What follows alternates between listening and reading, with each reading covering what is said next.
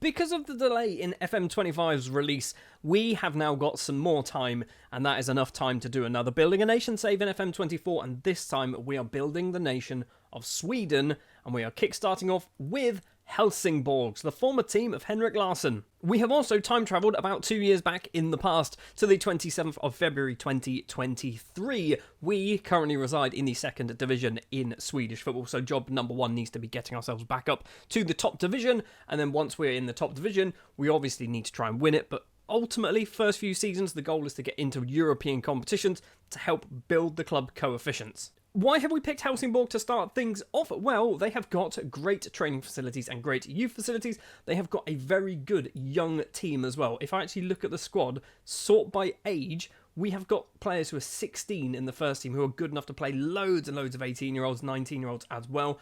I believe we've had a fake youth intake, and some of them are really good. Gustav Stenberg is a 16-year-old winger, or not winger, striker, sorry, and he's ridiculously good. We've got a few other players like this man as well. He's also pretty good. Salilovic, also not a bad player. So we've got a pretty good side. We've actually got, when it comes to potential, lots and lots of 5-star, 4.5-star, or even 4-star potential players. We have got a bright future ahead of us. The problem is, we are in the second division, so we need to get out of that pretty quick. Bit of a stumbling block, though, in Season 1 is we don't have any money. We are not in debt. We've got £640,000 in the bank, but we have zero transfer budget, and we are over our wage budget. But I am hoping Season 1 we can ride the storm and basically get ourselves promoted, and then finances should be able to fix themselves. So what we are going to do is we are going to jump forward to, I believe, just before the first game of the season, because I think if we have a look, we can go calendar, we can see when the transfer window closes. It closes on the 29th of March, and then the season kicks off on the 31st. So yeah, we'll jump forward to when the transfer window closes to see what business we've done. There's no easy way of saying this. We haven't really done anything at all. We've loaned out a lot of young players. I'm going to try, because we're trying to build a nation, I'm going to try and utilise using the development list and basically send players like this man here out on loan to teams in Sweden. I don't care what division they're in, as long as they get some football, get some playing time, hopefully develop, hopefully just improve some of these sides as well. That is the ultimate goal.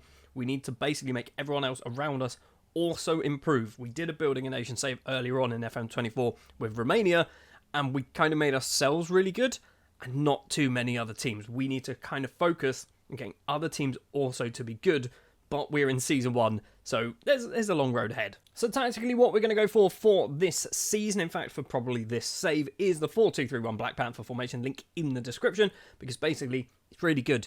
I've loved this formation since probably about a month or two into the FM24 cycle, and we've kind of stuck with it in every single save, so that is what we're going to go with.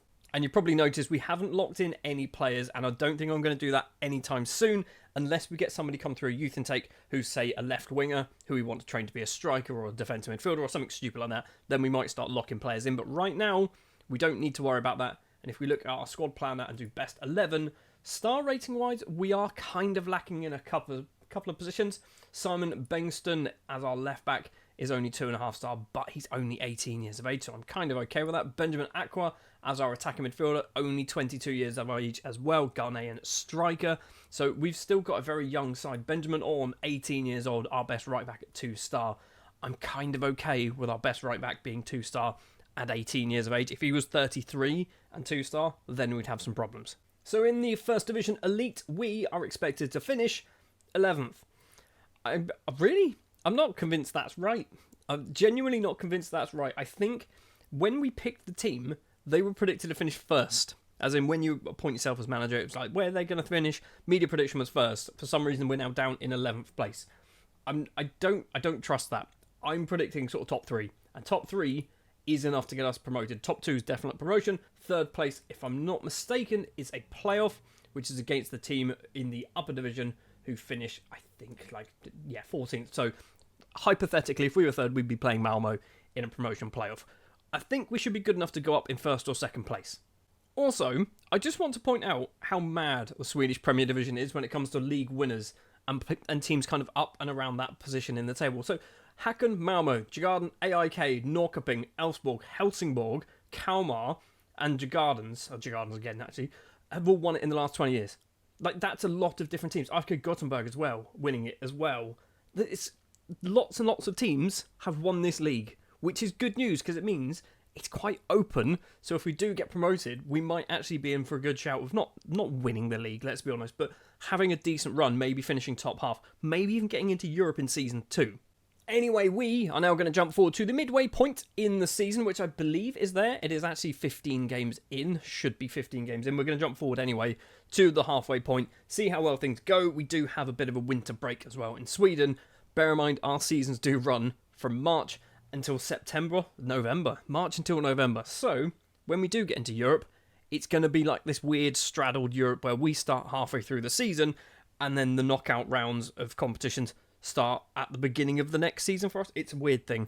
We'll deal with it when we get there. So we're not quite halfway through the season. We're only 11 games in. Halfway will be 15 games, but we are in third place currently, a fair old distance behind first place. It's actually 5 points behind first place. Landskrona might be their name. They won 9, drawn 1 and lost 1. We've won 7, drawn 2 and lost 2. But we're still up the right end of the table. GIF Sundsvall, Helsingborg and GAIS, maybe, or GAIS, could be just an acronym, couldn't it, are basically up in the top 4 fighting. Maybe even the team in 5th as well might be involved. But we're kind of still in a good place at the moment, which I'm happy with. Now, I should have come back a little bit later on, because on the 7th of July, the transfer window opens. Basically, because this is now like the regular normal European season transfer window, opens on the 7th of July, and then we've got a transfer window that lasts for nearly 2 months, and then on September, it basically goes back to the transfer window being closed, much like the rest of Europe. So we're going to jump forward to the end of this transfer window to see if we can do any business financially. We still have no money. In fact, we've got a lot less money in the bank than we started with as well, which is not good. We're over our wage budget. If we're going to be bringing anybody in, we probably need to shift somebody on first, and we don't really have a lot of players who are on either high wages or high value. I mean, Wilhelm Loper, maybe. He's good, though. I don't want to get rid of Loper. I mean, we've got some high-valued players. He's our number 1 goalkeeper that I definitely don't want to sell. So, yeah, it's kind of difficult. I don't think we're going to be selling anyone. We'll see what happens. We did sell somebody. We sold Daniel Bergman, a 19-year-old Peruvian central midfielder. Peruvian? Is he really... He's really from Peru? I'm so confused. Anyway, he's been sold to Halmstad for £22,000, potentially up to £22,000, and it has meant that we've been able to rejig some stuff. We put some more money into our wages, and we brought in 2 veteran footballers. Neither of them are Swedish. One of them is from England, and the other one is from Senegal. Kara Mbodj, a 33-year-old Senegalese centre-back, 47 caps, 5 goals, can also play as a defence midfielder, has joined the club on a free transfer, on a 1.5-year deal, technically. I think he's just left, potentially maybe just left a team in Qatar. Maybe not. He might have been available at the start of the season, but he's come in on a free transfer. And I think this is a good bit of business because as a centre-back, he's one of our best centre-backs now, alongside Wilhelm Nilsson and John Berkveld. And our other new signing is Danny Rose. He's now 33, 29 England caps, obviously. Left back, used to be a left winger. Arguably, he should be more natural as a left winger because technically that's where he started playing. We brought him in, like I said, free transfer. He got released from Watford, maybe in real life. I don't know. I think it was in real life, wasn't it? So yeah, Danny Rose has come in. He's already played once for us and got a 6.2 rating. Absolutely cracking new signing, that one. And that is all of the transfer business that we have done. We've loaned out a few more young players to other teams. Right now, I don't expect any of these players going out on loan to turn into world-class footballers or even good footballers, but going out on loan kind of just thins the numbers, helps some of the other sides. Maybe players like him might get a bit better. Arguably, probably never will. When it comes to the league, we're now 19 games in, so we are beyond the halfway point. We have got a game in hand, which if we win, is good enough to put us top of the table, and we are playing the team down in 6th place, I believe, Östers. So if we were to win that game, we will move up to the top of the table, which is very good. Basically, Landskrona have lost lots more games, including a 2-0 defeat against us. Actually, that 2-0 defeat was back in May, so ignore what I've just said. We are also in the Swedish Cup, which confuses me, because the Swedish Cup spans across 2 seasons. We play the first couple of rounds, and by first couple, we play the second cup round. I believe there's a first one which we don't play in. We play that this season, and then at the start of next season, it goes into a group stage. I don't know why this is a thing, but apparently this is a thing. And I'm assuming because Sweden is an official league in the game, this must be how it is in real life, which is just weird to me. I do want to call out as well, on the 1st of September, Amar Musin is a 25-year-old Iraqi striker with 5 caps and 3 goals to his name. Is currently our top goal scorer with 20 goals in just 17 starts. That's a lot of goals. No one else is really scoring. We've got Silva Rasmussen, who's got 7 and 8 assists, and he's our second top goal scorer. Literally, Musin is the only man scoring goals for us, and he is basically propelling us to the top of the league table, which is obviously very, very good to see. Right then, next up, the only thing we have left to do is jump to the end of the season. We will also be getting ourselves our first youth intake, which, by the way, if we have a look here, this is the youth intake that we got at the start of the game to fill out our squads. And we've got 1, 2, 3 players who are arguably good enough to play first team football. Merbeck he's come off the bench 15 times and scored a goal. Has Kim Lundberg. Kim Lundberg started 17 games in attack and midfield. And Stenberg as well has played a couple of matches up front. So I feel like we might have kind of cheated, but I didn't have anything to do with this. They just gave us some really good players. I'm not expecting our next youth intake to be anywhere near as good as this, but we will find out. Let's jump towards the end of the season. I say towards, let's jump to the end of the season, see how well things have gone. Have we got ourselves promoted, and have we got ourselves a half-decent youth intake as well? So on the 1st of December, yes, we have got ourselves promoted, finishing second place in the table, 2 points behind Landskrona. We are 1 point ahead of GAIS as well, who did also get themselves promoted through the relegation promotion playoff thing, with the team who would have finished in 15th in the top division, which would be Värnamo. Sure, that's what they're called. So we are into the Swedish Premier Division at the first time of asking, which is very, very good. And I think I mentioned earlier about the different champions. Halmstads have now joined this list. They haven't won the league since 1997 was the last time Halmstads won the league, and they've just won it in 2023. Next season, maybe we could be on that list. So looking at our youth candidates, it's quite difficult to see who's new, because we've got the old players and new players. I believe if we have a look here, we can't tell, because some of these people, like, is he a new man?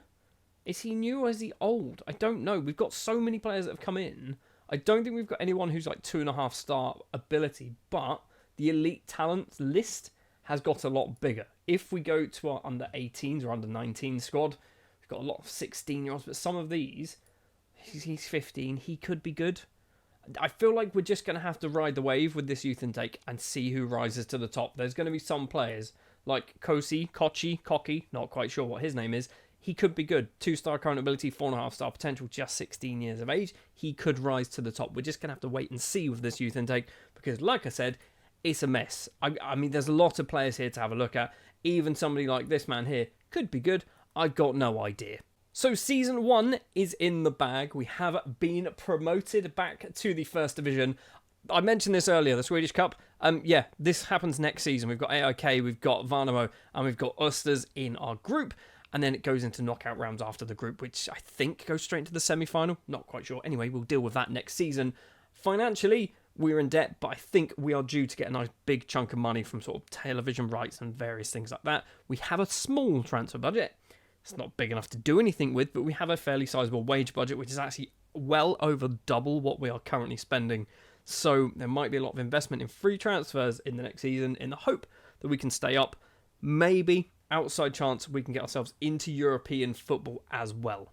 And just before we finish this episode, Sweden currently ranked 22nd in the coefficients table, and we basically just need to do well into Europe. I don't think they're going to be moving anywhere. They are moving up. They are moving up a couple of places, up to 20th. They're moving up to 20th, although we're halfway through the season. So it's a bit of a weird thing. Because we're halfway through the season, we're going to find out. I haven't thought this through. I genuinely haven't thought this through. Anyway, let's have just qualification places. Let's just jump to that. Currently, 1 team into the Champions League, 1 team into the Europa League, and then 2 teams into the Europa Conference League, which I'm going to assume 3 qualification spots go to the league and 1 goes to the Swedish Cup, which is perfectly fine. We will have to worry about that next season. But that is going to do it then for Season 1 with our Helsingborg side. Season 2, back to the top division and hopefully pushing for Europe. Season 2 of our Building a Nation save with Sweden begins then, and we are back into the top division with Helsingborg. We are in the Swedish Premier Division after finishing 2nd place in Season 1 in the 1st Division down below. But we are in the big leagues now, quite literally, and by literally, it's a 16-team league, it's quite small. Our objective this season is arguably not get relegated, but I want to be aiming a little bit higher than that. I want to be aiming for 6th place, because 6th place looks like it might get Europe. I don't know. I have no idea. It doesn't tell me whether there's any form of qualifications for Europe, but judging by this, 6th place might get Europe. I don't know. We're just going to have to wait and see, basically. It is the 1st of February, and obviously the transfer window is open because Sweden runs on Sweden time, apparently. And we have brought in 3 players already, all on free transfers. And we have scoured the globe for 3 new players. Luis Garcia, first up, a 27-year-old Chilean defensive midfielder and centre-back, has joined from Cobreloa in his native Chile. I'm assuming he has joined from his native Chile. And I think we've got ourselves a pretty good, versatile player. He's only 27 years of age as well, so we've got a good few years left in him. He is on a lot of money, but if you watched the last episode, you would have seen we've doubled our wage budget, but not our wage bill. So we've got a lot of money to spend when it comes to wages, and I feel like we need to throw a bit of money around, and that's what we've started to do with Luis Garcia. We have also done that with Daniel Ndi, a 28-year-old Cameroonian international who is going to be signed to be an attacking midfielder, basically to offer a little bit more competition in that attacking midfield role. Ndi, at 28 years of age, has come over from Iceland, formerly playing in Spain for a whole bunch of teams there as well. And the final player to join is 30-year-old Japanese defender Daichi Tagami. He can play all across the back, but we have brought him in primarily to be a central defender. He is on £3,500 a week because I thought when you sign Japanese players, they always say he's brought in some extra revenue. He's not, because nobody knows who he is in Japan. But Tagami is in. I think we've got a very good player in the shape of Tagami. Him and Garcia could be our central defenders for this season. And Bodge is still here, even though he's now 34. It's going to kind of get pushed to the sidelines. Financially, we've still got £75,000 to spend. We've also still got around £8,000 a week to spend if we want to spend it. I feel like we might. So with just 3 signings made so far, the prediction from the media is that we will be finishing rock bottom of the table in 16th place, going straight back down. I am hoping to change that. Like I said, I want to finish in the top 6. That's my target. I feel like it might be a little bit too much of a stretch. Maybe top 10. 10th and above, I'll be okay with. If we're nowhere near a relegation scrap, that's perfect. Right, let's jump forward then to the end of our winter transfer window, our start of season transfer window. See if we've done any more transfer business. I suspect we probably will. We've not got rid of anybody just yet, but do expect a whole bunch of loan players leaving, basically dropping down to some of the lower teams in Sweden to try and get themselves some first team football. So it's now the 29th of March 2024, and we have loaned out all of these players on development deals to a whole bunch of teams, basically all around Sweden, which is going to be helpful for them, but probably not much help for us. We have brought in a brand new player. You'll know who he is. I don't know why I've done it, and I am going to play him. Kazuyoshi Miura. He's 57. He's just turned 57. We brought him in from the team over in Portugal on a free transfer. He's on £2,000 a week. His stats are declining all over the place. He has said he's retiring at the end of the season, so we've got 1 year of Miura. And we're going to lock him in for half the season. We'll say half the season. If he doesn't work, we'll bin off the experiment. But if he does all right, we might keep him until the end of the season, locked in his final year playing professional football at the age of 57, which is just nuts. You might have already noticed as well that he has played a couple of games in the Swedish Cup and scored twice. So he started off all right. He is going to be our only player locked into our starting 11, playing the 4-2-3-1 Black Panther formation. If you want that, check the description and you can download it there. We're going to jump forward then to the midway point of the season, where we will have played 15 games, I believe.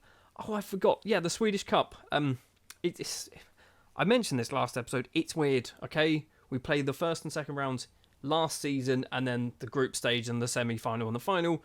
This season, it's weird. We finished second in the group, which means we didn't get through because AIK won all 3 of their games. We won twice against Varno and Østers, but we did obviously lose against AIK. In fact, we got smashed by AIK 3-0, which means, yeah, we're out of the cup. When it comes to the league, we will be jumping forward, like I said. I believe it's 15 games. I think to there is the halfway point. So we're going to jump forward to the halfway point. There's like a 2-week break in the middle of July, I believe, which is kind of the break for sort of the transfer window to open as well. So that is where we're going to jump forward to. I want to be mid-table. Mid-table's good. Anywhere above 15's good. Not going to lie, not what I was expecting. 15 games in, we're second. We're second in the table. Wilhelm Loper is the top goal scorer in the league with 12 goals in 15 appearances. What has happened? I mean, I keep mentioning this, but the past winners of the Swedish First Division, or Premier Division, sorry, is all over the place. In literally the last, 7 seasons, we've got 1, 2, 3, 4, 5 different winners in the last 7 seasons. So it could go any way. We could. It's not happening, but it could. It might happen. It might happen. We could win this league. At the halfway point, we are in a league title scrap where we were expected to finish bottom of the table. We're still expected to finish bottom of the table. Stick a pound on it. Stick a pound on it. That's £1,000. How has Mayura done? Obviously, 57 years of age. He's gone better, technically, from a coach summary. He's gone up to 1.5 star rather than 1 star. Nothing else really has changed stats-wise. He has scored 3 goals in the league and got 6 assists. I don't think, weirdly saying this, I don't think this is working even though we're second in the table because he's only scored 3 times. What is keeping us second in the table is Wilhelm Loper. I mean, we won a game 8-3. And how many did Loper score? 1, 2, 3, 4, 5. Loper scored 5 against Sirius. He scored against Hammarby. He's scoring a lot of goals. Loper is definitely keeping us at the top end of the table. He's not even that good, is he? But he's just doing the business. He scored 12 goals. He scored 12 goals already this season. He only got 8 last year. Just seen as well there against Elfsborg. Danny Rose has banged in a goal. He's got 4 goals and 5 assists. He's 34. How has he got 4 goals and 5 assists? Daniel and D as well has got 3 goals and 2 assists to his name. I'm just seeing who we can see who's actually a new signing. Anyone else is not jumping out at me. Luis Garcia is actually there. I'm assuming that's his first or second goal. Actually, 3 assists for Garcia. I genuinely don't know what's going on. The fact that we're second place in the league is amazing. I'm quite happy with that. We are obviously now in a transfer window as well. So the window opened a couple of days ago. I'm going to see what business we are going to be able to do. We've got £85,000. We've got about £7,000 possibly wage budget money to spend, so we can have a look around to see if we can find anybody interesting. I might look for another striker, just because if Mayura's not going to play, maybe we need somebody to replace Mayura. So we'll see what we can find. 2 months later, and we are still at the right end of the table. Second place, 3 points behind Norrköping. We've played an extra 6 games, I believe, and we play Norrköping next. We play Norrköping today, technically. The transfer window has opened, has closed. Have we done any business? Yes. Yes is the answer to that question. 3 players have joined. We have raided the free transfer market. Kai Gordon, is that how we say his name? I'm not quite sure. Has joined from Liverpool. He's been released at 19 years of age. We brought him in on a £2,000 a week contract, which is a bargain. And I'm retraining him to be an attacking midfielder. And I think I want to lock him in. We've got good wingers on the left and on the right. In the middle is where we're kind of lacking. So Gordon might need to be retrained there. He's currently out injured for 10 days to 3 weeks, however. And then I thought to myself, we need a brand new striker because Mayura, I don't think is really cutting it at this level of football. So we found Britt Assombalonga, the 31-year-old, Democratic Republic of Congolese striker with 9 caps and 3 goals. 9 caps and 1 goal to his name, formerly of Antalyaspor, Watford, Adana, Middlesbrough, Forest, Peterborough, Southend, a bit more Watford, Braintree and Wealdstone. He's had a lovely time just exploring, I was going to say the globe. It's not, it's England and Turkey. He's now made his way over to Sweden, where hopefully he's going to bag in a lot more goals. Also, I thought, until I brought in another, arguably too old striker, but he's so much better than Sombalonga. It's Radamel Falcao. He's 38, and he's here for another, he's got a year and a half on his contract. I feel like he's not going to honour that at all. But Falcao's in at 38 years of age. He's already scored a goal. He's only on £2,800 a week. Mentally, absolutely insane numbers. Physically, he's a bag of garbage, but he is 38 years of age. I'm 38 years of age as well. I'm also a bag of garbage, so I can kind of understand. In fact, you're probably in much better shape than I am. And technically, obviously, he's not lost anything that we kind of brought him in for. He can still finish. He's very good at penalties, which is something I arguably, do I care about? Maybe I do. Technique's obviously good. Free kicks are good. First touch is good. All sorts of things are good all over the shop. So Falcao's in. And yeah, we've replaced a 57-year-old striker with a 38-year-old striker. I mean, it's weird that there is nearly 20-year age gap and Falcao's still really old. We haven't really got rid of any players. We have loaned out a few more people. The biggest name, I guess, is Aqua, who I called out in Season 1 because he's played a lot of football for us. But basically now, with Gordon coming in, I don't think Aqua's going to get much game time. We've also got Ndee, who we brought in as well, so I don't think he's going to get too much game time there either. So he's dropped down a division to get some game time for Varbergs, which I'm hoping I'm hoping he gets another good half season under his belt, turns into a much better footballer and returns, maybe forces his way back into the first team.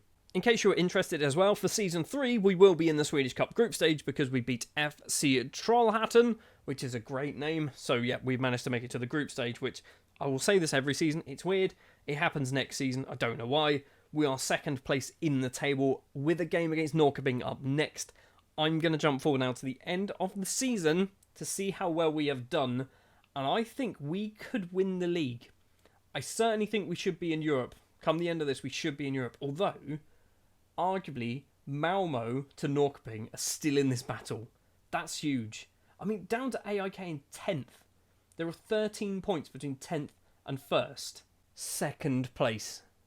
Second place in the Swedish Premier Division. Norrköping join the list, the ever-changing list of past winners. We have finished second place in the table, joint on points with Djurgårdens. We have qualified for the Europa Conference League next season. That's going to be very, very helpful.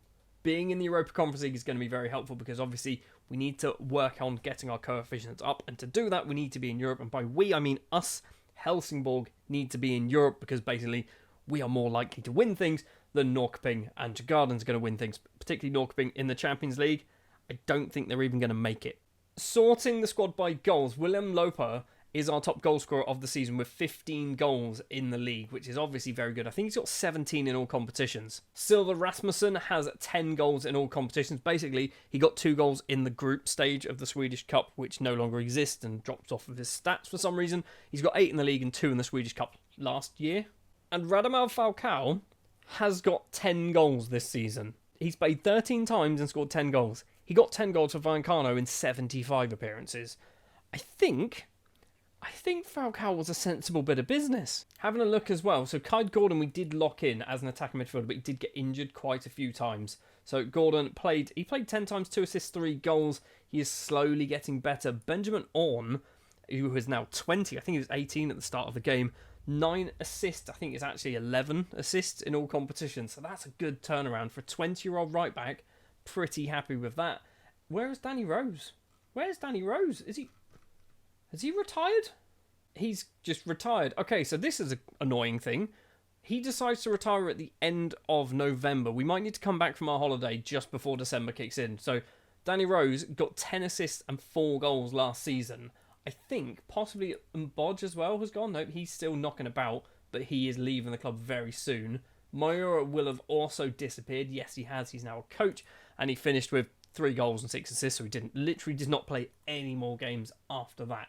So can we just see released players? Is that where it shows? Oh, there you go. Yeah, it does. So Danny Rose and Mayura got retired. That's right. And Thomas Rogner, by the way, retired last season. He got injured midway through and just left, which is kind of annoying because he was a very good footballer. But yeah, he left. Not ideal. But yeah, there we go. We have somehow managed to qualify for Europe in Season 2 in the Europa Conference League. What does this mean for our coefficients? Obviously, it's a bit all over the place because we're halfway through. So we finished 21st.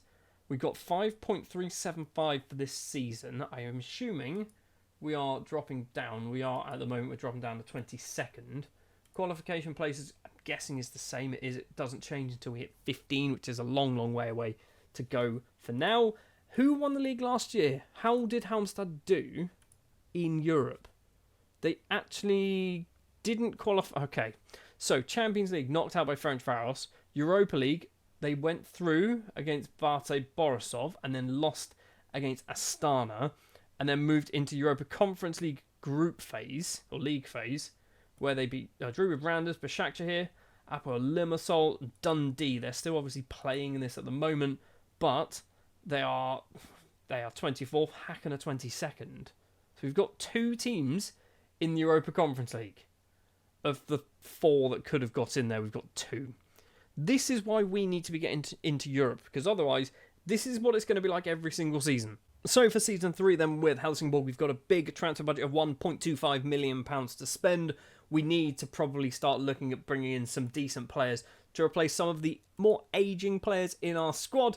Falcao's, Euron Bodge, your Asombalongas, who's currently injured for 8 to 12 months. Feel like he might be retiring soon. Tagami at 31 as well is getting on a bit, and D as well. All these players, by the way, we've brought in. Literally every single one of those we have brought into the club, and I now need to look at replacing them. I didn't check my youth candidates, my youth intake for this season. So it's a lot smaller than last year, which is good. Alexander Bergen, not great. Honestly, not great. He's a 6'6" centre-back who's really angry and brave. And that's about it. We've got Leo Martin, who is also a centre-back. He's only 6'2". He doesn't look anything special. Nick Pohl, he looks all right. I'd argue maybe more of a striker than a winger. Possibly. Marcus Johansson is a player who's been flagged to me as kind of 1.5-star current ability, so might be okay. Left winger. It's not really outstanding. It's not outstanding at all. I didn't mention this, by the way. Season 1, I fired my head of youth development immediately and brought in Rikard Torstensson because he's slightly better. We can't get good head of youth developments or good coaches or anything like that at the moment, but time will allow us to do that. Torstensson, he's not done an amazing job, has he? But he's probably done okay. That's going to do it then for Season 2. Join me for Season 3, where I guess we're going on a little bit of a European adventure, or at the very least, half of a European adventure? Our first season back in the Swedish Premier Division ended off being pretty successful, finishing second place, just 3 points off potentially winning the league. It means in Season 3, we kind of want to try and do the same thing. On the 1st of February, the transfer window has opened and we have already done a lot of business. And this is some business that you should all be doing around Season 1, 2, 3, 4 or 5, depending on when their youth intakes come in. So far, we have signed 8 players from 2 different sides. We've signed 9 players in total, and we have about 4 or 5 more players coming in, and they've all come from Spanish teams in the Spanish under-19s divisions. This is, I'm assuming, Atletico Madrid, Madrileño, maybe? It's basically their kind of under-19s team, I believe. We've also signed a bunch of players from AD Huracan, which again is another under-19s side.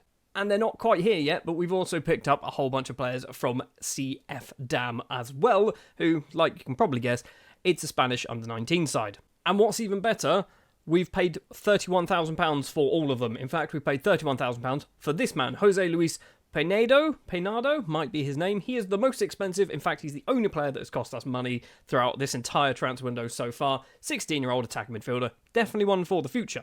Inigo Gutierrez has signed from the Atletico Madrid under-19 side on a free transfer at 17 years of age. Right back. Looks very, very good at the moment. Arguably, probably more of a centre-back. Juan Davis is a goalkeeper who has come from Atletico Madrid as well. 17 years of age. He's got under-19s caps as well already for Spain. I believe he is part Equatorial Guinean. There you are.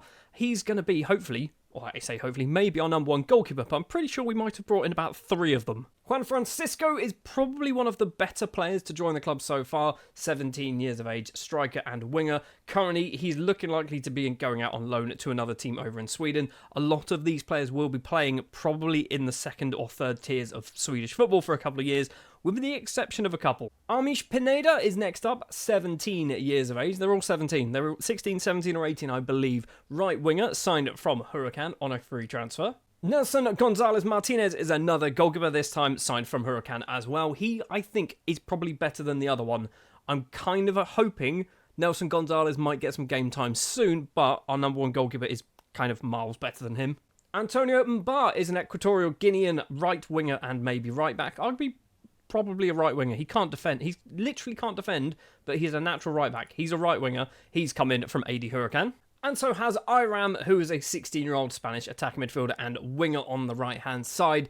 I'm not too convinced about Iram, but I basically brought in literally every single player that came through the Huracan youth intake and the Atletico Madrid youth intake and also the CF Dam intake. We have also brought in a Tunisian international, also on a free transfer. It is Elias Bouzaïn might be his name. He has joined on a free transfer from Degerfors, might be their name, from a fellow Swedish side by the looks of it. I just think he's a good player, and he's actually 3.5 star current ability, and I think we did need to strengthen that right back position. We have lost some players as well on free transfers. Johan Svensson has left the club, as has Albert Modig, and probably a player that maybe shouldn't have left the club because I think there's still a little bit about him and he's only 21. It's Amin Al-Hamawi, an Iraqi international with 6 international goals. He has moved over to Oesters on a free transfer as well. Don't forget, we've also lost at the end of last season. Mayura has retired from football, so has Danny Rose. He's also retired, and we have released Dennis Olsen on a free transfer. If you have a look at our squad right now and talk by age, we are certainly going to be losing Falcao at the end of the season. I don't think he said that he's going to be retiring, but he's definitely going to retire at the end of this year. So we've got maybe 1 year left. We've also got Britt Assombalonga, who is only 32, so you'd think there's a plenty more football left to go, but he is out for 5 to 9 months, and I feel like he is going to call it a day as well at some point this season. So with all those transfers that we've done so far, you might think that we don't have much money left to spend, but in fact, we've got about £12,000 a week wage budget to spend. We've got £600,000 as well to spend if we really want to. We're not going to. I am going to be trying to do the facilities and things like that, but I think financially right now, we've only got 1.8 million in the bank. I don't think they're going to agree to anything because we are basically, if you look at the projection, we're going to be in debt within a year. In fact, it's almost exactly a year. So that's November, December, January, February, we'll have £64,000. And then in March, we'll be on minus 38 grand. So yeah, they're not going to do any big spending because basically we are projected to just lose money ridiculously. And that's kind of fine. We basically need to spend a few more seasons building up our team, building up our finances, and arguably doing well in Europe. Which is going to be weird because where our season runs from March to about November time, we start our European adventure in about July, August, and potentially finish it in around May of the following season. It's going to be weird. I'm not even sure how we're going to do this from a video perspective, but we're going to have to try. You can also see there, we are in the Swedish Cup, because that's another thing that happens partly last season, and now the next bit happens this season. We've got Sirius, we've got Östersund, and we've got Stocksund in our group. We need to basically not lose a game. The moment you lose a game, you're out of the Swedish Cup. So as long as we win all 3 games, or win 2 and draw 1, we'll be fine. Right, lots of admin there at the start of this season. Let's jump forward then to the end of the transfer window to see if we have done any more business. And by if we have, we have. We've literally got about 4 players lined up ready to join. Okay, turns out the players that are joining aren't joining yet because they're not quite old enough. I think they might join in like the summer transfer window. We have got rid of some players on permanent deals. Anton Nilsson first up, moving over to Orgreit, might be their name. Daichi Tagami has also left the club, signing for us a couple of seasons ago, or maybe even just last season. He's gone back over to Japan for a little bit of money, not a lot, £16,000.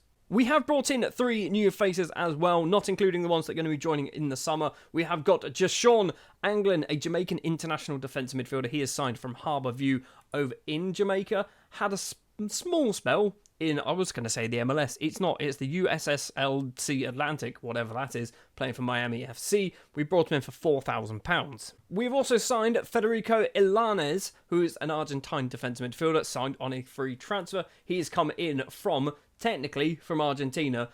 We've got some scouts that know a lot of stuff about South America, but not Brazil or Argentina. They know like Chile and Peru, and I don't know why, but Ilanes was one of those players that came through the scouting network, and I went, he's very good. He's also on a free. And we also know a lot about AFC Wimbledon.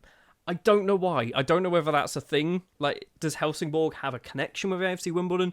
Do we have like a former AFC Wimbledon scout on our books? I don't know, but we have signed Ryan Johnson from AFC Wimbledon, a 28-year-old Northern Irish international with 21 caps, central defender. He has cost us a fair amount of money, £160,000, but I think he's probably one of our best players at the moment. I can't see him sticking around for too many seasons because I'm hoping we kind of outgrow him quicker than he outgrows us. But Ryan Johnson, I think it might be too much money, but I'm kind of okay with it because we are financially not in a terrible place. We're still under our wage budget by a fair distance. We've got £400,000 to spend as well. So it might be a silly transfer, but we've done it anyway. Something else to note as well, we have loaned out a whole bunch of players, and I'm expecting probably more will be moving on. So even some of the players that joined earlier on in the season, Francisco Mba and Pineda, have all gone out on loan to hopefully get themselves some more first-team football and turn them into better footballers. Oh, when I mentioned earlier that Falcao probably will retire at the end of the season. He's decided he is retiring at the end of the season. If I have a look at his plans, where does it say? Plans to retire on the 13th of the 11th, 2025, so the end of this season. And Britt Assombalonga has also retired. I thought it was going to happen, and it certainly happened very, very quickly, so he has also left the club, as has Kara and Bodge, a player who I released on a free transfer. He technically was out of contract, but was still at the club, and I went, why are you here? You're 35 and you're not very good, so we've released him on a free transfer. So yeah, we've kind of trimmed down our squad. If we have a look at all transfers, we've brought in a fair amount of new faces as well. I'm kind of optimistic that I feel like we've improved our team. A team, by the way, that we are not locking in any players into the starting 11. If we do best 11, this is what they suspect is our best 11. Juan Francisco, they think, is our best striker, and he's out on loan to a Swedish First Division South side. He's our best. Maybe we're not as good as I think we are. If he's our best striker, he is our best striker. I'm concerned now. Right, I was hoping we might win the league this year. We might finish mid-table. Anyway, we're now going to jump forward to around the midway point of the season. The transfer window will be open as well, the summer transfer window, which means, if we have a look, 3 new players will be joining the club in July on the 7th. So we've got Julve, we've got Gumbau, and we've got Terentius, who are all going to be joining the club. Julve and Terentius, I think, are going to be very, very good players for us, but I will keep that a secret, what they look like, until they actually join the club. So let's jump forward to see how well we get on in the Swedish Premier Division. We've also been knocked out of the Swedish Cup, which I just ignore the fact that this happens. I forget, okay? We got through the group stages. We won twice and we drew, and then we got knocked out by BK Häcken after extra time, which is annoying. This competition takes place the entirety of the opening transfer window.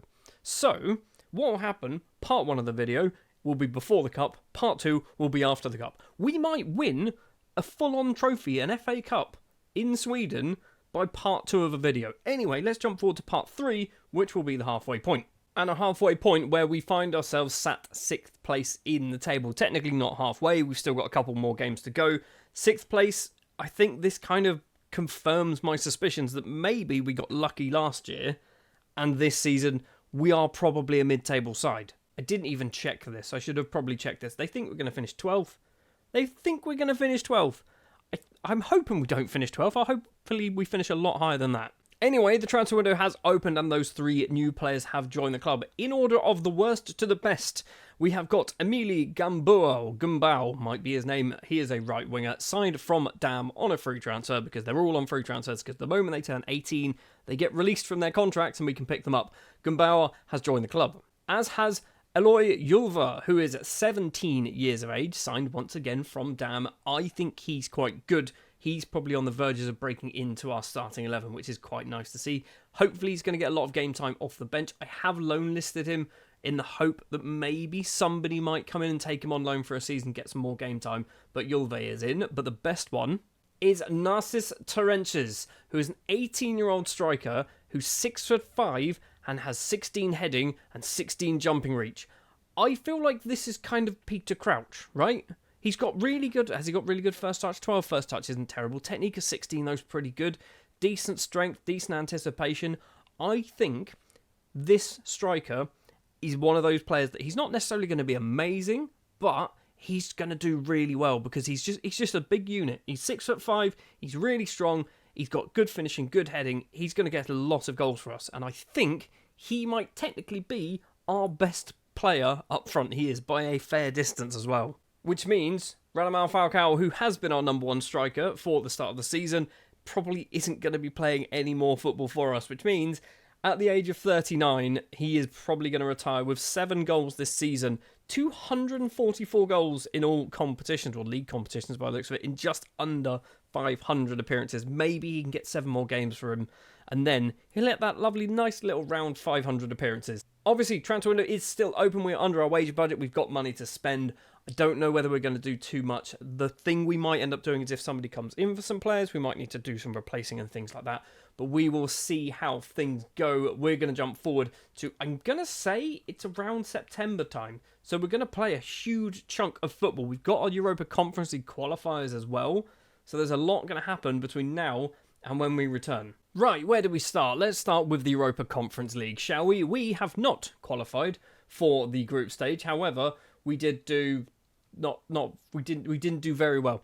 We lost against Sturm Graz in literally the first qualifying round or second qualifying round that we were in. So, oh no, we did actually get past a couple of teams. That's good. So, we beat B36 from the Faroe Islands. Then going to the third qualifying round, we beat Brøndby from Denmark. I nearly said Norway. For some reason, I always think Brøndby's in Norway, and I don't know why. We beat them 8-6 on aggregate. And then in the fourth qualifying round, we do lose to Sturm Graz 6-5 on aggregate. We arguably should have gone through that. You'll see there, Terentius as well has scored 8 goals in the Europa Conference League. He's getting some football. Swedish Cup, not that it really matters. We are in to the second round, which is literally the first round that we ever play. So yeah, that's a thing. And in the Swedish Premier Division, we have moved up to 4th place in the table. We are still a fair few points away from the top of the table, but just 3 points away from second place with a game in hand, which means, in theory, we could be moving into second place very, very soon. We've also done a small bit of transfer business. A few players have gone out on loan. One player has left on a permanent deal. Melvin Alkvist is that man. He's moved over to Degerfors? Degerfors on a permanent deal for a bit of money as well. About £15,000, but we have also brought in a Kenyan legend and former Helsingborg player, which I did not realise this was a thing until it said he's returned to the club. And that is Victor Wanyama. Victor Wanyama started his career at Helsingborg, didn't even know this was a thing, moved over to Belgium, moved to Celtic, moved to Southampton, moved to Spurs, moved to Montreal Impact, or now CF Montreal. And because he's been there, he's actually part Canadian now, which I don't know, is that a real thing? I don't know if that's a real thing, but he's part Canadian in this game, and we have brought him back to Sweden for a couple of years. I'm hoping to get 2 years out of him. He's still actually not a terrible player, and because we play defensive midfielders, he's going to play a lot of football. Speaking of playing a lot of football, Terentius has been playing. I've actually locked him into the starting 11 just in case they want to play Falcao. He scored 9 goals in all competitions. 8 of them have come in the Europa Conference League and just 1 in the league, but he scored 9 goals. It's a good start. And since I've done that, Falcao literally is not getting any form of game time. I don't even think he's on the bench. Oh, he's been injured. Okay, that's fine, maybe, I guess. He may never play for us again, which is kind of sad. We have been given our youth candidates kind of preview, which actually happens in September, so maybe like within the next 30 days we should be getting this through. It's a good intake. This doesn't scream good to me. We've got C for central midfielders and everything else is E. I don't think this is a good intake, but we'll have to wait and see, which we'll see at the end of the season. Obviously, we are now going to jump forward to that point. There is a total of 9 league games left for us to play. We might be able to win the league. If we finish in the top 4, I believe top 4 should be good enough. It doesn't tell us. Oh, it does tell us. So, top 4 will be good enough to get us into European football. Maybe 4th, not so much. Swedish Cup might determine that, and Swedish Cup might also determine that. So the winner of the Swedish Cup qualifies for the Europa League. I don't know if that really makes too much of a difference. Anyway, we're going to jump forward to the end of the season. We're going to take a look at our youth intake. Take a look to see how well things have gone in the Swedish Premier Division. We should be fine in the Swedish Cup for now. 2nd place for a 2nd season in a row. 10 points behind BK Häcken. It's a fair old gap, isn't it, between 1st and 2nd place. We have literally matched the same amount of points that we got last season. Our goal difference has improved. We've won 1 less, but we've also lost 2 more as well. So it's okay. It's okay. I mean, we've lost 2 less, sorry, not lost 2 more. I'm happy with this. We're in to the Europa Conference League, not the Europa League. But that could all depend on the Swedish Cup, which is a thing that happens next season. It's a confusion. If there are anyone who's watching this who is a fan of Swedish football, how does this work? Surely you just get so confused because your season ends but also doesn't end. They keep overlapping. I don't understand it. So yeah, we've managed to qualify for Europe for a 2nd successive season, and hopefully next time around we can get into the group stages of the Europa Conference League. In the Swedish Cup, we have beaten IF Karlstad, which means we'll go into the weird group stage that happens obviously next season. When it comes to our youth intake, we were told we were going to have a very good central midfielder. I don't think we've got one. A lot of these players are weirdly from all over the world as well. So we've got an Iraqi, we've got a Chilean, we've got a Kenyan, we've got Emir Kovac, who is the biggest one on the list. And by biggest, I mean most potential. He's only 5'7", so he's probably the smallest one on the list. He's maybe okay. He looks all right. I'm not convinced he's going to do anything for us. We've got Daniel Carlius, who looks rubbish. We've got Brian, who also looks rubbish. We've got Rasmus Larsen, who looks rubbish. Luis Toro, who looks rubbish. And we've got Abid Ali, who looks, guess what, rubbish. Bindelov, who looks okay. Bindelov doesn't look too bad. Is that just me? I don't know. And then we've got Fode Harb as well, who looks rubbish. It's not a good youth intake. We've got one player who might be good. And sure, we'll keep an eye on him. So at the end of the season then, Terenches managed to finish on 13 goals after we locked him in for the season. Our top goal scorer is Wilhelm Loper. So the last 2 seasons, he's scored 15 goals. Like, he's just been an absolute bagsman, getting loads and loads of goals. We've got Silver Rasmussen as well, picking up 14. Last year, I think he did all right. He got 8 goals last season, 14 this season. I mean, I'm pretty happy with where these goals are coming from. We've got Ilanes as a defensive midfielder scoring 12. We've got Kim Lundberg, who, by the way, is one of those youth intake players, those new gen players who came in season 1, which means his maximum ability is 130 or 129. No one will have any higher potential than 130 when you get the first youth intake for fake players. I feel like he might be up there. He's very, very good, but I can't see him getting too much better than what he currently is. Did Falcao get any more games? I feel like he didn't. He did not get any more games at all. He was a sub a few times, but didn't actually make it off the bench. So Radamel Falcao will be retiring at the end of this season. 493 league appearances with 244 goals, 104 Colombia caps, only 36 goals, which seems a bit strange. Has he become a staff member? He has. He wants to be a manager, so we can't give him a job, and arguably he's not very good anyway. Just want to take a look at Victor Wanyama as well. So still 34 years of age. So next season when his contract expires, which will probably be his last for us, even if he wants to carry on playing, I'm kind of okay with that, considering the lure of a higher profile league. Don't think sorry, Victor, I don't think anyone in the Premier League is going to want you at the age of 34, 35. It's just not going to happen. He's done okay for us, I think. I mean, we're not expecting him to set the world on fire. No goals at all. A couple of assists in the Swedish Cup. And I say he's done okay. He's done absolutely awful, hasn't he? In the Swedish Premier Division, he's got an average rating of a 6.56. That's not very good at all.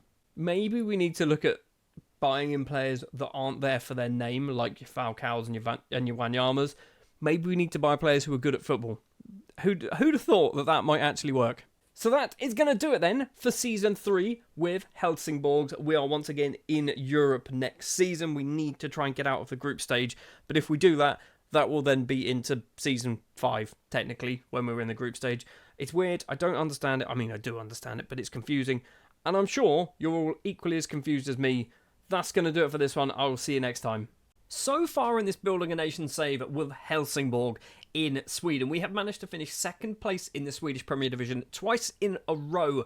In our first season after getting promoted, we qualified for the Europa Conference League. Last season, we also qualified for the Europa Conference League on exactly the same points, which means this season, I want to be going one better. I want to be aiming to win the league. I think we should be good enough to do that. Already on the 1st of February, some transfer business has taken place, although it is all leaving the club at the moment. Adam Hellborg has left on a free transfer. I wasn't sure whether this was a good idea, but we've gone for it. He's moved over to Östersund after his contract expired. Amar Musin has also left the club, a player who in Season 1 scored a ridiculous amount of goals. Last season scored 3. We have basically decided to let his contract expire. He's gone back to his native Iraq, signing for Al Zahra. And Benjamin Aqua, another player who I wasn't sure whether this was a good idea because he's still young and reasonably good. He has left on a free transfer. He's gone back to his native Ghana, signing for Beckham United. We've also sold Sumar Almajed, could be his name, to Al Zawara as well. He's gone on, I believe, a free transfer. It is a free transfer, but his contract didn't expire. We just basically got rid of him. Because over the last 2 seasons, we have done quite well financially. We have got a decent, very decent transfer budget, £3.2 million. Our wage budget isn't particularly big, so we might need to do a little bit of adjusting to try and move some numbers around. We can go up to £125,000 a week. That is nearly tripling. It's doubling. It's over doubling our wage budget currently. So there's a lot of wiggle room that we can do this season to maybe bring in some decent free transfers, things like that. Speaking of this season, we are in 3 competitions. We're in the Swedish Cup, the second part of the Swedish Cup. We are in the Swedish Premier Division, obviously, and we are in the Europa Conference League, although this is last season's Europa Conference League. The Europa Conference League will kick in around June, July time, I believe. Speaking of the Swedish Cup as well, I keep forgetting this happens, but the Swedish Cup will take place between now and the next clip, so we need to get past the group stage, and then I believe it's quarterfinal, semi-final, and final. I don't think we're going to be winning this, but I feel like we should be in a decent enough position to be able to win it at some point. Well, on the 31st of March, we have not won the Swedish Cup. In fact, the final has not taken place. We didn't even get out of the group stage. We finished second place because literally the moment you lose one game, you are out of the groups. There is no one ever getting through the groups if they have lost a match. Unless everyone in the group loses just one match, you're not getting out of this group. So with our start of the season transfer window closed, we have done probably one of our more expensive transfer signings that we've done. In fact, I think it is our most expensive, and he's cost £250,000. We have also signed Isak Andre Sigurd Bjornsson, who is an Icelandic under-21 international. He got released from Breidablik. He was on my scouting report as a really good player to bring in, so I went, you know what, you're 19, let's bring you in. We've already loaned him straight out. We have gone over to Jamaica, which, by the way, Jamaica is a weird nation in Football Manager. They have lots of decent young players, but they're not going to be amazing. But if you're a team like a Helsingborg and you can sign Jamaicans, they've got maybe 130, 140 potential that they might get some game time for you. Go for it. Kyle Ming is one of the 2 Jamaicans that we have signed over the winter break. 27-year-old international, cost £4,000. £4,000 for a potential starting centre-back, 3.5-star current ability for a 27-year-old. You can't go wrong. And for £18,000, we've also signed fellow Jamaican from Cavalier, Richard King. He has 14 caps to his name. Apparently, he's not as good, but he has cost more money. But I think he's just as good. We are basically trying to bolster our defence. This is what I feel like we are struggling with at the moment. Up front, I think we're fine. Attacking midfield, I think we're fine. In goal, I think we're fine. Defence is where I feel like we're not as good as we perhaps could be. So that is where we're trying to basically focus our efforts on throughout these transfer windows. So Richard King is the next one through the door.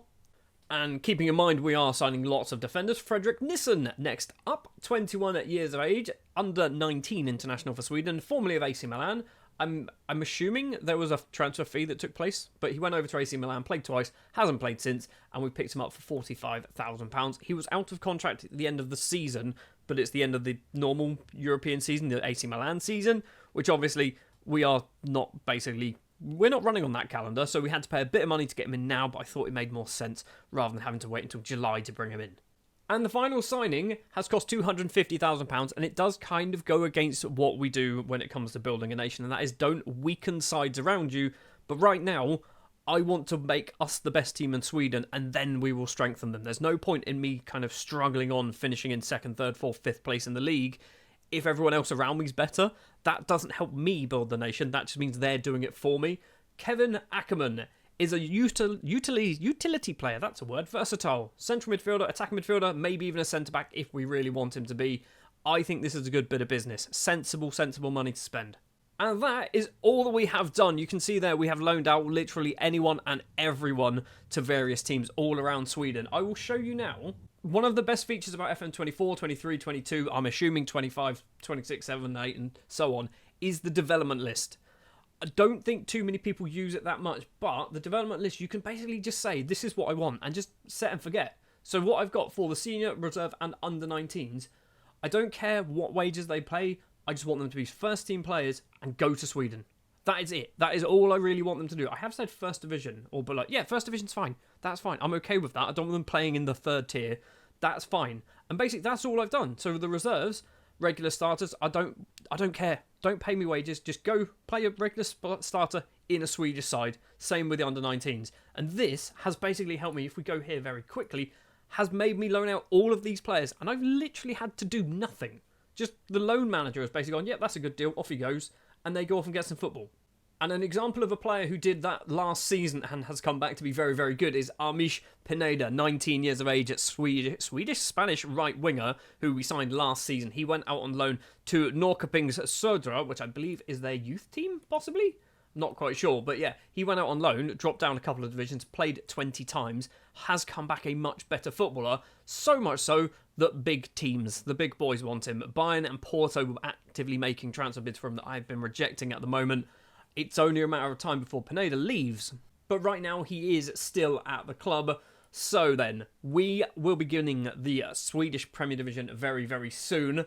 We're not going to do any more transfer business because the transfer window has closed. Financially, we've got 2.9 million to spend. We are well over our wage budget, so we are going to do a little bit of an adjustment there just to make sure that the board are happy that we are sticking within our wage budget. From a starting lineup perspective, we are locking in Terentius, but I don't think we need to do it because he's clearly our best striker. I'm hoping for a much better season this time around. He wasn't bad last year, but most of his goals came in Europe. He only got 4 in 16 league games. I'm hoping for a better performance this season.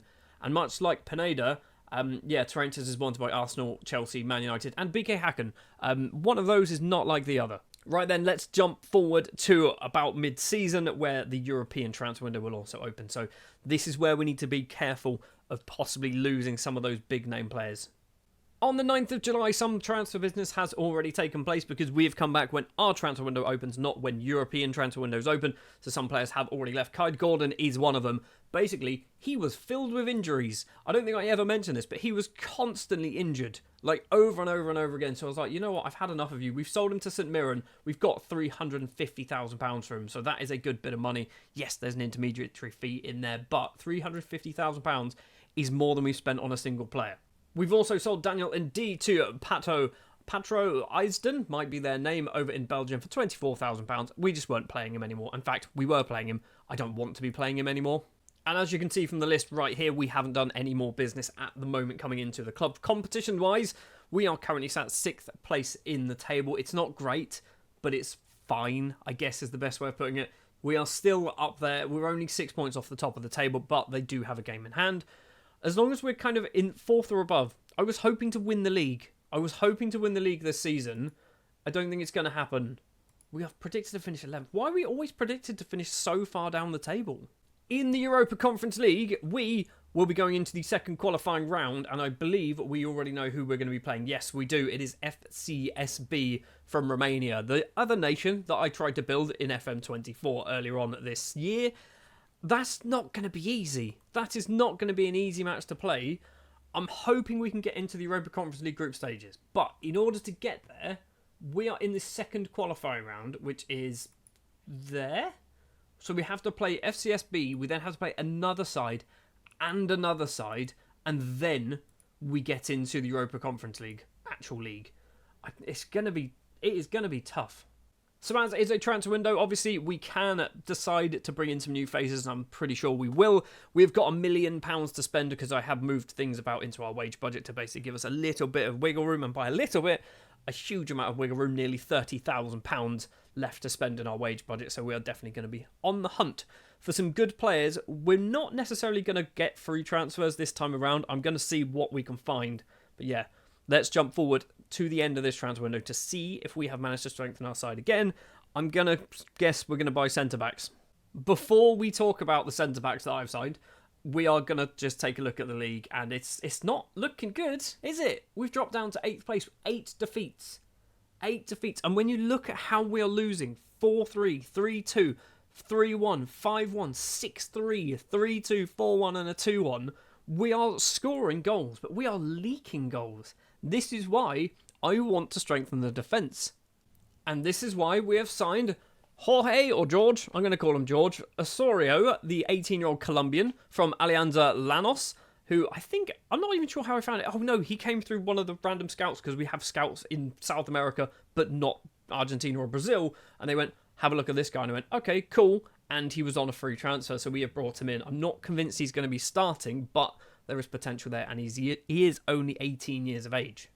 Another player to join the club, another defender, is Frank Odhiambo, might be his name, 23-year-old Kenyan international. So we've got Wanyama and now Frank as well, both in the Kenyan national side. He's come in from fellow Swedish team Djurgårdens.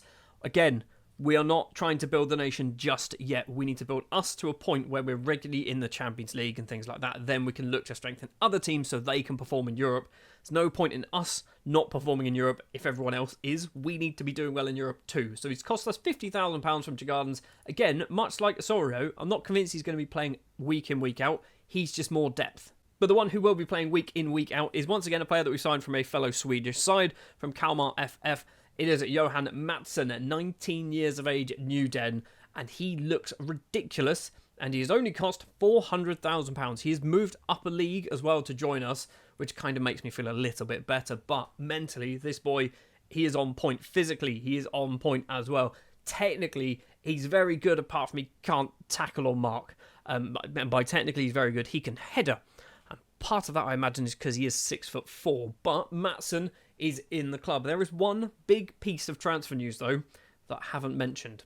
And that is Torrentes has left the club. He has signed for PSG for £5.25 million with no sell-on, but he has been loaned back until the end of the season. And that is pretty much it. There has been some other loan deals going on, so a few more players have gone out using the old development list. We've also got rid of this man on loan to Newcastle Jets. Ryan Johnson's gone to Adelaide United as well.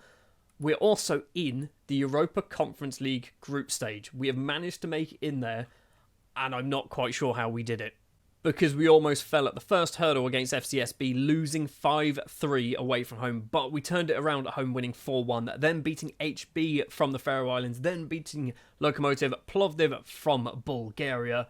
It means we have got 6 matches to play, and I feel like I just have a sense that we should be able to win most of these. AZ Alkmaar, I believe, is going to be a tough game. Rakow might be tough. Legia might be tough. We should be able to beat Valmiera, who are from Latvia. We should be able to beat Sheriff Timosol from Moldova. We should be able to beat Brann from Norway. So I'm hoping we should be good enough to actually get out the group stage as well.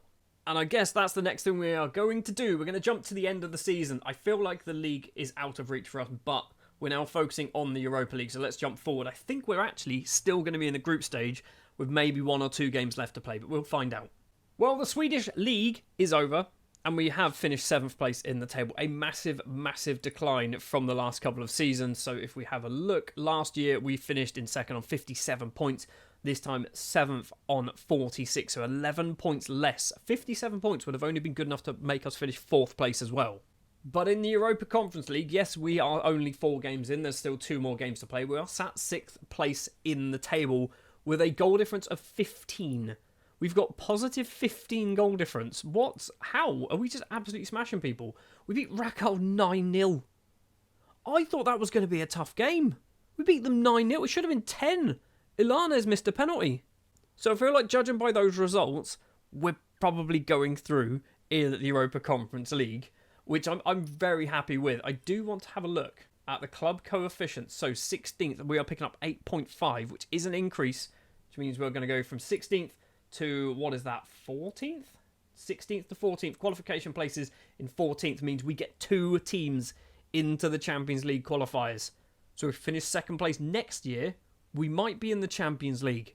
And we're going to finish off taking a look at our youth intake. So much like the last couple of seasons, it's not been very good. We've got August Forsberg, who's probably the only player worth mentioning. 16 years of age, striker with 9 finishing. He looks okay. Obviously, at 16, he's got a little bit of time to develop. We've got Charlie Hoagland, doesn't look very good. Peter Swan as well, doesn't look very good. So we're not getting the youth intakes at the moment, but I'm kind of okay with that. Once we start developing the team and developing all of that sort of the facilities and things, this should get better. Plus, our head of youth development, he's not amazing. We maybe need to get a replacement in within the next couple of years, because I feel like Rikard Torstensson might have kind of reached his limit.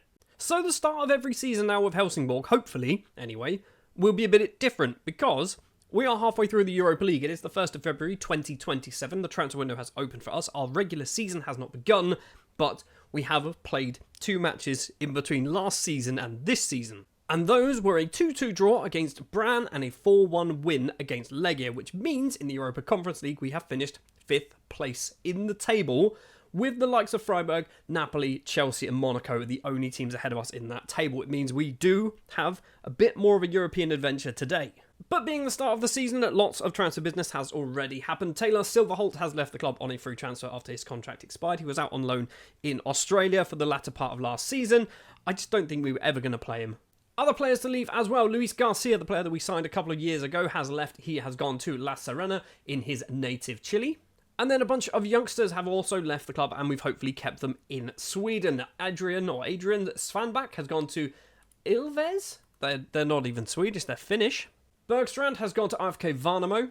And Ivica Dobrasanovic, might be his name, has gone to Albright on a permanent deal. We have also brought in a bunch of players, and I think we've broken our record transfer. Starting with the free transfers, initially 3 of them coming in. John Robin Skjellen, might be his name, 19-year-old Norwegian central defender. I'm going to maybe try and look to loan this guy out for a couple of years because I don't think he's ready yet, but at 19, he's going to be pretty good, hopefully. Signing from Glen Turan is Northern Irish central defender Robert Collins. He's rubbish. I literally went on scouts. My scout said he's good. And I went, I'm not too convinced, but he was free and he was willing to come over to Sweden. So Robert Collins has come in. We're going to stick him on the development list. Hopefully he can go out and get some game time elsewhere because he's certainly not getting it for us. And the final free transfer is a very good one. Solon Breki Vilmjalsen, might be his name, an Icelandic right winger and or striker signed from Breidablik, who actually didn't technically come from there. He got released and then we picked him up on a free transfer. He scored 12 goals in 19 appearances last season apparently. And he's come in, and I think he's going to walk straight into the first team, probably on that right wing. Now, moving up in value for £3,600, we've gone over to FC Nordsjælland in Denmark and signed Oliver Phil. His name's not Phil, but it's kind of Phil, so we're going to call him Oliver Phil. I think he's also going to walk straight into the first team on the left-hand side. We've also jumped over to England to sign a Welsh striker from Brentford, Jack Jones, 18 years of age Welsh striker. He has cost, I think, £16,000. Absolute bargain, if you ask me, because I think he looks quite good.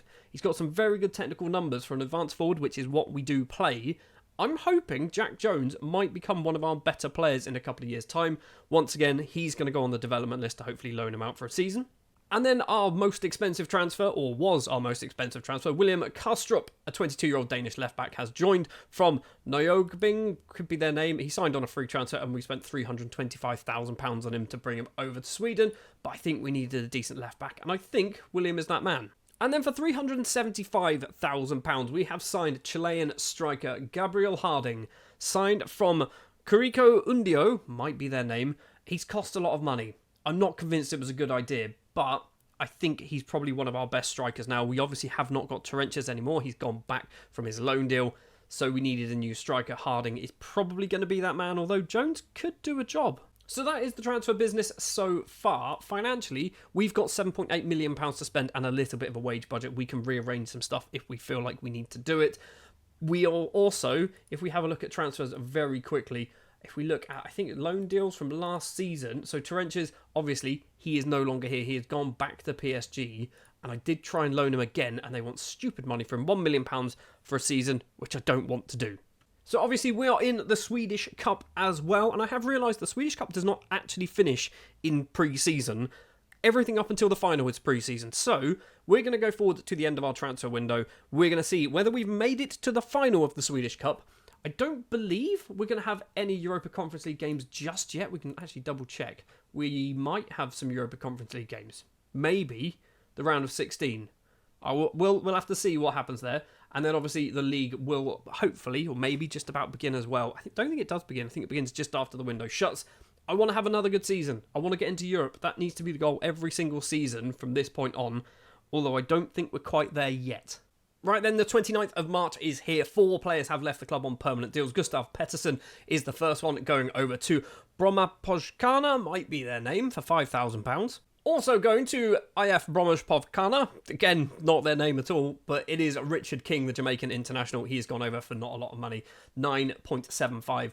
But I think we might have had to pay some money, I'm not quite sure, but I'm kind of happy that he's staying in Sweden. He wasn't good enough for us, but the fact that he's going over to another Swedish side and actually already getting game time, that's pretty good news. Another Jamaican international has also left the club. Vassillans have picked up Joshua Anglin. He played a few times. I thought he was going to be better than what he actually was. He's gone for £10,000, which, again, it's not a lot of money, but the fact that he's staying in Sweden is very good news. And we've also sold somebody for probably too much money. And it's not who you were thinking.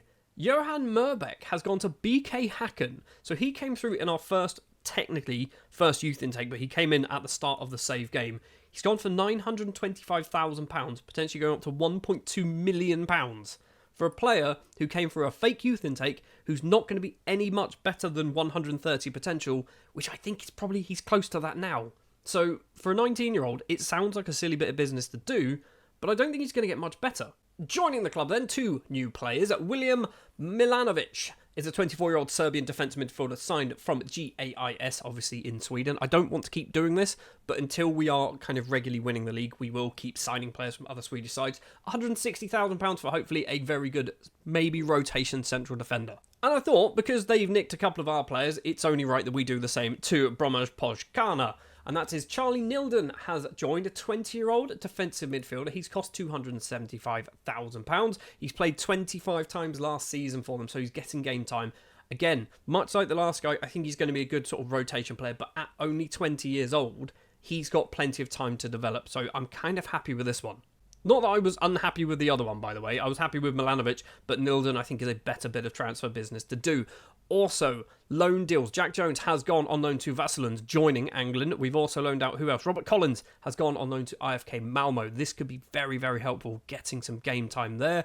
Nick Pohl, I think, came through one of our youth intakes a couple of years ago. He's going to hopefully get some game time as well. Emir Kovac, a player, again, came through one of our youth intakes, but actually does look quite good. He's going to get some game time. Are they in the second division? They're in the second division. So I think I've got high hopes for this guy. Emir Kovac could be good. When it comes to the Swedish Cup, we have gone through the group stage, winning the group against Vassillans, Varbergs and Jonkoping Södra. We have won all three of our games, beating a 1-0, a 4-1 and a 3-1. Then, if we move forward to the second round, quarterfinal, there you go, we lose to IFK Gothenburg. So, we're out of that competition. In the Europa Conference League, we do manage to get past the round of 16. We drew SK Rapid from Austria, and we beat them 4-3 on aggregate.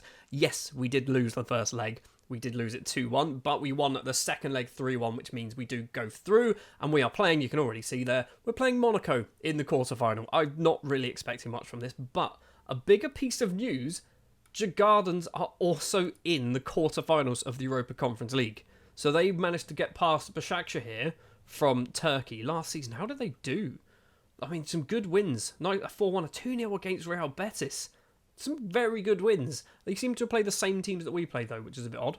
So we're not going to check it just yet, but once we hit the mid-season point, which is when the regular European season ends, we will take a look at the coefficients to see how well we've done for the season, because the season runs from from sort of June to May time. So we need to check between June and May what's happened to our kind of coefficients.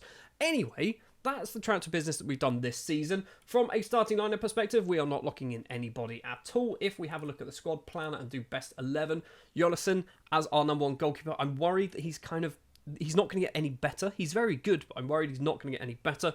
We've got Julva, who turned into a very good centre-back, and he's wanted by some bigger boys, which means he's probably going to be leaving. Matson in defence as well. I think that was a very good transfer that we did a couple of seasons ago, or last season maybe. Who else have we got? They reckon Harding is our number one striker. I'm not convinced, okay? This is where I'm concerned. I'm wondering whether we put Vilmilson up front instead, because he can play there. He can do the job. That might be what we need to do, but that's not what we're going to do now. We're going to jump forward then to the mid-season when our transfer window opens, where we can check the coefficients, and hopefully we'll be second in the table. Probably not top. Judging from the season preview, 6th is where they think we'll be. Let's go. Or we will be second place in the table. Fair enough. We are a fair distance. What is that? 8 points behind Djurgårdens, but we are second place in the league. Top goal scorer in the league as well is Vilmilson. Has he been playing up front? He's been playing up front and on the wing. He's kind of been chopping and changing, which I'm okay with. I'm happy with that. He's getting better as well.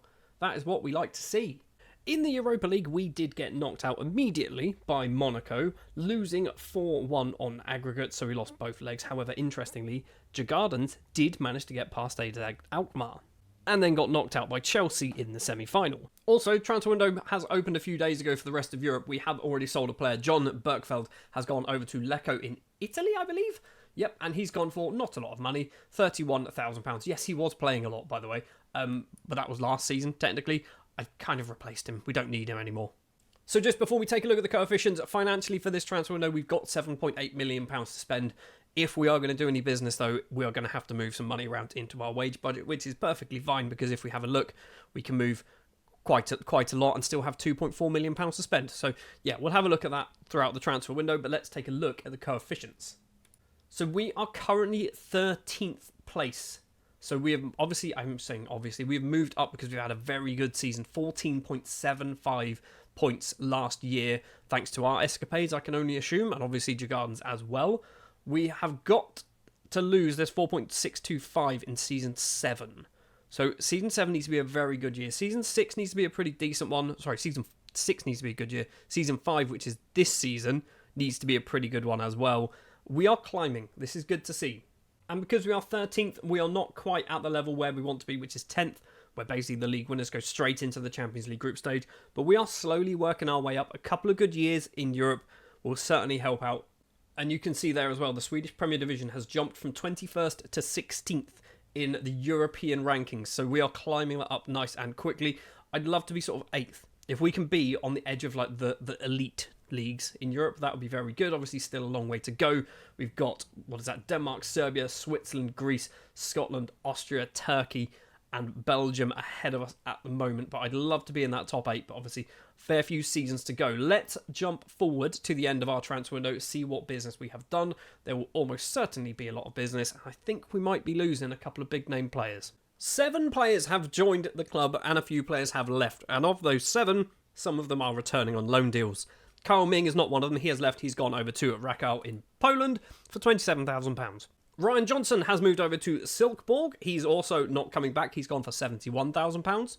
And Victor Anderson Wangborg, it's not his name. He's moved over to Albright for £1,300. However, the next players have left for big money and come back. 2 of them, in fact. George Osorio is the first one. He's moved over to PSG, returning on loan. £1.4 million. I don't think there's a sell-on in there, actually. He had a £1.4 million minimum fee release, which we basically could not get rid of. And I think he's just gone for that. So we're getting no more money for Osorio, which is not good. However, we have conned Arsenal, and I don't know how we've done this. Eloy Yulve has gone to Arsenal, as we've just mentioned, and returned on a loan deal until the end of the season. He has gone for £9.5 million plus some sell-ons as well. Now, the reason why we've conned them is because I accepted £3 million and the board went, it's not enough. We want 3.5. So I went, okay, offer him 3.5. And then loads of teams came in with £9.5 million offers. And I don't know what happened. So I'm just going to shake your hand very quickly and just get that deal done. So £9.5 million for Yulve. He's returned until the end of the season. We're going to miss him because I think he's a very good player for us. But £9.5 million goes a long way. And I'm hoping some of that way is to improving our youth recruitment, junior coaching and things like that, which we'll need to try and do in time. Right now, the board has said no, but I think we're getting closer. Joining the club then, we have Christos Gravius, the 29-year-old Greek international with 2 caps to his name. He's joined from Panathinaikos, might be their name, in Greece.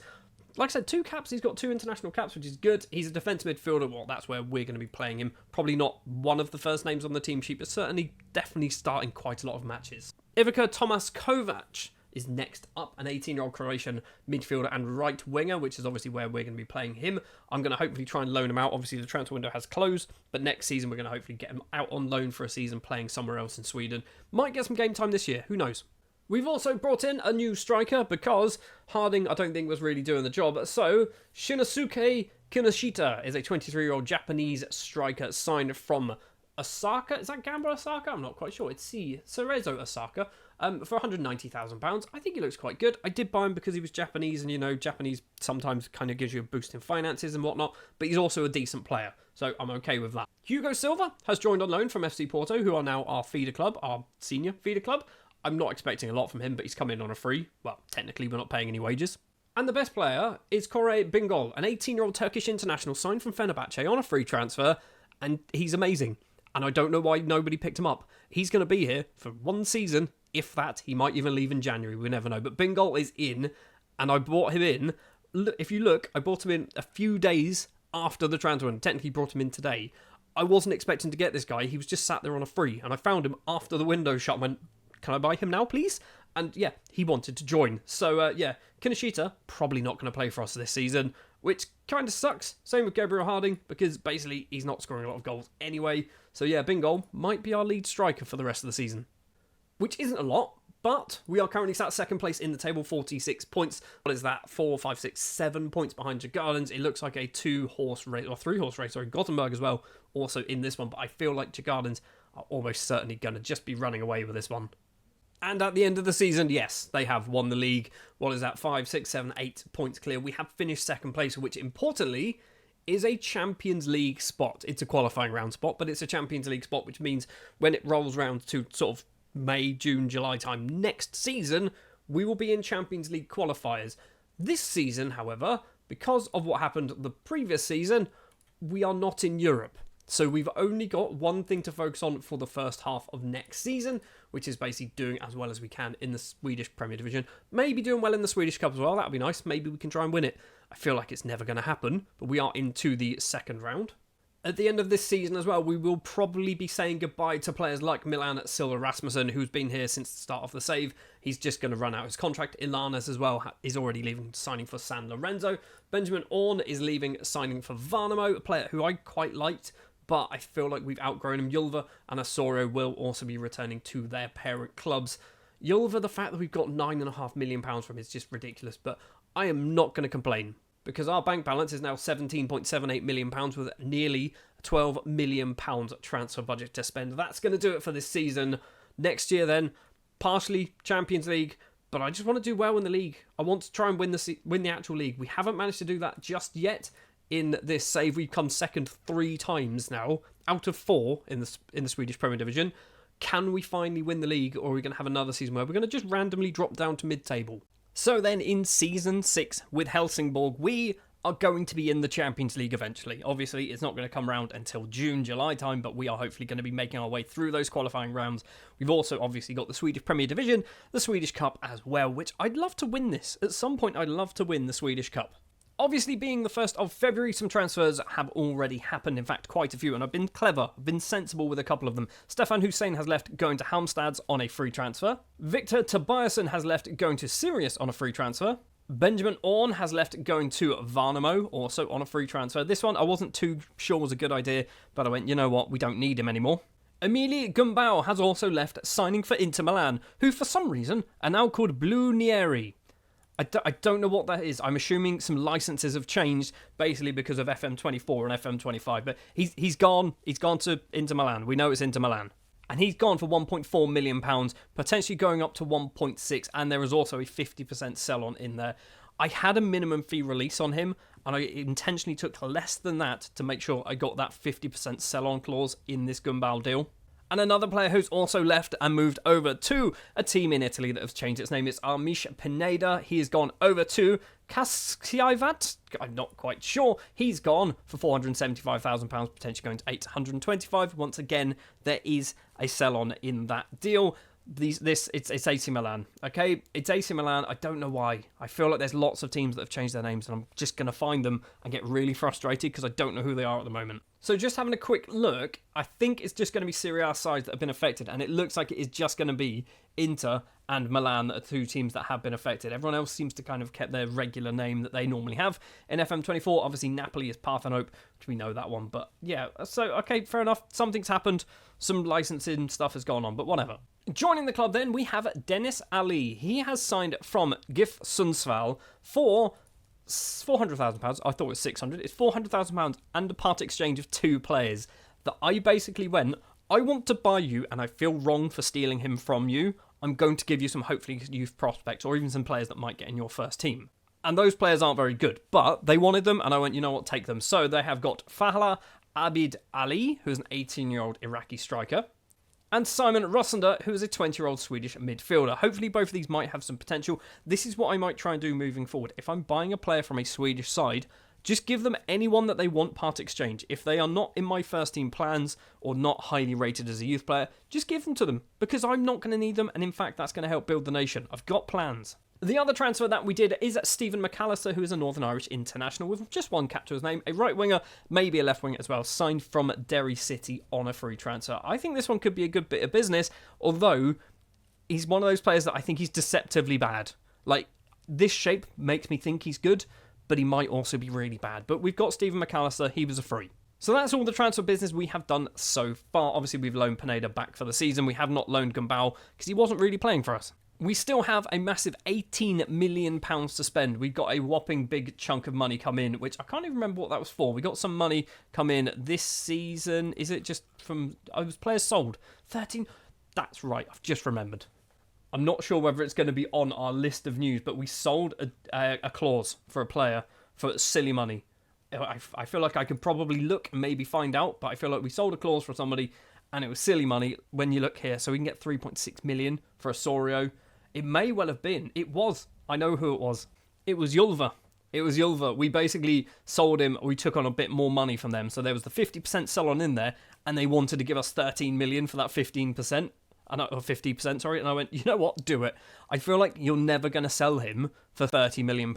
Yes, he's good, but let's just take that money now. We can use that money now. It's no use to us in about 3-4 years' time when hopefully we should be a Champions League side. Anyway, the start of this season has gone all over the place, so let's try and bring this thing back on track. We've got £18 million to spend. We are going to do some transfer business in this transfer window, so let's jump forward to the end of it, see how well things have gone, and also let's see what happens in the Swedish Cup, which I would love to be able to get to the final. I'd love to get to the final because at the moment we just seem to fall either quarterfinal and semi-final, or sometimes even in the groups. Right then, on the 2nd of April, some more transfer business has happened. Jose Luis Pinedo has left, moving to AIK. He was one of those that came through, not Dam, the other one, Atletico Madrid. Not really, but you know what I mean. He has left. He's gone for £44,000 because I wasn't going to play him. Potentially going to go a bit higher. I'm hoping going there, maybe he might get some... He's got more chance of getting some game time, although judging by the fact that he's in the reserves, maybe not. We've also sold Fredrik Nissen to Sundsvall. We just weren't playing him. He's gone for just £11,000.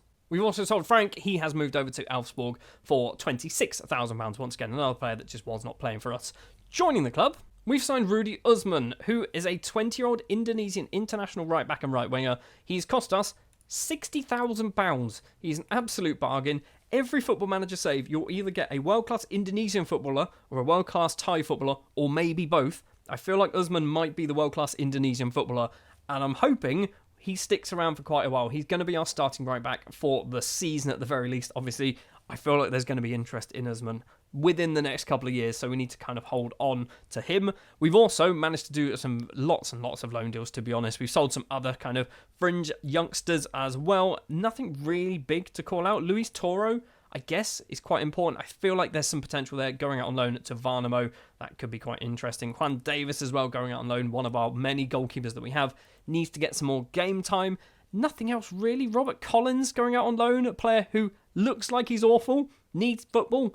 He's getting better. I feel like he's never going to get any good though. The big news is we have made it to the Swedish Cup final, which does not take place until May. So in a couple of months' time, or a month and a half's time, we've made it to the Swedish Cup final. We have done pretty good, obviously, in the group stages, winning every single match, beating Sirius, Usters and Hammarby.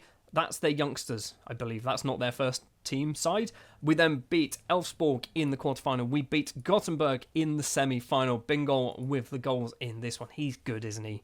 He's very good. We are not going to keep hold of Bingo, are we? I feel like he's going to leave possibly in the summer, because lots of European sides are going to want him. But anyway, we've made it to the Swedish Cup final. We'll be playing Malmo. We have not kicked off our Premier Division season just yet, but we will be very soon. Djurgårdens and Norrköping have managed to kick theirs off, both with a win. In case you're wondering as well, tactically, we are not changing anything and we're not locking anybody into this squad at all. However, there is one player that I completely neglected to tell you because he joined in November, because he hadn't had a club since the summer after leaving Atletico Madrid, and that is Memphis Depay.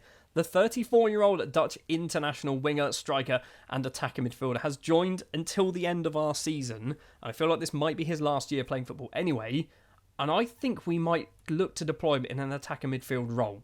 I'm not going to lock him in at the moment. I'm just going to see what the kind of assistant manager wants to do. Maybe they want to put him there. Maybe they want to stick him on the left wing. I'm not quite sure. But yeah, Memphis Depay is in the squad. I just saw his name there, which kind of reminded me that, hold on, we haven't mentioned him. So we've got Wanyama still at the club. This will be his last season as well. I'm not sure he's good enough to play for us, but he'll probably still get the odd game here or there. Let's jump forward then to the mid-season point. We're also going to see what happens in the Swedish Cup, which we'll jump to straight away, I think. And hopefully, we are still still towards the top. We have not kicked off the season. Hopefully, we can kick off the season well and go towards the top of the table. So, on the 7th of July, we are currently sat 6th place in the league. This is the halfway point of the season for us. 25 points on the board. We're a long, long way behind BK Häcken, but we're actually not too far behind Gigants in 2nd place. I'm kind of happy with this. This is pretty good. You can see average rating there. Memphis Depay is 7.38 with 6 assists as well. He started 12 games. Is he starting on the wing? He is. He's playing a lot of matches from that left-hand side, getting a lot of assists and goals. In fact, scored a brace against Malmo recently. In the Swedish Cup, we did manage to win it 3-1 against Malmo. Vilmalson, Bingol and Depay with a penalty, giving us a 3-0 lead. Bjork scoring a consolation goal for Malmo on the 87th minute. But we have won our first proper trophy with Helsingborg, hopefully the first of many. And annoyingly, it doesn't appear in our competitions because basically it was last season's version of the Swedish Cup that we managed to win. This doesn't work in Football Manager. I understand how it works in real life, but in Football Manager, it doesn't kind of make sense. Anyway, we're also not quite into the Champions League. We have been drawn up against FC Midtjylland, so a Scandinavian derby of sorts against the Danish side. I'm hopeful that we can get past them. It will be good. I don't really want to get into the Champions League. I just want to get far enough, drop down to the Europa League, and then we can hopefully pick up some coefficient points. Speaking of coefficient points, let's take a look, because obviously the real seasons have now ticked over into the next year. So last season we actually finished on a 7.25, which is not a good season. We are losing a 4.26. So this season right now is going to be a year of growth. If we sort it, okay, we're not moving anywhere, so we're currently 11th place. If we have a very good year, anything better than a 4.625 is going to be quite an improvement. If we can get to 10, that's going to be massive, because that'll put us on 48, maybe 49 points, which if we sort by this, that one there, 49 points will be enough to keep us in 11th. Okay, we might be stuck in 11th place for quite a while, which makes sense, because 10th is actually where people start going in the Champions League. 11th is fine. Right, I haven't mentioned transfers just yet. We'll come back to those in a moment. We are going to jump towards the end of the transfer window. We'll do all of the transfers in one lump for the window just gone. Right, let's fly through the transfers then as quick as we can. Gabriel Harding has left, signing for O'Higgins on the 1st of September. He actually left well earlier on in the transfer window. Moved for £235,000, potentially going to £300,000. Just wasn't very good. Shinosuke Kinoshita has also left. He's gone to Kashiwa, and he has gone for £17,750. Just never played for us. Christos Gravius has also left the club. He's gone to Olympiacos, another player that wasn't really playing for us too often. He's gone for £160,000. And we knew it was going to happen. Correa Bingol has left. He's moved over to Chelsea, but he has returned on loan until the end of the season. He's gone for £1.4 million. I can't remember if there was a sell-on in this. I don't think there was, because I think that was his minimum fee release. So we've just lost a potential load of money from Bingol. But one that we haven't lost money on, it's frustrating that he's gone, but one that we've definitely got a sell-on in is Vilnielsen. He has moved over to Juve for £900,000, potentially going to £1.4 million, immediately going out on loan to Sampdoria as well. This, I'm hoping, will pay off dividends in a few years' time. He's only 21. He's had a good couple of seasons with us, or a season and a half. 15 goals last year, 5 so far this season. We've lost 2 big players, but we have brought in some replacements. It's a lie that they're direct replacements, because one of them's a goalkeeper. It is Omar Mustafa, 18-year-old Sudanese international goalkeeper signed from Al Hilal Umuradaran, might be their name, from Sudan. Good team to basically buy some decent young players from. Yeah, he's cost, what was that, £450,000, potentially going to 675. He's a very good goalkeeper, one for the future, or one to get sold with a nice big sell-on fee. And the other player to join, who is also not a striker or a winger, is Riccardo Commentale, an Italian midfielder who is going to basically get played in that defence midfield role. I have been retraining him for as long as I can. He has signed formerly of Juve. He was actually released from his contract, or his contract expired. We picked him up on a free. Good little player. For a 20-year-old, good little player. I'm hoping we can keep him around for quite a while, because he's very good. Maybe we can try and build our team around him, although being Italian, might end up going back to Italy at some point, especially because he's got a minimum fee release of £1.4 million. I can never get rid of these from contracts, by the way. I'm not just ignoring them. They get locked in, and I just bump them as high as I possibly can. So maybe we try and give him a new deal, get that minimum fee a little bit higher than that. So that has been our transfer window. We have loaned out a whole bunch of players as well. Actually, this one we didn't mention. Juan Francisco, he's left on a free transfer. He's gone over to Kalmar FF. I think there's some potential here, but we were never going to play him. He's gone over to Kalmar, and I'm hoping he's going to get some game time. He is in their first team, so that could be possible. Basically, that might actually help Kalmar turn into a much better side, which we can kind of hope for. From a competitions perspective, it's a mess, isn't it? We've got Champions League, we've got Europa League, we've got Europa Conference League, but we have made it into a European competition. We are in there, nestled 22nd at the moment. We have lost in the Europa League. We lose to VTSC, which is Victoria, if I'm not mistaken. And in the Champions League, we got knocked out by FC Midtjylland. So we actually fell at the first hurdle. We did get some form of consolation, so we got some coefficient points from that. We then lose to VTSC. We get some coefficient points from the draw there. We then win against Utrecht 5-1, but we did also lose 4-1. So, we do get coefficient points in the actual Europa Conference League, though. We should be picking up lots and lots of points. We have Ammonia from Cyprus. We have Swift Hesperange, that's what they're called, from Luxembourg. We've got Servette from Switzerland, Bote Plovdiv from Bulgaria, Dunstreda from Slovakia, and Dynamo Kiev, obviously, from Ukraine. So, we should be able to get some wins. I feel like we might be able to win all 6 of these, and that would help out our coefficients no end. Also, in the Swedish Premier Division, we're 6th. Feel like we're not winning the league this year. Let's focus on Europe for the next few months, shall we? And speaking of, let's jump forward then to probably around December after the Dynamo Kiev game. Let's go for that. Right, first of all, we haven't won the league. In fact, we haven't even qualified for Europe. We finished in 6th place, which is not good at all. I don't think we get... Or maybe we get Europe through the Cup. Maybe because we won the Cup, we get Europe anyway. That might be our saving grace here. Although maybe not, because maybe us winning the Cup was technically this European competition that we've already entered. So maybe we need to win this season's Swedish Cup. And by this season, I mean season 7's Swedish Cup to get into Europe instead of going through the league. I'm not quite sure. In the Europa Conference League, we did finish 8th place. So we have qualified directly into the round of 16, I believe. We have won 4. We've beaten Dynamo Kiev, Dunstreda, Bote Plovdiv, and absolutely battered Swift Hesperange. We have drawn with Servette, and we did lose against Ammonia, a 2-1 defeat. Not ideal there. Just briefly looking at the squad as well. So Bingo, top goal scorer. Pineda, second top goal scorer. Obviously 2 players who are out on loan at the moment. Hugo Silva. Did I even mention Hugo Silva? I feel like I didn't mention Hugo Silva. Maybe we've loaned him for 2 seasons. That's why I didn't mention him. He was here last year. He's still here now.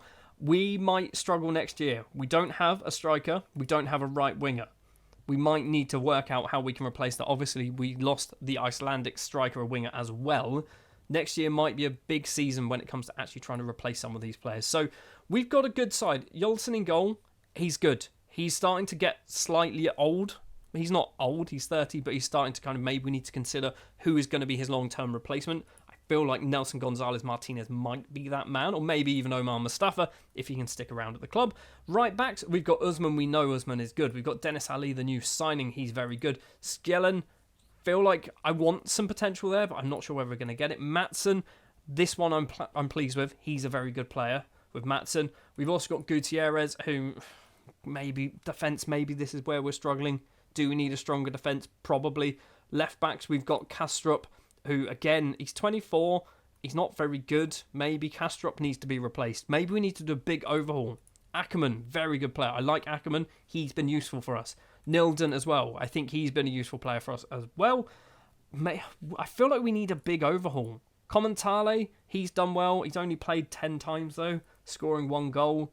On the wings, we're struggling. Lopa, I don't think it's good enough. Thomas Kovic, I don't think he's good enough either on the wings. Lundberg is an attacking midfielder. I don't think he's good enough. Iram either. I don't think he's just there yet, is he? I feel like we're in a bad place. I genuinely feel like we're in a bad place for this squad. Season 7, we might need to do a big overhaul because we do not have very many good players left in this squad. Financially, we've got 20 million to spend. So we've got the cash to spend. Maybe that's what Season 7 is. Let's use Season 6 as a season of a bit of Champions League, or not Champions League, bit of European fun, but also a team or a season where we lose a lot of players, and now we need to rebuild in Season 7. Last time around with our Helsingborg side, we finished 6th place in the league, and I thought, it's fine. Yes, it's a backward step. We've obviously been finishing a lot higher than that in the last couple of seasons. I didn't realise how much of a backward step it was until the board said, come in for a little chat. And we have promised twice, apparently, to Kjell Jakobsen, who is our chairman, we have promised we are going to get 8 points in our next 5 matches. Now, what I don't know, do these 3 count? I feel like they don't. I feel like we have these 5 matches here to get 8 points, otherwise we might get sacked. However, there is a weird silver lining, which I don't know whether it's going to affect anything or not. And that is that the board is currently being taken over, and that's because I believe it's an elected board, and every year or every couple of years or every some years, basically the board kind of refreshes itself, which means Kjell Jakobsen is not going to be the chairman soon. So, does that mean it doesn't matter? The worrying thing that I have in the back of my mind is the new board might come in and just get rid of me, because they might go, you know what, last year was just disastrous, we're just going to get rid of you completely, which will certainly change the way that this Building a Nation save has worked and will work going forward. And before I jump in to what's happened at the start of Season 7, I do want to say I'm going to spend only 10 seasons at Helsingborg, or 10 seasons maximum. After Season 10, I will leave the club, because my plan, and this is what I kind of realised in my last Building a Nation save that I did, is basically I made my team really good and nobody else good. So what I want to do is make Helsingborg pretty good after 10 seasons, move on, take over somebody else. Ideally, somebody in the Swedish Premier Division, but not somebody at the top end of the table. So maybe take over, I don't know, a Sirius or a Varnamo or someone like that, and then I can kind of try and claw those up. Or an Östersund. We can do a Graham Potter. Anyway, at the start of Season 7, transfers have already taken place. Lots of players have left on free transfers. Nord is one of them. He's gone to HJK. Leo Martin has signed for AIK. Nick Poll has gone to Sirius. Rasmus Larsson has also gone to AIK. Gustav Stenberg has gone to Hammarby and is in their first team, which is good. Emir Kovac has gone to Halmstad. And Joseph Walker has also gone to Hammarby and is also in their first team. Joining the club is Danish goalkeeper Nikolaj Pedersen, who I realise is getting paid too much money. He's on £2,600 a week, which if we look at our squad, he's our 7th highest paid player, just behind our number 1 goalkeeper. He's not even our number 2 or number 3 goalkeeper, I don't think. It's going to be Jolson, then Mustafa, and then possibly Gonzalez Martinez. So Pedersen might be our 4th choice goalkeeper, getting paid far too much money a week. Anyway, with the transfer window still open, we've got £14 million to spend, which is a lot of money. We've got over £120,000 a week that we could spend as well on wages if we want to do it. I feel like that's a terrible use of money, but you never know. Things have happened in the past where I've done stupid stuff. So let's find out. Let's jump forward to see how well we get on. We do, obviously, if we take a look at the competitions, we are in the Swedish Premier Division. We are in the Europa Conference League. We have qualified for the knockout rounds. We're obviously also in the Swedish Cup. We're going to jump forward, and I believe we're going to jump forward to the other side of the knockout rounds. So we might get knocked out before we come back. We also might get knocked out the Swedish Cup as well. We will see. Let's start things off then in the Swedish Cup. We have been knocked out of that in the quarterfinals, losing 4-3 against Djurgårdens, which is kind of annoying because I like to win this. Obviously, we did win it last season. I would have liked to win it this season. In fact, we kind of needed to win it this season because I think it means we're not in Europe next year. And by next year, I mean July onwards from this season. We do have another option, though, and it's a bit ridiculous. We could win the Europa Conference League. We're into the quarterfinals. We have Adana DS from Turkey. We, in the round of 16, drew SCR Altash from Austria. We did beat them eventually 6-3 on aggregate, but we did obviously lose one of those matches. A 3-1 defeat, but a 5-0 win in the first leg. Iram scoring 4 of those goals. In fact, Iram I force played the start of the season, and yeah, scoring those 4 goals, very, very helpful. Certainly helped him a lot. Maybe he might be playing a lot more football this year. A couple of transfers leaving the club. Wilhelm Loper has left after a very good few seasons early on in the save. He's moved over to Östersund for basically a packet of crisps at £6,500. And Philip Lundberg has also left for maybe a packet of crisps and possibly a Scotch egg. He has gone over to Albright. 6 players have joined the club. First of all, Osman Montesino is a 19-year-old Colombian winger signed on a free transfer. Basically, scouts went sign him and I went, sure, why not? He's costing us nothing. So he's come in, he's sitting in the reserves and probably going to get loaned out when we get the chance to do so. For £165,000, a similar situation here is João, the 18-year-old Brazilian winger and striker. He's come in from CRI, whoever they are. He's going to sit maybe in the first team. I brought him in because I think he could be playing for us. Not convinced that he will, but he's in the first team. If someone wants to loan him, they can probably have him. For £200,000, the first player of our 2 that we have signed from MK Dons. For some reason, we've signed players from AFC Wimbledon and MK Dons in this save. Don't know why. Richie Brennan, 20-year-old English defender, £200,000 for a pretty good option. Play in the middle. He can play as a right-back, play as a defence midfielder as well if we need him. Next up is the first of 3 players who've cost over £1 million. Brian Murillo Aspria, 20-year-old Colombian winger and striker, signed from Deportivo Cali. One for the future, but obviously, hopefully, he can be one for now as well. Naturally a striker. Not convinced that's where I want to be playing him. He has cost £1 million, but that is all he's cost. For £1.3 million, we've actually stolen somebody from Kalmar, which I feel bad for doing, but also I wanted a good striker, and Abdoulaye Mane is that man. 23-year-old Gambian international, £1.3 million, scored 14 goals last season in a Kalmar side that was relegated. So he can score goals in this league, and I'm hoping he's going to do so. He's already scored 5 goals for us in the Swedish Cup.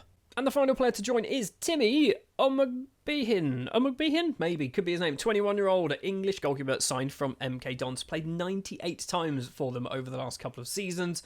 And we brought him in for £1.5 million. You probably noticed he's on £8,250 a week and he's a star player. He's not going to be a star player. I've brought this guy in to hopefully sell with a decent sell on. And I'm hoping he's not going to be around for too much longer.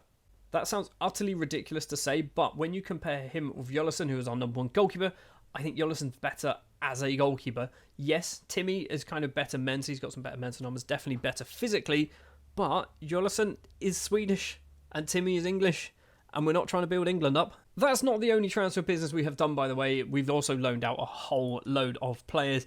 Everyone has gone to various clubs in Sweden. All of them obviously loan deals. The only one that's actually getting us a little bit of money is Nelson Gonzalez Martinez, because basically we don't need 5 goalkeepers in our first team. So Martinez has gone out on loan to Kalmar FF. I kind of did that as part of the Abdoulaye Mane deal, but also not at all.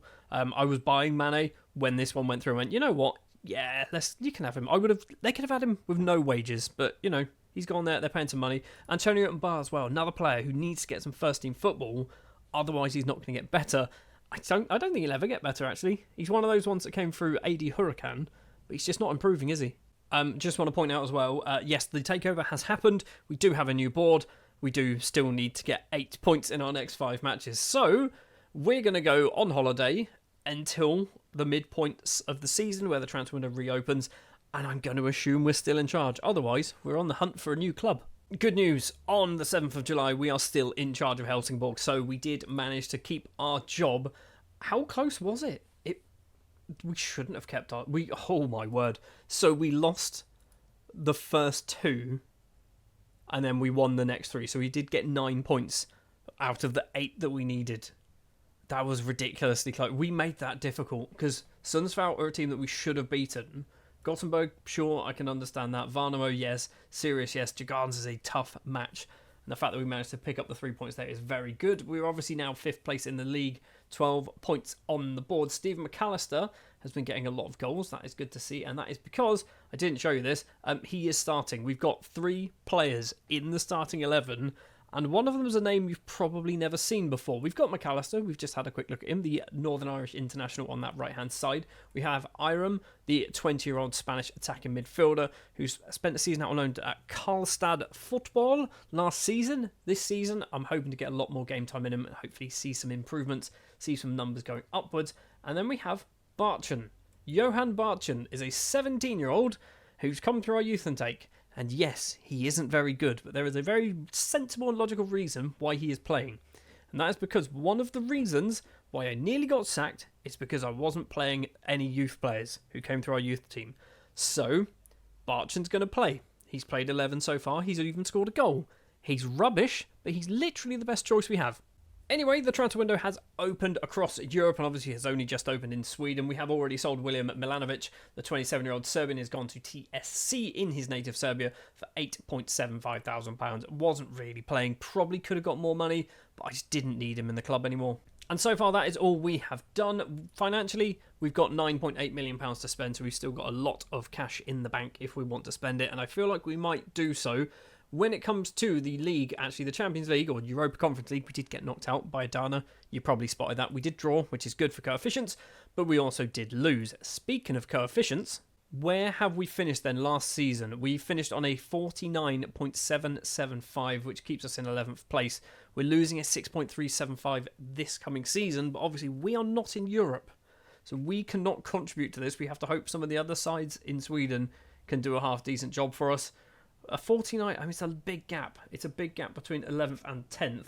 And it means literally nothing, does it? In 11th place, we don't get a team straight into the Champions League. We don't get a team straight into the Europa League or even to the Europa League Conference. So I'd rather get a team direct in the Europa Conference League than I would in the Champions League. Because we'll lose week in, week out in the Champions League. We might win everything in the Europa Conference League. So 5th place in the league at roughly the halfway point. I mean, we're not technically there. We've still got 3 more games to play. We're going to jump forward now to the end of this transfer window to see what more business we've done. Like I said, we've got a lot of money to spend, nearly £10 million.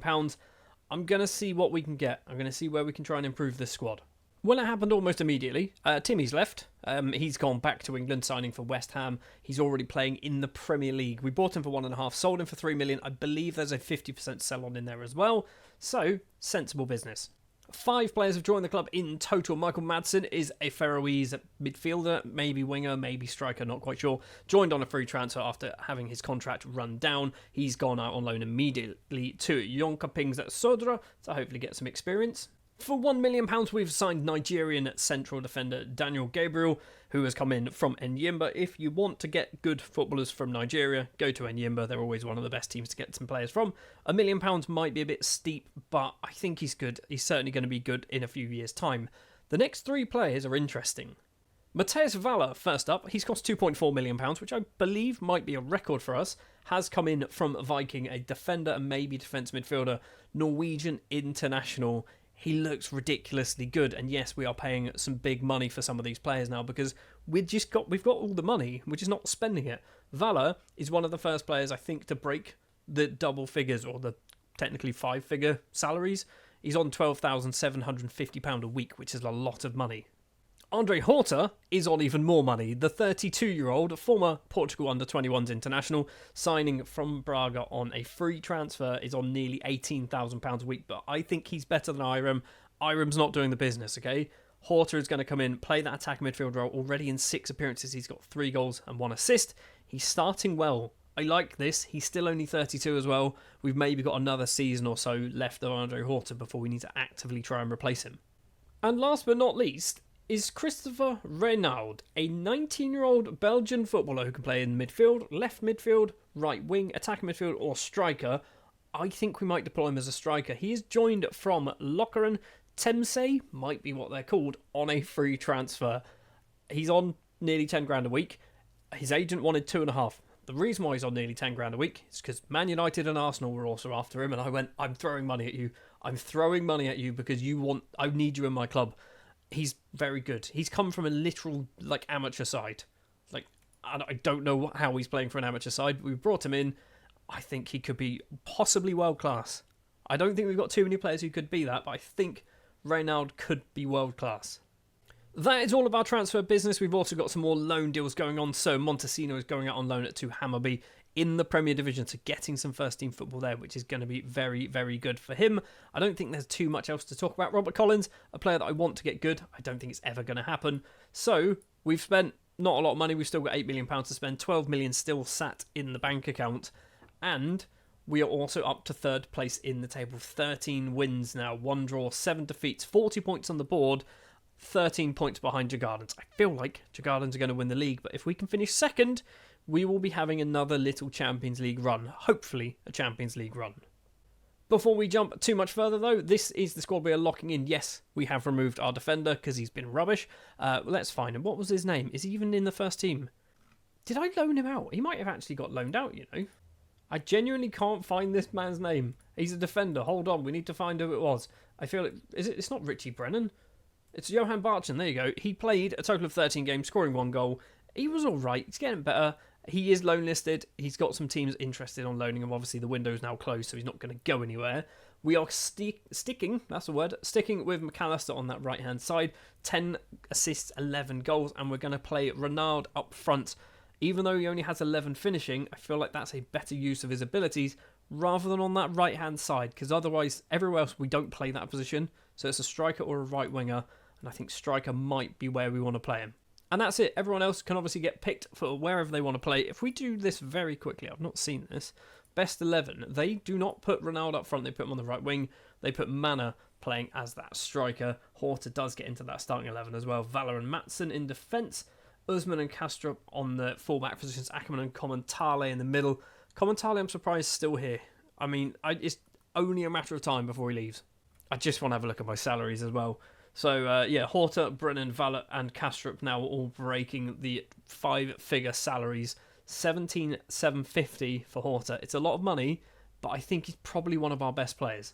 Right, looking at the league table then, 21 games have been played, 3rd in the league. Let's jump towards the end of the season, see how well things have gone on. We'll also take a very quick look at our youth intake, which I have a feeling isn't going to be very good. Well, would you look at that? We have finished 2nd place in the table, 1 point behind Gardens. What happened? Did they just not win any games in the latter half of the season? They genuinely didn't. They won once.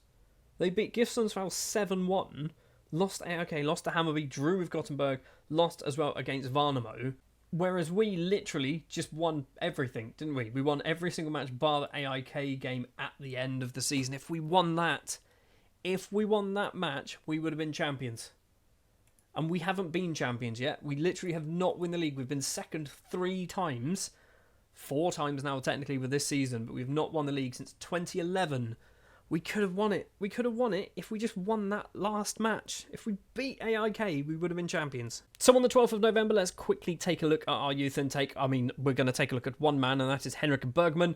And I think he's good. The frustrating thing about Bergman is he's a right back. And if we do a comparison with our current right back, he's just miles better. He's just so much better. Rudi Usman, the Indonesian international, is just so much better than Bergman. Bergman's not going to get the chance to play unless Rudi Usman leaves, which is a possibility because he's good. But I don't think he's going to leave anytime soon. We've probably got another couple of years of Usman before anyone picks him up. Everyone else kind of looks a bit like this, like Mikael Haglund. Apparently there's some potential there, not quite sure. Egholm, maybe, not convinced. Nordstrom, not convinced. Liverstam, not convinced. Uklu might be his name. And Vikland, none of them. It's basically Bergman. Bergman's the only good one. So just before we round out this season then, I want to have a quick look at the squad. So our number 1 goalkeeper is Kalle Olsson, who he's still pretty good, but he is starting to get on. Our number 2, I would say, is Omar Mustafa. And he's probably not too far away from usurping Jolison, which is good. I'm happy with that. We've just seen Bergman. We've just seen Usman. We know those are our kind of 2 right-back options. We've got Buzani. He's rubbish now, isn't he? He came in a few years ago and he was good. Central defenders. We'll come back to those. So we've got Kastrup as our number 1 left-back. He's good. We've got Bengston. He's all right. He is transfer listed. I want to get rid of him. I think, in fact, he's got a year left on his contract, so he's sticking around. Central defenders, we are a little bit overloaded, but we've got Dennis Ali, good, Swedish, like it. Johan Matson, good and Swedish, I like it. We've also got Skellen, who's good and Scandinavian, but, I mean, is he good? Maybe he's not good. I thought he was good. Richie Brennan, obviously new signing, he's played 10 times. He's not happy. He wants to be playing first team football. Gutierrez as well, he's getting good. I've noticed with Gutierrez, and in fact quite a lot of these players, they're almost eligible to be Swedish. So maybe in a year's time, we might have a whole bunch of Swedish Spaniards, which will be quite interesting. Daniel Gabriel as well, obviously we signed at the start of the season. Defensive midfield, Ackerman. I like Ackerman. Ackerman's a good player. Someone said in the comments that Ackerman does the job for them, and I'm very proud that he does the job for me as well. Charlie Nilden, Swedish, like it. 13 starts, 12 off the bench as well this season. And Young, good. Sig Bjornsson, needs some time to develop. Fair enough. Commentale, we've had a look at earlier. He's still good. Commentale's a good footballer. Valor, Norwegian. I'm training him up to be a defence midfielder because I feel like we've got too many centre-backs and he could do a better job in that defence midfield position, which is fine. We've got wingers of McAllister and Tomaskovic, I don't think he's the one, is he? He's not the one. We've got Horta, who he's still good. I'm happy with Horta. We've got Kim Lundberg, who's... He looks good, but he also doesn't. He's got great finishing, great technique, great flair, and he's good with the ball at his feet, and that's about it. Iram as well, who played a fair amount at the start of the season, but kind of got dropped because he basically didn't score any goals. 12 starts, just 3 assists for Iram. Who else have we got? Oliver Phil on the left-hand side. Looks good, but is he a winger? Is that really what he's good at? Zhao as well. We know we signed him at the start of the season. We've got Mana up front. He's good. Unfortunately for him, Reynald is better. Jack Jones, the former Brentford player, the Welsh under-21 international with a lot of goals actually for the under-21s. He needs some game time somewhere. Aspria played 5 off the bench. He's got plenty of time. And then Reynald, we know as our leading striker. Who? How many goals did he get? If it gets rid of this thing, we'll see. He got 9 goals in 12 starts. That's good, considering he's not a natural striker. Phil got 18. McAllister got 14. Reynald got 11 in all competitions. Horta as well gets 10. Mana gets 8. Lundberg gets 7. We've done very well. I think we've started to build a bit more of a better team. I think last year I said that we need to do a bit more building of this squad, building this team. I think we've done that with players like your Reynolds, your Hortas, your Manas as well. I think they kind of add a little bit more depth, a little bit more bite up front in those attacking positions. Defensively as well, Usman's good. He was a recent addition to the side. We've also brought in some very good central midfielders in Valor, or centre-backs if you really want to say that. So I think we've strengthened our side. Next year, we've still got £8 million to spend, and we will be going on a Champions League run, maybe, if we kind of... We'll see how things go. We do need to go through qualifying rounds. I don't want to get in the Champions League, because we get battered week in, week out, but financially will help us out a lot.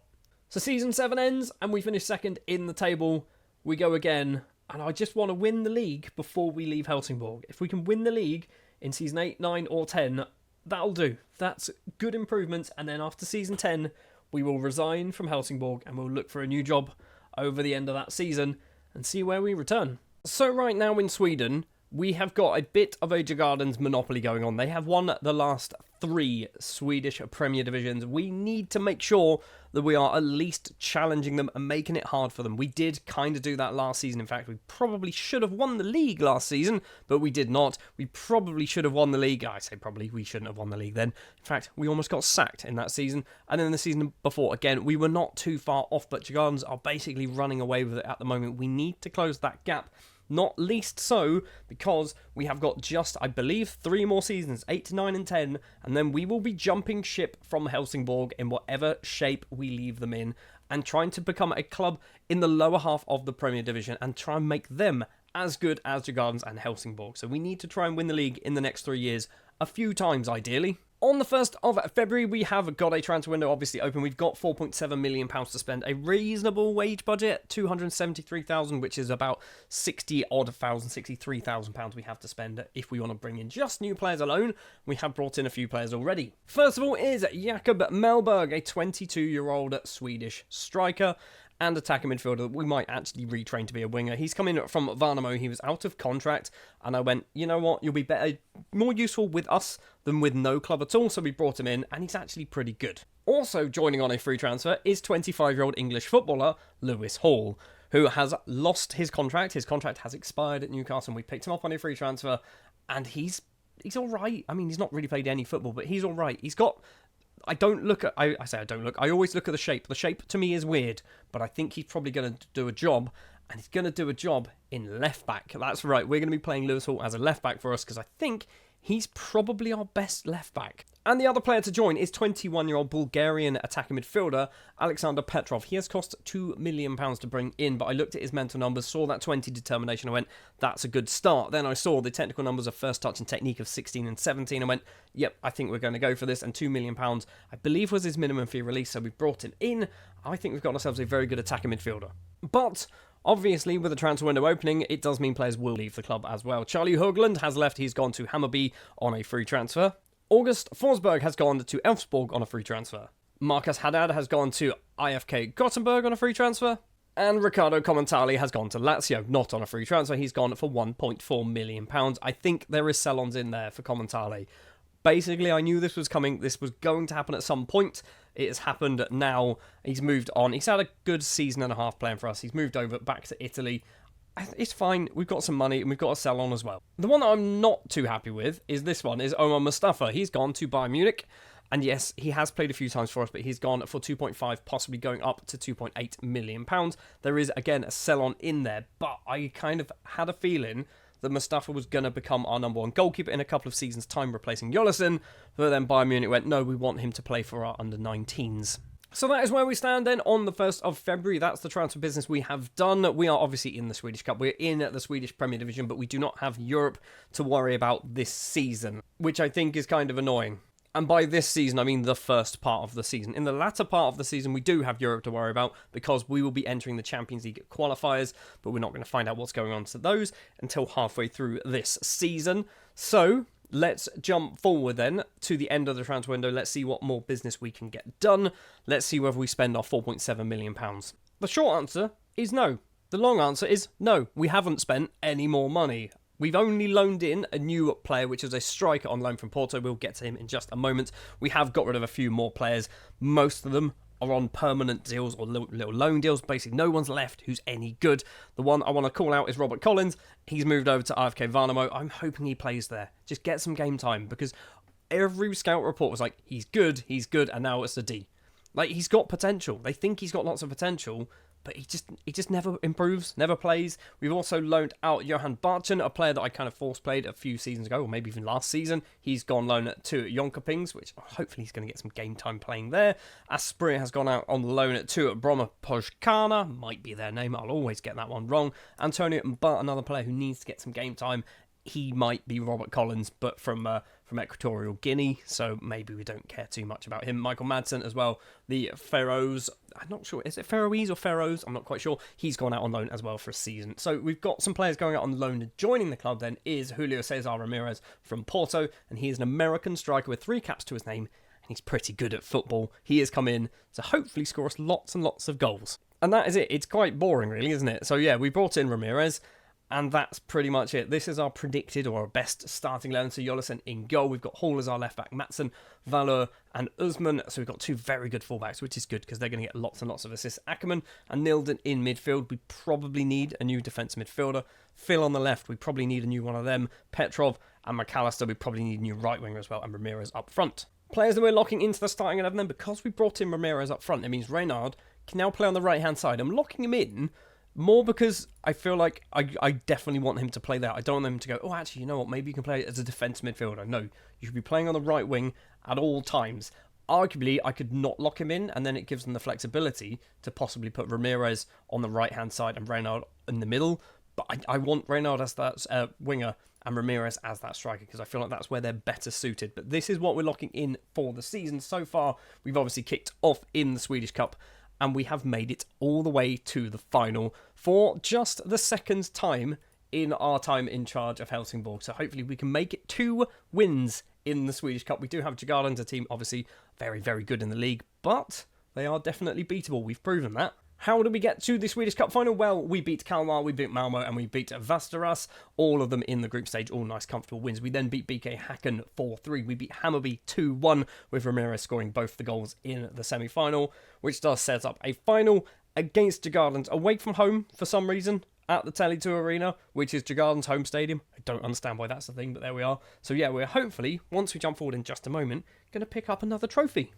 And on the 18th of May 2030, we did manage to win the Swedish Cup for a second time in charge, and we just about managed to scrape through. We got an injury to Ramirez in the first half, right at the death in the first half. They took the lead through Fai, and then Petrov scored in the 89th minute equaliser, an 89th minute equaliser to take us all the way through to extra time, where Ackerman scored in the 105th minute to give us the Swedish Cup trophy. Which means, regardless of where we finish this season, we are guaranteed European football next season, but also we are currently sat top of the Swedish Premier Division. Yes, Djurgården do have 1 game in hand, but even if they win that game, we will still be top of the table by 1 point ahead of them. The Champions League begins very, very soon. We kick things off against LASK from Austria, which I think is going to be a winnable game. It's going to be tough, but it should be a winnable game. Arguably, we don't want to get into the Champions League, because if we get in the Champions League, we get battered week in, week out, and then that ruins our coefficients, and that's what we don't want to happen. Speaking of coefficients, so we currently find ourselves in 11th place. Last season we got a 9.4, so we did drop further away from Austria with their 56.4. We're now on a 52.8, so we do need to have a very good year. In fact, we're losing a 10.5. We need to basically beat that 10.5 this year. It is a transfer window, by the way. We've got rid of one player. It is Arjan Kochi, who came for our youth intake a few years ago. He's gone back to his native Albania to sign for KF Tirana. We were never playing him. He played twice. He did score, though. And speaking of the transfer window, we've got just over £5 million to spend. So let's jump forward, see whether we're going to do any more business. I feel like we probably should do something. Not quite sure what yet. We'll see what happens. Well, what happened was Christopher Reynald has signed for PSG. It was inevitable, wasn't it? £2.9 million is all we managed to get from him. There is some additional clauses and things. I don't think we've got a 50% sell on in there, though. We've got something, but I don't think it's 50%.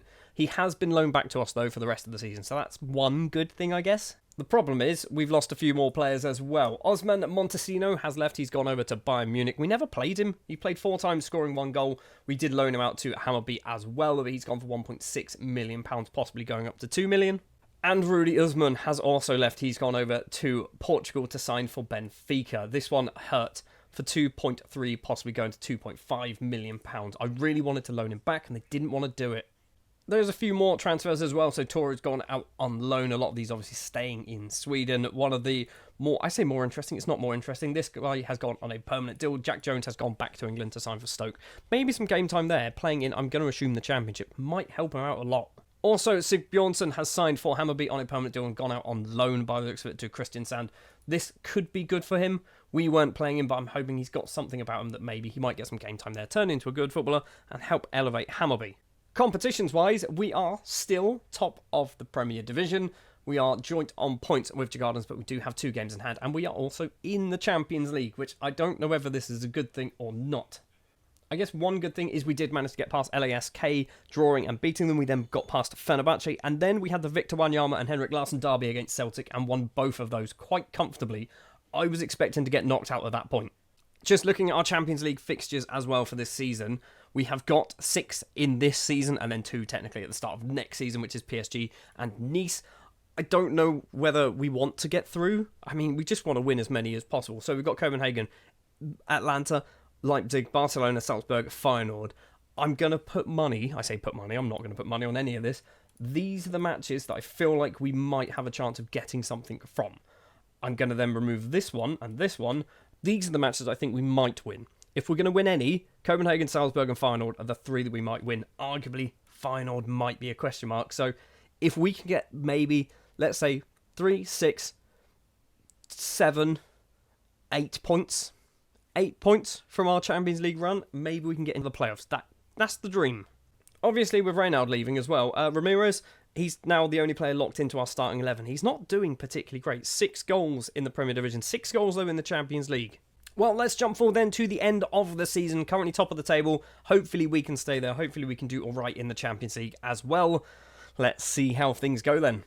We will start off taking a look at the Champions League, and currently we are 20th in the table, which means we have an outside chance of actually getting through the group stages. Top goal scorer as well is Ramirez, which is quite nice to see. We've beaten Feyenoord and we've beaten Salzburg, which I think was 1, maybe 2 of the matches that I said we should be able to win. We've drawn with Copenhagen and we've lost against Barcelona, Leipzig and Atalanta, which is kind of also what I expected.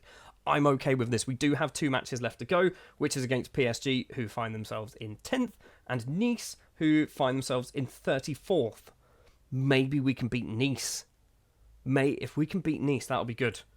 Otherwise, I feel like we're going to drop out of this, because I imagine teams below us, we only need 5 teams below to get 7 points, and we're probably going to drop out of the top 24. I mean, at least we've got some points, I guess. We've got 2 wins, that's good. Oh, and we have won the league. We've won the league. We've actually won the Swedish Premier Division by a ridiculous margin. 57 points for Malmo and Djurgården. We finish on 70 points. That is a 13-point gap between us and second place. Our first league title ever in charge of Helsingborg. Helsingborg's first title since 2011. So what was that? 19-year gap between titles. But we have managed to lift a trophy. Looking at the squad, who was the man that did it? It is Ramirez with 33 goals. He's suddenly turned into a legend in the latter half of the season. his contract's up at the end of I say the end of the month, tomorrow in-game, which means he'll miss the 2 Champions League matches. Unless we can loan him for another season, which I feel like is not going to happen. We might need a new striker in the summer. Especially considering Reynald is also going back to PSG tomorrow. So our 2 top goal scorers aren't going to be at the club anymore. Phil has got 16 and 18 assists. Petrov with 12 goals, that's good. Mana with 11. Lewis Hall and Horta both with 10 as well. 18 assists for Lewis Hall. That's a lot of goals for a left-back. What's he been doing? They're all penalties. They are all penalties. So he's had 8, 10... Oh, he's scored 6 penalties and 4 normal goals. He's actually had 8 penalties in the league and missed 3. That's a lot of penalties to miss. Just want to sort by assists as well. So Henrik Bergman, by the way, when we sold Usman, I locked him in to be our right back for the season. I did say, I think when he came in our youth intake last year, that he could be good, but he's a right back, so he's not going to get any game time. He has now got some game time. He's played a total of 17 matches, got 9 assists, which is good. He's certainly up there. In fact, he's our 4th top assister for the season, which is pretty ridiculous when you think he's not really played a huge amount. Speaking of youth intakes, we'll finish very, very quickly on this. So Daniel Peterson is apparently one of the best ones. We've had another shocker, okay? Is what I'm trying to say. We've had another shocker. No one's any good. We're all getting just absolute garbage youth intakes, and I don't really know what to do about it. I think we've changed our head of youth development as well since I last mentioned it. Oscar Wall is now our head of youth development. He should be good. He's got all the numbers in the right places. He's just not getting anybody good. Yeah, he's been here for just over 2 years, so he's been here long enough to actually make a difference. But yeah, Oscar Wall not really doing the job. Our youth intakes are pretty garbage, and it's worrying. So Season 8 then finishes with us doing the double, technically. Although it doesn't, because the Swedish Cup was from last year. I don't get it. I do get it, but it's weird. It confuses me. I want to see Swedish Cup there and another Swedish Cup there. So we can see both of them from last year and this year, because we won it. We've won the double. I'm claiming we've won the double. We are champions of Sweden for the first time in 19 years. We've now got 2 more years left of Helsingborg. Can we do it 2 more times? That is the question. So we are back on the 1st of January 2031 with our Helsingborg save, a full month earlier than we normally would, and that is because we are still in the Champions League. We've got 2 more group stage games to play. The problem is we are basically 23rd in the table. Chances are we're not going to win either of them, and then we're going to get knocked out of Europe, but it's fine. We've picked up some coefficient points from the 2 wins that we've had against Feyenoord and Salzburg, and the draw as well against Copenhagen. We've got 2 games to play. I can't even remember who they're up against, but they are certainly not easy games. It is PSG and Nice. Yeah, PSG currently find themselves in 10th. Nice are down in 34th, so we might win one of them, maybe if we're lucky. But something also that we do need to remember is we have lost 2 players because their loans have expired at the end of last season, and we are not able to extend them, which means Julio Cesar Ramirez, who we had on loan from Porto, has returned back to Portugal. 18 goals scored for us in the league. And Christopher Reynald has returned to PSG, the team that we will be playing in Europe. I hope he doesn't play for them. I don't know whether he's even going to be able to be registered in time, I'm not sure, but we're going to jump forward to just after those matches have finished, probably to the 1st of February, to be honest, see how well things have gone, and then obviously the transfer window will begin. So it's now the 1st of February, we have gone forward, we have played the 2 Champions League games, we have lost against PSG, and we have lost against Nice. However, we finished in 24th place, because everyone below us must have done really badly, so we've technically managed to get through the group stage. And I don't really know how we've done this. We've been awful. So have Nice. Apparently they've actually leapt up into the playoff spots as well. We have got the better of Atletico Madrid, Valencia, Copenhagen, Frankfurt, Bilbao, Gardens, which is kind of annoying. I would have liked those to go through. But they did pick up 1 win against Young Boys and 3 draws as well. 3 very decent draws. 4 defeats, not ideal. But when you see the teams they lost against, it's kind of understandable, isn't it? Anyway, normal service has now resumed, I guess, for the video, because the transfer window was open, some business has taken place. Alexander Bergen has left, signing for Norrköping on a free transfer. Michael Madsen has also left the club, but he's moved over to Hammarby on a free transfer. Andre Horta has left the club on a free transfer after his contract expired. He's moved back to Portugal. I believe this is Boa Vista, if I'm not mistaken. John Robin Skjellen has left the club, signing up for Mulder on a permanent deal for a bit of money, 215, possibly going up to 275. I would have loved for him to have stayed in Sweden, but basically no Swedish team wanted him. And a similar situation with William Kastrup. He has moved over to Bromby in his native Denmark as well for £700,000, possibly going to 775. 4 players joining the club then. First up, Alexander Damjanovic Nilsson, who is a Swedish under-21 former international, obviously 28 years of age, played 222 league games over in Norway. He's joined on a free transfer. I think this is a good signing for literally no money. I think we've got ourselves a very good player, and he's also Swedish, which is useful. Another player joining on a free transfer is Edison Kobo, who is a Colombian under-20s international. Joined on a free transfer, I believe it was a free transfer, yeah, after his contract expired. He's definitely going to be going out on loan. He's been brought in, hopefully, to try and bolster up other teams in Sweden. I've not really got high hopes for him. Looking like he might be going out on loan already in the first season, so that is good to see. For just under £50,000, we have signed Czech international winger and midfielder Jan Zumborek, might be his name, from Sparta Prague. He was out of contract, but we had to buy out his contract because technically his contract runs until June time, roughly. So we paid a little bit of money to get him in early, but I think it was sensible. It's not a lot of money, decent left winger option. And one of our more expensive signings is Wilmer Gomez for £1 million. The 20-year-old Colombian under-20 international signed from Independiente Medellin over in his native Colombia has joined the club. Decent one for the future. Might try and loan him out for a season or two to hopefully get a bit of game time in him. But I get the suspicion that he might get a few games off the bench every now and then. So I kind of don't think loaning him out is the best option at the moment. And that is it so far on the 1st of February. Financially, we've got nearly £14 million to spend. It's a lot of money, but obviously we don't want to just spend the money because it's sat in our bank. Partially because we are building a new stadium. Yes, I have asked the board a few times, can they build us a brand new stadium? Which is ridiculous because this one was only built in 2017 and they've gone, yes. So they are currently trying to do some planning permission for a 23,000-seater stadium, which is obviously a fairly sizable increase. In fact, it's probably about a 50% increase on our current stadium. So that's going to be very good if and when that gets built. Obviously, this is season 9. We've got one more season after this in charge of Helsingborg. So chances are we're never going to be the manager of Helsingborg playing a match in that stadium, but we might play against them, which is, I guess, some form of, kind of a reward, maybe? So anyway, now that is out of the way, this is what we need to work out then in the next transfer window. Do we need to strengthen our squad? I feel like we probably do. Looking at the squad planner, we probably do need to look at bringing in some better options. I'm not even quite sure where defence midfield I think is good. I think the attacking midfield options are also pretty good. Maybe a striker.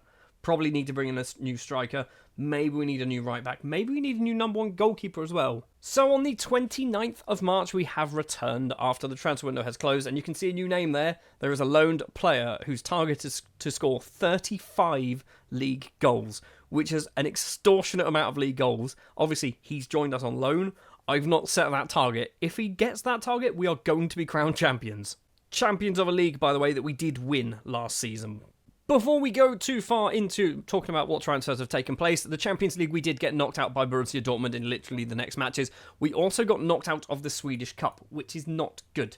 We should be looking to get to the final of the Swedish Cup. Obviously, we are defending champions. We're defending champions. We lost one match against Kalmar, the first match, by the way, of the group stage, and that just meant we weren't going through. If you lose a game in the Swedish Cup group stage, you may as well not bother playing the other two. And then, yeah, the Champions League, we did lose 2-1 and 1-0 against Borussia Dortmund, which is not great. But the fact that we managed to get out of the group stage, I will very much take that. Also, top goal scorer is Ramirez. It says for Porto. He's not top goal scorer for Porto because he was playing for us for most of that. 2 players have left on permanent deals then. Juan Davis is the first, the 24-year-old goalkeeper now from Equatorial Guinea with 16 caps to his name, has moved on to Trelleborg. He's actually signed for Hammarby, but he's gone out on loan to Trelleborg. We were never going to get any game time for him realistically. He's moved for just under £20,000. And another player to move on in the vain hope of getting some first-team football is Vratislav Zuzul, who was actually in my first team before we loaned in a new striker. And then I went, we don't need you. You've been brought up because we needed a striker to basically fill out the numbers. But I don't think he's ever going to make it for us. He's moved over to Varnamo for not a lot of money. £5,000, possibly going up to nearly £16,000. There's a hefty sell-on as well. He needs to get some game time. He's dropped down to the under-19, so I'm not really convinced that's going to happen yet. Joining the club then, in reverse order from the cheapest to the most expensive, Jake Gallagher, a 22-year-old English centre-back and striker with 1 finishing. Definitely not a striker, everybody. He is a centre-back. He has joined from Aston Villa, £400,000, possibly going a little bit higher, I believe. No, 300, going up to 400, which is basically what we've already paid. He's come in from Aston Villa. He's one kind of for the future. Lots and lots of potential here. 22, though, maybe should be getting some first-team football. I'd love to loan him out, maybe over the summer transfer window if we can. I didn't want to do it, but we needed to get somebody, and this was kind of the best option, and we did have to sign him, unfortunately, from a team in Sweden. It is Suleimanu Mbasi, 22-year-old Cameroonian international defensive midfielder. He has joined for £775,000. He's played a few seasons already in Sweden, which is good. Is he even possibly going to be part Swedish? He's got literally half a year before he becomes part Swedish, if he wants to. Not that it makes a difference. He's got caps for Cameroon. It doesn't really matter, does it? But for a 22-year-old of this quality, for that amount of money, that's a very good signing if you ask me. Now, this one we overpaid for, okay? He's cost £3 million. He's signed from Montreal. Victor Gomez, a 23-year-old Colombian, no international caps, but he's very, very good. I felt like we needed a new right winger. Victor Gomez, I think, is going to be good enough to play in that role. He has come in, like I said, from Montreal for £3 million. It's a lot, but that potential and that current ability kind of makes me think that we've maybe spent the money sensibly. We might not. But the main man of the transfer window isn't even the most expensive, and that is George Lai, 20-year-old Argentine striker loaned in from Benfica, formerly of Gimnasia LP over in Argentina, which is where he came from, for 4.9 million. We've paid 1.1. I think it's technically might be 1.3 million pounds. They've set him a target of 35 league goals, which is ridiculous, but I think he's good enough. He's arguably better than the players we lost last season, the players that we sold, and the players that came in on loan and left again. George Lai, I think, is going to be very, very important for us.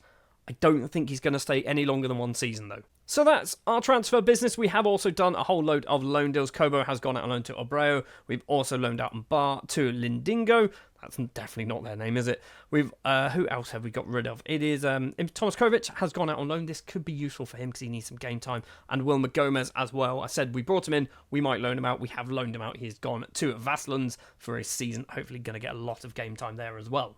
So that's the start of the season. We're out of all cup competitions. We obviously will be having the Champions League later on in this season.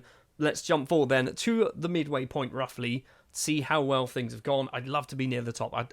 Ideally, we want to be at the top of the table. And 14 games in, we are top of the table. 10 wins, 3 draws, just the one defeat, which was against BK Hacken, who find themselves in second place, actually. So we are 3 points clear at the top of the table. George Lai needs to get 35 goals. So far, he's only got 11. I mean, 35 goals in a season of 30 games is probably a little bit optimistic.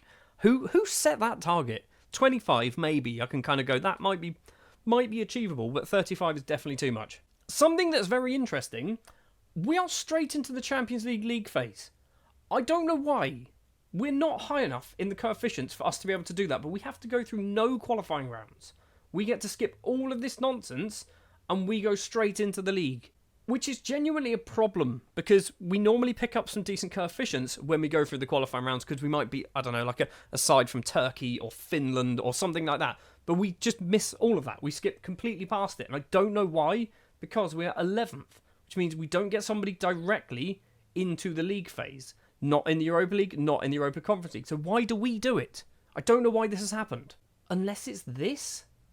Surely it's not this. This doesn't make sense, does it? So if I'm not mistaken, this is basically the two nations who have performed the best throughout European competitions will get an extra place. We've done all right, but we haven't done amazing. If we maybe won the Europa League, we'd be up there, but we were probably, I mean, we can probably find out, can't we? Because it will be coefficients sort by this season there. That's the one we've just had. So England and France would have picked it up. We were actually way, way down the list in, 13th place. So we should not have got somebody that way either. I don't know why we're straight into the league phase. It's annoying me. Anyway, I completely forgot to mention this, and I do this a lot, and I'm sorry, because there's a lot to kind of go through in some of these videos.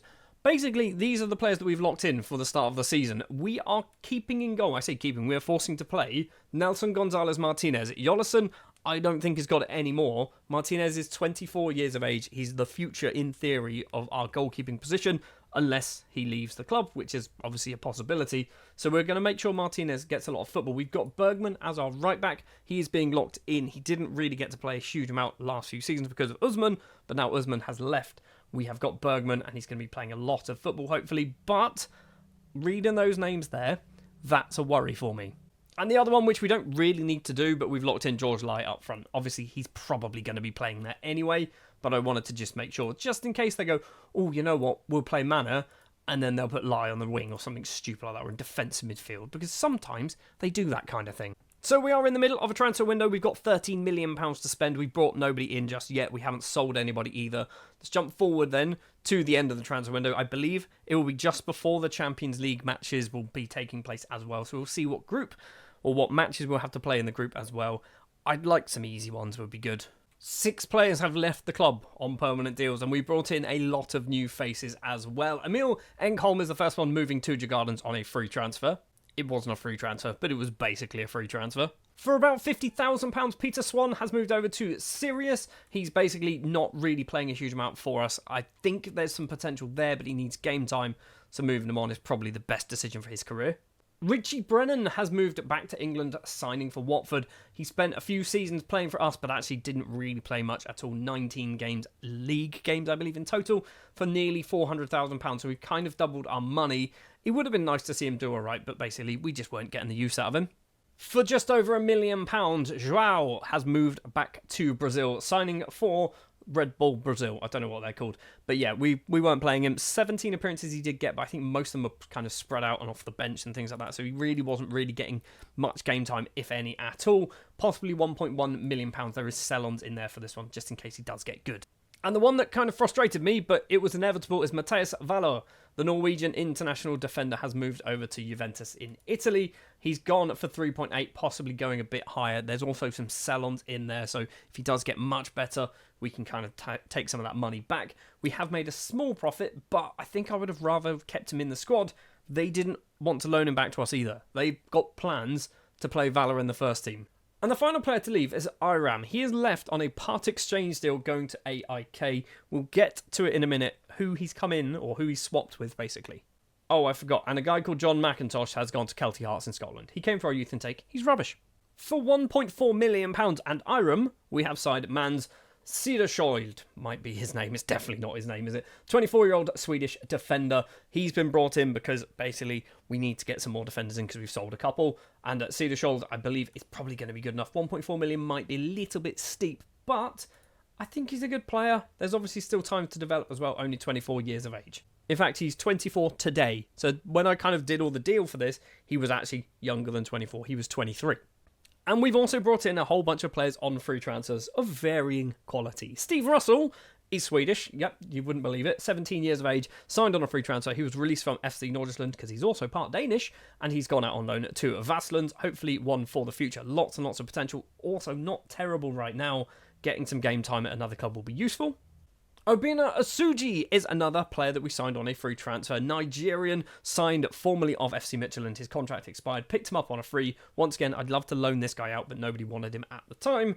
But for a free transfer, 17-year-old, I'm happy with this. Now, this one's technically not a free, but it kind of would have been a free. From Sparta Prague is Vlad Vojkan. He was out of contract at the end of the season, but we had to pay a little bit of compensation to bring him into the club.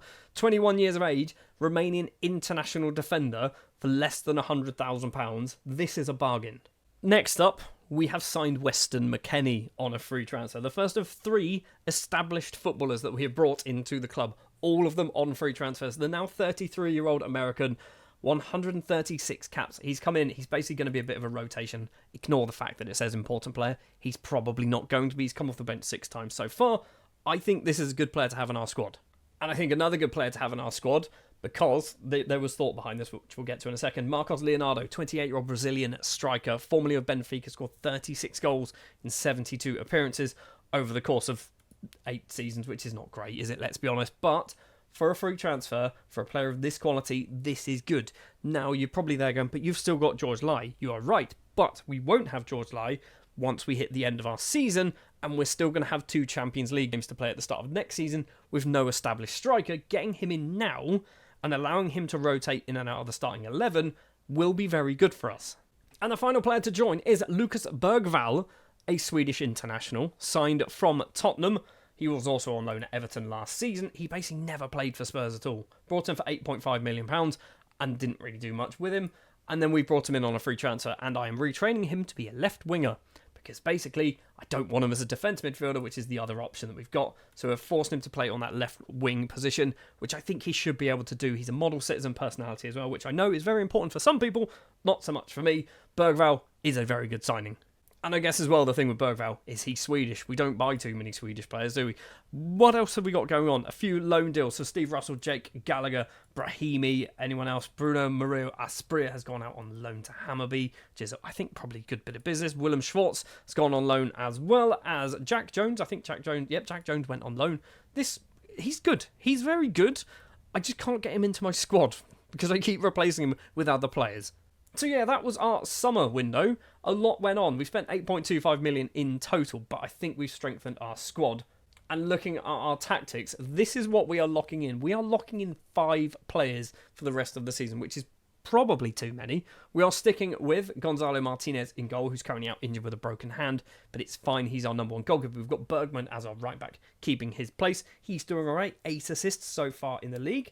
We are going to be playing Johan Mattsson, forcing him in playing in that central defensive role, because basically he wanted to play first team football and he wasn't. So we've gone, I kind of want to keep you around. You're very good, you're Swedish, you're young. Let's make sure you get some game time. Bergvall will be on that left-hand side, and Marcos Leonardo will be leading the line. We are locking in Leonardo because basically George Lai, yes, he's done all right. He scored 14 goals. It's not 35, though, that Benfica wanted.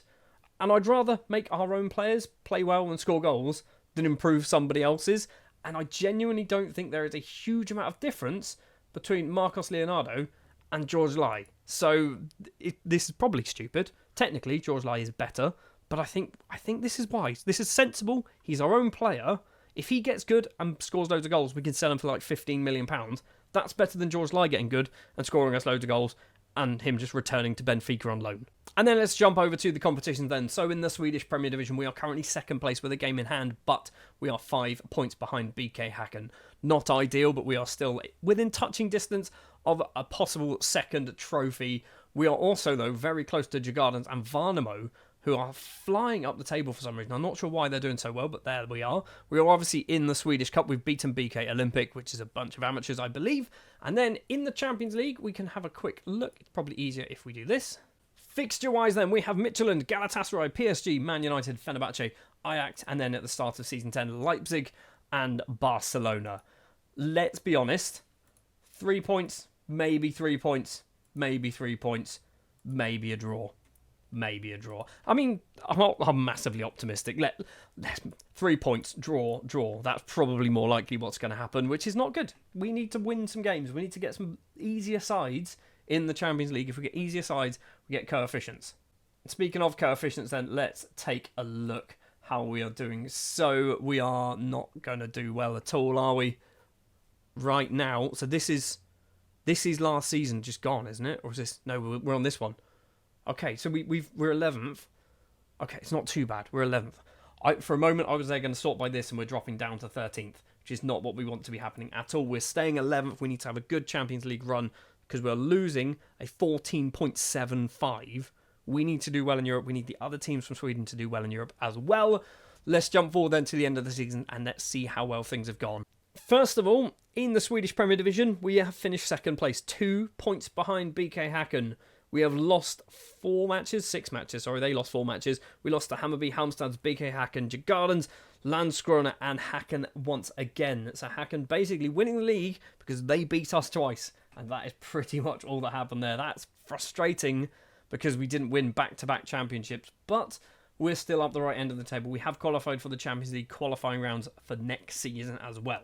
And speaking of Champions League, we are currently sat 23rd place in the table. 2 wins, 1 draw and 3 defeats. We have lost against Man United, PSG and Galatasaray. We have drawn with Fenerbahce and we have beaten Ajax and FC Midtjylland. So I kind of predicted we'd beat Midtjylland. I also kind of predicted we'd beat Ajax as well. I also said we'd probably draw with Fenerbahce. I did think we'd probably draw with Galatasaray, but there we are. It's all right, isn't it? It's all right. We've got coefficients. 2 wins is good. A draw is good. We do still have, obviously, 2 more matches next season, which is Leipzig and Barcelona. Maybe we could beat Leipzig. Maybe we could beat Barcelona. I feel like we're not going to beat either of them, and we're probably getting knocked out in the group stage. Fully aware this video is getting very, very long, but taking a very quick look at some of the players. George Lai, did he manage to get his 35 goals? No, he got 15. Part of that was because I dropped him for the second half of the season, and the player that I dropped him for scored just 8. It might not have been the best decision, but we've done it, okay? Lucas Bergvall is unhappy because I think he wanted to play in defensive midfield or central midfield or something like that. And I said, no, we're not doing it. He's fully qualified now. Those are left winger. He's got 4 goals and 5 assists. Victor Gomez, one of our more expensive players that we managed to sign, actually broke double figures in both goals and assists, 10 and 11. But the standout player, someone I was not expecting. Alexander Petrov, the 23-year-old Bulgarian who we signed last season, scored 18 goals in all competitions, 11 assists. For a player that cost £2 million last year, he got 7 and 4 last year, 14 and 8 in the league this season, 20 goals in all competitions. That's ridiculous. How many goals? Lewis Hall always scores penalties. He scored 5 penalties, 6 penalties in fact. Okay, fair enough. He loves a penalty, doesn't he? We do have a lot of unhappy players. So Bergvall we know is unhappy. We've got Zumbarek who wants to start more games. He's basically just been kicked out by Bergvall, which is fair enough. We've also got Weston McKennie who wants to play a little bit more football. He came off the bench 13 times, which is quite a lot. How did Gonzalez Martinez do? He kept 8 clean sheets in all competitions. We need a goalkeeper. We need a good, solid goalkeeper. Maybe that's what we look out in Season 10.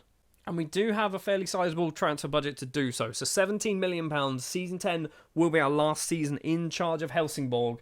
Let's see whether we can win the title for a second time. And then we need to start looking for a brand new club to try and climb up the Swedish ladder. And hopefully challenge Helsingborg for a title, and also hopefully challenge the rest of Europe for some decent European competition as well. Season 10 marks the end of our time in Helsingborg for this Building a Nation save in Sweden, but the save does not end there. At the end of this season, we will resign from being manager of Helsingborg and we will take a brand new job. And don't worry, you don't have to wait for the next episode to find out who that is going to be. I'm going to tell you in this one right at the end of the episode. I've only really got one objective for this season, and that is to win the Premier Division. We have won it once a couple of seasons ago, and I think we should be able to win it again. If you actually look at the previous seasons, we've not been too far off. We were just 2 points off last season. We obviously won it in that season there, which was season 8, I believe. We were not too far off again, 1 point off in 2029. Miles off the pace. Now, ignore that. That one didn't happen. A few points off there as well. So we've been close quite a lot of times, and I think this season we should be good enough to actually win the thing. Obviously, last season we did finish second place, so we are in the Champions League, but we do have to go through some qualifying rounds, which is fine because I'm hoping we don't make it to the Champions League group stage and instead we get knocked out and end up in the Europa League or even the Europa Conference League where we can pick up lots of coefficient points, because ultimately the next job that we will be taking will not be getting into Europe in the first season of our basically managerial kind of job there, unless we can take over somebody like Hammarby, which I don't think is going to happen. So we need to do as well as possible this season, because next season we're going to have absolutely no impact on European football, which is kind of a worry. We have obviously returned earlier than we normally would for our season, and that is because we've still got 2 Champions League games to play. We are currently in the playoff positions, but if we lose both the matches against Leipzig and Barcelona, we'll drop out and we'll be out of Europe. So we're going to jump forward to the other side of that. In fact, we'll jump forward to the 1st of February, which I believe is when the transfer window opens. So 2 matches played then. We lose 5-2 against RB Leipzig away from home, and then against Barcelona at home. Just a 1-0 defeat, but it is a defeat, meaning that we are not in the Champions League anymore. We have dropped down to 30th place in the table. There are no other Swedish sides in the group, so this could be the end of our kind of Swedish teams getting coefficients. Although Malmo finished 22nd in the Europa League, so they are likely to get another couple of matches under their belt. And we've got Landskrona, who have also finished in the playoff positions in the Europa Conference League. And I think that's it.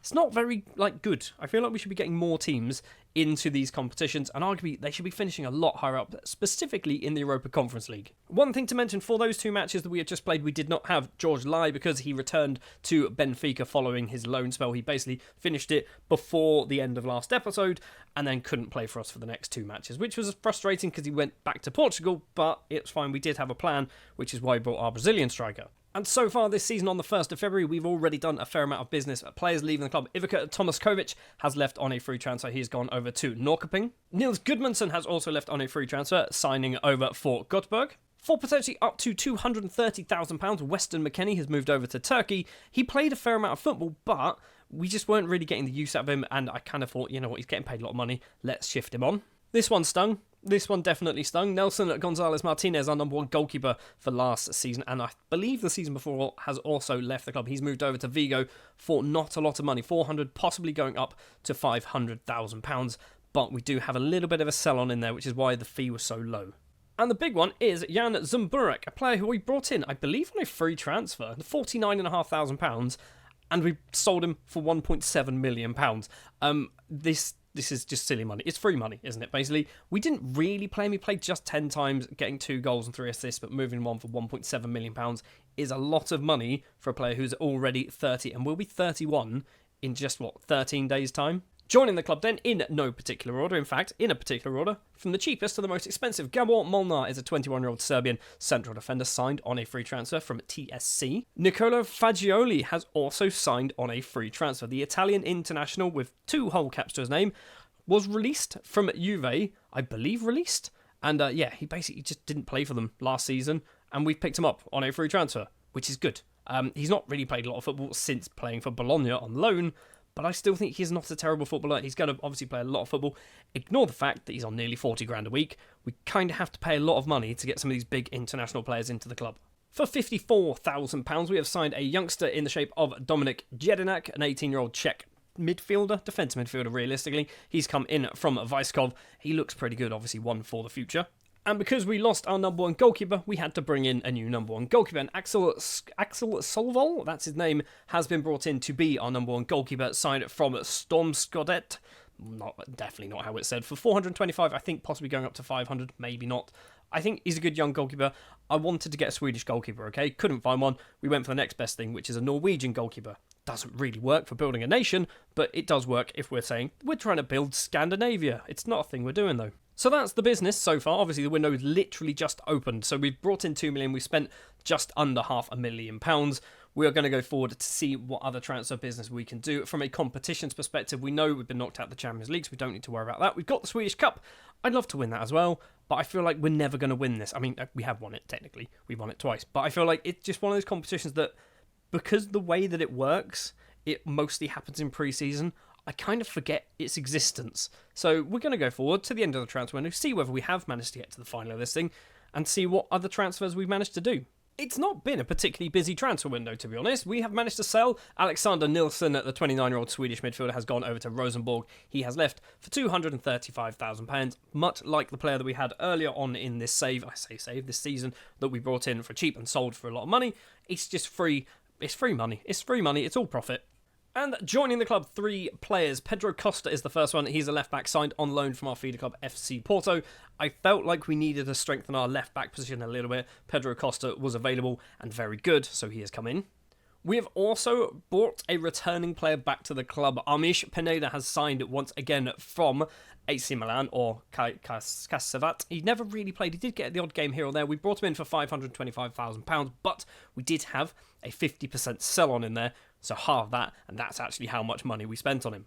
But our best signing is Mikey Moore, the Tottenham youngster who played 17 times, scored 4 goals, now 24 years of age, can play anywhere across the attack and midfield positions, or even a striker if we need him, has been brought in on a free transfer on £42,000 a week. Now, the big thing with Mikey Moore, he's got high potential. I think it's common knowledge in-game that Mikey Moore's got one of the highest potential, but he never gets the game time at Spurs, which means sometimes he doesn't really hit it. Now that he's going to be getting constant game time, yes, he is 24, so he's kind of maybe should have got a bit more game time earlier on, but he's good. So Mikey Moore might turn into a world-class footballer playing for Helsingborg, and we paid absolutely no money for him.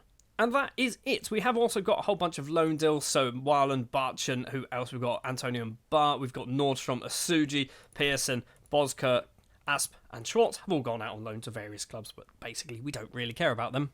And I'm not sure whether there are any names here that are kind of worth looking at. I think this guy might have played a couple of times, maybe not, but they've all been released at the end of their contract. In the Swedish Cup, we did not make it to the final. However, we did get past the group stage, winning twice against Stockholm and GAIS, but then drawing with Elfsborg. In the quarterfinal, we lose to BK Häcken, and that's basically where we finished that one. We're not going to win the Swedish Cup again with Helsingborg. We've won it twice, so that's good enough. It does mean now that we only have to focus on the Swedish Premier Division. Obviously, Champions League will kick in halfway through the season as well, but we're not there at the moment. So, tactically, I'm not going to lock in anybody this season. However, if we have a quick look at our best 11, this is what they believe is our best 11. So, Solvol will be our number 1 goalkeeper. We've got Costa, we know, will be our left back. We've got Henrik Bergman, who I said a few seasons ago that he kind of didn't get into the starting 11 because of, I think it was Rudy Usman was kicking him out. Bergman can now get in there and is turning into a very good player. We've got Cedar Sholid, who is also a very good defender. Daniel Gabriel, the Nigerian international, is getting a lot of game time now, which is good to see. We've got Ackerman still at the club, 30 years of age, still getting lots of football by the looks of it. And Mbassi, 23-year-old Cameroonian international, he's good. I like Mbassi. We've also got Mikey Moore on the left. We've got on the right-hand side is Victor Gomez, the 24-year-old Colombian, who I'm not convinced he's any good. Okay, we spent a lot of money on him. We spent £3 million on him. It was probably too much money, but he's there. We've also got Petrov, he's good. He's just very good. He's basically a big upgrade on Lundberg, who we had in the first few seasons. And then Marcos Leonardo leading the line. Obviously, last season we had the guy from Porto or Benfica. Now, this season, it is going to be Marcos Leonardo most likely playing every game up front. I think we've got a pretty strong side here. We've also got players like Bergvall. He's very good. He's not good enough to get in the best 11. We've got Lewis Hall, he's weird. I'm not sure if he's good or not, but he seems to score a lot of goals from penalties. That's fine with me. We've got Fagioli, we know. We've got Voican as well, who's also a very good young defender. We've got lots and lots of very good players. Pineda, who we brought into the club, isn't good enough to get into the starting 11. I think this team is very strong. It's also very big. Ignore the fact that we've probably got about 15 too many players in our squad. Most of them will get dropped down to the reserves. So then let's jump forward to the midway point of the season, see how well things have started in the league. And hopefully we're at the top of the table. That's what we need to be doing. We need to be winning the league, and hopefully that is what we're going to do. Well, it's not started particularly well, has it? We are currently third place. We are 5 points behind Malmo. We've lost 4 matches. Djurgården, Sirius, Landskrona and Norrköping we have lost. We've drawn with Häcken and then 10 wins, including a win against Malmo. So, I mean, the fact that the 2 teams ahead of us we haven't lost against shows that we are losing against teams we really should not be losing against. I believe it's Sirius. Sirius are down there 11th. They're the team that we should not have lost to. If we won that game, it would suddenly look a lot nicer. This looks like a 3-horse race at the moment for the title. Unfortunately, we are third. But Marcos Leonardo has scored 13 goals so far and is now out with a hip injury. That's annoying. He's had it for a month as well, so he's missed a few matches. But he's currently top goal scorer in the league. We need to get him back, get him fit again, and then maybe we can turn things around. A bit of transfer business has also taken place already. Stephen McAllister, the Northern Irish international, basically wasn't getting any game time now. He dropped to our 3rd place right winger. He's been moved over to Apoel in Cyprus, I believe, for about £50,000. Yeah, £45,000. Didn't really play after maybe a season or 2. And for the rest of this transfer window, we've still got £8.8 million to spend. We're only halfway through our wage budget. We've got £300,000 a week of wage budget to spend if we want to. I don't want to spend it because if we're leaving at the end of this season, I want to leave this club in a really good financial position. So whoever takes over can then ruin it. I don't want to be the one to ruin it and just break them completely. Whoever comes in can spend £50,000 a week on a good striker, £50,000 a week on a new right back, things like that. And it's not going to kill the club. Whereas if I do that, they then don't have that kind of wiggle room to spend any more money. I say those words out loud now. Watch me go forward to the 1st of September and see how much money of that 8 million I've spent. Although we're not going to go forward just yet. I'm going to have a look at the coefficients. So 13th place last season. Did we drop down? We did drop down, I think. We've dropped down from possibly 11th down to 13th place. Not good. Definitely not good. So we need to have a very good season this year in Europe to basically rectify that. We are losing a 7.25, so we're losing a low number. If we can get an 11 or a 12, that's actually very good. That's actually very good because right now we're going to move up to 11th place without any points on the board. If we do some really good point scoring, we could move up to 10th. It is certainly possible that we could move up to 10th place. Right, let's go forward and find out how well things have gone over through the summer transfer window and watch me spend £8.8 million on players we don't need. Now, technically, our transfer budget has kind of gone up a little bit. Our wage budget has gone down, or our spending has increased, but I have spent possibly too much money. I think I've spent about £6 million. And I think I've brought in 5 players in total. Tomoya Matsumoto is the first one, an 18-year-old Japanese goalkeeper signed from Fukuoka for £600, possibly going up to £625,000. He's going to sit in the reserves. He's basically one for the future. I wanted to make sure that whoever takes over has some decent youth players as well to kind of make better, feed into the first team, things like that. So yeah, Matsumoto is one of those. And then we've kind of gone a bit mad, okay? We've kind of gone a bit mad. For £2.3 million, we've signed Germano, a 21-year-old Brazilian right-winger and right-back from VIL. He's cost a lot, but I think he's good at football. I kind of, in my head, I went, I don't want to spend too much money, but also, if I can spend the right money on the right people, this could help. So Germano is in. Another player who has joined the club, this time on a free transfer, is Rui Mauricio, a 24-year-old Portuguese midfielder, signed formerly of Gil Vicente. He was out of contract. We've picked him up, and I think he's a very, very good footballer. He's 6'4", so he's a big lad. He's obviously going to sit in that defensive midfield role in our formation, but whoever takes over might need a central midfielder. Mauricio could be perfect for that. We've also spent £3 million on Vladimir Nedeljkovic, who has joined from Partizan. And I think he's very good. He's only 23. He doesn't really fit the formation unless we put him in that attacking midfield role, which arguably maybe that's where he needs to play. So Nedeljkovic has joined from Partizan, like I said. He's played a fair few matches of football over the last few years. £3 million is good for a 23-year-old Serbian international. We've got one more player. And that is Milos Kerkez, the 28-year-old, or now 28-year-old Hungarian international, real life playing for Bournemouth. In this save, we brought him on a free transfer from Derby County. He moved from Bournemouth to Derby for free, who then got relegated, so he's playing in League One. For a player of this quality to play in League One football is ridiculous. The fact that we've managed to bring him into our Helsingborg side as well is also ridiculous. The problem we have with Kerkez is I've said to him, I think you can see it here, maybe not, I said, I'm going to play you as a left back. We're not. We're going to be playing you as a right back. And that's because Costa will be playing as our left back. We're going to be playing Kerkez as our right back. I was kind of toying with the idea of maybe Costa plays on the right, but he can't play on the right, whereas Kerkez can actually play on the right. So I think it's probably the right thing to do. We obviously didn't just buy players, we did sell a fair amount of people as well. Stephen McAllister, we've already mentioned. Kalle Olsen, who was our number one goalkeeper for a lot of seasons, has left, signing for AIK. Now at 34 years of age, I think it was time for him to move on. Hagland has moved on a free transfer. We've sold for £1.7 million. Henrik Bergman has moved over to Newcastle. This is also why we need to be playing Kerkez as a right back, because our number one right back has left and is now worth possibly up to £58 million. Steve Russell has moved over to Borussia Dortmund, a player that I brought because he was part Swedish and part Danish. I brought him in, I loaned him out, and then Dortmund went, we'll take him. Fair enough. Dennis Ali has also moved over to Djurgårdens for just under £1 million. He's not getting the game time, basically. He was getting frustrated he wasn't playing. I've moved him on, I've kept him in Sweden, which was a big part of this deal.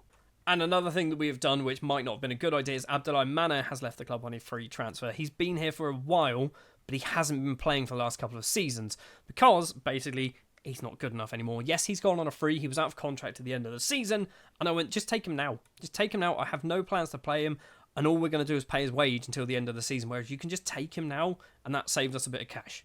And I think that is it. We've also got, obviously, a fair few loan deals. Gutierrez going on loan is actually quite a big deal. Hopefully getting some game time for Kalmar in the Premier Division. Anything else worth mentioning? Maximovic, maybe? No, I don't know why I thought Maximovic might have been an important one to look at.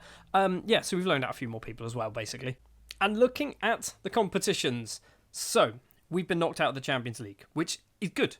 We did well as well. We actually managed to get all the way to the playoff and then lost against Hoffenheim. So we beat Fenerbahce 7-3 on aggregate. We beat Celtic 9-1 on aggregate. We did beat them 9-0 at home as well, which was hilarious. I believe that is actually where we started. Yeah, we started off against Celtic, lost the first leg somehow, and then absolutely destroyed them in the second leg. Bergvall with a hat-trick, Mikey Moore also with a hat-trick in this one.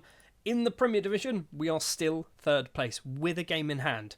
So we have a chance to close the gap. We'll be on 47 if we win that game in hand. Just 2 points behind Malmo, 1 point behind BK Häcken.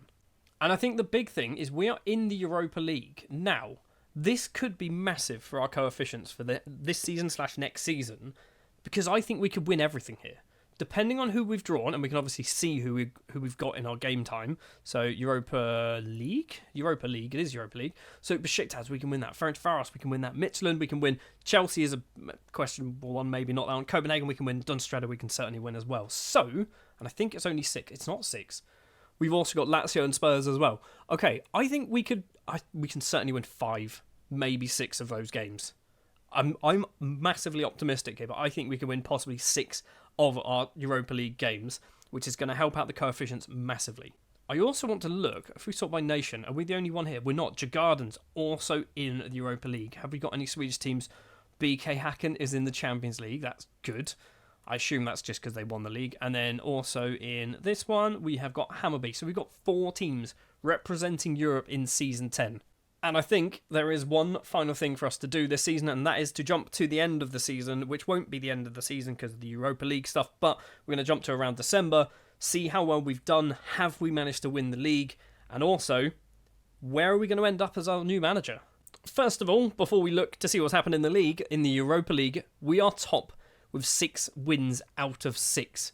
We have beaten Dunström, Copenhagen, we beat Chelsea 2-1, we beat FC Midtjylland, we beat Ferencváros and Besiktas. Yes, we didn't keep a clean sheet at all, but we are guaranteed to qualify for the playoffs. We've obviously got 2 more matches to play, which we will not be in charge of, by the way. We're going to resign today, technically, so we're not going to be in charge of those 2 matches. Whoever takes over will have to kind of basically do well, I guess, to see how well things progress in the Europa League for us. I want to have a quick look, actually, in the Champions League. BK Häcken are 22nd, 2 wins, Olympiacos and PSV, and a draw against Slavia Prague. That is good. If we then drop down to the Europa Conference League, who have we got? I should probably remember the name. It's one. Is it one team? It's 2 teams, isn't it, in this one? It's not. It's 1 team, and it's Hammarby, and they're down in 29th with just 3 draws. Karabag, Gil Vicente, and Puskas. I think there's actually 2 teams in the Europa League. It is. It's Djurgården's in the 8th. They've got 4 wins as well. They've also beaten Ferencváros and Midtjylland and Lazio, a team that we have also got to play. They've drawn with Spurs, another team that we have to play, and they did lose against Basel, which is fair enough. All in all, this is a good European campaign for Sweden. And it's also a superb end to our time in charge of Helsingborg. We have won the Swedish Premier Division for the 2nd time. Did we just win everything? Did we not drop any points or not lose any matches? So, yeah, we literally drew a couple of matches there in September and then won everything apart from a draw against BK Häcken towards the end. In fact, the last game of the season was a 0-0 draw. If we lost that, we would have finished 2nd. A 0-0 draw won us the league at home. Amazing. So I guess that brings our time in Helsingborg to a close. We're going to very briefly have a look at the overview. So we took in charge here. So in our 10 seasons, we got promoted in the first season, and then we basically just did all right, didn't we? We had a couple of bad seasons, but 2nd place quite consistently. In fact, 1, 2, 3, 4, 5 times out of 9 seasons in the Premier Division, we've finished 2nd place. We've also won the league twice. Should have won it more, shouldn't we? We've also got a new stadium, hopefully on the way. The estimated cost is 44.77 million, with 7.14 million more still needed. They're trying to get funding. Okay, fair enough. So there should be a new stadium being built in the near future, which obviously we won't be in charge of, but we will play there, in theory, in our next club. And just having a look, obviously we want to be in charge of arguably a Premier Division side. So if we go to filters, I know we're not going to be doing this at the moment, but if we go to filters, we've got Djurgårdens and we've got Hammarby are struggling. So Hammarby would be good. I'd like Hammarby. Djurgårdens not so much because they're already a pretty decent and established side. Djurgårdens, I feel like, could do with a bit of work. The other option is, however, if Hammarby, let's say, get rid of their manager and we drop down, and then we see here somebody else, maybe from this division, their manager gets promoted. Let's say the Elfsborg manager moves up, or maybe someone else, like the Kalmar manager moves over to Hammarby, or whatever. Something like that could happen, and then that basically opens more opportunities for a different team in the Premier Division. I want to be in the Premier Division. I'm not saying I'm not going to drop down a league, but I want to be in the Premier Division. And I think with that then, we will resign at midnight as well, apparently. We're going to resign. We're going to say, yes, I leave. I want to go. Got no intention of changing my mind. Thank you very much. Incredibly disappointed. You'll be missed. And we are no longer in charge of Hammarby. In fact, we were never in charge of Hammarby. We're no longer in charge of Helsingborgs. Maybe we will be in charge of Hammarby when we go forward to find out who we take over in a second. Let's see who it's going to be. It is the 9th of February 2023, and technically the next season, Season 11, has begun, but we are just going to finish this off here. We are in charge of Mjällby, a team who last season got themselves promoted from the First Division Elite as champions. And basically what I said was likely to happen did happen. So their manager, if we can have a look, find managers, it was Fredrik Samuelsson left. He went to Värnamo. I believe the Värnamo manager went somewhere else. I think he possibly went to Hammarby. He went to Helsingborg. There you go. He took over from me. So Tor Ole Skullerud has moved over to Helsingborg. He took over from me, which meant the Värnamo job was available, which meant the Mjällby manager moved over to Värnamo, and we then stepped in at Mjällby. And whilst we're looking at Skullerud, we will take a look to see how well Helsingborg have done in the Europa League. They lost against Spurs and they drew with Lazio, but they have... Where are they? They finished 4th. Okay, they have finished 4th. Djurgården's finished 12th. So, they are still in the Europa League. Kind of annoying, because I feel like if we were in charge, we could go real far in this competition, but obviously we are not anymore. We're in charge of Mjällby. A Mjällby side, by the way, which is £1 million in debt and does not have a huge amount of wage budget or transfer budget to spend. This is most certainly going to be a rebuild for a couple of years before we can start actually trying to get into Europe consistently and actually making ourselves a team that can challenge for the Swedish Premier Division. What I will say is I'm not committed to being at Mjällby for 10 seasons. This might just be 5 years. I might get them good enough and then jump ship to another team who are kind of closer to where I want to be to help build this nation. So for season 11, we will be in charge of a very broke and a very poor Mjällby, but that is going to do it for our time at Helsingborg. So in 10 seasons at Helsingborg, we have managed to move them up to basically one of the best, if not the best team in Swedish football right now. We have taken them from the first division, getting them promoted, winning the league twice, and now we have left to join our new club, which is Mjällby AIF, a team who last season were in the second division.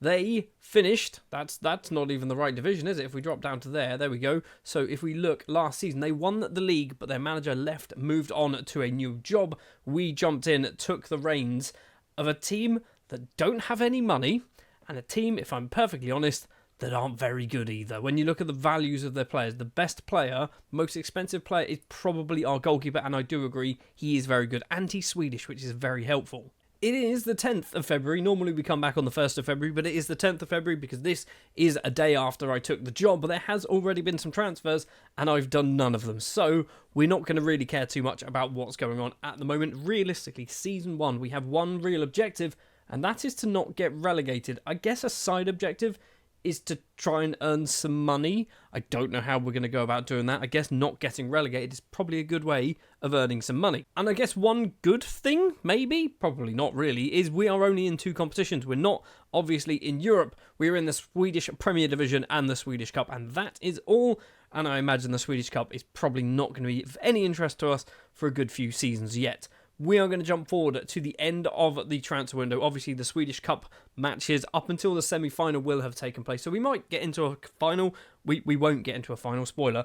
But we should hopefully have done a fair amount of transfer business. And then I can kind of go through the squad of what we've got for Season 1. I'm not going to go through all the players individually because basically we're probably going to do that in just a second as we take a look at the squad, but we have spent £175,000.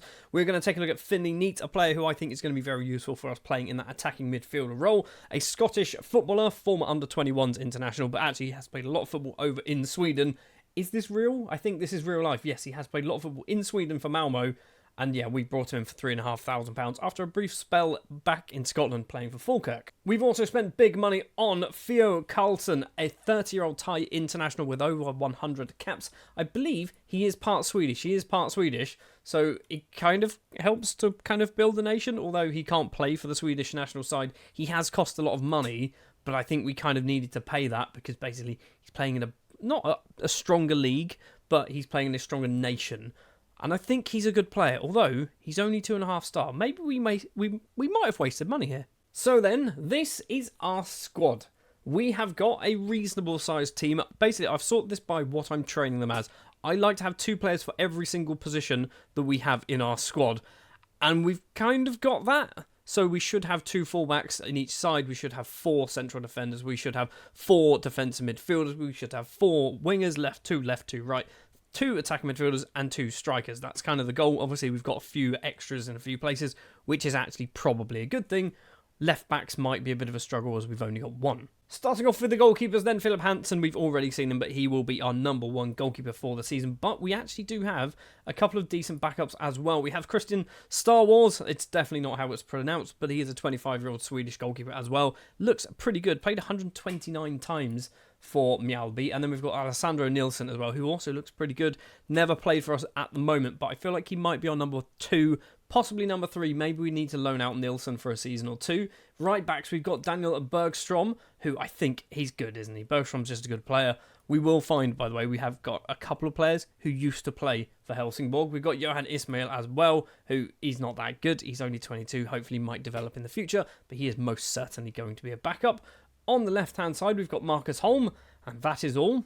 Yep, we've got players who can play left-back, but we haven't got players who are dedicated as left-backs, and arguably Marcus Holm isn't a very good left-back either, but I tried to find left-backs, I couldn't find any left-backs. Central defence, we've already mentioned Carlson, so he is one of our central defenders. We've got Lucas Forsberg, a new signing over the summer, I believe over the summer, maybe it wasn't actually. Why am I thinking I signed this guy? We didn't sign this guy, he was already at the club, 29 years of age, he's technically a fullback. So maybe he might be our left back, but I think he's just better suited to be a centre back at 6'1", although he does have 5 heading. Maybe he's not a centre back. Andre Alvarez Perez is certainly a player that I did sign. He's come in, a 28-year-old defender, Swedish under-20 international, former Swedish under-20 international. I'm not convinced he's necessarily a very good centre-back, but he's kind of here to make up the numbers. We have to remember, we're not comparing us to Helsingborg, we're comparing us to the worst teams in the league right now. We are miles behind Helsingborg. Philip Lundberg is another example of a player who is not good enough for us, and in fact, I've stuck him on the unwanted list. I don't really need him in my team anymore, because I think he's probably the worst defender that we got, but nobody took him. We've got Daniel Skoglund as well, who is good. I like Skoglund. I think he's probably our best central defender. I love those mental numbers. He's got some decent mental numbers going on there. And then we've got Ludwig Bordenas. This is the guy that I signed. Bordenas, it looks very, very good. Brought in from Hammarby, who he only signed for Hammarby last season on a free transfer. We've picked him up for £58,000. I think Bordenas is good, okay? We've got some good defenders. I think we're in a reasonable position when it comes to goalkeeper, centre-backs as well. Defensive midfielders, 6 of them in total. No, not 6. We've got, 4? That's how numbers work. We've got 4 in total. We've got Sadiku, a Kosovan international. He's apparently good. He's 3.5 star. This shows the quality of our side when this is 3.5 star. We've also got Ake Anderson, who technically could be an attacking midfielder, but obviously we are going to be kind of deploying him a lot further back in that defensive midfield role. He is probably our best kind of defensive midfielder. He did join in the summer as well on a free transfer, which I think is a very sensible bit of business. Another summer signing is Emil Solomonson, who might be a centre-back, might be a defensive midfielder. I'm going to play him as a defensive midfielder because he can't header, but he's technically better at headering than the other guy who I say is going to be a centre-back. So he joined in the summer. Not going to see a huge amount from Solomonson this season, but he's still only 23, got plenty of time to develop. And Andreas Peterson, who is a 20-year-old under-18s international. He's been with the club since he joined the game. He's all right. He's not amazing. Realistically, I would love to loan him out. I've got him on the loan list. I don't think he's going to go anywhere for a year or two. Onto the wings, we've got Philip Poulsen, a summer signing formerly of Norrköping. Never really played for them, played just 1 match. He's basically coming in to be a rotation player. However, our other right winger is Antonio Mbar. Yes, we've signed him from Helsingborg. He got released. His contract expired. I think we did. Don't you think we signed him from Helsingborg? Oh, we did. He spent lots of time out on loan. And of course we brought him in because I do this. Every time I do like a bit of a journeyman save, I'll always buy the same player for a team. So Antonio Mbar might join the 3rd team that we manage in Sweden as well. On the opposite flank, although technically can also play on the right-hand side, is Robin Zabek, who is a 31-year-old Swedish footballer who's good. I like him. I think he's probably, maybe might be our best player, okay? Zabek, I think, is our best player. Adrian Bengston is also a pretty good footballer, apparently. 4-star current ability, although I feel like a lot of his sort of physical numbers are doing heavy lifting when it comes to his ability. When it comes to his actual ability, he can't finish, which we'll be playing an inside forward on attack. He can't finish, he's got no long shots, he can't really pass, and his dribbling's pretty poor. He's not very good for the role, but he's going to be a backup, it's fine. Into the attacking midfield roles, Finney Neat, we've already mentioned, obviously new signing in the summer. I think he might be playing a fair amount of football, maybe anywhere across the front 3, sort of left wing, right wing, or maybe even in the middle as well. And I'm not convinced he's going to be one of our main central midfielders because Dahlqvist, 31 years of age, he's very good, but he can also play along the front. He can actually play anywhere pretty much on the pitch, apart from goalkeeper and centre-back. And we've also got Marvin Cabella. Now, this is a strange one for me. I think Cabella is good. The problem is he's getting paid £900 a week. He's not one of our highest earners, I don't think, but he's earning far too much money for what is essentially a third-choice attacking midfielder. So Kabaya has been transfer listed, no luck yet selling him. Obviously, I might try and loan him out, possibly. That might be a thing that we do kind of in the summer transfer window instead. And up front, similar situation with Yekla, a player who I just don't think he's going to be good enough to play for us. He's now 25 years of age. He's transfer listed, nobody wants him, but he is our third-choice striker. Our second choice striker, and technically one for the future, I believe, is Nicholas Skold, 22 years of age. Very good looking striker, I think. 14 goals for Mjällby so far in 51 appearances. Will be getting a lot of game time off the bench. He's 6'4". He's a big lad. Problem is, technically, he's rubbish. And a similar situation, actually, is Linus Karlstrand. He's a big lad. He's only 6'2", but physically and mentally pretty good. Technically not amazing, 11s and 10s and sort of 9s and 8s all over the place, but he's going to be our main striker, I think, for the season. So far, he has scored 3 goals in the Swedish Cup in 4 appearances, and if you can kind of work that out, he's our best striker. We've only played 4 times in the Swedish Cup. It means we probably haven't got much further than the knockout round. But that is our squad for the season.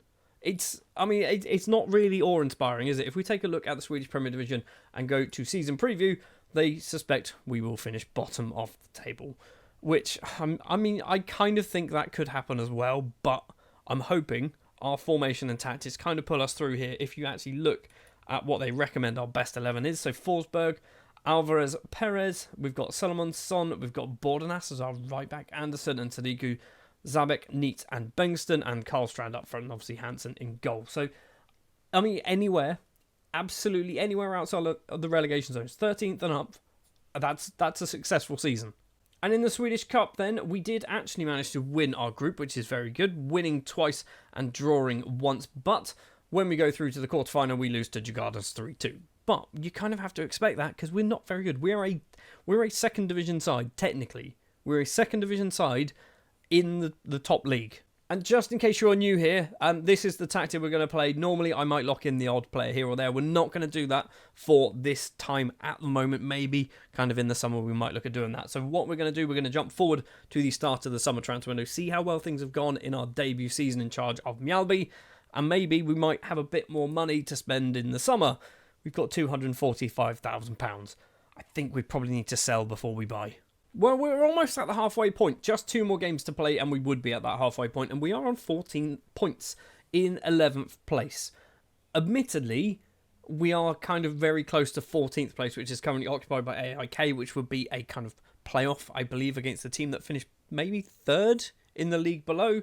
But right now, if this season finished right here, I would be very happy with this. Helsingborg, our former team, obviously, currently in 6th place. Their goal difference is very good, but they are losing some games, losing to Malmö, Gothenburg, and Brommosjopakana. Still don't know. Not a clue how to say it. Obviously, the transfer window has opened. We haven't done any business just yet. I am looking around to see if we can kind of pick up some bargains. Obviously, when we hit sort of July, players from most of Europe are available on free transfers because this is when their contracts expire. We can't really get too many in the start of the season, but when we get to the midway point, that's where we can pick up some real bargains. And by bargains, I mean players who literally cost us only wages. Also, I'm nearly 39 years of age and this name makes me laugh, okay? Leave me alone. One thing I didn't actually mention is our facilities. Obviously, being a building a nation save, we want to try and produce the best Swedish footballers. I don't think we're going to do that at Mjällby, but in my goal in the next 5 to 10 seasons, I don't know how long we're going to be at Mjällby, but I'm going to say 5 seasons as a minimum, 10 seasons as a maximum. I want to improve the facilities. And I don't think we're going to do it within the first couple of years because we're not going to have any money. So, this is the current state of affairs. Training is good, youth facilities is average, junior coaching is adequate, and youth recruitment is average. So we're going to have to be asking the board at the end of this season, most likely, can we get some improvements on that? Because right now, that's pretty bad. Anyway, the transfer window is open. We have got a little bit more money than what we did have. We've got now £250,000 to spend. It's not going to go very far, but we're going to see what we can do. And in a nice, seamless transition, we are looking at our finances with a transfer budget of £969. So we have spent a fair amount of money, and our wage budget is also maxed out. So what have we done? First of all, we've sold Dennis Bengston, who I believe I might have mentioned. I think he was actually in our team, but he's been sold for a little bit of money. Technically, this actually happened at the end of March, but yeah, for some reason, didn't mention it to you. We've also sold Victor Mustafa for about £18,000, and Marvin Kabaya has gone out on loan to Norby, and they're paying a little bit of money. We've brought in 3 new players, and one of them is a familiar face. And that is Kim Lundberg from Helsingborg. Basically, when we left, the new manager came in and basically went, I'm not going to play you. So I went, I'll take you. And I said, how much do you want for him? £6,000. It's £6,000 is absolute peanuts. We've got ourselves a very good attacking midfielder, a Swedish attacking midfielder as well, a player who we know, and he does well, has done well for Helsingborg, scoring nearly 50 goals in 170 appearances. So Kim Lundberg, this is a good signing. We've also brought in 2 more players. Valery Frolkin is a Russian who has signed from Rotor, and I brought him in because I wanted him to be this attacking midfielder, and then we bought Kim Lundberg afterwards. So Frolkin, I'm not quite sure what I'm going to do with him. He's good. Maybe he becomes a striker. He can do that. He's got decent finishing. I think we've got a good player. Obviously, he's still young. He's only cost £67,000. We've got a good footballer, plenty of potential. Also, current ability is pretty good as well. I feel like we didn't need to do this if I knew I could have got Lundberg. But anyway, he's in the club, and we brought in 1 more player, and he's cost £250,000. And it is Nigerian under-20s international Arinze Giwa, who has been signed from Sunshine Stars. Like I said, £250,000. It's a lot of money, but we needed a left back, and he's kind of got the benefit on his side that he's hopefully got potential. I don't know whether he does have potential, but everyone seemed to think he's got potential. The coach summary as well says he's 3.5-star current ability, 4.5-star potential ability. So Giwa is in, and Giwa is going to be getting a lot of game time. He's already played 8 times for us. So just looking at the squad again, we've had a bit of kind of some changes have gone on. Obviously, players have gone out on loan and things like that. But we've now got ourselves 2 fullbacks. Marcus Holm and Arinze Giwa are both in at fullback. I mean, if we sort by wage, the new signings that I made are they're getting paid a lot of money. They're getting paid a lot of money, aren't they? I might be ruining the club financially, but the ultimate goal here is we need to kind of spend the money to make money. We're doing what Leeds did. Hopefully we're going to do it successfully. And so far it is kind of going successfully. We are up to 9th place in the table. Our goal difference is -8, which, everyone else around us is either 0 or in the positives. But we are mid-table. We are mid-table in the Swedish Premier Division, where we were expected to finish bottom of the table. We are going to jump forward to the end of the season to see how well things have gone on. I'm hoping we have performed well enough that we're not in a relegation scrap, and we should be safe for a Season 2 with Mjällby in the Swedish Premier Division. We missed out on European football on goal difference. What's happened? We finished 6th place. Helsingborg finishing 3rd place, BK Häcken actually winning the league this time around, but we have finished in 6th place in our debut season. We had a bit of a rough patch in sort of June, July, August time. June, but didn't play any matches in June. In May, we were pretty bad. In fact, we were pretty bad. For the first half of the season, we weren't good. In the second half, we kind of came together and won most matches by the looks of it. And it looks like the standout performer is Linus Karlstrand, scoring 10 goals in the league in 29 appearances. He's kind of the only one really doing it. It says 13 there because he scored some goals in the Swedish Cup from last season. We've also got Nicholas Skold, who scored 9, only started 6. I feel like he needs to get more game time, but obviously with Karlstrand here, Skold isn't going to get it. We've also got Dahlqvist scoring 9, getting 2 assists. He's also out of contract, by the way. A lot of players end up coming out of contract quite quickly because for some reason they only want to offer them 2-year deals, and I don't know why. And I keep doing it as well. Okay, I'm partially to blame for this, but I keep offering people short contracts, and then their contracts expire, and I kind of forget, and they just leave the club. Like Kabaya, I don't really want him. Do I want it? I do want him to leave. I want him to leave. I keep saying I don't want him, but I feel like he doesn't need to be here. Looking at assists as well, so Bergstrom has actually performed very well, getting 10 assists in all competitions. Giwa, who only played half a season, getting 5 assists as well. Zabek, who I'm assuming played pretty much anywhere along the front 3 there, getting 6 goals and 7 assists. So I think we've done very well. We've had a very good season. What does it mean financially? Not a lot, in fact. We are still in debt. We have leapt from -2 million to -227,000. We've got £160,000 to spend next season. We need to sell somebody, and I don't want to do it. We've not got... I mean, Frolkin's worth a fair amount of money. Giwa's worth some money. Karlstrand is worth some money. Nilsson's Hansen's worth some money. So we've got some people who are worth a bit of money, but I don't really want to sell them because they're our best players. I'd rather pick up some youth player. I mean, arguably Gira. This could be a prime example. So Gira's a player that we bought for £250,000, and if we sell him now for £2 million, I'd be okay with that because we can reinvest that £2 million.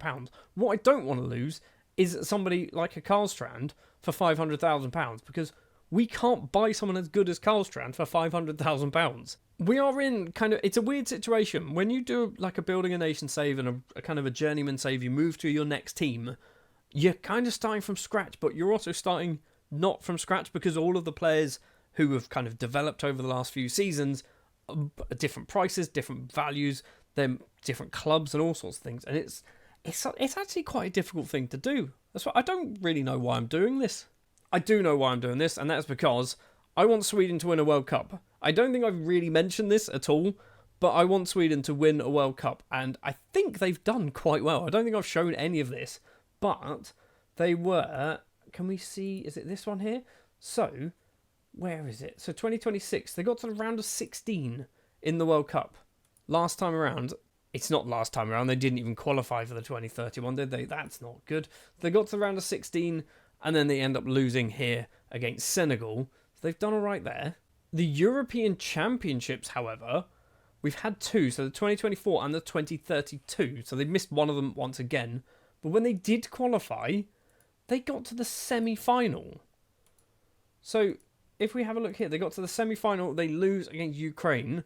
They weren't in this one for some reason. And then in this one here, they lose against Norway, which is a bit ridiculous, actually. A Portugal-Norway final. Fair enough. I don't think anyone expected that to happen. So anyway, that is Season 1 or Season 11 of our Building a Nation save with Mjällby complete. We have made massive strides. However, financially, we are still not in a good way. We're going to have to do a bit more rebuilding over the winter transfer window to see what we can do. We're going to have to trim down our wages because we are over our wage budget, which is not good. And we need to get some money back in the club. So hopefully we can try and find some players that we can shift on for a bit of cash. Maybe we've got some clauses we can sell as well. With our first season with Mjällby in the bag, we have retained our place in the Swedish Premier Division. Season 2 or Season 12 of this Building a Nation save has to be more of the same. And I realistically think Europe has to be the target, which sounds ridiculous. A team that were not even in this division a season ago, and we are now looking to hopefully qualify for a European competition for our third season in charge. And we've got £21,000 to do it with. We have spent some of our wages and our transfer budget, and by some, all of it. In fact, we've spent more of our wages than we realistically should have done, but we've brought in some good players already on the 1st of February. We have gone to Chile, and we have signed 2 players from U Española, and that is Humberto Riveros, the 22-year-old Chilean under-20 international, can play left wing, right wing, or as a striker. Coming in on a free transfer, he is one for the future. I think he should, I think he should be good enough to play for us, but I was hoping he would be better. 2-star current ability is not good enough. And the other player that we have signed is Hamlet Lecourt, who is a 22-year-old under-23 international from Chile, signed from the same team, Española. And I don't know whether we needed to do this, but the plan here was this buys us an option to sell our best goalkeeper because we now have a replacement made. It might not work out because we might end up having 2 first-choice goalkeepers in the squad, but we've done it. We've made that decision. And we've also spent £185,000 on a Danish under-21 international in the shape of Niklas Olsen, signed from Landskrona, and I think he's just good. I brought him in because of versatility. He can play as that defensive midfielder, but he can also play as a centre-back as well. He has cost us all of our money. We've also managed to sell this man on a free transfer. Speaking of free transfers as well, I don't think there's anyone really of interest. Philip Ljungberg has left on a free. Ismail has left. Philip Poulsen has left. Reece Lally has also left. And Diego Lagos have all left on free transfers. I think for the most part, they were all out on loan last year. So looking at the competitions, there is this strange competition in the middle called Money. Now, I had a plan, and that was to basically make money by kind of not cheating. It's not cheating, it's gaming the game, okay? We set up a tournament with a bunch of good teams from across Europe and made it a league. And basically, the way you can make money from this is when Standard play CSKA Sofia, we get all the ticket prices for that. And what stupid thing happened, I don't know why, all of the matches were televised, so we got a bit of money for that. But if we look at our finances, so I think we have to look at income for last month, we managed to pick up TV revenue of 156,000 for a fictional competition, gate receipts as well of nearly 200,000, and that is basically money that we would not have got. Last season, we did not get any money for this competition because it did not exist. We picked up £1.5 million through TV revenue for everything else. We're now going to get just a little bit more, which I think is helpful. Anyway, what we've got to do then, we've got to jump forward to around the end of March. The transfer window will have closed. We will have hopefully done some more transfer business. I'm not quite sure how. I'm going to have to kind of channel my inner Harry Redknapp and see whether we can get ourselves some bargains. But we're going to try our best to get some new players into the club. And we have managed to do that. 3 new players have joined. We've got rid of a few players as well. Ali Nielsen is one of them. He's gone for the most amount of money that we managed to get, which is £18,250. And Fisnik Nilsson has left to go to Christian Sand, and he's gone for not a lot, £1,600. Joining the club then is a Brazilian called Juliano Raff, who is very, very good, 19 years of age. He's going to obviously be a defensive midfielder. Probably going to have to lock this guy in because I feel like he's not going to play there unless we tell them to, because he's not natural as a defensive midfielder, but he's coming on a free transfer. Theo Bergvall has also joined on a free transfer as well. He was formerly playing for Toronto FC. He is the brother, by the way, of Lucas Bergvall, who is still playing for Helsingborg at the moment. So we brought him in on a free transfer, partially because he's Swedish, but also he's a fullback, and we need fullbacks. And finally, for £2,400, we have signed Axel Hjulmarsson, who is a 25-year-old Swedish centre-back signed from Norby. He's come in for depth, basically. There's also a bunch of loan deals that have gone on. So Fan the Hung has gone out on loan. Alessandro Nilsson, who is one of our many goalkeepers, he's gone out on loan to Stockholm. We've got Antonio Mbar. He's carried on his life of constantly going out on loan to teams. He's absolutely rubbish. I don't know why I keep doing this to myself. And then a whole bunch of other players going out on loan deals, but nobody really of interest. So looking at the squad, sorting by role, we've got 3 goalkeepers. Star Wars doesn't have a contract. I'm tempted to not bother offering him one, because he's not going to go anywhere until somebody comes in for him. And if he's not getting any game time, why would anybody want to come in for him at all? I think looking at the roles that we've got a good spread. We've probably got slightly too many defensive midfielders. What was that? 6 defensive midfielders. But maybe that could come in handy because we will have that depth available for us. Juliano Raff will be the only player locked into the starting 11 because basically, like I said, if we don't do that, if we do this pick without restrictions, best 11, Raff isn't there. He's sat on the suspension position number 6. So we need to make sure that he is locked in for at least the first half of the season. And despite the fact that we finished 6th place last year, we are predicted to now finish 15th place. You would have thought they would have learned. Like, just maybe stick it a little bit higher. Who are our best 2 players that they recommend for this season? It's Ake Anderson and Frolkin, which, fair enough, they are pretty good footballers, aren't they? Helsingborg, obviously our former team, are predicted to win the league. I didn't check this, actually, and I feel like I should have done. I didn't check. So, this was obviously our last season in charge, and we finished there. How far did they get in the Europa League? So, 2 more league phases. They then beat Sporting, but then lost to Sporting. Okay, so, right, fair enough. They didn't do so well because they got knocked out, but still, they managed to get through. Fair enough. So, on the 29th of March then, we've got no transfer budget. We are well over our wage budget now, £6,000 a week over our wage budget, but the window has slammed shut. We now need to focus on winning some games. Oh yeah, and we almost got to the Swedish Cup final. We got knocked out in the semi-final against Gothenburg. It would have been Helsingborg, Mjällby in the final if we managed to do that. So my one former team and current team, but unfortunately Gothenburg were the team to step in the way. I have a sneaking suspicion we could be good enough to win the Swedish Cup at some point. All it takes is a bit of luck, and we could win it. Let's go forward to the midway point of the season and see how well things have gone on. I'd like to be top half. It's looking a little bit better than top half. We are in 5th place in the league. We're ahead of Helsingborg, who should be top of the table by a fair distance. We are 5th place in the table. 7 wins, just 1 draw, 4 defeats, positive goal difference. We're just 2 points behind Malmo. If we win 1 more game and they lose a game, we could be up into 2nd place. Djurgården's currently running away with it, but that's fair enough. I'm not really focusing on trying to win the league at the moment, but the fact that we are not too far away from 2nd place is filling me with a lot of confidence. Obviously, being the 7th of July, the transfer window is open. I'm not really convinced we can do too much. We're going to have to just go forward and see if there is anything we can do. I feel like if anyone's coming in, they're going to be on a free transfer, and we're probably going to have to sell some players to basically kind of fund. It's the wages right now. We are well over our wage budget. That's the problem. Let's go forward and find out.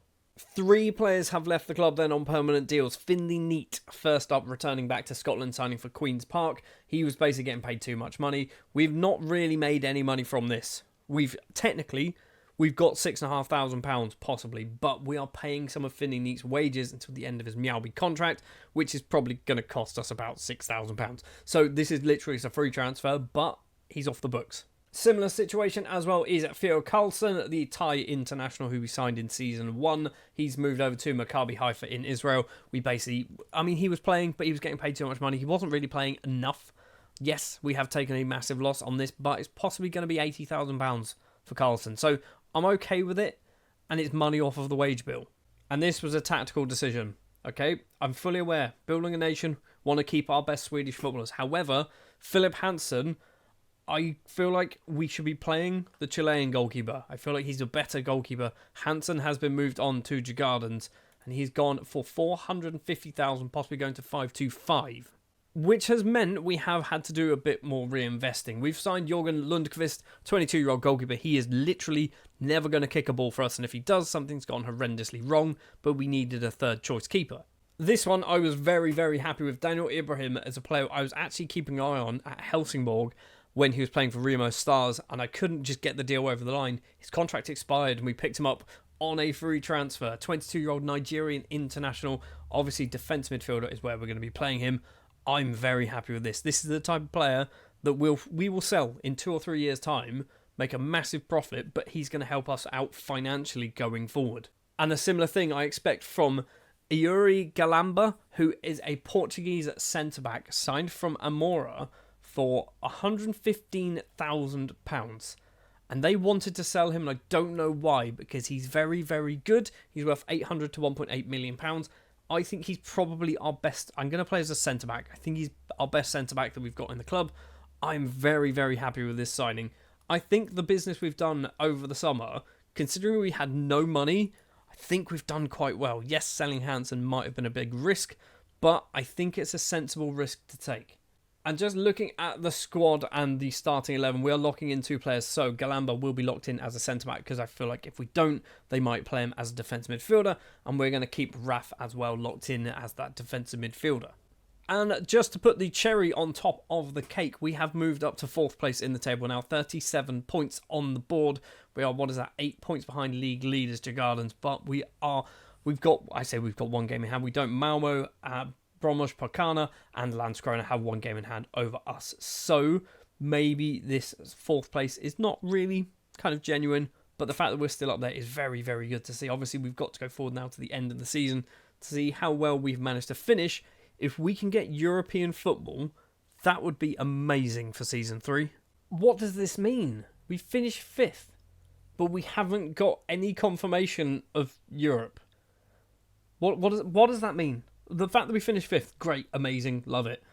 I feel like the Swedish Cup that has just kicked off will decide whether that is going to be a Europa Conference League position or whether the winner of the Swedish Cup will be in the Europa Conference League. So we have to kind of hope that one of these 4 teams or us win the Swedish Cup next season, I think. It might not be. That might not be the case at all, but I think that might be what we have to expect.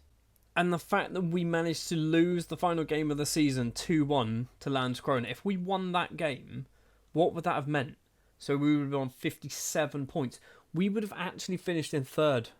If we won that final game, we would have finished in 3rd. Admittedly, the team that finished in 2nd were the team that beat us. But that is so close to being in the Europa League. I have also just realised we've actually finished higher than Helsingborg. How have we managed to do that? I mean, they're the best team in the league. They've got the best players. We kind of know this because we bought them all. But we've managed to beat them in the league table. Also, the top goal scorer is Juan Francisco, a player that I signed for Helsingborg and went, we're probably not going to play him enough, and sold him on a free transfer to Kalmar. And he is just Last 2 seasons, he's got 30 goals across 2 seasons. And he's decided to be Swedish. Amazing. Final thing I want to check then. So, club coefficients, we are 10th. We are 10th at the moment. We could be going higher as well. That is a big, big score from last season. Obviously, we weren't involved in European competitions. What does it mean in 10th place? So 10th place, we get a team directly in the Champions League. We also get a team directly in, I believe, the Europa League. Yeah, so a team goes straight into the Europa League there. If we go higher, I mean, arguably, is this the one? I mean, arguably 6th is where you want to be. 2 teams straight into the Champions League would be amazing. But 6th or 7th, we are not. I don't think we're too far away from that. Obviously, we don't really have a say at the moment. But the fact that we are still slowly climbing up the coefficients. Can we actually see? How do we find? Let's find the Champions League. I feel like we haven't won anything. Like, I'm not expecting to see like somebody from Sweden to win any of these competitions. But you never know. We can live and dream. Yeah, none of them at all. So the closest, I say the closest we've got, it's not the closest we've got at all.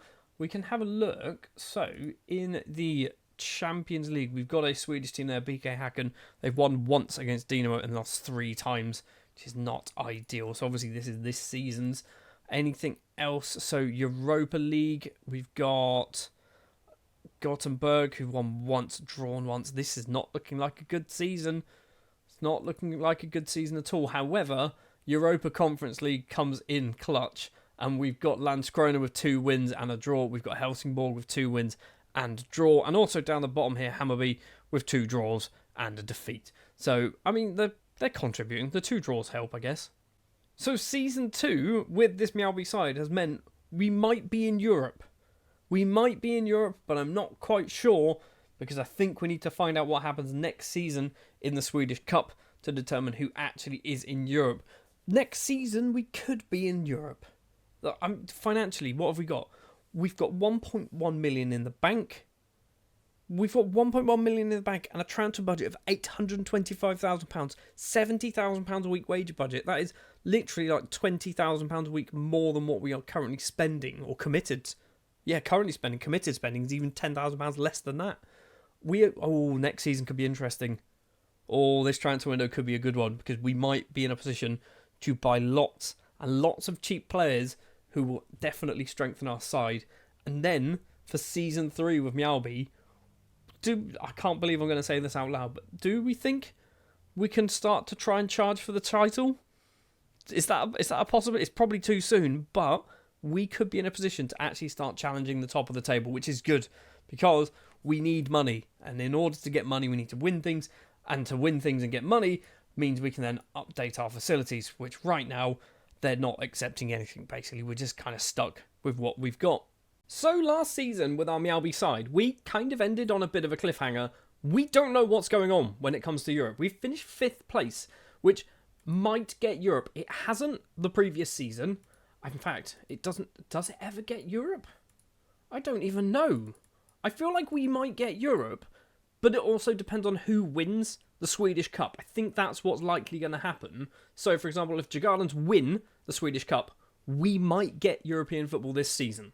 Or technically, we could also win the Swedish Cup, which for some reason we are 2nd place, but also going to qualify. I don't quite understand how that's a thing. Hammarby also in 2nd place, but going to qualify, and ourselves. Sure, why not? Obviously, being the 1st of February, we've got some transfer business to talk about. We've also got a lot of players leaving on free transfers. Some of them who have actually played quite a lot of football, like Sadiku, has left at the end of his contract and then decided to retire. We've also got Alvarez Perez, a player that we signed, just didn't really play him too much. He played 23 times. He is also left on a free transfer. So we've got rid of some players who were kind of on the fringes, sometimes in the starting 11. We've brought in 3 new players. And one of them will be a name that you will recognise. Hopefully you'll recognise from our days in Helsingborg. First of all, we have signed Chris Miller, a 24-year-old Northern Irish right winger, signed from Derry City. I wanted to bring him in last season, but basically he was out of contract at Derry City, never signed a new one, but I had to pay ridiculous amounts of compensation for him. And then eventually they just released him, so we picked him up on a free transfer. I think he's a good player. He's come in as a fringe. He might get a lot of football, you never know. We've also signed Austrian defender midfielder Marcus Strauss, I believe that's how we're going to say that, from SV Zams in Austria. Now, SV Zams are a team that I've never heard of, but they are a semi-professional side who have lots of players who are available on a free transfer. Frank Borna, for example, looks quite good at 21, doesn't he? David Effenberg looks quite good at 21. Leon Schmidt looked quite good at 21. Maybe we might be going back to Zams to pick up all three of those players because they're all pretty good. Strauss, by the way, is a defensive midfielder, and I think mentally, very, very good numbers. Physically, also not terrible. Technically, he's got some good numbers in some good places. He's going to be a bit of a rotation player. Maybe send him out on loan for a season. I think we've got, hopefully, a good one for the future. And one for now, and one for the past as well, is Gabor Molnar, the Serbian defender, signed from Helsingborg, who we actually signed initially from Vancouver, I believe. He has joined us for £190,000. We didn't sign him from Vancouver. We loaned him to Vancouver, apparently. I say we. I'm assuming it wasn't. I don't think we did that, did we? No, because we left in 2032. So we signed him in our final season, and now we've brought him from Mjällby, I believe, if that's how things work out. I think that's what's happened. So we've signed him for £190,000. He's going to be a very good player for us. Definitely good enough to start for us every single game, I believe. But that's the transfer business that we have done so far at the start of the season. Financially, we've still got a bit of money, £645,000 to spend. We've got around £20,000 a week wage budget if we want to dip into that as well. And just taking a quick look at our best 11, apparently, according to our assistant manager, David Cellini, have we got anyone else who's better? No, we don't at the moment. So we have basically got, I think we need possibly a centre-back, although Molnar we have obviously just signed. Maybe a defensive midfielder. We might need to look at strengthening there. We've got some very good options, like Daniel Ibrahim is a very good defensive midfielder, so maybe we don't need to worry too much about that. Left winger, possibly. Right winger, possibly. Arguably, I don't know what we need to do. We haven't got a huge amount of money, so maybe we just look at getting some decent youth players for the future and hopefully build up our little storage system of decent young players, loan them out to other teams in Sweden. Let's see how things go. We're going to jump forward then to the end of the start of the season transfer window, see what business we've managed to do. Two players have left the club on permanent deals. Andre Larsson Wagert is the first one he has left. He is signed for Obreo. I believe we sold him to Obreo. Yes, we loaned him out a couple of seasons. He's gone for £82,000. And for a whopping £800, we have sold Axel Hilmarsson. He has gone to Sirius, a player that we signed last season for £2,400. We've sold him for £800. Basically, he just wasn't playing, was he? He was getting annoyed. He wasn't playing. We've just decided, let's cut our losses, get rid of him. But at least we've kept him in Sweden. And that is it, basically. We've loaned out a couple more players, but we have not brought in anybody new. Andreas Peterson going on loan, a good player, going to Sundsvall. Hopefully, I think they're in the first division, maybe they are. They've dropped. They're not in the top division, they're in the second division. So Peterson hopefully going to get some football there. And Star Wars as well. He has gone to Vassarland, who are also in the second division. So hopefully going to get a bit of football playing for them as well. We've also loaned out Mba because, you know, why would he ever play for a club that he actually signed for? Let's send him out on loan. He's never going to get good, okay? This is now an experiment that I'm going to do. I'm just going to keep him until he inevitably retires and never plays a football match for us directly. I think he might have played a cup game once. Maybe. It doesn't look like he has. He's literally never played for a team that signed him, but he's played lots of games out on loan and he's still just awful at football. So yeah, it's been somewhat of a relatively uneventful summer, which means we do still have our transfer budget and our wage budget. In fact, we've got a little bit more money, obviously, in that because of the selling and basically freeing up some funds from the wages. From a competitions perspective, we still do not know what is going on. However, we are in the Swedish Cup final up against Helsingborg. Last season, I believe we got knocked out in the semi-final. This time around, we have made it to the final. We are playing our former team. It is two of my teams up against each other. So in a way, I'm kind of happy whoever wins. The fact that we're in the final says to me that we might be in Europe. Because, if I'm not mistaken, Helsingborg finished ahead of us last year, right? Helsingborg finished ahead of us. They didn't. They finished 6th. What happens here? I genuinely have no idea. It doesn't tell me. Next season, it's no idea either. I don't know what's going on. We still don't know whether we're in Europe or not. What we do know, obviously, we are in the Swedish Premier Division. We are predicted to finish 13th place, so just outside of a relegation scrap. Obviously, I don't want to be anywhere near a relegation scrap. I'm hoping to be 6 and above. That's kind of our goal because we have, I'm going to say it, we've qualified for Europe. We haven't. But because we've qualified for Europe, I've got very close to it. I think we should be able to do this every single season now with Mjällby from this point onwards.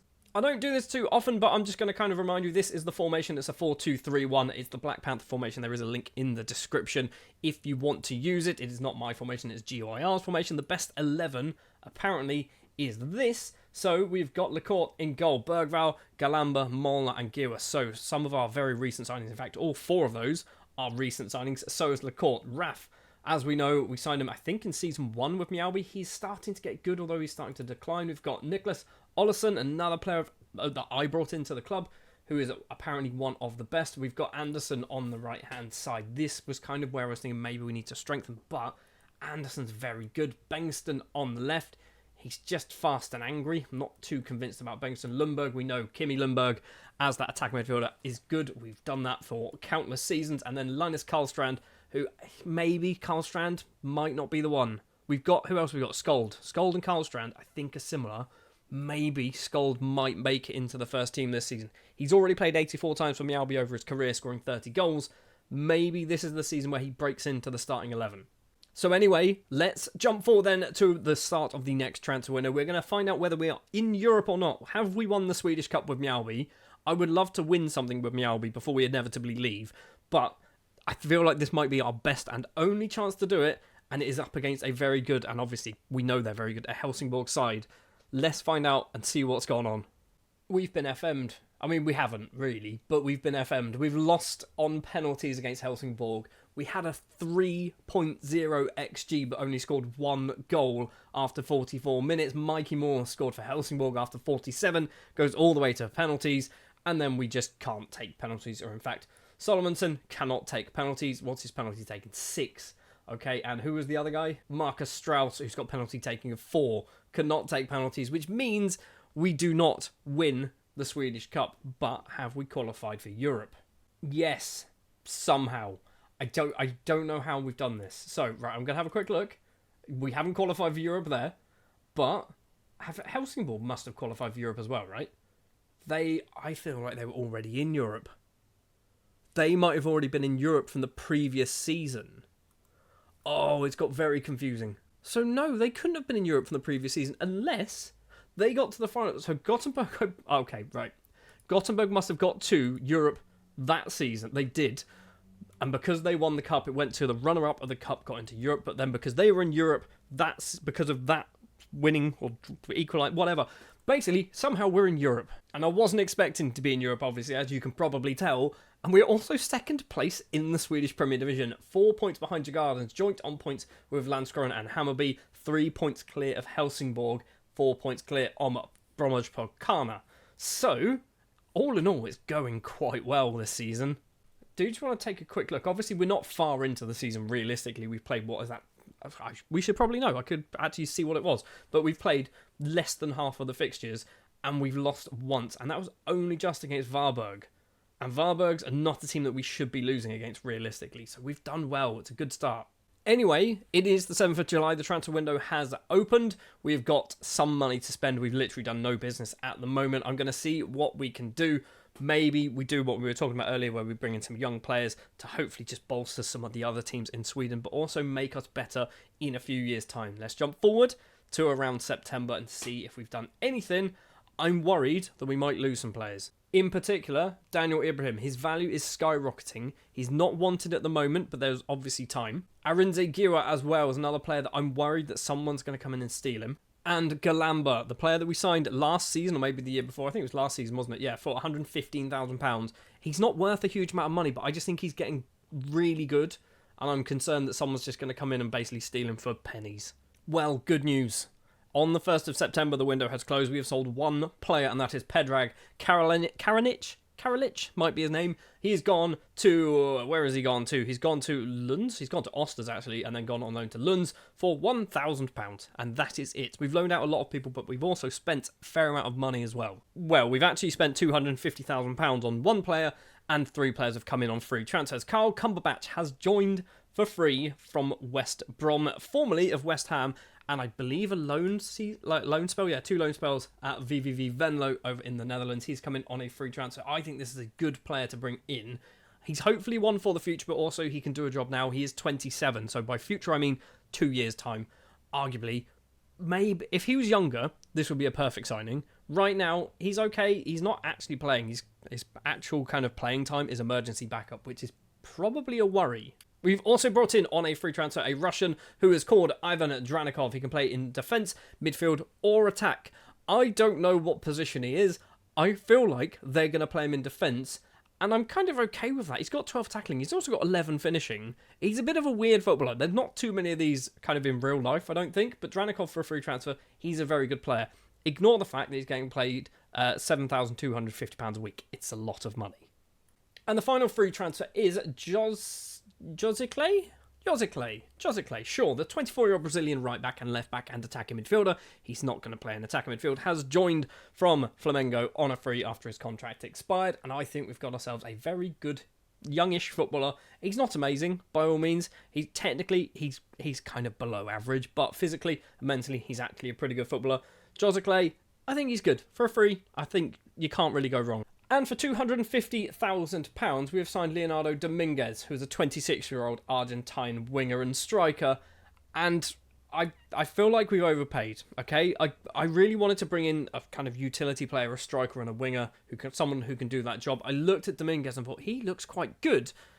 And now I'm kind of doubting. I'm doubting kind of my expectations and my estimations. And we did spend a lot of money on him. They basically... They kind of negotiated it up for me, and I don't know why I've done this. He's not that good of a goal scorer. Dominguez might have been a waste of money, and that's not good to say when you're a team who haven't got any. So that is all of our transfer business. You can see here as well from there downwards all of the various loan deals. I don't think there's anyone really kind of big and exciting going out on loan. Marcus Holm actually maybe is one of them. He has played a few games for us over the last couple of years. Isaac Dahlqvist as well, another one who played a lot of football, but now at the age of 33. I've got no need for a 33-year-old right winger. In the Swedish Premier Division, we have dropped down from second to third place, but we are now just 1 point behind top of the table at Brommers Pekana. So, could we win the league? In our third season in charge of Mjällby, could we actually win the league? I feel like we can't, but you never know. Weirder things have happened. And the other thing, we are in the Europa Conference League, currently sat down in 31st place. No matches have been played yet, but we did have to play some games in order to get here, and one of them was a very big result. In fact, two of them were very big results. Beating Dedic 6-0 and 9-0, which is ridiculous, a 15-0 aggregate victory there. We then beat Mislami Orhai. I have no idea what country these are from. They're from Moldova, apparently. Beat them 4-0 and a 0-0 draw, which is not ideal. And then Braga, beating them 6-2 away from home and losing 2-1 at home. It's not great, is it? But the fact we've managed to do that has meant we're in the Europa Conference League properly. We have got Tripolis, who are from Greece. We have HSV, we have Arda, who are from Bulgaria. Wolves, obviously, from Birmingham. We have FC Twente and Dynamo Bucharest. So, also, Wolves, it's not Birmingham, is it? I know people who are from the area are going to shout and moan at me. I can't even remember where it is, though. It's Wolverhampton. Of course it's Wolverhampton. It's in the Birmingham area, okay? They're rivals with Birmingham and Aston Villa on that lot. So around the midway point, in fact, over the midway point, we've just got 9 games left to play of this season. We are in third place. Could we win the league? If not, could we qualify for the Champions League? That would be massive for Season 4 with our Mjällby side. We're going to go forward and we're going to find out exactly what has gone on. Well, the first thing I'm going to say is we've managed to qualify out of the Europa Conference League. We have won 3 of our matches, beating Wolves, Arda and Tripolis. In fact, beating Wolves 4-0 is ridiculous. 3 draws as well, Dynamo Bucharest, Twente and HSV, which means we do finish in 8th place on 12 points, but the goal difference has really, really helped us out there, and that means that we go through to the knockout round, in fact, the round of 16, I believe, of the Europa Conference League. In the Swedish Premier Division, we finished in 3rd place, 5 points off eventual winners, Brommers Pekana. Hammarby in 2nd place, just 3 points behind them, ahead of Djurgårdens, ahead of Landskrona, and ahead of Helsingborg as well. We have done some really, really good work this season with Mjällby. In fact, we've got 3 players who've got double figures when it comes to goals. We've got Bergström, who has managed to score 13 in all competitions. We've also got Niklas Skold, who did start quite a lot of matches. He got 17 in all competitions, 9 of them in the Europa Conference League. Kim Lundberg, 12 in the league, 17 in all competitions. And Ake Anderson as well. He's got 16 in all competitions, although only 5 in the league, 10 of them coming in the Europa Conference League. I didn't mention this either. Valery Frolkin, a player who we signed in Season 1, I believe, he's been moaning that he's not playing a lot of football, so I've kind of force-started him in the second part of the season. He's done alright, actually. He's not done too bad. If we have a quick look at his form, he does get the odd goal and assist, but his ratings actually all really quite high, apart from the ones that are really low. He does really well or really badly. There is no middle ground for Frolkin. So all in all, Season 3, with Meowby has been ridiculously good. Next season, we've got a big amount of money in our bank, but not a big amount of money in our transfer budget. We might see if we can kind of rejig some things about. We are already committed to spend more than our wage budget allows. Maybe the board are nice over the winter and go, you know what, as we've got 5 million in the bank, here's £2 million to spend next season. And the final thing before we go, we should have probably done this in the summer, but we're going to do this now. We are currently 8th place in the coefficients table. However, we are likely, well, not likely, but potentially going to be moving up to 7th place, leapfrogging over Portugal. And it means qualification places right now. We get one team directly in the Champions League. We get one team in the qualifying, basically 1 game away, or 2 games away from being in the Champions League. We've got someone in the playoffs of the Europa League, someone directly into the Europa League phase from the Cup. I believe that's what this is. This is Cup winner goes into the Europa League. I don't know. Not quite sure. Then we've also got someone trying to qualify for the Europa Conference League. If we move up to 7th, it's pretty much the same thing. However, someone goes directly into the league phase of the Europa League. So we are getting close. 6th is real good. 2 teams into the Champions League. 5th is even better. And then 4th and up is basically the same. It doesn't really matter at that point. We are getting very close. We're in touching distance of basically completing the league phase of building a nation. The next bit is letting Sweden, or making Sweden, somehow win a World Cup or a European Championships, which I feel like is going to be very difficult to do. At the end of last season with our Meowby side, I said that we should hopefully be able to convince the board to give us a bit more money to spend over our, I was going to say summer transfer window, over the winter transfer window, the pre-season transfer window, and they have done exactly that. They've increased our wage budget by just £5,000 over what we're currently spending, but we also have a £3.4 million transfer budget, which is absolutely massive. Some of this transfer budget we have already spent as well. Frank Borner is the first man through the door. We've signed him from SV Zams, a team that I mentioned last season. They have lots of half-decent footballers available on free transfers. Borner is another one. He's joined the club. And we have gone over to Peru to sign Roberto Hidalgo from Universitario. Still not quite sure if that's how that's said, for £175,000, which I think is a good bit of business, possibly going to 185. Definitely one for the future, but also can probably do a job for us now. We have also made an absolutely massive profit on Carl Cumberbatch. We signed him over the summer last season. He played twice for us, and we've now sold him to Barnsley for £700,000, starting off at 525, but possibly going all the way up to £700,000. That's just free money. That's good. We've also released Marvin Kabaya on a free transfer and Daniel Bergstrom, both of them leaving on free transfers. I'm not convinced these were necessarily the best idea, but I feel like we can now get better players than what they were, so I'm kind of happy with it. So the plans for this season is win everything, right? Last year, we finished 3rd place in the Swedish Premier Division. I would love to basically be in a similar position, maybe pushing a little bit closer to the title. Europa Conference League, we are still in it at the moment. Obviously, when we hit the summer, we're going to move up into the Europa League, unless we win the Europa Conference League as well. That's a thing that could possibly, it's not going to happen, but it could possibly happen. And I'd love to win the Swedish Cup. I don't think that one's going to happen, though. So without further ado, let's jump forward then to the end of our initial transfer window, see whether we spent any of this £3.4 million and what have we managed to buy. 5 more players have joined the club and our transfer budget has skyrocketed to £10 million. And now you're wondering, how have we managed to do that? And I'll tell you now, I don't really know.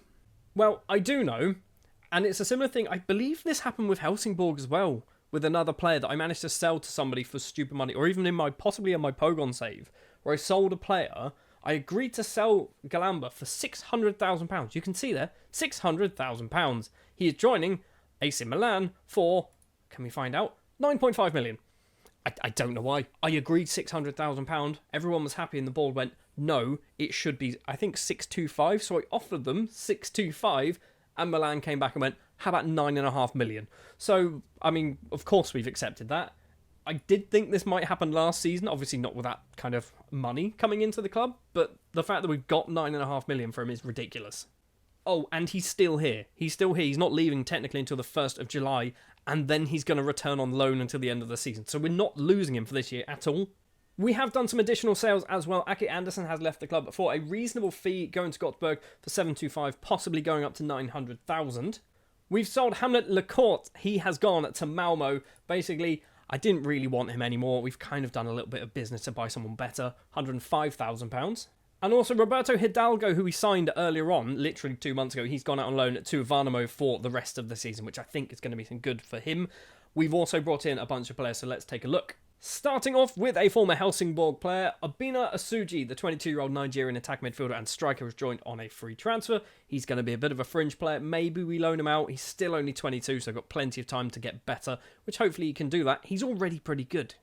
We've also signed Swedish defender Aliou Atli Mane. He has come in from Sirius. His contract expired. We picked him up. Basically, we needed some more Swedish players. He was available on a free. I thought, let's go for it. And we've also signed Thierry Atangana on a free transfer from Canon Yaoundé, might be how that's pronounced. The 18-year-old Cameroonian left-back with under 20 caps. He's got 4 of them in total, has joined the club on a free. I think he's good, not good enough at the moment. Hopefully get him some loan business elsewhere, and maybe in the summer or next season he could be a starter. We've also signed Willie Jakobsen. He's a 34-year-old Swedish goalkeeper. He signed from Landskrona because basically I think he's pretty good. Yes, he's 34. For £145,000 might be a bit steep, but he's going to be kind of a backup, maybe getting in the first team. He's already played apparently 4 Swedish Cup games. I don't know whether they were for us though. I imagine they probably were. It does look like they might have actually been for us. And the final player we have brought in is Daniel Ajamang Badu, who's a 21-year-old Ghanaian international signed from Asante Kotoko over in his native Ghana. £325,000 for this one. I think this one is definitely one for the future, but also one for now. He's going to get a lot of football playing for us. That is our transfer business. That is literally all we've managed to do. And you might be thinking, yes, we did sell our number 1 goalkeeper. Who's our number 1 now? And looking at our squad, the answer is any one of these 3. And by the looks of it, all 3 of them have been our number 1. So Jakobsen's played 3, Star Wars has played twice, and Born has also played twice. This is kind of why I was okay with getting rid of Lacour, because we've got 3 goalkeepers now who I think could be good enough. I think Borna might need to be our number 1. He's our highest paid goalkeeper, and he's also our youngest goalkeeper. However, I think Jakobsen's probably our best goalkeeper, but he is 34. Some other things to mention. We've made it to the Swedish Cup final once again, up against Bromwich Parkana this time around, which means we should be in Europe. In fact, we are going to be in Europe next season anyway. But the fact that we managed to get to 2 finals in a row means that there is a slim chance, and by slim, a 50-50 chance maybe, of actually winning this time. In the Europa Conference League, we have been knocked out. In the round of 16, we lose 6-4 on aggregate, but it does mean we did beat TSV Hartberg at one point. We beat them, 3-2, I believe, at home. So we picked up some coefficient points for that, but we are out of the Europa Conference League, which is annoying. A Europa Conference League, by the way, that was won by Helsingborg. Helsingborg won the Europa Conference League. That's amazing. I did not even realise that.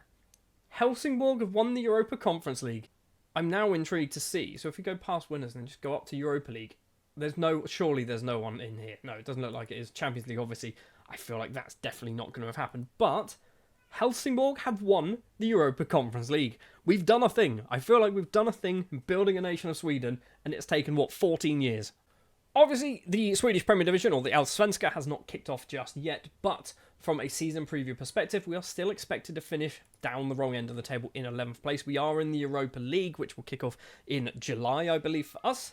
I've got high hopes that we can finish 5th or above once again. That needs to be the target every single season for the next few years at the very least. And if we can do that, I think we should have turned Mjällby into a pretty decent Swedish side, much like we did with Helsingborg. And maybe we look at moving on from Mjällby within the next maybe 3 or 4 seasons and possibly take over somebody else. And I was going to say the word fallen giant, but I don't think it's a fallen giant. But maybe we look in the Swedish second division and look at teams like AIK, who are a good side. We've got Sundsvall, who've been up in the top division, Norrköping, Varnamo. In fact, Norrköping, I believe, might have won the first or second season of the Allsvenska in this save. So there's some big teams in the second division. So possibly, maybe we move on in the future, pick up one of those teams, return them back to their former glory, and that might be where we end. And by end, I mean spend 10 seasons with that team, potentially. Just to confirm to you as well, we're not locking anybody in for the first part of the season. We're now going to jump forward to the start of the next transfer window, see how well things have gone on. It wasn't as close as last season, but we have once again lost the Swedish Cup final. We managed to take the lead as well with a penalty from Folkin, but then we go 2-1 down. Ibrahim pulls one back to make it 2-2, but then later on, 75th minute and the 86th minute, 2 goals from Bromwich Parkana mean that they pick up the Swedish Cup. We are twice runners-up now in the Swedish Cup. But we might also be runners-up in the Swedish Premier Division. We are 3 points behind Helsingborg, and we are 3 points clear of Djurgården. So if we win that game in hand, we will go joint top of the table. Unless we win 7-0 or more, we will go top of the table, which I don't think is going to happen, obviously. But the fact that we are close to Helsingborg is a very, very good sign.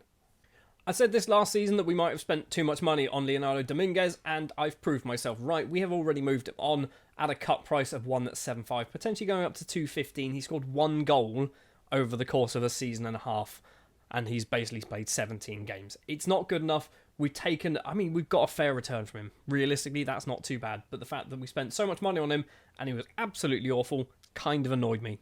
And the other thing that has happened is Galamba has obviously left the club. He is now permanently signed for Milan, but has returned on loan till the end of the season. The fact that we got £9.5 million for him is just ridiculous. We obviously haven't done any transfer business yet, because the window literally opened at midnight today, but these ones kind of happened a few days ago for us. We have got to spend £5 million, £5.5 million in fact, because we did spend obviously some of that Galamba money earlier on in the season. And I just want to point out that we do have a 50% sell-on for Galamba as well. So, if he does move on from Milan, we get half of that cash extra, which is just silly. So, let's jump forward then to around the start of September. Let's see if we can spend this £5 million. Let's also hope that we can kind of push ourselves to the top of the Swedish Premier Division. And also, we haven't kicked it off yet, but see how well things go in the Europa League, because we go straight in at the league phase. It's been a busy summer.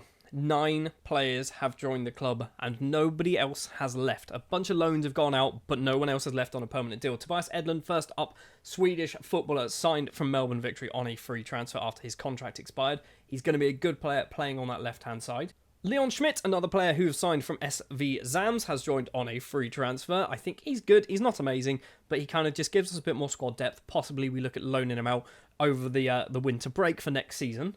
Emil Engholm has joined for a small fee from fellow Swedish side Landskrona, 23-year-old central midfielder. He's joined for £78,000. He was transfer listed, they just weren't playing him. I think he's good enough to play for us, kind of on a fringe basis, which so far he's played once.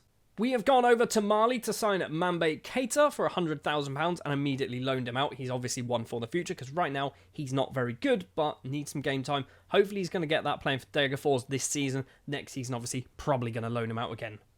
We've gone back to our old stomping ground and signed Lars Lundgren from Helsingborg and then immediately loaned him out to Christian Sand. He's come in for £190,000, which is possibly on the steep side for a youngster, but he's Swedish and one for the future, and hopefully getting game time this season will make him improve. We've also gone back to our former stomping ground of Helsingborg via BK Häcken and signed Johan Barchen, 24 years of age now, Swedish central defender, signed for £400,000. Obviously, he was formerly our player at Helsingborg, moved to BK Häcken on a free. We've picked him up for £400,000 because he's Swedish. I needed more Swedish players, and Barchen, he's good. He's all right. I say he's good. He's all right. Hey, £400,000 might be a bit steep. And speaking of things that are a bit steep, we've spent £1.4 million on Lazar Rajkovic, the Serbian goalkeeper with one cap to his name. We needed to get ourselves a starting goalkeeper because the 3 that we had, whilst they were doing all right, we needed somebody a little bit better, basically. Yes, he has cost a lot of money, 1.4, possibly going higher than that, I believe. But I think we've got ourselves a good keeper here. He's a good player, right? But our biggest signing of the summer, and I believe most likely Mjällby's biggest signing ever, is Rui Ricardo. He has come in for £2.7 million from BK Häcken. I wanted to spend less on him, but they basically wouldn't accept anything less than his minimum fee release. And I think he's going to be really good. 21 years of age, 3.5-star current ability, possibly 4.5-star potential ability. However, there is one massive problem with Ricardo, and I didn't realise until after I signed him. He's played for 2 different teams this season. He's played for Estoril on loan, and he's played once for BK Häcken, and now we've signed him, so we can't play him until next season. £2.7 million just sat there.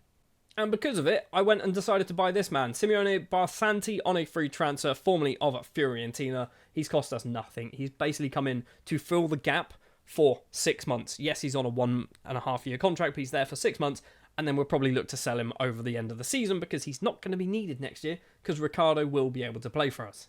So that is our transfer window. We spent £5.5 million, 2.7 of which we can't actually use yet. We've loaned out a bunch of players. We haven't sold anybody more other than Dominguez and Galamba. And when it comes to competitions, we are still second place in the table, joint on points, but we are behind on goal difference, and also they have themselves a game in hand. We are also down in 27th in the Europa League because it's not kicked off just yet. We can actually take a quick look to see who we're going to play, and is LASK, Dinamo, Wolfsburg, Rapid, Servette and Anderlecht. So 6 very tough games.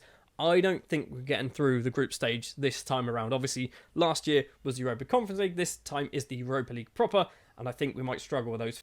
Just to confirm as well, nobody's getting locked in for the final part of the season. And before we go, let's take a quick look then at the coefficient. So we did not move ahead of Portugal in the end. They managed to stay above us for now, although we are already looking likely we're going to jump ahead of them unless something bad happens, or something good happens, basically. Portugal are losing a 16.75. We're losing just an 11.3. So, right now we're going to jump up. That's not right. Right now we're going to jump up to 7th place if everything stays this way. Obviously, competitions haven't really kicked off just yet. But I am very, very hopeful that we can move up in those rankings. Also, I've just seen Sweden at 18th in the nations, in the world rankings, which is good to see. Have they won anything yet? I feel like they haven't won anything. They've won the Olympic Games in 1948, so no, they haven't. Right, let's jump forward then to the end of the season, see how well things go. Can we win the league, or will we basically just drop down the table a little bit and finish in the European spots, which I'm kind of okay with. Obviously, I want to win the league. 1 point. That's all it was. It was 1 point between us and Helsingborg. We finished second place. We qualify for the Champions League, which is just ridiculous with this Mjällby side.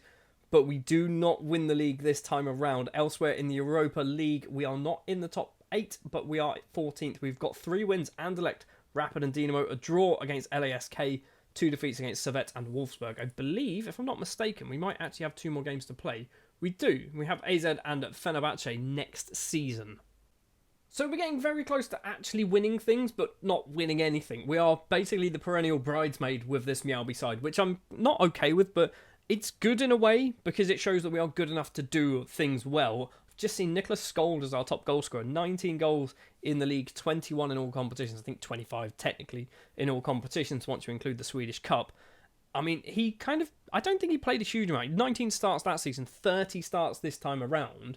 So because Ricardo couldn't play for us, Skold kept his place in the starting 11 and actually scored a lot of goals, which is good. Just want to sort by goals again as well. So Lundberg gets 19 and 15 assists as well. That's a lot. He's very good. Mentally, he is very, very good. Bengström as well. He's done all right, 10 and 16. Although if you look there, it's 14 and 17. Chris Miller, who got 9 and 5 apparently, although he's unregistered, so he's not in the Europa League squad for some reason. Youngster as well, Badu, getting 7 goals, 9 assists from right back, although maybe he might have played right wing. In fact, looking at it, he scored twice from right wing against Dinamo. He also scored from right wing against Osters and from right wing against Rapid. So that's going to do it for this season. Next time around then, it is going to be Season 5 with Mjällby. We're going to be in the Champions League. I want to win something with Mjällby.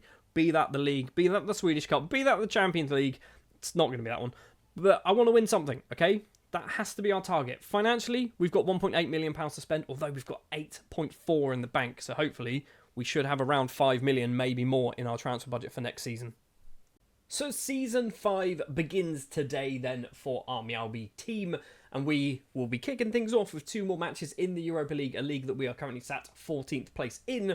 I'm not even quite sure who we've got to play. Hold on, we can probably and should know this. It is AZ Alkmaar and Fenerbahce, 2 matches which arguably we're probably not good enough to win. But if we do manage to pick up, let's say, 3 points, we should, in fact, maybe, we might be good enough to just get through anyway to the playoffs. You never know. We've got 2 games to play. We are going to jump forward until the other side of those now.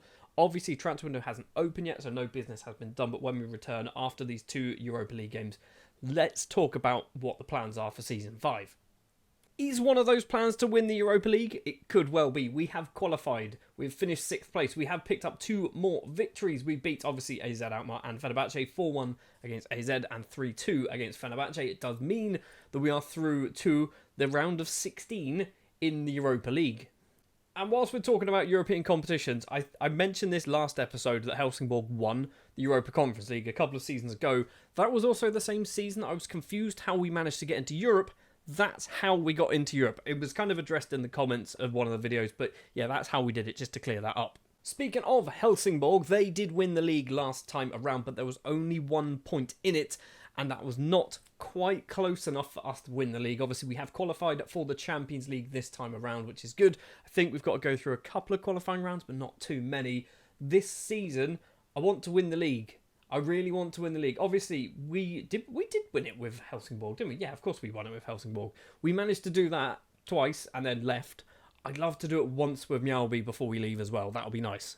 And in order to help us possibly win the league, we've got about £1.5 million to spend in our transfer budget. But some transfers have already taken place. And we've lost a big name player, but he has returned on loan. And that is Thierry Atangana, a player, I believe we signed him last season, if I'm not mistaken. He has been sold to Bayern, but has returned on loan for the season. He's gone for £2.2 million.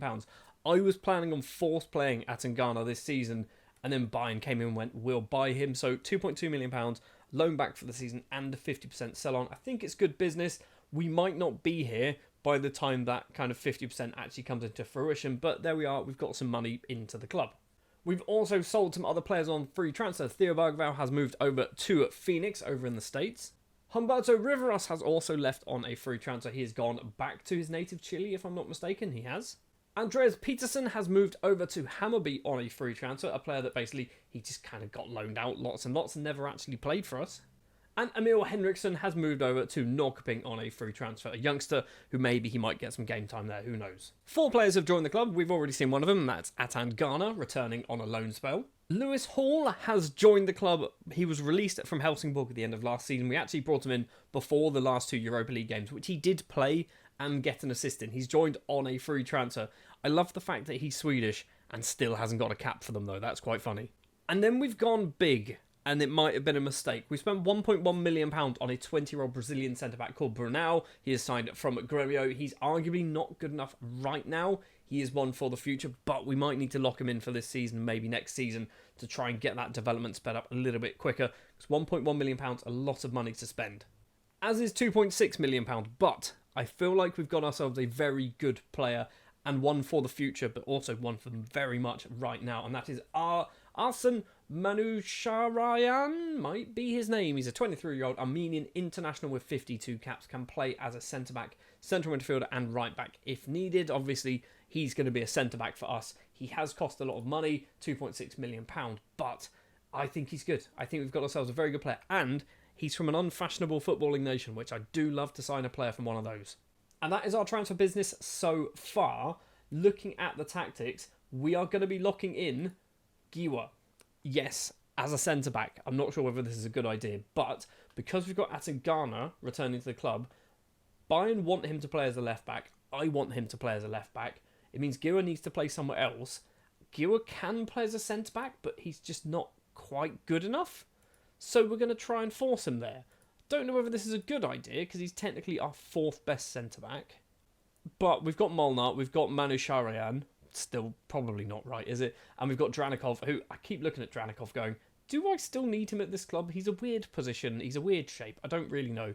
But Giroud, I'm going to try and turn into a centre-back, because I feel like he fits that mould slightly better than a full-back.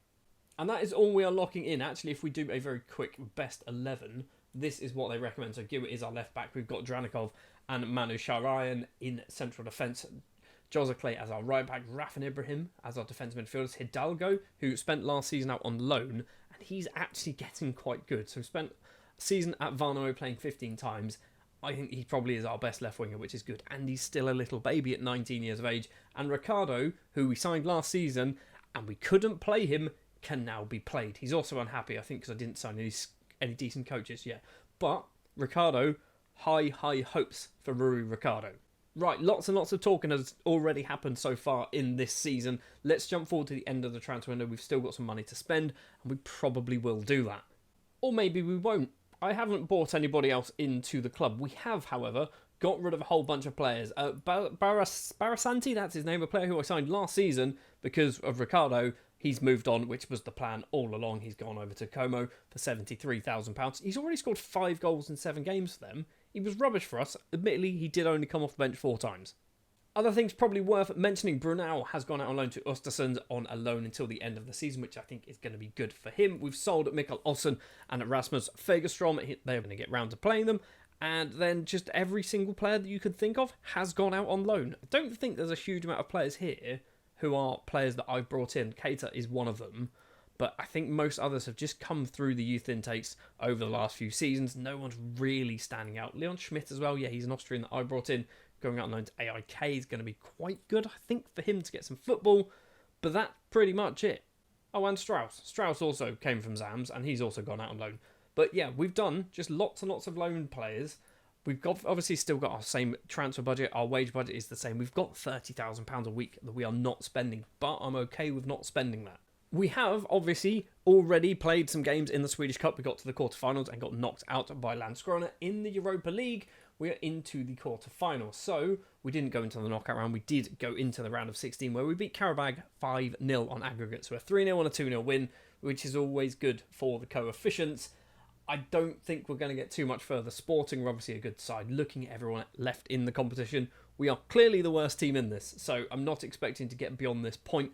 We might be able to sneak past Sporting, but once we do that, we'll inevitably play Atalanta, Roma, Bayer, Chelsea, Monaco, Villarreal. I mean, we'll play one of the other six. That's how these competitions work, and they'll probably beat us. So we'll see how things go.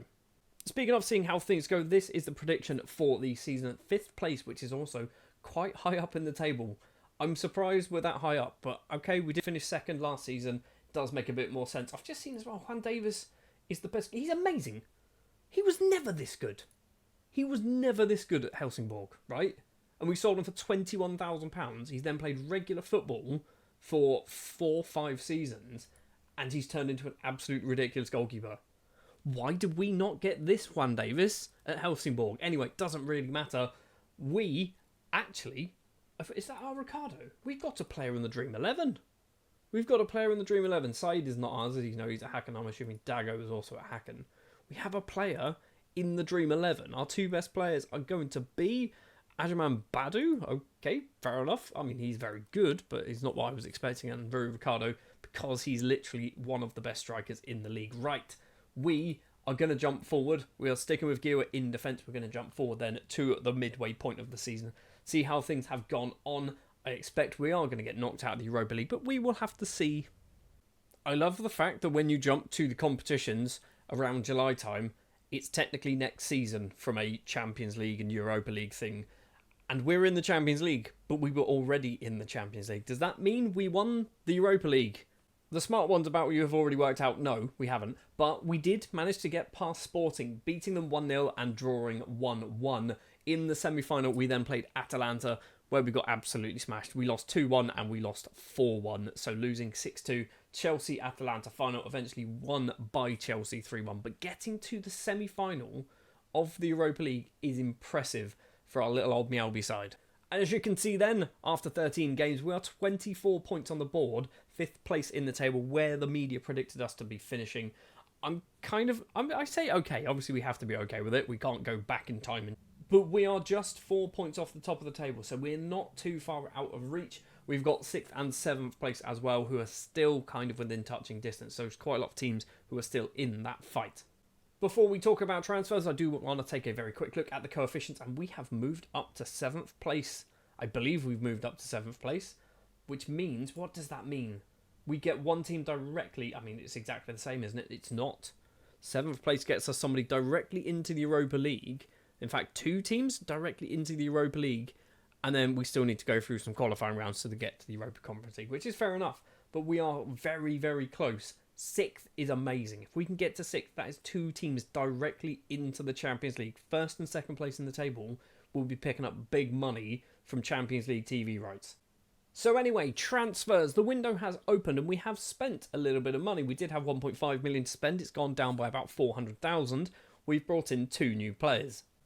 First of all, I really want to get ourselves a very good goalkeeper, and Mohamed Derbao is the next attempt at doing this. He's cost £350,000, an Algerian international, 22 years of age. I think he's pretty good.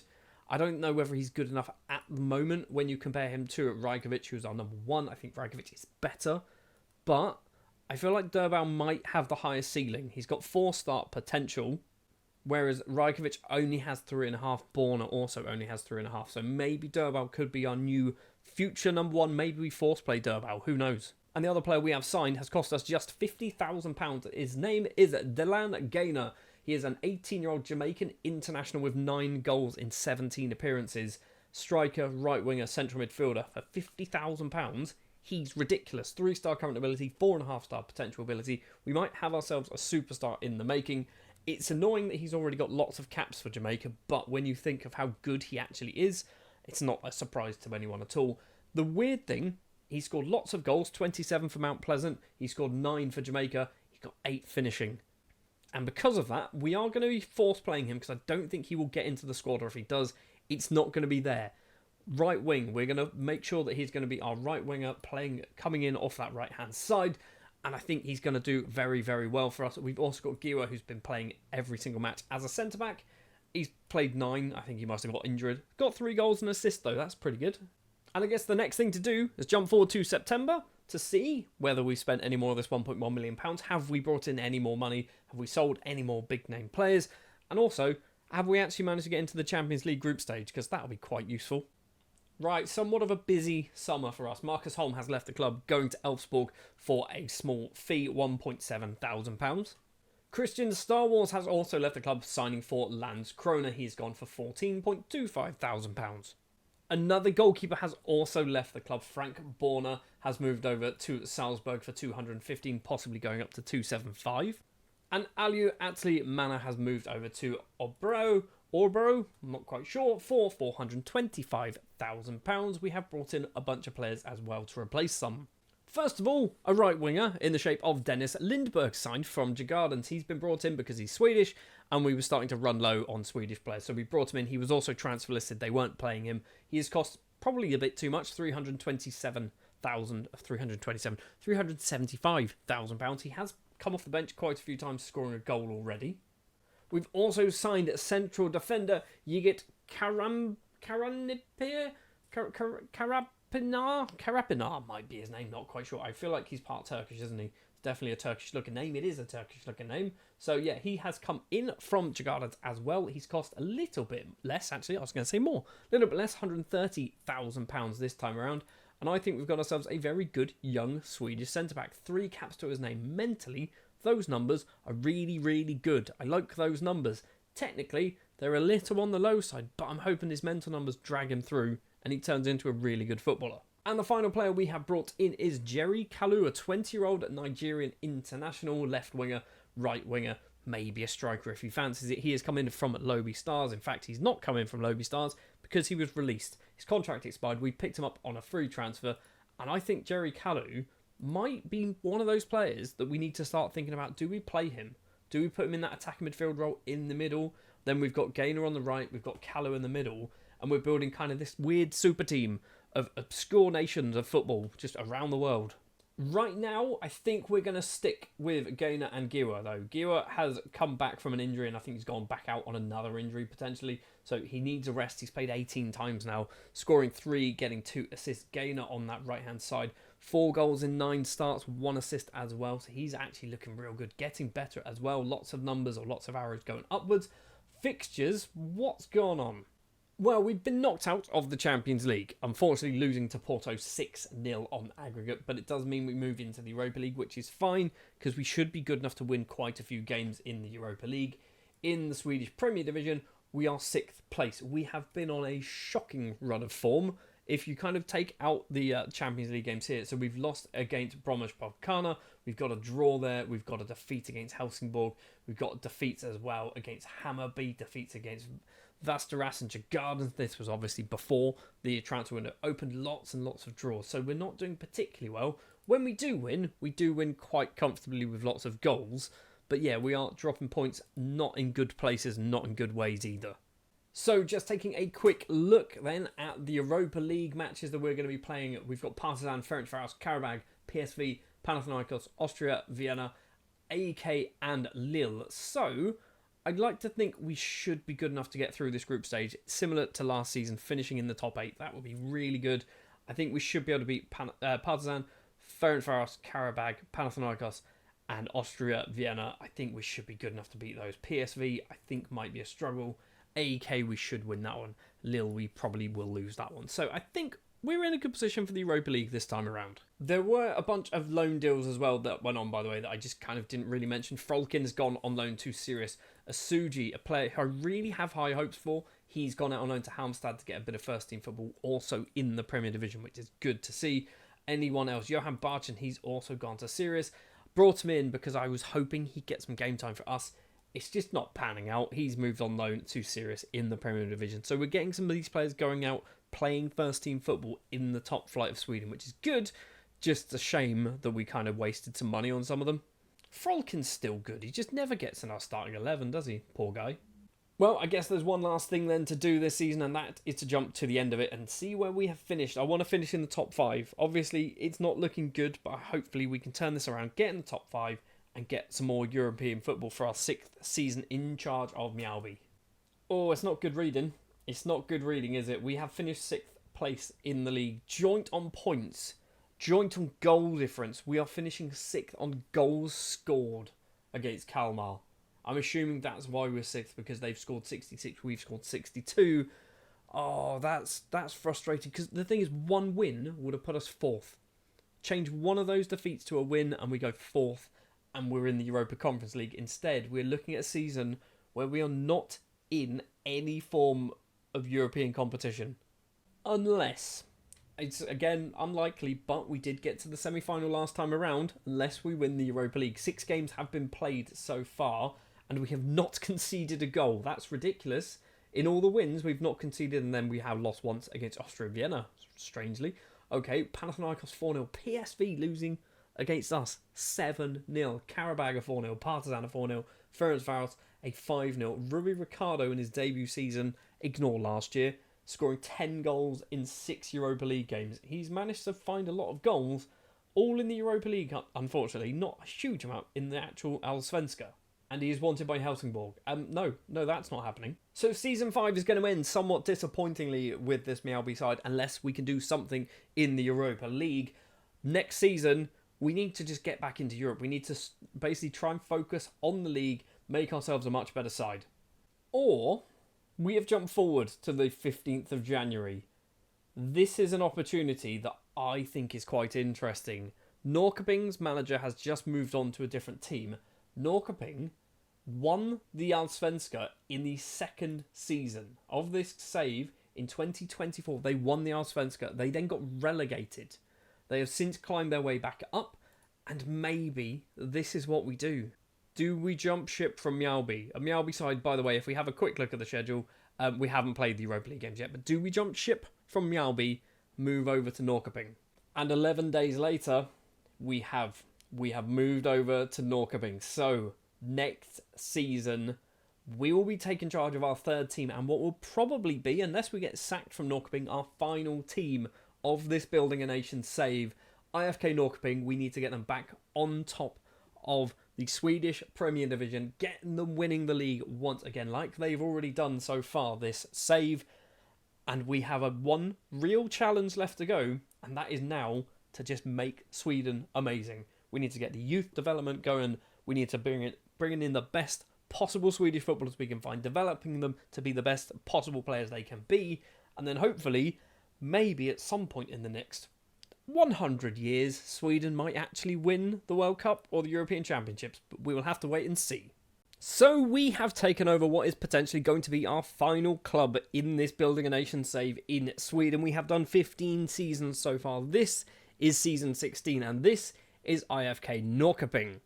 Over the course of this save, they have had a very up and down time, and they were one of the few teams that I had on my list of teams that I would like to manage, because I think they're good enough to kind of propel us into the Champions League, potentially winning a European trophy, but also they won the Allsvenska in the 2nd season of this save, and they have recently been relegated, got themselves promoted, and then finished 12th place last season. We have a hell of a job on our hands to turn Norrköping back into a title challenging side, and I think we should be able to do it within about 3 or 4 seasons. Now, I'm not going to go through every single player in our squad, but when you look at ability, and I've sorted this by star rating ability, we've got 4 players who are 4-star ability. Vedad Gustafsson is one of the best, and I do agree he is probably one of the best in that attack midfield role. I think he's probably got that job nailed. We've got Sam Fisher, defence midfielder. Not too convinced he's good enough in that position. Daniel Johnson is one of our own. He came through the youth intake in 2030 by the looks of it, and he is at 23 years of age. Looks like a very decent right back. Can't header, but do you need a right back to actually do that anyway? And Peter Schmidt, I think, is a pretty decent defensive midfielder. So we've got some players who can do the job for us. The problem is we've also got some players who are, let's say, getting on a little bit. We've got this 32-year-old who's actually leaving anyway. We've got a few 30-year-olds who, they're good, but maybe we need to start trying to replace some of these. Goalkeeper, I think Mies van der Meer is our number 1 goalkeeper, and he's actually pretty good as well. From a squad perspective, I think we're in a good place. I just want to point out as well, Vratislav Zazul, a player that we had at Helsingborg, we then sold him to possibly Orient, maybe even Varnamo. He played for Norrköping and has recently left. He's not terrible, is he? So we're on the 26th of January, and we have £1 million to spend in our first season. We are competitions-wise literally not in anything other than the Swedish Cup. In fact, we're not even in the Swedish Cup because we've been knocked out of that and we weren't in charge, so that's not our fault. We are only in the Swedish Premier Division. So we've got one competition to focus on all season. This could mean that we might actually be maybe top 5 in the first season, which it's unlikely, let's be honest. Season preview right now, we're expected to finish 11th. I'm thinking I'm 7th and above. That's my target. Right, let's jump forward then to the other side of the transfer window. Let's see what business we have done, and we'll have a kind of a bit more of a breakdown of the actual squad that we've got. I'm not going to keep things a secret because you're not going to know who any of these players are, but it's been a busy one. We have sold £1.3 million worth of players, and in fact, it was one player, and it was Vedad Gustafsson. I didn't really want to do this when Mjällby came in, though, obviously the team that we have literally just left. I went, he's staying in Sweden. This is probably for the best. Plus, it helps to give us a bit more money. And then everyone else is a loan. Lots and lots of loan deals, in fact. We've also got rid of Emil Henriksson. He's gone to Östers for £54,000. And Oscar Sederlund has also left the Vasslands. The other two left before we actually joined. Joining the club, first of all, we'll address the elephant in the room. Antonio Mba has joined me for a 3rd time. He's still awful, and he's going to retire playing for me, okay? And I feel like I'm going to give him one game. I'm going to play him once, and he's going to be absolutely garbage. So the other players then, Xu Cheng Liang is a Chinese Taipei left back and left winger. I brought him in to be a left back because we needed a bit more strength in that position. He's coming on a free transfer, probably not going to play much. Teko is a new, possibly, number 1 goalkeeper for the future. Signed on a free transfer, formerly of Fluminense, going out on loan to Obreo for the season. Evani Babel is a Surinamese right back, signed on a free transfer from Robin Hood in, I believe, Suriname, if I'm not mistaken. I hate it when it does that. Right, get rid of that. Yeah, from Suriname. He got released on a free. We've picked him up. He looks alright. He's 23. He's one for the future. Probably not going to play much, but he gives us a bit of depth in that right back position. Drummond Koulibaly is a 22-year-old Malian centre-back signed from Jaliba on a free transfer. He's also got 22 caps to his name. Victor Chu is a player that we may recognise before, formerly of Helsingborg. I don't think I signed Victor Chu. I might have done, actually. But yes, we have brought him in on a free transfer, Danish centre-back. I definitely didn't bring him in, did I? We were definitely not at the club. Our most expensive signing is Mehar Mohammed, who is a Jordanian right-back and left-back signed from Sirius for £220,000. Brought him in because he's good. Okay, you can see the order that these players came in. I bought in a new left-back and a new right-back early and then went, oh, now we've got some money to spend because I think by that point we might have got this money in. So maybe not just yet. But I think the deal was kind of going through, so I was like, you know what, let's try and bring in some other players. We've gone to Leka 3 times, which we'll come to in just a moment. Kolo Diakite has signed. He is a Malian centre-back, signed from Stade Malien. He's good. I do like Diakite. He has cost, obviously, a small amount of money, possibly £60,000, which is perfectly fine. Axel Freud, might be his name, is also a goalkeeper. He's Swedish. He's a backup. Brought him in because he's Swedish. We needed a backup goalkeeper. And then we've got the 3 players from Leka who are pretty ridiculous.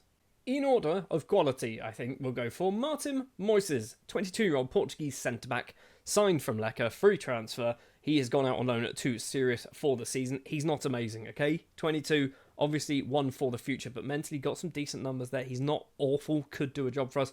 Going out on loan to the 2nd division in Sweden, he should hopefully get some game time and get better. The second best of the three is Ricardo Casaliero, 24 years of age, can play anywhere across those attacking midfield three positions, and he's good, right? He's very physical. He's arguably that's kind of his main attribute. He's very fast, not very fast, but he's got nice agility, that's a word, nice balance, things like that. Mentally, not amazing, but 19 determination is always pretty good. Technically, got some numbers in the right places to be a winger, so crossing, dribbling, first touch, passing and technique, everything else, pretty awful, but he's free. You can't go wrong with a free transfer like this. And I'm not quite sure how this man didn't play professional football. I don't believe Leca are a professional side, but it is George, isn't it, because he's Portuguese. George Nunes has signed on a free transfer, 67 goals and 153 appearances for Lecce, and we have brought him in on a free. 15 dribbling, 15 first touch, 15 finishing, 12 technique, mental numbers reasonable, physical numbers very, very good. I don't understand how no one seems to be buying players from this team. So we had a look. I think this one as well, I looked at him and he wasn't very good. But everyone else in their squad we picked up because they were definitely worth bringing to the club. So that has been our transfer window. It's been a busy one, but it does mean, from a squad perspective, actually, we will go to our tactics and we'll do by best 11. Obviously, this is not necessarily what they're going to play, but this is in theory what the best 11 is. Our number one right back is not there for some reason. Oh, he's there. We are missing a centre-back. It's Moises. Moises is technically one of our best centre-backs, but he's currently out on loan. Fair enough. Schmidt and Vogel in midfield. We've got Fredriksson, Carlson, Nilsson. So, Casaliero isn't good enough to be any one of those front three options. So, Fredriksson, I think Casaliero is better. Carlson, yep, he's pretty good. Nilsson, he's also pretty good. And then Nunes up front. So, I think we've got a good side. I genuinely think we've got a good side. If we have a look at the season preview, now we are dropped down from 11th to 12th. Not quite sure how they've managed to kind of work that one out, but fair enough. And we've also come out the other side of this with £1.2 million still in our transfer budget and about £8,000 a week still to spend in our wage budget. I just want to have a quick look and talk to you about facilities. I will obviously be trying to improve the facilities constantly now. Every single season I will talk to the board and say, can you improve training, youth facilities, everything like that. Obviously, season 1 with Norrköping, they're going to just tell me to swivel and go straight out the door. But we're going to try from next season, we're going to try and improve everything. They're not bad, but they're not amazing, are they? So good training, good youth, good academy, good youth recruitment. We can certainly do better than that. And in theory, if we do well over a few seasons, get a bit of money in the bank, we should have the money to do so. Oh, well, speaking of money, we did one of these little pre-season friendly competitions against Anderlecht, Antwerp and Standard. So we had a little Belgian trio there, and we beat all of them and won the league. We won, let's have a quick look, 5-2 against Antwerp, 4-1 against Standard, and a 4-0 against Anderlecht. So that was a thing. That earned us a bit of money. We've won absolutely every single pre-season game, which doesn't really mean too much. But what I do want to mention before we go into the actual season, I'm fully aware lots of talking has been taking place at the start of this season. 7 teams might qualify for Europe. It's quite difficult to know because obviously it doesn't really show you, but we've got 7 teams there coloured in. If we jump to qualification places, this season, the league winners go in the Champions League, second place go into the Champions League, third place go into the Europa League, fourth place go into the Europa League, fifth place go into the Europa Conference League, and then also the winner of the Cup will go into one as well. I will double check because I feel like I need to do this because I completely missed the fact that Helsingborg actually won the Europa Conference League. I want to double check, has anyone else won a European competition? So it does not look like it unless someone's somehow pulled off something magical in the Champions League. No. Anyway, that's going to do it for the start of this. Let's jump forward then to about the midway point of the season and see how well things are going in our debut season in charge of Norrköping. Well, 12 games in, and we are currently 5th place in the league. Helsingborg top the table on 26 points. We are just 5 points behind them. 7 wins, 5 defeats. Not a single draw to our name. The only other team in the league who has not drawn are Västerås, who are currently sat bottom of it. And if you cast your eyes towards the bottom of the table, 14th place is Mjällby. I just want to have a quick check. So who took over? It is Jonas Knudsen, who formerly of those, I'm not going to try and say it, obviously AIK and Varberg as well. Not a terrible manager, but the fact that they are down that end of the table, has he done any transfer business? He has, obviously we signed Gustafsson. I believe one of these, maybe this one I might have arranged, I'm not quite sure. Jara, Rubio, we've got Peterson coming in from Malmo. He doesn't look awful, does he? He looks good. He looks like a very good footballer. And Koulibaly as well also looks like a very good footballer. He's the second top scorer, I believe, in the league. Yes, he is. And they're all the way down in 14th. So basically, they can't defend. The top scorer in the league is Jorge Nunez. He has scored 13 goals in 12 starts and got 1 assist. I think he was definitely worth the money. And the money, by the way, might I remind you, was nothing. Anyway, it is the start of a transfer window. A few transfers have happened already. 2 players, in fact, leaving the club. This one I had nothing to do with. Noah Sasa, a Danish 32-year-old winger, central midfielder, maybe attacking midfielder. He's moved over to Central Coast Mariners. I had nothing to do with this, but I'm okay that it happened because basically he's 32 and he's too old. And the other one is Mergim, might be his name. Rex Heppy, also might be his name. He's moved over to Ghent. I actually had to pay an intermediary to get this deal over the line. I just wasn't going to use him. He was getting paid too much money. We've moved him on. He's found a home now over in Belgium for some reason. So with the transfer window open and £1.4 million now to spend, let's go forward, see whether we can pick up somebody else to hopefully improve our team. We are the top scoring team in the league, but defensively, we're somewhere in the middle. So maybe we need to look at strengthening the defence. Well, a couple of things we did do was sell 2 more players. Philip Hansen has moved over to Helsingborg. We have sold him because basically we have about 9 goalkeepers, gone for £125,000, possibly going up to 150. We've also sold Mikael Haglund. He has gone over to Göteborg, basically another player that, yes, he was getting the odd game time here or there, but a lot of it was coming off the bench. 195,000, possibly going up to £250,000. In no particular order, joining the club then, Juventino Osorio, a 21-year-old Mexican under-23 international signed from not technically Tigres, because he got released, he was out of contract. We have picked him up, obviously, on a free transfer. Now, he's getting paid £7,000 a week, which is way too much money, but the reason why is because all of the big teams in Italy were after him, and a couple of big teams in Spain, I believe, were after him. And I went, no, come to us, play regular football. Osorio, he's arguably not good enough to play regular football, but we might need to do it. Otherwise, he's going to get angry, and then we might lose him for pennies. Our new most expensive signing that we have done, for £240,000, Romeo Sumohoro is an 18-year-old Ivorian right-back technically, but we're going to play him as a centre-back because he's 6'4". He is signed from ASEC Mimosas, and he's a good footballer. I think he's a very good footballer, obviously 18 years of age, plenty of time to develop as well. He's also, did I mention, 6'4", he's bloody massive. We did have to bring in some more players who are actually Swedish. Andreas Oman is one of them at 31 years of age. Yes, he's old. I don't like the fact that I've signed somebody over the age of 30, but we've had to do it sometimes. He has come in after his contract from LA Galaxy expired. He was sat on a free transfer for literally about 5-6 months, and I went, come on, come over. You'll come over for cheap. And he did, and he's good. We did sell somebody to Helsingborg, and we actually took somebody in the opposite direction as well. Janne Zimmerman is that man, a 28-year-old Belgian goalkeeper. He cost literally like £12,000, £12,750. Yes, he's not played, really, for Helsingborg. He has played for us and conceded 7. We'll ignore that for now. He's a good backup, basically. That's why we brought him in. And this could be our new number 1, maybe in a few years' time, not quite ready at the moment. Maximiliano Martinez, 21 years of age, Argentine, under 20 international. He has come to the club for £140,000, which is actually pretty cheap. I did kind of go scouring around some of the South American teams, and I went, he looks pretty good. He was cheap. So I've gone for him, brought him in. It's also one of the reasons why we did kind of had a bit of a goalkeeper reshuffle, because obviously Zimmerman has come in, Martinez has come in, which is why we sold. What was his name? It was Hansen, wasn't it? Hansen. I just wasn't going to play him, basically. Once we brought in Zimmerman and we brought in Martinez, Hansen wasn't really going to get in the squad. So that's the transfers that we've done. We are locking in Osorio for the second part of the season because basically he needs to be a regular starter, and if we don't do that, he doesn't play. So we're going to play him only Osorio.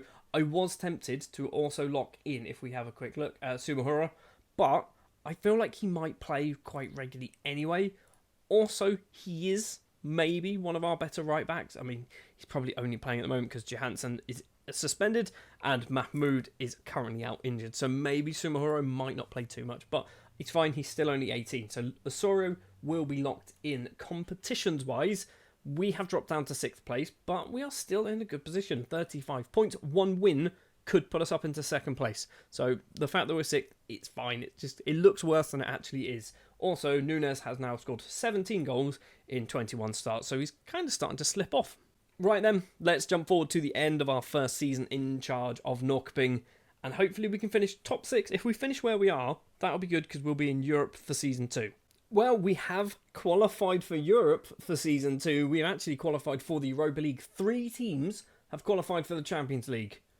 Does this mean Helsingborg might have won another European competition? We will double check that. We have finished 4th, qualified for the Europa League. We've got Bromwich Pokana have qualified for the Conference League. Possibly looks like Landskrona might be qualifying for the Europa Conference League as well. However, they might not be because it might depend on who wins the Swedish Cup this season, last season. I'm not quite sure. So, Champions League, Real Madrid were the winners last time around. If we drop down to the Europa League, is it going to do it? It's gone to Europa League, so Real San Sebastian, so they did not win the Europa League. Did they win the Europa Conference League? No. How have we got 3 teams? Do they get to the final or something? Is that a thing? Can they do that? I don't know. I don't understand how we've got 3 teams qualifying for Europe unless... Hold on. Have we gone up in the rankings? We're 6th. We've gone up to 6th. 2 teams directly into the Champions League group stages. 1 needs to go through 1 qualifying round, which means we are directly into the Europa League. Like, no qualifying rounds, nothing. Straight into the Europa League. That's not what I was expecting for Season 2, but also, that's massive. That is absolutely huge. Checking the coefficients, are we in danger, though, of losing out? The biggest season is going to be this one here, because I think that was when Helsingborg won the Europa Conference League. When that one goes, we need to make sure that we replace it with an equally good season or better season, which is going to be in 2 years' time? Maybe? Is it going to be the first season that we're in charge? Might not be. Might be the next season. Anyway, doesn't matter. Season 1 then, in charge of Norrköping. We've qualified for the Europa League. Helsingborg are champions. Mjällby finished in 9th place in the end. Did they sack their manager? They did sack their manager. They currently have Tobias Larsson, who is formerly of Hammarby and Sweden under 21s. I haven't checked this. I feel like in a Building a Nation save I should check this more often than I do. Sweden currently 5th in their qualifying group. They've not played any. That's fine. That makes sense. I imagine they've not really done much. They have gone up to 15th a couple of times in the world rankings. Competitions-wise, let's probably not look at that. So World Cup, they get to the round of 16 a lot. We've just had a World Cup, and they got to the round of 16, lost on penalties to Denmark, and a Scandinavian round of 16 tie. Olympics we don't care for. Anything else? European Championships, lost to Turkey in the second round. They got to the semi-final a couple of times, so that's obviously pretty good. And I mean, qualifying for the World Cup's good. That's a good thing. Sweden aren't really doing too much. I will keep an eye on this job. Okay, I will definitely keep an eye on the Sweden job. I said to myself, I didn't actually say this in video, but I said, if this job becomes available, I will not take it before Season 10. It has not become available, or if it has, I've not noticed it come available. So we are going to try and keep an eye on this job to see whether we can take this job. He's only been in charge. He's been in charge for 4 years. He's been in charge for 4 seasons. Maybe we need to keep an eye on this job for certain, because I feel like this might be our way of actually winning something with Sweden. Anyway, that's going to do it then for this season. Let's go forward to Season 2 of Norrköping, and hopefully more of the same. Maybe a title challenge. In our first season in charge with Norrköping, we did ridiculously well, finishing 4th place in the table, qualifying for the Europa League, which, considering the season before they finished 12th place, is absolutely madness. This time around, I feel like we should be trying to do the same thing. And I just want to highlight this. Sweden are currently 6th in the club coefficients, which means this season, 2 teams go straight into the Champions League phase. If we win the league or finish 2nd place, we'll be in the Champions League and we will pick up a ridiculous amount of money. Money that we kind of desperately need because we're nearly £500,000 in debt. But being in debt has not stopped us already doing some transfer business on the 1st of February. First of all, 2 players have left on permanent deals. Zizis, who has moved on to Trelleborg on a free transfer, and Jeremiah Aitken has moved over to Pachuca because basically we were just never really playing him, and I didn't really need him at the club. We spent £275,000 on him. I don't think we did we? I don't think I did that transfer. That was definitely the manager before me. We sold him for 80, possibly going up to 105. Joining the club then, in order of expense. First up, Cedric Matip is a 23-year-old Cameroonian left winger international, signed on a free transfer from Melbourne Victory after his contract expired. Abu Dumbaya is a 26-year-old Ivorian winger and striker signed from Central Coast Mariners after his contract expired. And now we've actually had to pay for this man. David Dube is a 24-year-old Zimbabwean international with 48 caps to his name. He's definitely come in as somewhat of a squad player. He has cost £77,000. And I know in a building a nation save, you shouldn't steal players from other teams in Sweden. In theory, I know we do it quite a lot, but I kind of felt I wanted him, and he was transfer listed. He was never going to play for Gothenburg, so I went, you know what, we'll take him in, and we're going to try and loan him out. In fact, we are trying to loan him out. He might be going to Sylvia on loan. And finally, for £230,000, Brazilian striker and winger Flavio has joined from CUI. I don't know who they are. It looks like I can't read that. It's CUIABA, maybe? Cuiaba? I don't know whether that's their name or not. But he has come in for a pretty decent fee, or I say decent, a cheap fee from our perspective. And I'm seeing this one as being certainly one for the future. I might start deploying him as a right winger over being a striker, but we will see. Time will tell. So that is our transfer business so far. As we've already seen the finances, we do still have 1.6 million to spend. We are over our wage budget though, so maybe we take our opportunity to have a look at our squad, sort by wages, and try and trim down some players. But we will have to see how things go. So before anything has really taken place, the board are expecting us to finish mid-table. I would like to finish in the top 4 positions. I think last season we showed that we are good enough to do so. I'd like to do the same thing. We are going to try and arrange another money competition. This was last season's one, technically, so we'll try and arrange another one to get a bit more cash into the club. And the Swedish Cup, I'd love to win it. It would be nice, wouldn't it? But we're not really focusing on that. We need to focus on the Swedish Premier Division. And we jump forward to the 29th of March, and we have played the money tournament for IFK Norrköping. That's easy for me to say this time around. It was El Ettifaq, Al Sad, and Al Ali. We kind of went for a sort of, I would say Eastern European. That's not Middle Eastern. That's it. So Saudi Arabian side. We also have a Qatari side and an Egyptian side, and we beat all 3 of them. So yeah, we've won the money competition. And what does it mean for our finances? I mean, we're 1.6 million in debt now, which is always good. We did get £345,000 worth of TV revenue, which is quite nice. The other thing to mention before we get into our transfers is that we have qualified for the Swedish Cup final. We have gone through from, I believe we get out of the group, which is obviously kind of a normal thing to do anyway. So beating Falkenbergs, Kalmar and Kristiansand, then into the quarterfinal, going past Värnamo, into the semis, beating Mjällby 5-1, and we're up against Brommers-Podkarna. The Swedish Cup, by the way, Norrköping haven't won this since 1994, so it would be quite nice to actually win this, I think. Right, transfers. There's a lot to talk about. A lot of players have left the club. Christopher Engstrom is the first, 30 years of age. He's moved over to Varbergs for not a lot of money, £23,500. Lasse Yule has moved over to Varbergs as well. He's gone for £150,000. The Chinese Taipei international Su Cheng Liang has moved over to AIK. He basically joined us, didn't really play a huge amount, has moved over for possibly £26,500. Oh, that's nice. That extra grand will come in handy. Jamaican international David Plummer has also moved over to Varbergs. He has gone for £48,000, possibly going to £65,000. Mohamed Kidane has moved over to Osters, a youngster, but I didn't see any future at the club. He has gone for just £23,500. And finally, another youngster. This time it is Adnan Music. He's moved over to Västerås, and he's gone for £4,900. Joining the club, in order of expense, Brunel has moved over from Mjällby, a player that I signed for Mjällby for £1.1 million. He never really played for them, and they transfer listed him for £43,500. So I went, you know what, come to me, because I've already committed £1.1 million in this game. What's an extra 50 grand? He's come in, he's gone out on loan to Osters for the season. Now this one I am very excited about. Julius Brown, a 19-year-old Nigerian midfielder, attack midfielder, maybe right winger, has joined from Enyimba for £750,000. It's a bit steep, and this is why we are definitely a little bit more in debt. But Julius Brown, I think, could be one for the future, but almost definitely is also one for now. I'm going to have to lock him into that position because I think that's probably his best role, but I don't think he gets in there currently, just based on ability, so we might need to lock in Julius Brown.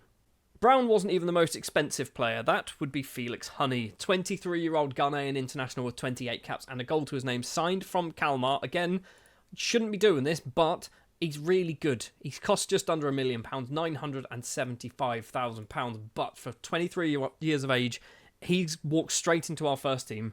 Yes, he's getting paid a bit of a steep salary, but we are, in theory, going to be in the Champions League kind of soon, so I'm okay with actually paying slightly higher bits of money. He is a mercenary, didn't see that, that might have been a bit of a problem, but Felix Honey has joined the club. And finally, we've actually loaned in a player from Helsingborg. It is Fabrice Ndayisenga, might be his name. He's 22 years of age, got 2 caps for Sweden. He can play as a right back and a left back, and that is why we've brought him in on loan.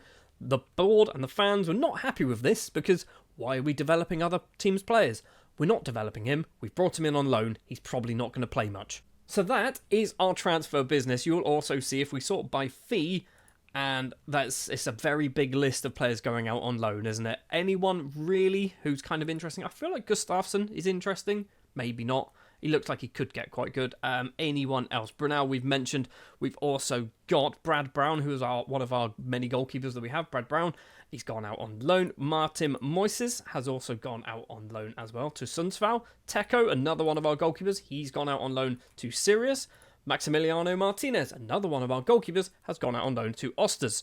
So Osters have managed to pick up Brunel and Martinez. Flavio, we mentioned him earlier, he's gone out on loan to Kalmar. We've also loaned out Sumahuro. He's very good. He's gone to Malmo. He needs first team football, and I don't think he's going to get it playing for us at the moment. So lots and lots of players going out on loan. You'll notice as well, all of them have gone on loan to Sweden.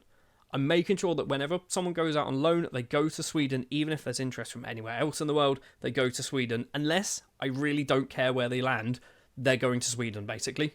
So not a lot else really to kind of catch you up on at the moment. League has not kicked off just yet. We started off with a match up against Elfsborg, which I'm going to have a look, actually. I haven't checked this yet, but let's take a look at the season preview. 10th. They're expecting us to finish in 10th place. We've got nobody in the best 11. I feel like all of those are Big Hacken players. No, they're not. Roberto Hidalgo is a Mjällby player. Okay. And obviously, I know fully aware we're not Mjällby manager. We've got Mikey Moore as well, who is obviously at Helsingborg. We've got Nedeljkovic, who's at Helsingborg. And we've got Cederschiöld, who's also at Helsingborg. But none of our players are in there. Sorting by key players by this. Felix Honey and Julius Brown. 2 of our new signings, 2 of our most expensive signings. That fills me with quite a lot of hope that we've actually spent money sensibly on players that will strengthen our squad. And speaking of the squad, this is what we are locking in for the season. Osorio is being locked in as a centre-back, although I'm not sure I need to do this anymore, but we did say that he was going to be a regular starter. I'm going to do it for another season. Do it for a season. And then maybe next year we just drop him out and he needs to start playing there on merit. Julius Brown, as we've mentioned, he's going to be locked into that attacking midfield position, because I think if we do this by best 11, Brown doesn't get anywhere near the starting 11. He's actually sub number 9. It is also worrying that our 2 best centre-backs are Brunel and Moises, and they are both out on loan. But there we are. That's a thing that we... maybe that was a mistake. Who knows? Our best attacking midfielder is Andreas Oman, who he's good. He's definitely good, but he is also 32. And I don't like that. I don't like the fact that we've got a 32-year-old who's good enough to play for us in the first team. Anyway, then, the next thing to do is jump forward to the midway point of the season. Obviously, our window has closed, so no more transfer business will take place. And let's see how well we get on. And when we return, we will also be starting Europe. Maybe. So, 7th of July, the transfer window has just opened for us. No business has taken place just yet. However, if we look here, where is it? We're in one of these. We are playing AZ Alkmaar of the Netherlands, which is not going to be an easy game. But if we win that, we go into the Europa League. For our first time, is in charge of Norrköping. So I'm kind of hopeful. I'm definitely hopeful that we can manage to do that. If we lose that, do we drop down into the Europa Conference League? I think it's that one. So losers qualify for the League Path 4th qualifying round, which is... Wait, if we lose that, we drop into here. If we lose that, we drop into the Europa Conference League. Got you. Which I'm kind of okay with, because I feel like we can do a good job in the Europa Conference League. Oh, and speaking of doing a good job, we are currently top of the Allsvenska. 14 games have been played, so almost at the halfway point. And we are 3 points clear of Kalmar, Gardens, and 5 points clear of Halmstad. Mjällby are up there, which is quite nice to see. Helsingborg dropping down to 8th place. So Mjällby, last season, I don't think they were very good, were they? They kind of finished about mid-table in the end, 9th place. Helsingborg were champions. However, this time around, they're up into 5th place. So, I'm hoping the 5-year stint at Mjällby has kind of turned them into actually a pretty decent Swedish side, which is nice to see. So obviously, transfer window is open, and yes, this is the state of affairs that we are currently in. We are minus £3 million in the bank. We've got around £20,000 to spend of our transfer budget, but we are also over our wage budget by about £20,000. So it's not going to be a busy summer, shall we say, unless we sell somebody. Maybe we need to sell a lot of people. That might need to be the plan, actually. We didn't sell a lot of people. We sold, I think, 2 players. Ivani Babel, the Surinamese right back that we signed in the first season in charge of Norrköping. He's gone back to Robin Hood on a free transfer. And Martin Nilsson, a 22-year-old goalkeeper, has moved over to Obreo. He's gone for 22. I thought, why was I thinking £22,000? He's gone for literally not even £2,000. We have recalled Maximiliano Martinez from his loan spell at Osters and then sent him out on loan at Ostersunds. So we're actually getting more money for Martinez going on loan than we did for the 2 players that we've sold. He's actually he's bringing in £6,000. We're also loaning out Pele Antonsson. He's bringing in £16,000. So we are making a bit of money. We have brought in 3 players. You'll be not shocked at all to see that this is actually a goalkeeper that we brought in. This is the most ridiculous reason to sign this man, by the way. He was on trial at Ostersunds when I was sending Martinez on loan there. So I went, I don't want you to be the number 1 goalkeeper, so you can come to me as an emergency backup. It's ridiculous, the fact that I've done that, but, I want my good goalkeepers getting better, and I feel like Barthau is not too bad anyway. We've also loaned in 2 players from Napoli who have been our feeder club ever since we joined. We have brought in Sal Romero. He is a 19-year-old Spanish right back and centre back. He looks pretty good. I feel like he's probably one of our best options in defence, which is quite nice. We've also loaned in Tormod Bertelsen, might be his name, a Norwegian striker and attacking midfielder, who's also apparently played a little bit in centre-back for some reason. Not too convinced on Bertelsen, but he's fine. He's alright. He can do a job for us for a few months. And that is basically it. There's obviously more and more loan spells that have gone on. We've got David Doob has gone out on loan, which kind of wanted him to get a bit more game time, but he's gone out on loan, which is fine. You can see all the other players on that list. And yeah, we are currently top of the table. We have made it into the Europa League, which is always good to see. And in fact, top of the table by slightly more than what we were earlier, because earlier it was just 3 points, wasn't it? And now we are top of the table by 5 points ahead of Mjällby. Helsingborg are climbing up there as well, up into 4th place. So our 3 former teams, or our 3 teams that we've managed in this save, are in 1st, 2nd and 4th at the moment. Could we get a top 3? Could we just fill out the podium with teams that we have had a massive impact on? Just want to draw your attention as well to Julius Brown. Obviously, we've locked him in attack midfield, and he's doing really well. 27 starts, 10 goals, 8 assists for Julius Brown. I'm loving this. The fact that his numbers seem to be dropping is not particularly interesting, but the fact that he is playing, he's now 20 years of age as well. I think we've got ourselves a little gem in Julius. And I know we mentioned him last season when we signed him, but George Nunes, he's also a bit of a gem. 16 goals in 27 starts, 13 of them coming in the league. We have got a pretty good squad right now. We've got players who are scoring goals. We've got some, when we sort by ability, we brought in Honey. Romero's good. Daniel Johnson is a Swedish right back, and he's already pretty good as well. We've got Nilsson, who I don't think is good, but for some reason he is, so I'm okay with that. We do just genuinely have a pretty good squad with this Norrköping side. We are also into the Europa League, as I mentioned. If we take a very quick look, we do this, this, and that. We are playing Zrinski, Astana. We are playing Napoli, Ajax, FC Nordjylland, and Brøndby, and then also Real San Sebastian and LASK. So, what's the thoughts here? I feel like we should be able to win against Zrinski, Astana, Nordjylland, Brøndby should be winnable. Napoli, probably not. Ajax, maybe we might be able to beat Ajax. Probably not beating Real Sociedad and LASK. We should be able to win that. So I'm kind of confident that we should be able to kind of actually get through this group stage. That would be nice. If we can get through the group stage of the Europa League, get through the round of 16, or to the round of 16, that's a very successful season in Europe for us. Speaking of successful seasons in Europe, we have got 2 teams in the Champions League, Helsingborg and Varbergs. Varbergs are in the...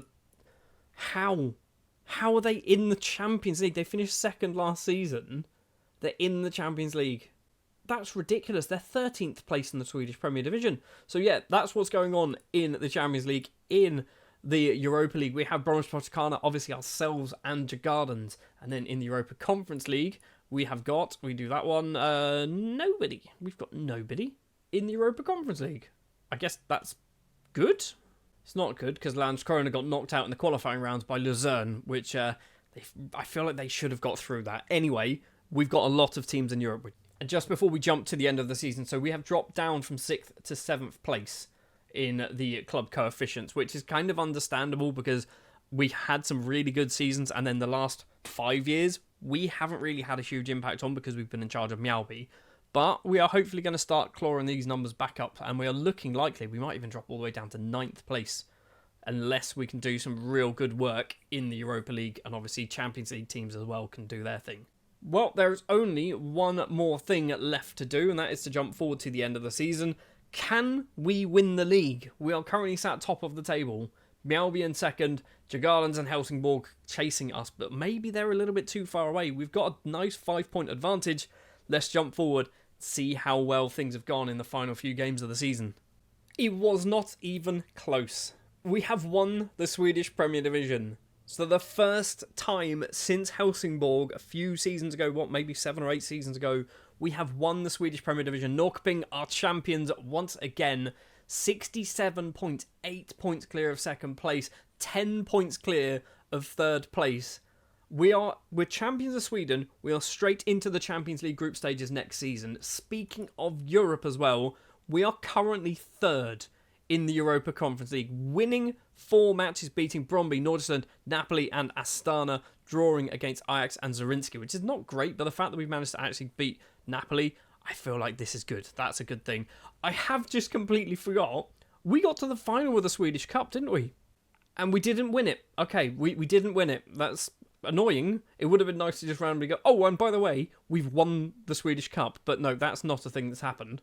And it was 3-1 after extra time. Okay, I feel like next season, if we're in the Swedish Cup, I will check. I will make sure that we check this in the video at the right time, the sensible time. So we go 1-0 down at Nondo after 9 minutes. Fredriksson scores after 66. And then we fall apart in extra time with Nyberg and Olsen scoring twice. It actually looks like a reasonably fair game, doesn't it? 2.07 XG for Bromwich Pochkana, 1.7 for us. The fact that we got to the final is good, but also the fact that we are champions of Sweden is even better. I'd love to win the Swedish Cup. We're still doing really well in Europe. I think this season has been ridiculously, easy enough for me to say, successful for our Norrköping side. Oh, and even better, cherry on top of the cake. We are well into the profit now. 4.4 million in the bank. Nearly £2 million of a transfer budget. Our wage budget has been increased. It did get decreased throughout the season. It is now bumped back up to 100,000. We're still over it, but we've still got 2 more Champions League or Europa League games to play. Next season, we'll start off our Champions League campaign as well as champions of Sweden. This season, season 2 of Norrköping, we are already winning trophies. I was not expecting that. So last season with Norrköping, we kind of did the unthinkable, sort of. It wasn't too really out there because we did finish like in the top 6 last season or the season before, but we are champions of Sweden once again. This time around on the 1st of February, obviously we have not kicked off the season just yet. Season preview-wise, we are expected to finish in 10th place. We literally won the league last year. I feel like we should be aiming for possibly winning the title for a second time. Taking a quick look at the competitions as well, we are still in the Europa League. We've actually qualified in 5th place. We have won 5 matches, beating LASK, Brøndby, Nordsjælland, Parthenope, I don't know why, it's Napoli, I know it's Napoli, Astana, and we have drawn with Ajax and Zrinjski, and we have lost against Real San Sebastian, or Real Sociedad if you're normal. So, we go through to the Europa League round of 16. Could we be in for winning the Europa League? It's unlikely, okay? When you look at some of the other teams who are still in the competition, it is unlikely, but we did finish 5th, and we have beaten the team that won the group. We beat Napoli, and they won the group, so it is a possibility that we could win the Europa League. Throughout the entirety of pre-season, I've actually been trying to trim down the squad, getting rid of a lot of players. Financially, the club is in a good position. However, transfer budget-wise, we don't have a huge amount at all. We should be getting a lot more transfer budget with 5 million in the bank. We've been well over our wage budget over the last couple of seasons as well, so we've kind of gone through, got rid of a lot of players, but we have replaced them as well, and it's kind of why you find that our transfer budget is nothing, and our wage budget is basically the same as where it was last time. We've sold £1.7 million worth of players and no real big transfer. There's not like a £1.5 million transfer that's gone through. Pelle Antonsen, first up, leaving, going to Bordeaux. He has gone for £58,000. Victor Chu has left on a free transfer, going to Randers. John Carlson is one of the bigger names to leave the club. He has gone for £475,000, signing for Sturm Graz. For £425,000, Canadian international Max Vogel has left and moved over to Partizan. Dramain Koulibaly moves over to Westerlo for £75,000. For £375,000, Sebastian Fredriksson has moved over to Antwerp. We have sold one of our better goalkeepers in the shape of Mies van der Meer. He's moved over to Almeria, and he has gone for £85,000. For just under £100,000, Andreas Oman has moved over to Brest. Sturm Graz have picked up Ricardo Casaliero as well. He has gone for not a lot of money, £16,000. Jesper Iversen has moved over to Hammarby on a free transfer. Halmstads have picked up Linus Tagesson, also on a free transfer. Arvin Lovdau has moved over to Vassland for £8,000. And David Doob has moved over to Kalmar for £54,000. Lots and lots of players leaving the club. Some of them were technically first-team players as well, but don't worry, we have replaced them. Some players we've brought in so far are really quite good.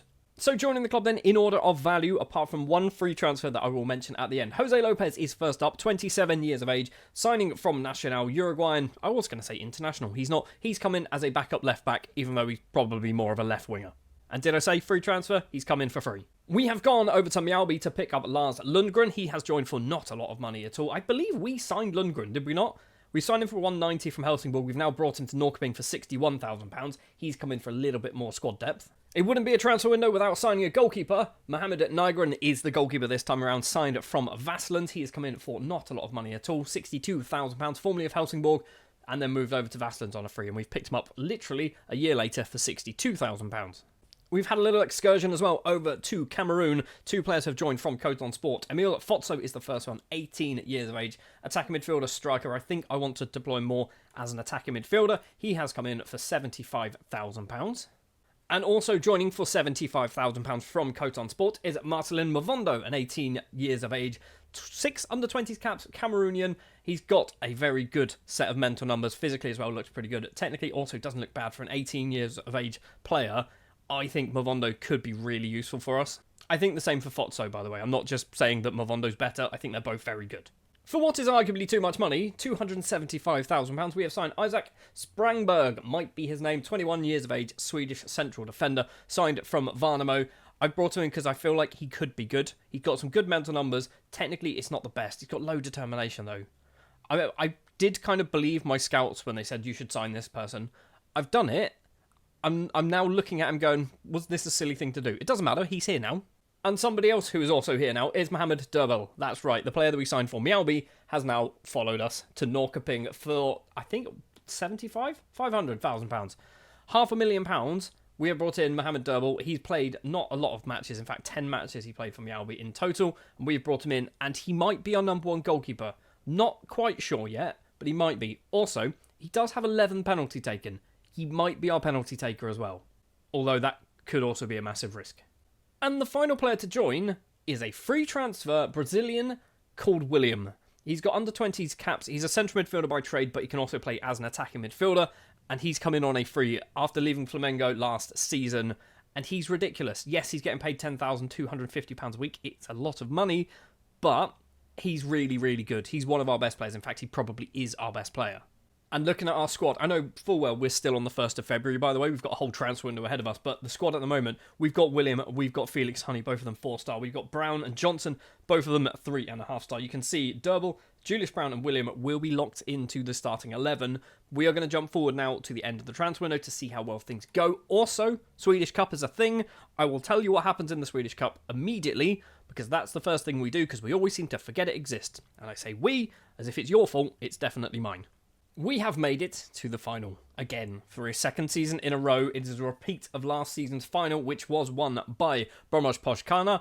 Maybe this time around, we will be the team lifting the Swedish Cup. A Swedish Cup, by the way, that hasn't been won by Norrköping since 1994. I think I said that last episode. Other things to mention, we have been knocked out of the Europa League, unfortunately losing against Nordirland. A 1-1 draw in Sweden and then a 2-0 defeat in Denmark means we do lose and drop out, which is not good. It's really not good. I feel like we should have done better. And then when we look into the quarterfinal, there are no Swedish teams. There is. We've got Djurgårdens. How did I miss Djurgårdens? We've still got a Swedish team in this. Maybe Djurgårdens can win the Europa League. Just having a look as well, Champions League, definitely no Swedish teams. In fact, all of them are basically, we've got 5 English sides, we've got an Italian side, a French side, and a Spanish side. Basically, if you were told, pick 4 nations who will be in the quarterfinals of the Champions League, you pick those 4.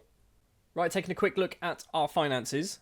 We have gone up a little bit in our transfer budget, but what actually have we done? What's technically not being sold, Romeo Sumahuro has brought in the most amount of money. He's gone out on loan to Landskrona until the end of the season, and they're paying £500,000 for the pleasure, which is good because he wasn't going to get into our squad or our starting 11. They're paying £500,000 to develop one of our players. Hopefully develop one of our players.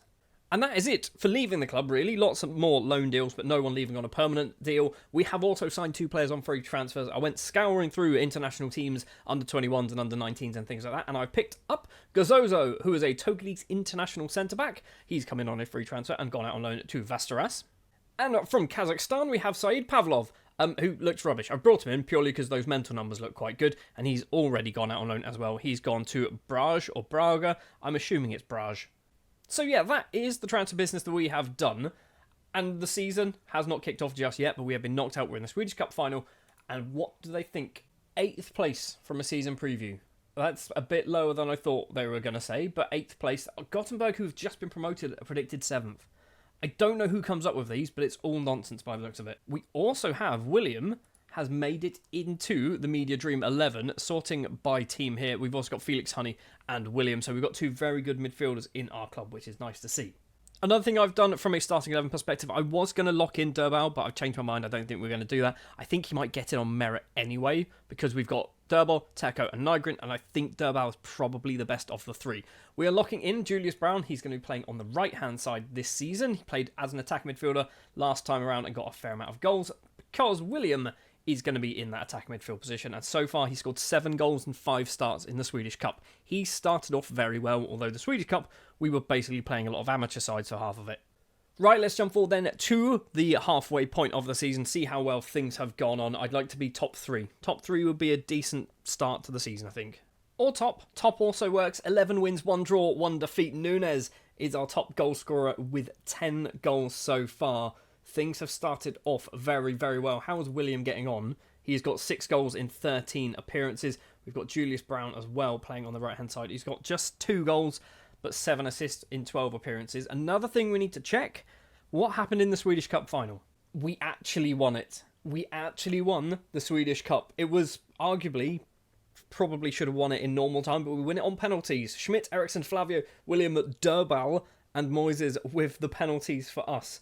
Our goalkeeper scored a penalty. Did their goalkeeper score a penalty? I don't even think he took a penalty. Our goalkeeper scored a penalty in a cup final, and we have a trophy, another trophy in the cabinet for our Norrköping side.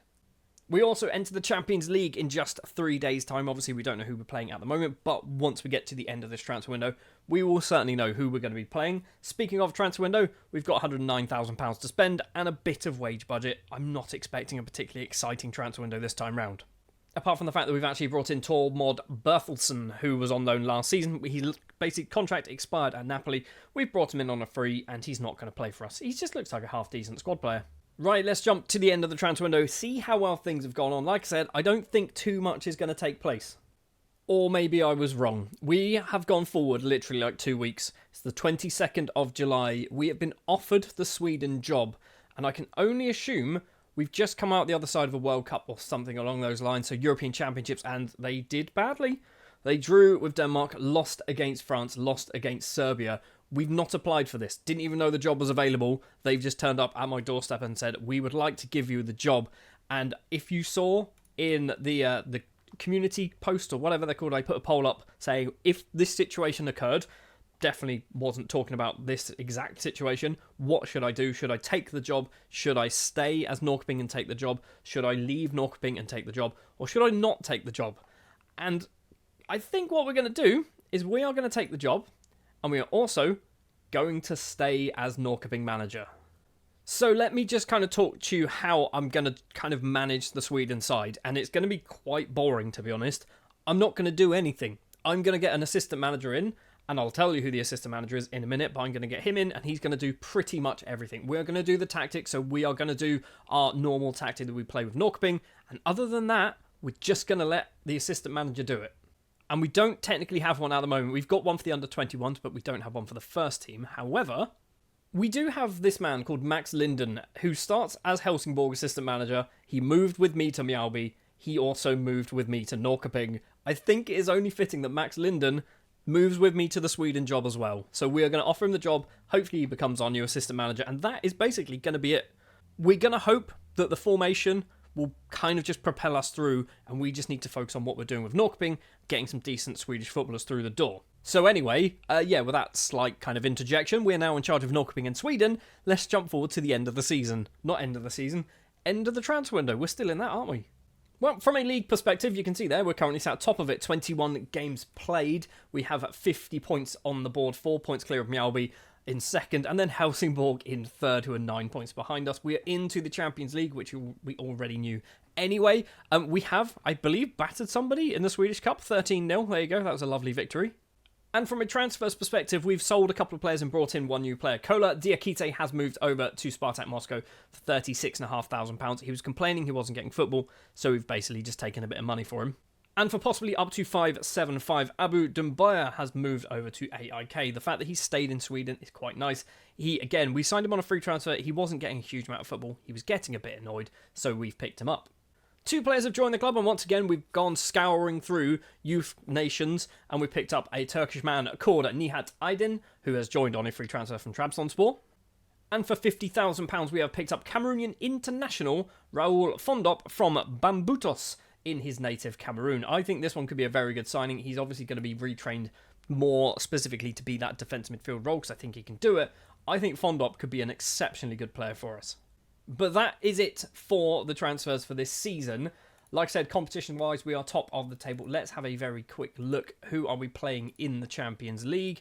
It is going to be very difficult games all round, or maybe not. We are starting things off with WSG Tyrol from Austria, Marseille, Atletico Madrid, Porto, Dinamo, Frankfurt, and then moving into the new year, Real Madrid and Spurs. I can't see us getting out of the group stage. If I'm perfectly honest, I can't see us getting out of the group stage. But we will find out if we actually do. We'll also take a very quick look. What's the fixtures like for Sweden? We obviously haven't taken charge of anyone yet. So we've got European League Division B Group 4 matches, Albania, Ireland and Wales. I'd like to think we'd win all of those. We're going to go forward and find out if we do. We almost won all of them. We won 5 of the 6 in charge of Sweden. We do eventually lose against Wales away from home, a 5-2 defeat, but lots and lots of goals scored. So, formation-wise, seems to be doing a bit of a job. Obviously, Albania, Ireland and Wales are not Denmark, France and Serbia, but they're still not particularly bad. This is still an international football team that we're playing against. So, this is encouraging. This is certainly encouraging. From a Champions League perspective for Norrköping, we are currently sat 17th. 3 defeats, so we've lost against Dinamo, Porto and Marseille, but 3 wins. Frankfurt, Athletic Madrid and Tyrol, a nice 5-1 victory there. So we are in with a chance of going through in the 9th to 24th place positions, which is actually not terrible because we then get another chance to get extra coefficient points. Oh, and in the league, we are back-to-back champions. That's right, we have finished top of the table, 4 points clear of Mjällby, 10 points clear, in fact, of Helsingborg. So the 3 teams that we have had a massive impact on are the best 3 teams in Sweden for this year. You can see Nunes, 19 league goals. Not a goal in any other competition, 1 in the Swedish Cup, but not a goal in any other competition, which is just madness. Christian Nilsson as well scored 18 goals, 20 in all competitions on that left wing. And I genuinely don't think he's very good. He just loves to score goals, apparently. Very quickly looking at the squad. So we've got William scoring 26 with 16 assists. I mean, it says 19 and 12 there. We've got Nunes with 25. Nilsson with 21 and 15. Fischer getting 18 goals. He's playing defensive midfield. Was he taking penalties or something? Does look like he's taken a few penalties. He's got 7 goals from penalties. But still, that's a lot. Julius Brown, 16 goals and 18 assists. He managed to get over the course of the year. Flavio's up there with 8 and 3. He's getting annoyed because he wants first team football. He's good. I think he's good enough to get it. Problem is, Nunes is better. The fact that we are kind of scoring this quantity of goals across 5 different players, scoring double figures, that's really quite encouraging for me. Have we got, if we sort by goalkeepers, did Derval score a goal? No, he didn't. He was also our number 1. Teko was our number 2 by the looks of it. So back-to-back champions then of the Allsvenska with Norrköping. We are now in charge of Sweden as well, which is a huge thing for us to actually do in this save, because to build this nation properly, I think we need to try and win a major trophy with Sweden. And I know this technically isn't a major trophy, but I think it does go to like playoffs and things like that, does it not? So there is a semi-final which we are not in. There is also a third place playoff and a final and a relegation playoff. I don't know how this competition works, right? I'm assuming the winner is one of those 4. They'll win the whole tournament. But then, I feel like we qualify for like a European competition for winning our group. I should probably know this, right? So, their semi-final, promoted. I genuinely don't understand this competition, but the fact that we've managed to get promoted, that's also pretty good to see. Oh, and one final thing before we end this season. We've got £15 million to spend next year because of our Champions League escapades. We're obviously picking up huge amounts of TV revenue, some prize money as well, which means £24 million is in the bank, £15 million transfer budget to spend. I'm trying to actually do some increasement in like the training facilities, academy coaching, and even the stadium, because I think the stadium is a bit of a limiting factor for us at the moment. So I'm kind of desperately trying to throw money at facilities, and we're just going to see how that goes. But that is going to do it for this season. We're in charge of Norrköping, the double champions of Sweden, and we're in charge of Sweden. And I think next season we're possibly trying to qualify for a World Cup. So season 19 begins as our first full season as the Sweden and Norrköping manager. Obviously, we took over from the previous manager. I can't even remember who it was last season, and we're in charge of Sweden. We have already played a few games, and we did quite well. I don't think I actually mentioned this possibly in the last episode, but basically we won the European League Division B, Group 4, whatever this nonsense is. We won 5, we lost 1 match. So we've started off our job as the Sweden manager pretty well. This season we have World Cup qualifiers, which means next season, season 20, will be a World Cup year, assuming we can get out of this group with Hungary, Lithuania, Turkey and Wales. I think we should be fine. Going back to Norrköping, however, we have been talking to the board. We need to make sure that we get our best facilities sorted out, so training facilities, youth facilities, junior coaching budgets and all that kind of thing. And you can see here are the things I have requested in the last, I guess, 2 seasons technically, not even 2 seasons. All of these started in December 2040, so in the last maybe 3 months, we are expanding the stadium. We'll get to that in a minute. It's ridiculous. We have increased our junior coaching budget. We're improving our youth and training facilities. We've also increased our recruitment analyst wages. That wasn't something I wanted them to do. They just said, hey, do you want to do it? On Christmas Day, apparently. What a lovely present that is. And also, our youth recruitment has been improved, which means we have gone across the board and improved everything. The stadium is just utterly ridiculous. They're expanding it by 50 seats.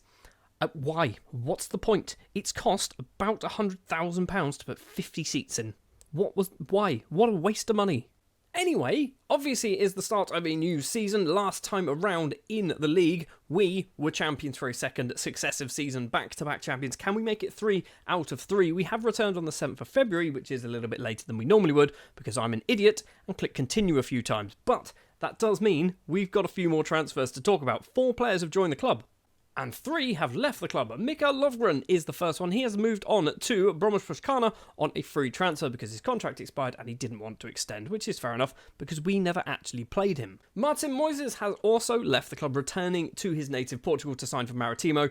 We didn't play him much at all. He did get the odd game, but most of them were actually kind of, I was going to say off the bench. They weren't off the bench. He was like a backup. When we had injuries, that's when he came in. He's gone for 350, possibly going to 425.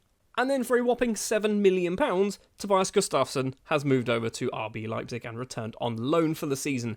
He's not played for us at all. We've loaned him out a few times, not even playing in the Allsvenska, in the Premier Division of Sweden. We loaned him out a few times. He's played a lot of football for Sundsvall and Falkenbergs.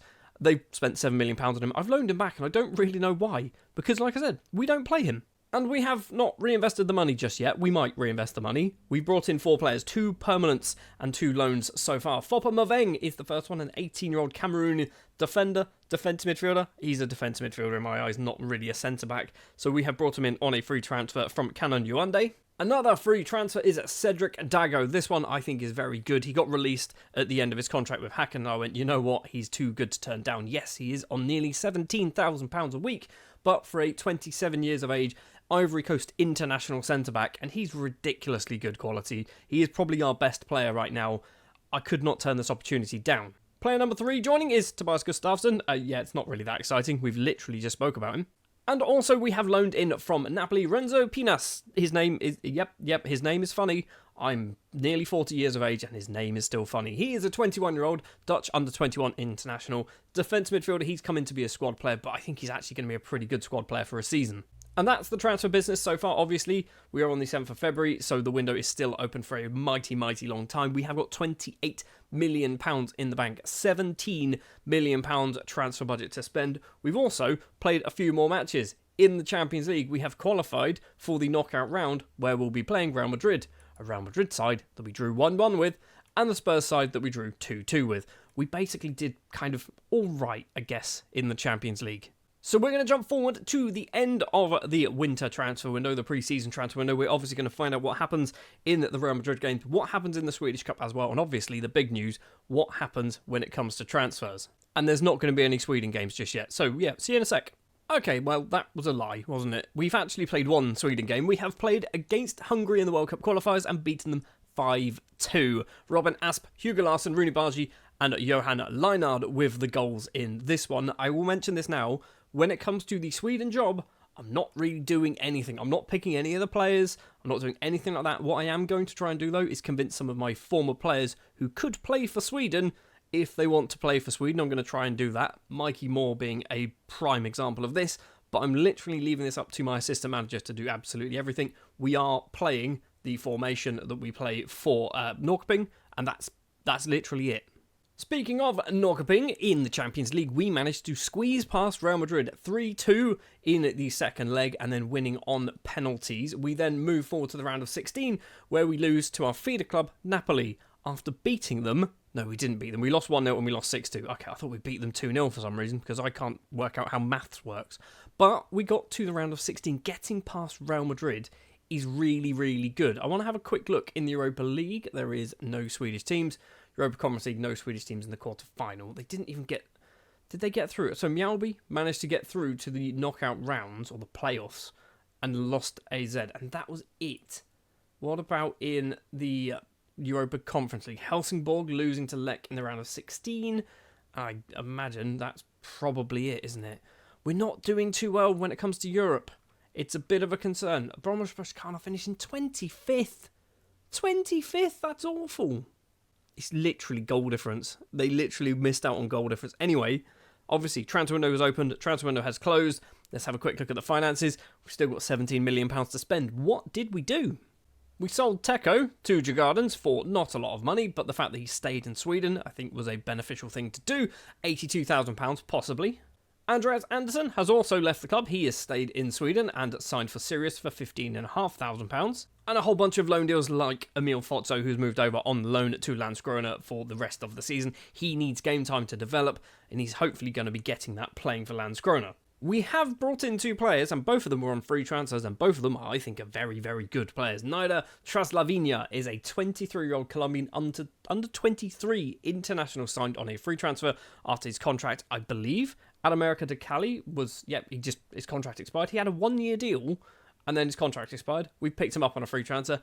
I think he's going to walk straight into the first team, and another player who I think should do the same. And that is William Quay, England international William Quay, 26 years of age, 14 caps, 1 goal to his name. He's a right winger and a right back, and I think we might be deploying him as a right back for some reason. I don't know why. I don't know where the best place to put Quay is, but we've got him in on a free transfer. Contract at Palace expired. He's an England international. Is he still in the England squad, by the way? An England squad managed by Ronnie Dahlia. Fair enough. He's not still in the England squad. Okay, well, the fact that we've got a former England international is pretty good to me. And that is it for our transfers. When it comes to the squad that we're locking in, just 2 players are being locked in. William is one of them, being locked in as the attacking midfielder. Obviously, last time around, had a very, very good year, 26 goals in all competitions. This time around, I'd like to see something more of the same. So William will be playing in that attacking midfield position. And Julius Brown will be on the right-hand side still. Last season we had to lock him in there because basically William kicked him out of his normal position. And Brown did, again, pretty good job, much like William did. Not as well as when he was playing as that attacking midfielder role, but he did get 16 goals and 18 assists in all competitions. Speaking of competitions, by the way, yes, we're in the Swedish Cup final. Last year, we won the Swedish Cup. The year before that, we were second place. Are we going to win back-to-back Swedish Cups? We're obviously in the final up against Djurgårdens, a team that I think we should be easily good enough to beat. Oh, and our 50 seats at Nyaparken has been completed. So yeah, we're now 16,050 capacity with 10,800 seats. The moment those 50 seats were complete, I then went back to the board and said, now do a proper job and expand it. And they have agreed. The problem is, we don't really know what they're doing. They've just agreed to do it. I can't find the news article, but I think they're doing about 25,000 capacity stadium, which will be really, really good, because I think we should be able to sell that out, in particular when we're doing Champions League matches. That should be a sellout almost guaranteed. So next thing to do then is to jump forward to the next transfer window. Obviously the season has not kicked off just yet, but I'm hoping for a good start. The big thing though for our national side is we're going to play Turkey in like 2 days' time. Literally, the being an international manager sounds like a great idea until you realise you only play like 8 matches every single season, and that will probably take you a few hours to do. So anyway, we're going to jump forward to see whether we beat Turkey and what happens in the Swedish league. Well, we've actually played 2 matches with our Sweden international side, beating Turkey 3-1, Asp, Bargi and Ole Jakobsen with the goals, but however, the second match was up against Wales, who seem to be a bit of a bogey team at the moment. We have lost 1-0 against Wales. What does it mean for the group? We're currently sat second place in the table on 6 points, joint with Turkey, 3 points behind table toppers Wales. I think, if I'm not mistaken, we should be able to go through even if we finish in second place. So there'll be a group of 5 teams. I don't know. Yeah, we might get through. I don't know yet. In the Allsvenska, however, things are just as bad. I say bad, it's not bad at all, is it? We are currently sat third place in the table with an extra game played over literally everybody around us. And we are, 3 points behind Malmo. We are 1 point behind Djurgårdens, the 2 teams ahead of us. Joint on points with Elfsborg, 2 points clear of Häcken, and 3 points clear of Kalmar. So, it's not awful, is it? It's certainly not awful. We've not really done amazingly well. We've kind of lost some bad games that we really shouldn't have been losing. The BK Häcken one, Elfsborg one there, AIK and Mjällby. So 4 match defeats. It's not good. A draw with Landskrona also not a good result either. Obviously, we're still just over or just under the halfway point of the season, so still plenty of football to go. We are also, obviously, in a transfer window. A transfer window that, as of yet, has not had any business done, but financially, we've now got £19 million to spend. And they still haven't decided what they're doing with the stadium. So let's see what we can do with this £19 million. Will we manage to do anything at all? I think we should be able to do some half-decent business with £19 million. From a Sweden perspective, I don't believe we're going to be playing anything, because I think we come back around the 1st of September, so we won't see any of the next 5 matches until at the very end of our regular season. And I think at that point, we will know, yes, we will know whether we have qualified for the World Cup in Season 20. 21 games have been played and we are still sat in third place. We're now 10 points behind Mjällby, who have done some ridiculous business over the last few matches by the looks of it, because they were like 7th or 8th in the table, and then they've just flown up the league. What's happened? Have they just won absolutely everything? Yes, they won absolutely everything. Fair enough. We're obviously also in the Champions League. Nothing is kicked off just yet. I completely ignored the fact that we are back-to-back Swedish Cup winners. I don't know how I ignored this, but I did for some reason, because I'm a clown.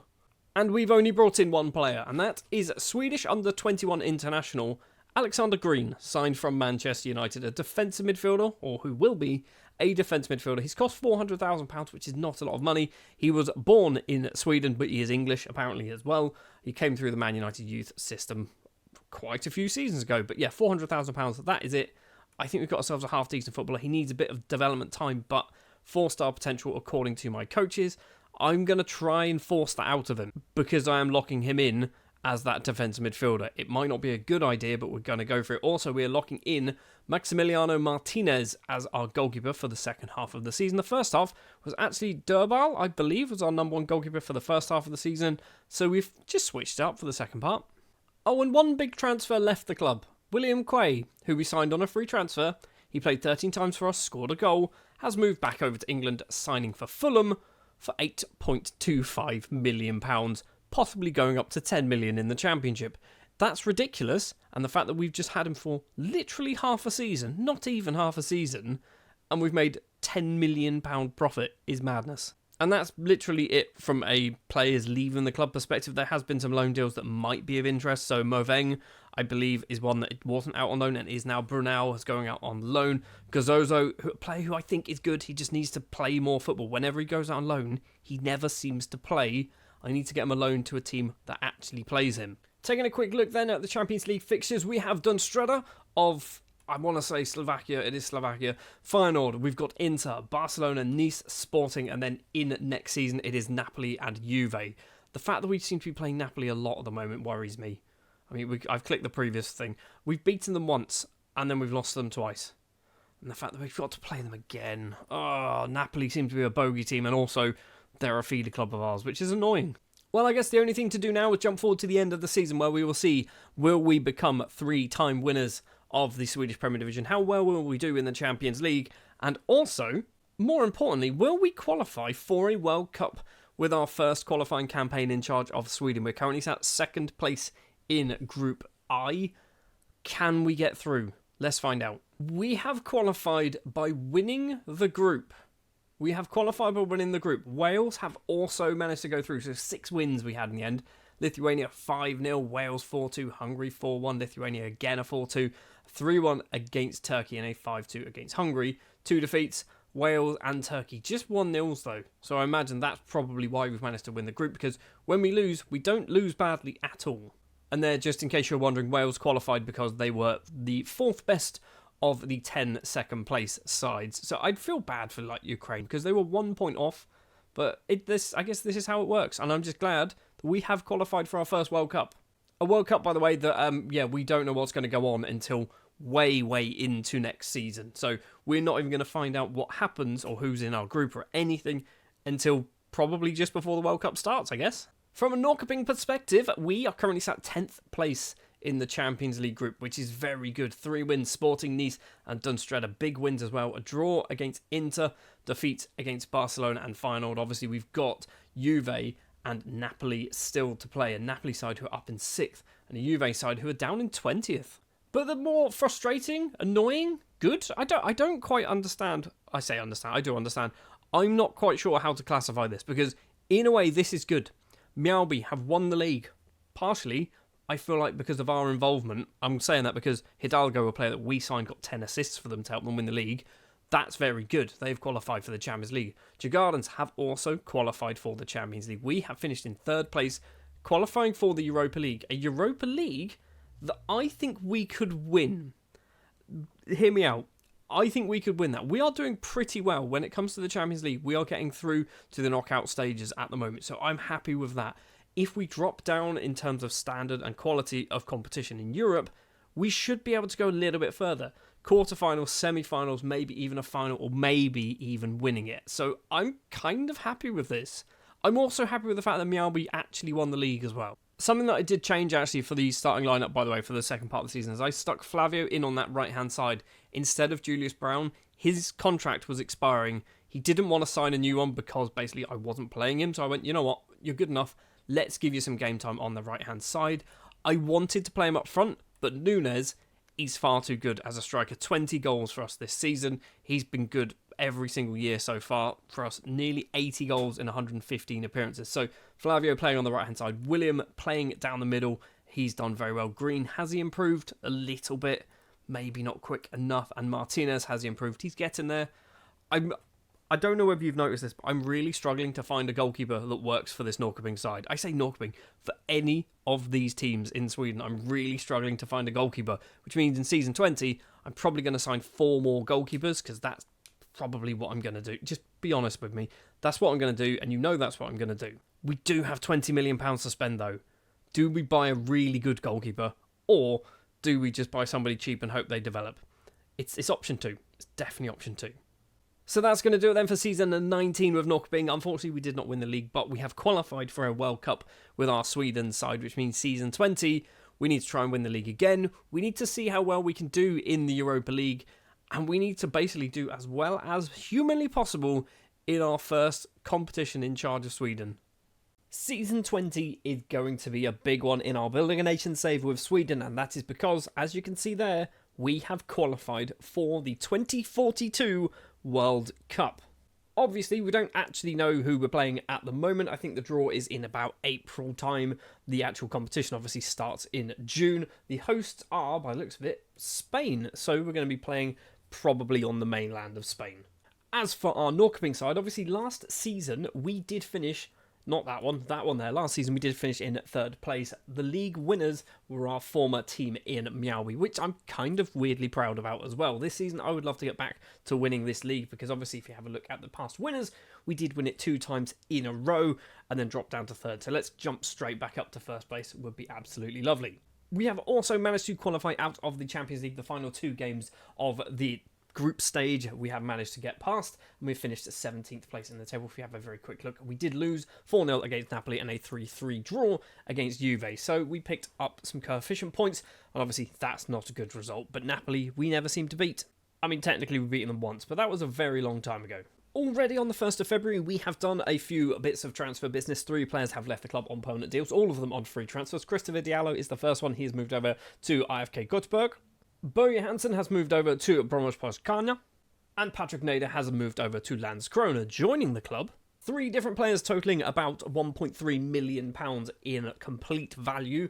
It is Tyrese Arana Barantes. He is the best and eldest, I guess, of the players joining the club. 27 years of age. He's cost just over £500,000 at £550,000. Yes, we didn't really want to be signing players from around Sweden and from other Swedish sides. They weren't playing him, he was transfer listed, okay? That's my defence, that's kind of my justification for allowing ourselves to do this. He's come in somewhat as a backup, maybe a regular starter if we need him. We've also gone over to ASEC Mimosas, a very good team to steal players from, and signed Luis Akasu, who is an Ivorian under 23 international. He's going to be primarily an attack midfielder once we get him trained up. He has cost £220,000. I think he's pretty good. And the other one, we've gone over to the Democratic Republic of Congo, to TP Mazembe, formerly actually on loan at Degerfors, which is quite interesting. We have signed Mohamed Tansman. He has cost £550,000. Again, a player I think is going to be good in the future. Right now, not too convinced. Probably want to loan him out for a season or 2.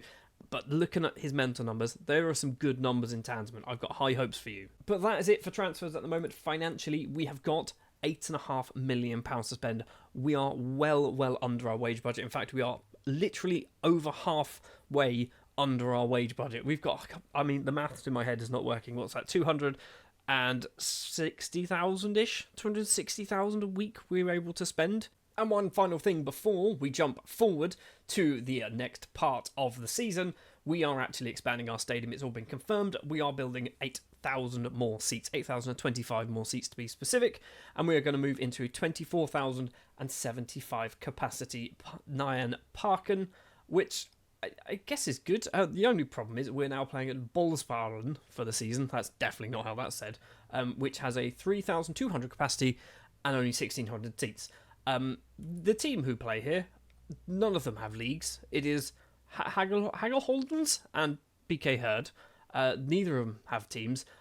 I don't know what's going to happen in the Champions League because this is surely not up to scratch. The last match we played in the Champions League, by the way, was at Nyan Parken, and we're also scheduled to play against Sirius at Nyan Parken. I wonder whether the Champions League knockout matches as well will be at Nyan Parken. And we might have a weird situation where for some reason league matches can't be played there, but European ones can. I don't get it. Anyway, we're going to jump forward to the end of the transfer window, see what more business we've managed to do.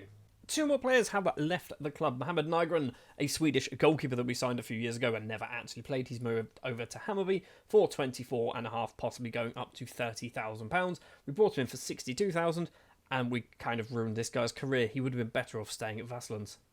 Another player to leave is Lars Lundgren. He's moved over to Landskrona. He was getting some game time, but not a huge amount, kind of coming off the bench a lot. In fact, only started twice in his 24 appearances. He's moved over to Landskrona for 100,000, possibly going up to 125. We have brought in quite a few new players. Well, 4, technically. First up is from TP Mazembe. It is Davis Kayawa. Kaiwa, maybe. A Democratic Republic of Congolese youngster. £400,000. He's immediately gone out on loan to Trollhättan for the rest of the season. We've spent £575,000 on Kim Gallas, a German left-back and left-winger. We needed some more options in that left-back position, and Gallas, I think he's a good player. Probably overspent, definitely overspending when it comes to wages, but as I mentioned earlier, we've got lots of money to spend on wages, so I don't really care if we're paying too much for wages right now. It doesn't matter. We've also brought in a goalkeeper from Marseille, and that is Gregory Bernard, 24 years of age, immediately going out on loan to AIK. He got a few games playing for Marseille in Ligue 1 last season. We brought him in for £275,000. We've also signed a goalkeeper from Marseille. A different goalkeeper from Marseille. It's Mathieu Deboy, might be his name. He is 23 years of age, under 21 international for France. He has come in for probably a similar price, £350,000. Once again, did play a few times, not as many times, however, as Bernard. But Deboy, I think, is a better goalkeeper, which is why I've not loaned him out. And that is our transfer business. So a fair few players, 7 players joining the club during the winter transfer window. Loan deals. Let's take a look then. Tansman going out on loan, which I think is going to help him a lot. Gazozo, that's going to help him a lot. Dobal going out on loan. Wasn't planning on playing him. You can see he's also transfer listed. He basically wants to leave at the end of his contract. He's probably going to do that. Anyone else of interest? We've mentioned Kayawa. We've mentioned Bernard. We've also got... That's pretty much it. Everyone else is kind of not garbage. I was going to say garbage. They're players like this which could get good, but they probably never will. Right then, competitions, we have made it to the Swedish Cup final, which takes place on the 17th of May, so just before the World Cup kicks off. We will be playing up against Helsingborg, so we are playing the first time in a final against one of our former teams, which would be nice to see, because either way, technically, we kind of win. We don't win if Helsingborg win, but you understand what I'm saying? If Helsingborg win, we help them win that. And in the Champions League, unfortunately, we did get knocked out by Feyenoord in the knockout round. So we lost 3-1? 3-2. We lost 3-2 and we lost 1-0. It was not particularly good. And what I was mentioning earlier about Nijmegen, we played the Champions League game at Nijmegen, and we also played the Swedish Cup games at Nijmegen, but then not the quarterfinal. I don't know, did we start the construction in March? Maybe we started the construction in March. That could be it. But we are going to sell out our home matches every single time without fail. And I think it's utterly ridiculous that we're in such a small stadium. Geographically, I don't know where Norrköping is. Surely there has to be a bigger stadium nearby.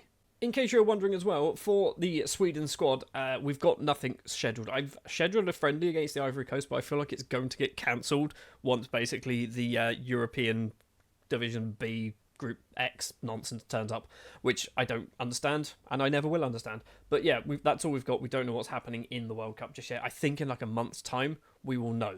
So looking at the season preview for Norrköping, we are predicted to finish third place, Djurgårdens and Helsingborg ahead of us, Mjällby in fourth. So the fact that the top 4 is 3 of our former teams and Djurgårdens, it's kind of nice, isn't it? We have got 2 players in the Media Dream 11, Cedric Dago as a right back, it's not his position, and William as a centre midfielder, again, not his position. Also, he wants to leave, so we've transfer listed him. Could be annoying if we lose William. William and Dago obviously are 2 best players. And before we go forward then to... I might jump to the start of the World Cup. We don't know yet. But before we go forward, Deboy and Green will be locked in. So we've already seen Deboy. He's played a couple of times now for us in the Swedish Cup. He's done all right. We've got to the final. He's going to be our number 1 goalkeeper for the season. And we've got Alexander Green, who will be playing again for another season for a season for us. I think he needs the game time. He's good. I definitely think there's something there. He's got the mental numbers are really good for him. It's just the technical numbers aren't quite there, and he just needs game time to be able to get those technical numbers up. And we kind of have to force play him, I think. Anyway, let's jump forward to some point in the future, but I think we're going to come back just before the World Cup. Right, we've come back at our normal time, I think, or maybe a month earlier. I think we normally come back in July, don't we? We've come back on the 1st of June. We have not managed to win at the Swedish Cup. It was won by Helsingborg in extra time, which is frustrating, but as I mentioned earlier, we kind of have some very good ties to Helsingborg, so I'm kind of happy in a way that they've won the cup. In the Swedish Premier Division, we are currently sat top of the table, 11 wins, only 1 defeat against Mjällby, who are in 2nd place. If we won that, we would be not even 9 points clear.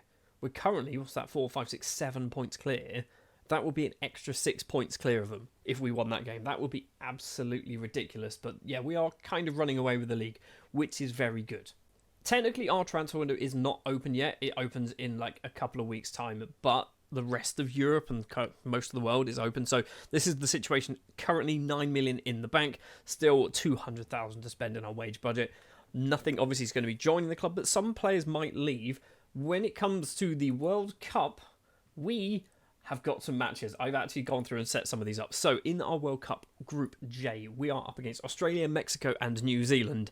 That's right, we have the Down Under derby with New Zealand and Australia, and then we have Mexico as well for fun. I've set up friendlies against teams that might be similar, and I'm basing that on geographical location or what competitions they play in. Japan play in the same competition as Australia. Panama and Mexico are close by.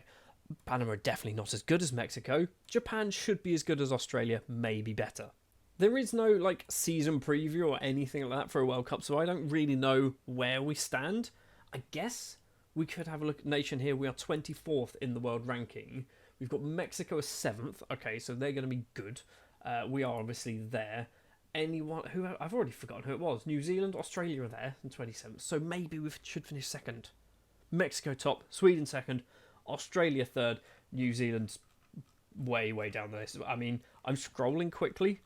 I've still not seen them. Surely they're not this low down. They're not. They're 83rd. They're still pretty low down. So I think what we're going to do now is we're going to jump to the end of, let's say, the group stage. I think we'll go forward to the end of the group stage, see how well things have gone, and then we'll probably jump to the other side of each knockout round, assuming we're in the knockouts, by the way. We might just get knocked out in the group stage, and that was a nice, fun experience for our first ever World Cup. Good news, we have managed to get through the group, and it actually literally ended as we expected. We did finish second, although it was very close because we've only won once. Mexico winning all 3 of their matches, conceding twice against us. We managed to beat New Zealand, but we obviously lost to Australia. We lost 3-2 against Australia and Mexico. If we had a better defence, we'd be just running away with this, wouldn't we? Obviously, Australia beating Sweden there, and New Zealand beating Australia, which I guess is quite an interesting one. I just want to check as well. We're playing Las Palmas. Yeah, we're playing on Gran Canaria. This just doesn't seem fair, does it? There's nowhere near the rest of Spain. This is Africa, effectively. And that's where we're playing our World Cup games. We're also playing in the David Villa Stadium next, which... Is this real? Is this a real stadium? It's in Tenerife. So that's also... Hold on. Can we find the stadiums? See, I was expecting to just see a whole load of, like, just Gran Canaria and stuff like that. But no, we've literally got the Las Palmas Stadium, and we've got the Tenerife Stadium, and then everything else is on the mainland. But we seem to be playing on the islands for some reason. Oh, and you have probably obviously already seen that we will be playing USA in the second round of the World Cup. And I'm kind of okay with this. We obviously played Mexico. If we're going by, for some reason my brain wants to go geographically, we've played Panama and we played Mexico, and we didn't do too badly against Mexico. We should be able to do all right against USA. I'm hoping we can get past into the round of 16. This is arguably where we're going to fall over, because it might be Germany. And then if you look even further than that, it's Argentina, Italy, Uruguay, or Mexico. If we get to the quarterfinals, that's definitely where we're falling over.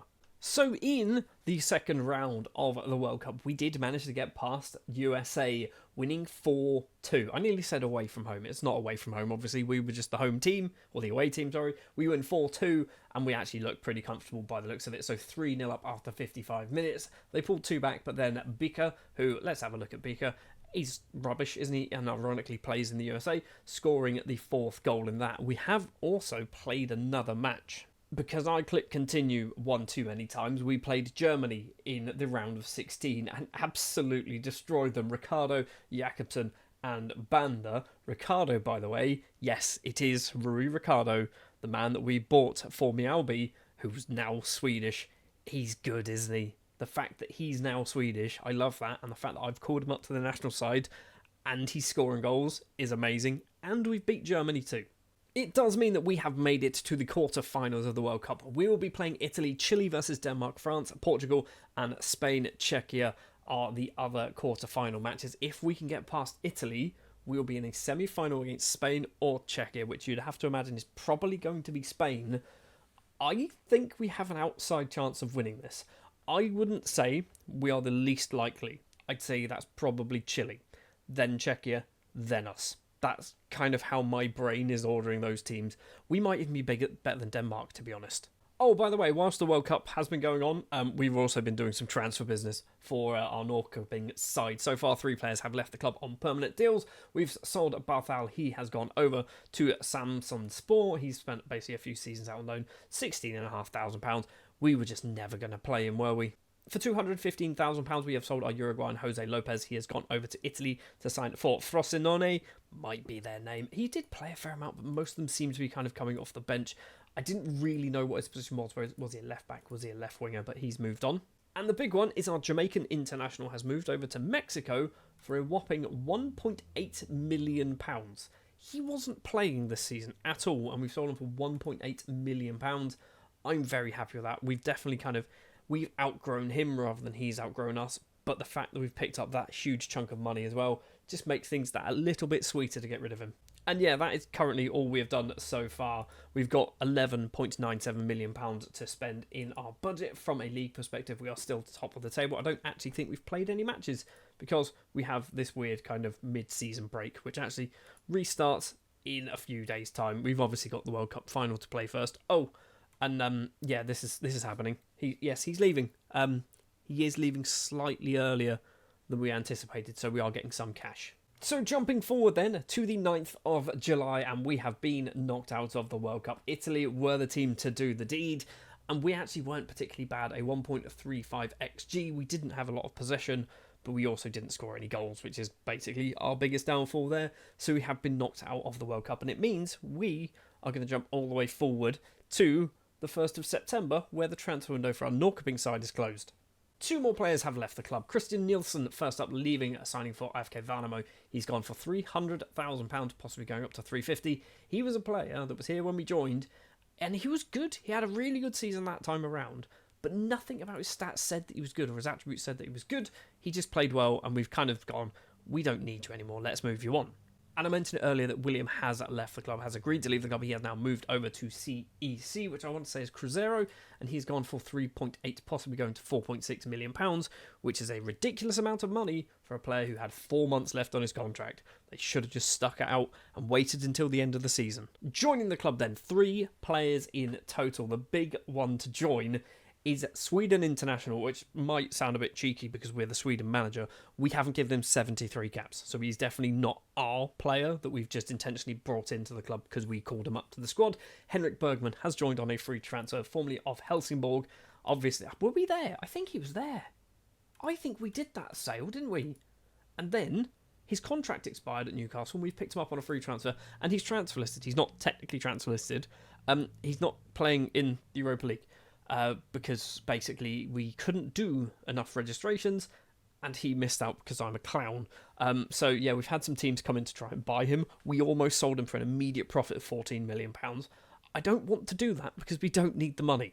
Another player to join the club is Karol Sabo? I'm not quite sure. We're going to call him Sabo. Sure, he is a Slovak right-wing international, possibly right-back as well. I've kind of brought him in actually to be a right-back. That's really realistically why I brought him to the club. He has come in on a free transfer after his contract at Napoli expired. They brought him for £25.5 million.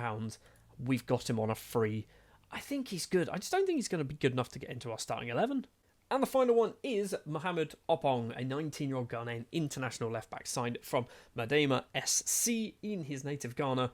It just looks good. Looks like a good player now. Also, obviously, he's going to be hopefully better in the future. Mentally got some good numbers. Physically got some good numbers. And he's got 4.5-star potential, according to my coaches, which is always good to see as well. Along with the deals that we've already mentioned, we have loaned out a whole bunch more people. So Antonsen has gone out on loan. Cedric Matip's gone to Elfsborg on loan. Christopher Dolk, who is a youngster who I think came from our youth intake a few years ago, he's looking good. He's gone to Östersund on loan. Ralph Fondop as well, going to Djurgårdens. Right, I need to explain this one.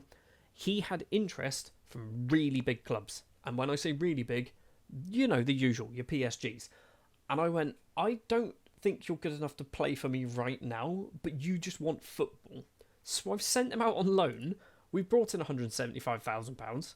I did force play him for 4 matches as well. We brought in a bit of money, and hopefully he's going to come back at the end of this season and he's going to be happy because he's played some football, and then next season he's going to need to get locked into the starting 11 because he's ridiculously good, I think, or will be. He's good now. I just don't think he's quite good enough to get into our starting 11 on merit. Brunel has also left the club on a loan deal, and so has Romeo Sumahuro. He's gone over to AIK. A similar situation with Sumahuro. I think he's good. He's just not good enough to get into our squad at the moment. But that is our transfer window. It is closed. We've still got £12 million. We've still got, what's that, 200 and something, £160,000 of a wage budget to spend. And I just don't see the need to spend it right now. Something I did do for no reason other than I could. I've now got a feeder club of Messina in Italy. We've got Napoli and Messina. This actually happened in February this season. I just completely forgot we did it. I also forgot that we had Napoli. I did it to expand our scouting. We already have scouting in Italy because of Napoli. I'm a clown. I'm an idiot. I know. Anyway, other things that are going on then. So, in the Swedish Premier Division, we are currently still top of the table with a game in hand. We've lost 2 more matches, Malmo and Göteborg. Göteborg actually dropped. They moved up into second place. Malmo are down in 9th. That is a bad defeat. We've also drawn with Häcken and drawn with Hammarby, but also 15 wins, including a 6-2 against Varbergs, a 7-2 against Skövde, and a 5-0 against Osters, a 5-1 as well against Elfsborg. So we are picking up some very good wins. Traslavina as well. He's doing well this season. I mean, I think he did well last season, didn't he? He did. He got 11 goals. He's got 9 so far, and there's still maybe a 10 or so matches still to play. That's good. I think Traslavina could get 15 or so goals this season. I'm happy with that.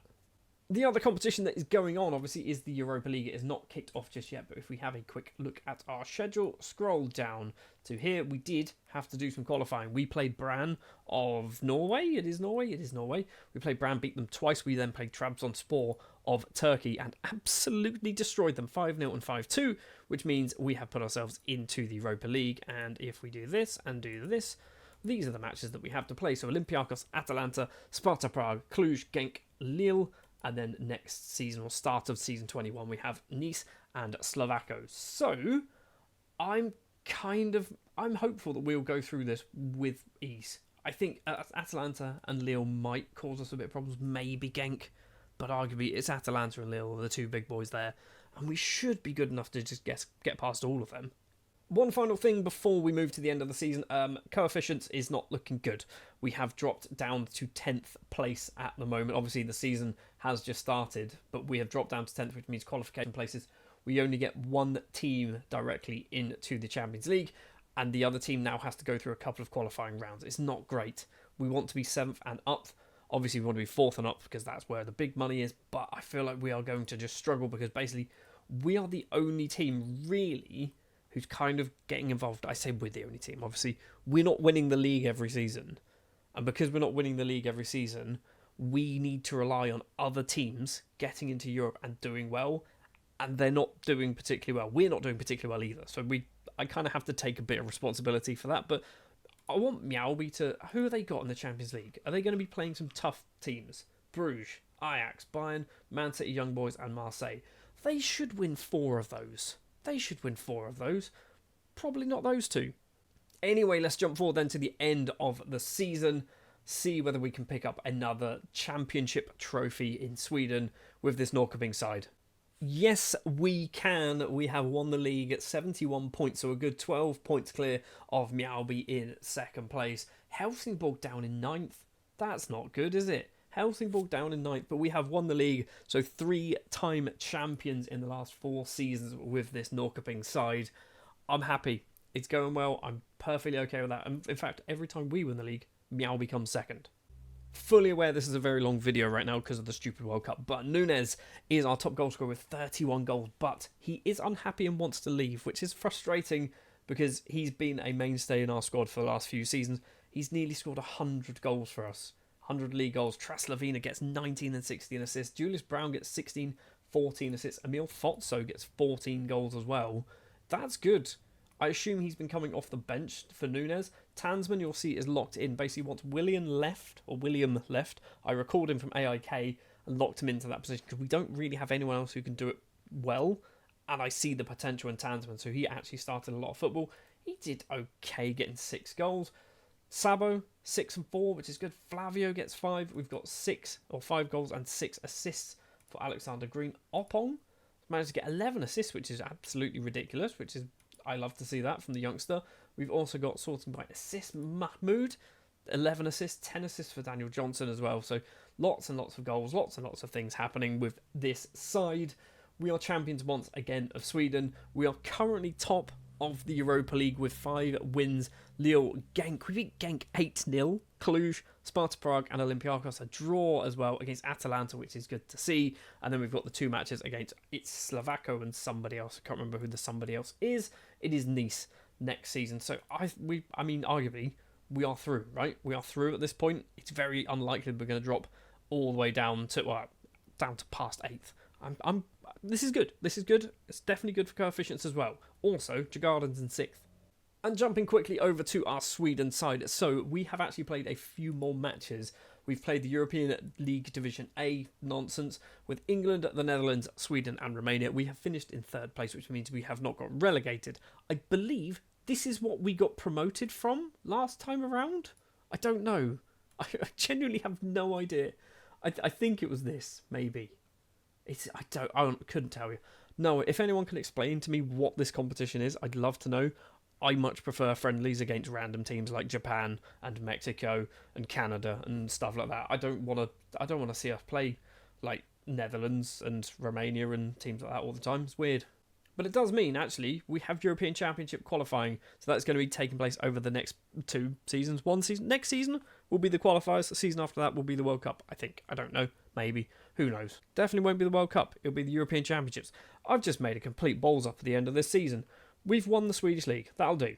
In Season 21 of our Building a Nation save with Sweden, we're obviously in charge of Sweden, and we have the Euros qualifiers this time around. So we're not going to win anything, but we should, looking at our opposition, we should be easily getting through this group. We should win it, or maybe be second. Basically, it's going to be Sweden and Poland, and then Armenia, Faroe Islands and Luxembourg are going to finish 3rd, 4th and 5th. They can fight amongst themselves. As for our Norrköping side, last season we did win the league for the 3rd time in 4 seasons.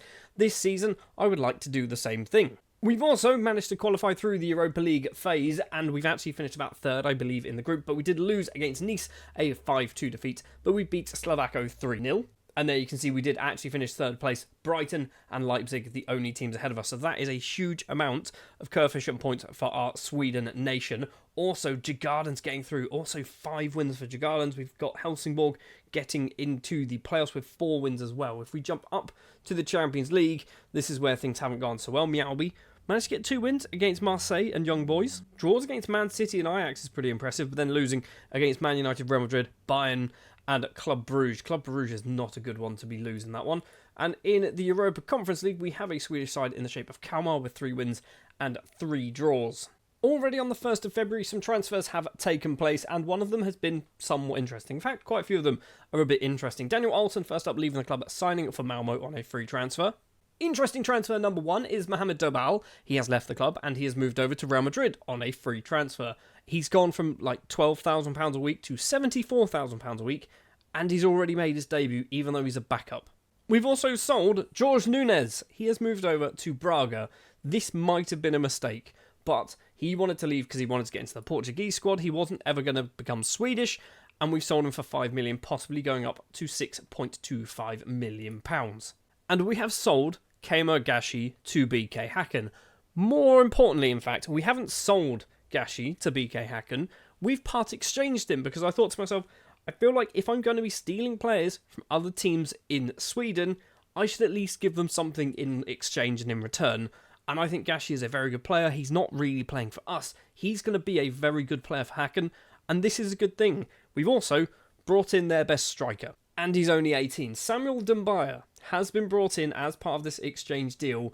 18 years of age, 6 caps for the Ivory Coast with 2 goals. He's not actually scored for BK Häcken in 15 league games, and we've brought him in for £1.6 million plus Gashi. And I know it's early days, but we are already locking in Doumbia to be our lead striker for the season. He's already 2.5-star current ability. We don't really have anyone else to challenge him. We've got Fotso, which if we have a look at Fotso, he's good, but he's only got 10 finishing, whereas Doumbia has 16. I feel like at 18 years of age, Doumbia could become a world-class footballer in the next 10 or so seasons.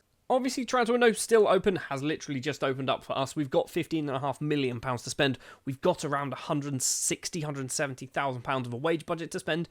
one season, at some point, we are just going to throw money at things because I'm going to see that and it's burning a hole in my pocket right now already. And I don't think there's anything else to talk about for sort of facilities and stuff. I do keep asking, by the way, for training and youth facilities. They're good. The youth facilities, they keep rejecting. They don't want to do it for some reason. I don't know why. Everything else is top notch. The youth facilities, they're like, nah, don't worry about it, guys. Don't worry about getting the best youth players. They're kind of missing the point. And it does make me wonder, do we need to leave Norrköping and go to another team who want to invest in youth? I feel like we're far too late. Maybe Norrköping was not the team to go to because their board does not care about youth development. Maybe we should have gone to somebody who actually did. Anyway, obviously we have got 3 competitions this season. We've got the Europa League to finish off, and then the Champions League to begin. We've got the Swedish Cup, and obviously the Allsvenska, the Swedish Premier Division. We will be playing all of the Swedish Cup, bar the final, I assume, in between this bit and the end of the transfer window. So let's jump forward to see how well things have gone. Have we made it to the Swedish Cup final? And also, we will probably be playing, actually, a Europa League match or 2. In fact, I think we will be playing those ones there. It is now the 29th of March, and we have just about somehow managed to scrape past Austria Vienna in the Europa round of 16 because we won the home leg 6-2, and then we lost the away leg 4-1, but we go through 7-6 on aggregate. And it means we will be playing Real San Sebastian in the quarter-final, which is arguably one of the tougher ties. I guess probably not the toughest. We know Leipzig and Brighton finished ahead of us. I mean, Vitoria, probably the one you're after, maybe Galatasaray. But I kind of think we should be able to get past Real San Sebastian. A semi-final in a Europa League would be pretty good. In the Swedish Cup as well, we have made it all the way to the final. We'll be up against Djurgårdens, a Swedish Cup, by the way, that we don't really have a huge amount of luck in. We have been in it 4 times with Helsingborg, with Norrköping, and we've only won 2 of them. Last season, we were in it against Helsingborg, and obviously we did lose against Helsingborg. So maybe this is the 5th time in 5 seasons we've been in the final. I want to win it again, please. 3 players have joined the club over the pre-season transfer window. First up is Manuel Bikoro, who is a Cameroonian international with 2 caps to his name, 19 years of age. He's immediately gone out on loan to Skövde. He's come in for £325,000. In fact, we brought him from Skövde and then sent him back to Skövde. I swear I bought him from Yaoundé. Anyway, yeah, he's cost some money. We've also brought in a Northern Irish international from Manchester City and loaned him out to AIK. It is Norman Burgess. He has come in for £425,000. He's had a weird time. He's played in Portugal and then moved to Man City on a free transfer. We've brought him and then he's gone over to AIK. He's not actually played a professional match anywhere, but my scouts think he's good. I know he's got some reasonable physical numbers, reasonable mental numbers, so I kind of think he might be okay. I think I brought him in basically to be a backup left back. That was kind of the ultimate goal, to bring him in. But maybe we recall him from AIK, or maybe next season we try and force play him, see if that 4-star potential is actually true. And the final thing we have done is we have moved over to Ecuador and picked up Luis Gomez for £2.2 million from Emelec. He's a big 6'5" giant with 19 caps to his name. Mentally got some good numbers. Physically as well got some good numbers. 16 jumping reach at 6'5". Heading of 10 is not ideal, but he is still only 20 years of age. He's coming in as an important player, but I'm not too convinced he will be. We will see how things play out. The only real big transfer to leave the club is Romeo Sumahuro, who has moved over to Mjällby. I think I mentioned maybe last season or the one before that Sumahuro is a player that needs to get some football. He's not getting it for us. I think there is potential there. And I've gone, you know what? I'm just holding on to this player that could be really good and actually help out another team. So I've sold him on for £2.6 million, possibly going up to 3.2. He has gone over to Mjällby, obviously, you can see there. And I'm hoping they just start to play him. I feel like he needs to get some game time. He's still only 23, plenty of time to develop. I think he's going to be really good. He was just never going to play for us. And that's basically it. We've also got rid of Dino Amatovic. He's gone to Kalmar. We've got rid of Peter Lindholm, who has gone to Varbergs. And I think everyone else is a loan deal. We obviously have got some quite big loan deals to mention. Bikoro, we know. Dolk going out to Östersunds. I mean, I know we signed him a couple of seasons ago.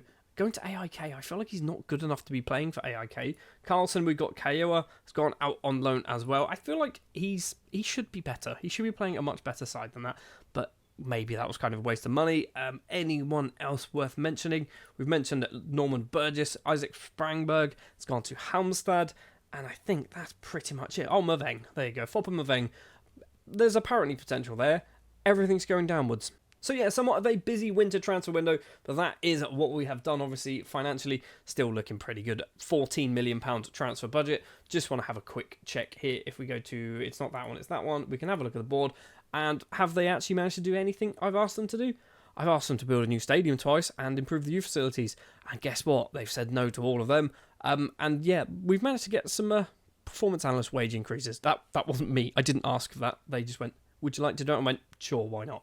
The reason why I want to do the stadium, by the way, is because we don't own this stadium. It's costing us £400,000 a year, which is nothing really in the grand scheme of things, but also it's not that big. It's only 24,000 seater.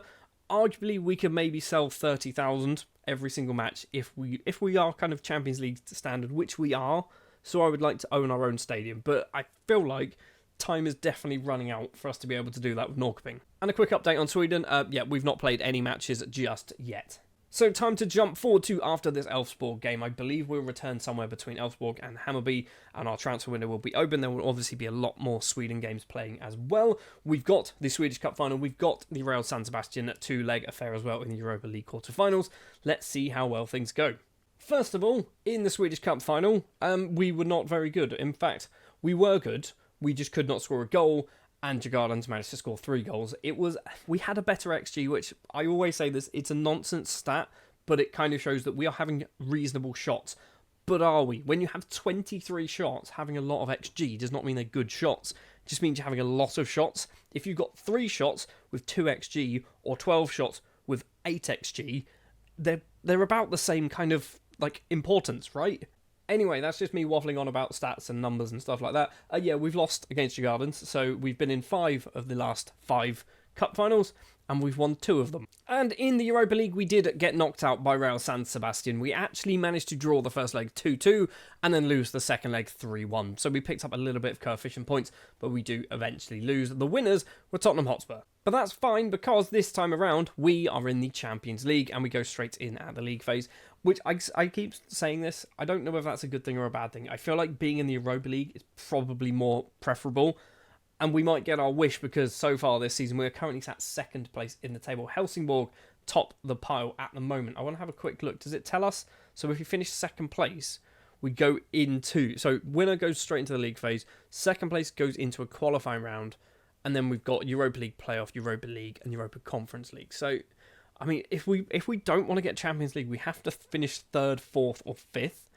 Finishing 5th could be interesting. Getting in the Europa Conference League, we could definitely win. One thing, though, that I will say, Samuel Dumbuya, locked in as a striker, has scored 9 league goals so far this season. In all competitions, if you include basically the Swedish Cup, which doesn't appear here because it was technically last season, he scored 15 goals for us. He is basically setting the world on fire. He's got 9 in 14 league starts. That's just madness. And Tansman as well, by the way, who's locked in behind him. He's got 8 goals in all competitions. Just 3 of them in the Swedish Premier Division, so 5 of them coming in the Swedish Cup. Anyway, a transfer window is open, and we've already managed to sell one of our bigger named players, and Felix Honey is the man to leave the club. The Ghanaian international, 65 caps to his name, has moved over to West Ham in the Premier League for £1.8 million, possibly going up a little bit higher to £1.9 million.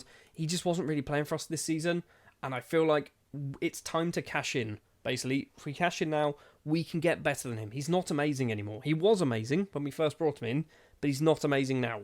And that is it. We haven't done any more transfer business as of yet. Obviously, financially, we've got £20 million now to spend because we keep getting money and we never actually spend it. So let's jump forward then to the end of our transfer window. Let's see what business we can do. Is this the season where we spend £15 million and bring in players that I really did not need to sign? Or are we going to be sensible? We have brought in 5 new players into the club, and we've also smashed our record transfer with a £4.5 million signing, but we will get to that in a minute. We've also got rid of a few fringe players, but more importantly, with these fringe players, we have kept them in Sweden. Cedric Matip, first up, stays in Sweden, moves over to Hammarby for £51,000. Mayor Mahmoud has moved over to BK Häcken for £500,000. He was actually out of contract at the end of this season, so the fact they've paid that money now is quite impressive. And for possibly up to £750,000, Alexander Green has moved over to Helsingborg. I think there's going to be some potential there, but he might be a late bloomer, maybe something along those lines, because those mental numbers, really, really good, but I feel like he was hindering us by us force playing him for a season or two, so he's moved over to Helsingborg, and hopefully he's going to do well there. He's already played once and got an assist. In order of expense, 2 free transfers have joined the club. Tomoyasu Ishikawa has joined. A 25-year-old Japanese international has signed from Vissel Kobe, technically, although it might have been Porto, actually. He's probably on loan there. Yes, he was. So he signed from Porto on a free transfer. Definitely kind of a bit more of a squad player, but also I kind of went, he's Japanese, you'd sometimes get a bit of like the revenue from signing a Japanese footballer. We didn't get it, even though he's got 9 caps. The other free transfer was Alexander Popov, a 23-year-old Ukrainian international with 5 caps. 5 caps, 5 goals to his name after 27 caps, formerly of Shakhtar Donetsk. Once again, free transfer. He probably should be playing first-team football, but we're not going to do it because obviously Dumbaya is going to be our number 1 striker. For £1.5 million, we have signed from Olympia in Slovenia, Zan Rosman, a 19-year-old Slovenian centre-back, 11 caps to his name, definitely one for the future, but also good enough to play now. He is a centre-back by trade, but can also play as a right-back if we really need him to. I think centre-back's probably his position. He's 6 foot, and he can't, I say he can't run, he can run, but he can't do things like crossing and dribbling and stuff like that, so maybe a full-back, not necessarily what we need him for, but a centre-back, definitely good enough for us. For £1.6 million, we have signed John Jairo Ayala Fajaro, maybe, from Millonarios in Colombia, 19 years of age, 1 cap to his name. Bit more of a squad player, this one, even though his contract says important player. He's not, let's be honest, he's not an important player, he's a squad player. I think he could be good. Apparently he's 3.5-star current ability, 5-star potential, 19 years old, plenty of time to develop, definitely one for the future, but also could do a job now. And for £4.5 million, Rafael Galvantino is a Portuguese under-21 international, 23 years old at the moment. No full caps, signed from Juve for £4.5 million, and he's good, right? Physically, he is tip-top condition. Mentally, got some very good numbers, lots of 15s. If they just jumped up by 1 point, that would look ridiculous, because he's on 15s in decisions, determination, positioning, and work rate. If they all went up by 1 point, that would look really, really good. Technically, not amazing, but he's got some technique, he's got some tackling, he's got some passing, he's got some marking, he's got some numbers. I believe that's the role we play. He's got some reasonable numbers for what we actually need him to do. Obviously, we've done some loan deals as well. Gazozo going out on loan to Varbergs. Anything else really of interest? Martinez, obviously, is quite an important one, going out on loan to AIK. But that is it. That's all we've done. I say all we've done. We spent 12.25. We've brought in £11.25 million. Lots of money has been changing hands in the last couple of seasons with our Norrköping side. In fact, for the last 3 seasons, we have brought in nearly £10 million or more.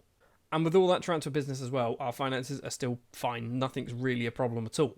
Obviously, the Champions League has not kicked off, but the Swedish Premier Division has continued, and we have jumped to the top of the table now. 51 points, so what is that? 4 points ahead of Helsingborg in second, and 9 points clear of Mjällby in third. Our 3 teams that we've managed in this Building a Nation save right at the top of the Swedish Premier Division, which is nice to see. And Dumbaya now is on 17 league goals in 22 starts. It looks like a very sensible bit of money there. Just want to check as well, Gashi is playing for them. Not as often as I thought he would, but he's getting some game time, which is good. Oh, speaking of hacking as well, they've loaned Berthelsson as well. He's not playing for them, apparently. Coming off the bench 3 times. So, in the Champions League then, I've got high hopes here because we've got Atletico Madrid. I think we should be able to beat them. Olympia definitely should be able to beat. Galatasaray, yes. Arsenal, maybe. Monaco, we should be able to. Young Boys, we should be able to. Porto, we should be able to. Newcastle, maybe. That one might be a little bit tougher. So I think we are in with a good shout of finishing maybe top 8. I think realistically, 9th to sort of 16th is probably where we might land. But I'm happy with that because that means we're going to be picking up a decent amount of coefficient points. Oh, and speaking of coefficient points, I haven't touched this in a while because it's not been going well. We did have a good season last time around with 17.2 because we got to the Europa League quarter-final, but every other season has not been any higher than a 12.4. So this is the struggle we're having. No one's getting far in any competition. When we're in the Champions League, we don't get past the round of 16, but when we're in the Europa League, we get reasonably far. The problem is when anyone else is in the Europa League, they don't get very far at all either. So we're kind of stuck between a rock and a hard place. The other teams in Sweden aren't good enough to progress in Europe, and we're not good enough to progress in the Champions League. I don't really know how to fix that. Another thing we've done over the summer is we have recalled Burgess from AIK. He didn't play for them. And I thought, you know what? If we're going to prove or disprove that he has 4-star potential ability, he needs to get some game time. So we've recalled him. We have locked him into the starting 11. He's played 7 times so far, scoring twice and getting an assist. I believe he did that on his debut. Or, yeah, not his debut, sorry. He got his first goal in his second appearance against Varbos, then an assist against Landscrow, and he's just scored as well against Orbro. So this could be good. He's not very good right now, but something's telling me we should be playing him. And he's still only 22, so got plenty of time still to turn into a half-decent footballer. Everyone else remains the same, locked in. So Du Bois is our number 1 goalkeeper, Tansman as the attacking midfielder, and Dumbaya as a striker. Du Bois, by the way, he's actually turning into a good goalkeeper. We might have managed to find a good goalkeeper in this Building a Nation save. It's taken 21 seasons to do it. Oh, and I know we've not really talked about the Sweden side so far this season because basically we're just during the qualifiers. We are currently top of the group, 3 wins out of 3. We've basically won everything, haven't we? Faroe Islands 3-2, Luxembourg 1-0, and an Armenia 6-0 victory. I said it would be us and Poland at the top. So far, it is us and Poland at the top. Luxembourg chasing Poland pretty heavily because of the draw that they had. Realistically, what's going to happen is Poland will beat them in the next match that they play, and it will be Sweden and Poland going through. So next season, we should be in the European Championships. Let's jump forward and find out whether that's true, and also, let's see whether we can win at the Allsvenska once again. It is true. We have managed to qualify for the Euros. We have won the group. 7 wins, 1 defeat. We lost against Poland on the final game. We lost 4-0. We won the other 7, so 4-0 against Faroes, 4-0 against Luxembourg, 5-0 against Armenia, and a 5-0 against Poland as well. So we have picked up some very, very good results there. It does mean we are now in the Euros, which obviously does not start until the 10th of June next season, but we'll find out who we're going to be playing in the Euros next time around. And when it comes to Norrköping, the Champions League's not going well. We've beat Young Boys and Olympia 7-0 and 4-1. Looks good on paper. We've drawn from Atletico Madrid. I kind of expect we might be able to get something against those. Problem is, we have lost against Monaco, Arsenal and Galatasaray. The Galatasaray one hurts. Monaco and Arsenal, kind of, I thought we maybe might lose those ones. Galatasaray, we should not be losing that kind of game. It does mean in our final 2 matches of this Champions League, we need to win them. Or at least we need to win one, draw one, probably against Porto and Newcastle. A Porto side who are in 17th. A Newcastle side who are down in 27th. Newcastle maybe not as good as I thought they were.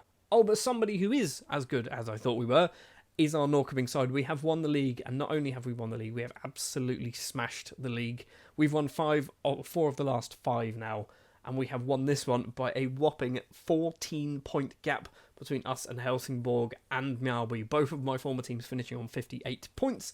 Helsingborg get the Champions League, Mjällby get the Europa League, Kalmar go into the Europa Conference League, and we don't know whether Häcken are going to go into the Europa League or the Europa Conference League or whatever because of the Swedish Cup, which happens next season. So I guess at least we've won the league. That's a bright spot. The fact that we haven't really done too well in the Champions League is not great. Samuel Dumbaya has scored 24 league goals, 31 goals in all competitions. Technically, if we actually have a look at the squad, he scored 37 once you include the group stages and the knockout rounds of the Swedish Cup. So he has had an absolutely ridiculous first season playing for us. Traslavin has got 20, Julius Brown has 17, Tansman has 14 as well. So we're getting some really good performances, some really good goals. Assist-wise, Brown on 16, Bergman as a right-back, I believe, predominantly getting 13, 11 for Dumbaya. Tansman as well is up there. Sabo is up there with 9. We've got Traslavina with 9. Norman Burgess is up there, 5 assists and 2 goals. Is he getting better? Is he worth trying to stick around and turn him into a decent footballer? I don't know. I'm not convinced he is improving. Is he improving quick enough? Probably not. Oh, and I don't mention this too much because, let's face it, my board hate youth players. They hate children, completely. They hate them. But we are starting to get some players in that might be good. I'm still not convinced. This is apparently one of our better ones. Are they good? He looks rubbish. Hugo Eklund, he could be okay. Our youth intakes are just absolutely dire. And before you say anything, it's your head of youth development or anything like that. This is our director of football. He's not bad, is he? I don't know whether he has too much impact on it. And this is our head of youth development, formerly of Malmo, former manager of Malmo, 17s and 16s. We should be getting some good players because of him. So I'm not quite sure what's going on. Anyway, that's going to draw a close to season 21 with Norrköping and technically Sweden. We are champions once again. I do want to have a very quick look. My profile. How many trophies have I won? Can we find out? I love this hilarious fact that I've never actually played a game. I've holidayed 4,668 days, and every single one of them has involved a match as well. So we've holidayed a lot of football. Can we find trophies? Job history? There we go. I mean, this kind of shows it, doesn't it? So 1, 2, 3, 4, 5, 6, 7, 8, 9, 10 different trophies, and most of them are actually the Swedish Premier Division, which is quite nice to see. That's going to do it then for Season 21. Season 22, we will be off to the Euros with Sweden. The year is 2044 and we are in the European Championships with our Sweden side. It will be hosted in Scotland and Wales, so knowing our luck, we'll probably play all of our matches in the far northwest corner of Wales, which I believe is real, if I'm not mistaken. And for our Norrköping side, we are obviously back-to-back champions of the Allsvenska. We've won 4 of the last 5. Can we make it 5 of the last 6? 3 in a row would be absolutely magical. We've not had the same luck, though, when it comes to the Swedish Cup. The Swedish Cup, obviously, we get to the final 5 times in the last 5 seasons, and we've only won 2 of them. We need to start winning this one more, I think. Obviously, on the 1st of February, the transfer window has already opened, and we have brought in one player to the club, Sami Alboy, who has signed from Coton Sport, an 18-year-old Cameroonian central midfielder, definitely one for the future, most likely one who's going to get sold on to another team in Sweden, because I feel like this is what we need to start doing. We need to start selling our players, our fringe players, to other Swedish sides. It has taken me 22 seasons to work this one out, that we are maybe hoarding players that could be beneficial to other Swedish sides. I've been loaning them out, but not been selling them. 3 players have also left the club. Olle Jonsson has moved over to Landskrona on a free transfer after his contract expired. And Jonas Andersson has moved over to Mjällby after his contract expired on a free transfer. And Raul Fondop has moved over to Bayern Munich. Yes, this one was kind of inevitable. There is clearly some potential there, and there's clearly some current ability there. Ralf Fondop moves to Bayern Munich for 23.5 million, or 23 million, possibly rising to 25.5 million pounds. And I just want to show you as well, we are getting 50% of the next transfer fee if he ever leaves. If he leaves for like 100 million pounds, which for his quality, he arguably could, he's only 21, we're getting half of that. Not half of the profit, half of the 100 million pounds. So I kind of hope that he does not necessarily flop at Bayern. In fact, I hope he does well at Bayern and then moves over to like a Real Madrid or a Barcelona for a huge sum of money. That would be amazing. Not that we need the money, by the way. We do have £25 million to spend this season, nearly £26 million. We've got about £40,000 of our wage budget as well if we want to be spending that. But looking at our squad planner, I don't really know where we should be spending that. I mean, when we go by star ratings, maybe a new centre-back, maybe a new goalkeeper, maybe a new defensive midfielder. But I think we've kind of got players who can do those jobs. I am obviously going to look to spend some of that money, maybe not all of that money, because it is quite a lot of money to try and spend, but we will see how we can go. Oh, and finally, in the Champions League, we have managed to get out of the groups. We have finished in 19th place with 3 wins against Newcastle, Young Boys and Olympia, 2 draws against Porto and Atletico Madrid, and then 3 defeats against Monaco, Arsenal, and the disappointing one against Galatasaray, although Galatasaray did finish above us. And as of yet, we have not drawn our opponents for the playoff round, but I suspect it's probably going to be somebody really good, and we're just going to lose at this stage, which is starting to worry me, okay? I'm wondering whether we need to do a change in formation, and we need to get ourselves somewhat of a little bit of a cheat formation. It is a cheat, but it's in the game, so is it technically a cheat if it's in the game? I think next season we might do it. This one will stick with what we know for now. So let's jump forward then to the other side of the transfer window, the Swedish Cup. Basically, most of that will be played. Obviously, the transfer window will be closed, and we'll probably be knocked out of the Champions League. 3 more players have left the club on permanent deals. Isaac Sprangberg is the first one, moving over to Bromos Poshkana. This is kind of what I was saying earlier about I think we're hoarding too many players. This is one of those players that we're just hoarding him. He's 25 years old now. We don't need him. Let's move him on to somebody else. And they might actually play him and develop him into a much better footballer and actually get the use out of him. He's gone for £41,500 as well, so a massive loss on him. Maximiliano Martinez is another player to move on. Our number 1 goalkeeper for a brief period, I believe, and then we kind of replaced him almost immediately. He has moved over to Helsingborg for £57,000, possibly going up to £72,000. Again, another player that we weren't playing him. Let's give him to somebody else in Sweden, and luckily he has done that. Give him to someone else in Sweden, and hopefully they can get the use out of him. Also, he is Swedish. Do we call him up to the Sweden squad in time for the Euros? I'm going to say no, because I feel like we got a better number 1 goalkeeper in Sweden, but it's a possibility. And the final one didn't manage to stay in Sweden. I tried so desperately to do so, but he didn't manage to. Tormod Berthelsson has moved over to Torino, and he has gone for £650,000 and has actually started off really well. It might even go up to 275, so even better. And joining the club, we brought in 2 players for a total of £285,000. Paolo Vanni is the first up. He is a 19-year-old Italian goalkeeper who's been brought in from Blunieri, or Inter Milan, and he has gone immediately out on loan to Orbro on a loan deal to the end of the season. He's come in for £105,000, and we're getting £11,000 already back from this loan deal. So he is obviously most definitely one for the future. The fact that his value is 2.3 to £3.6 million shows me that there is a bit of potential there. And for £180,000, we have signed South African international Offensi Malangu, that's probably what that is. He's come in to be a squad player because we don't have a huge amount of fullbacks at the moment, so we've just spent a bit of money, £180,000. He's not going to play a huge amount of football for us. There has also been a huge amount of loan deals, as you would expect, but these are now getting kind of important, and some of them are actually good players now, like Gazozo going out on loan. We've also got Antonsson going out on loan, a good young Swedish footballer. Vlad Marson, he's looking pretty good as well. We've got Vanni, we've mentioned. Norman Burgess, he's gone out on loan to Hammarby to hopefully get a bit more game time. We've got Kayewa, who's starting to get a bit better, I think. He's going out on loan as well. Pavlov, who's rubbish.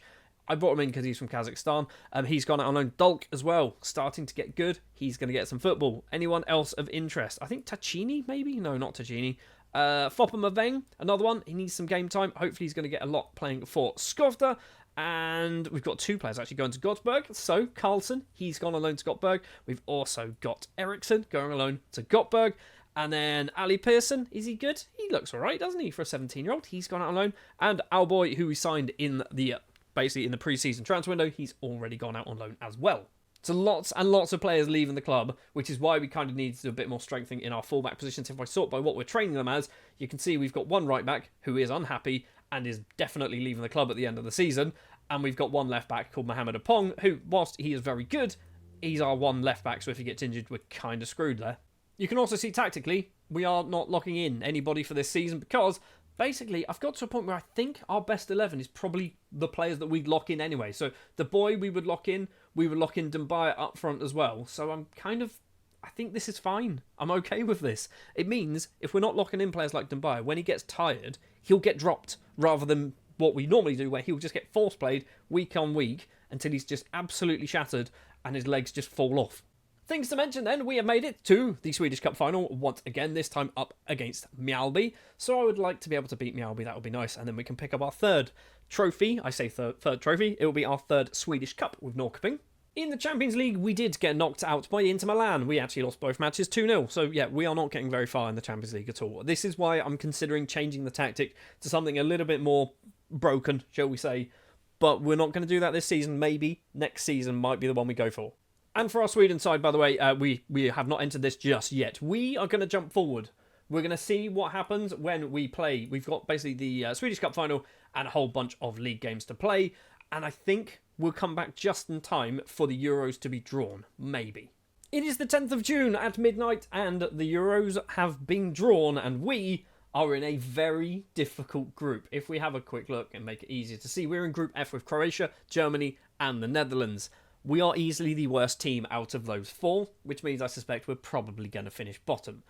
I think that's kind of okay. We're still in a phase of developing this Sweden side, so the fact that we're not going to be beating Croatia, Germany and Netherlands, I think that should be fine.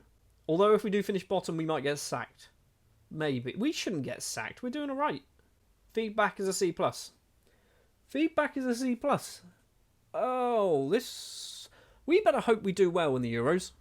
In other news, we are currently top of the Swedish Premier Division and we have won the Swedish Cup, beating Mjällby 3-0 in the final. Let's take a quick look to see who managed to pick up the goals in this one.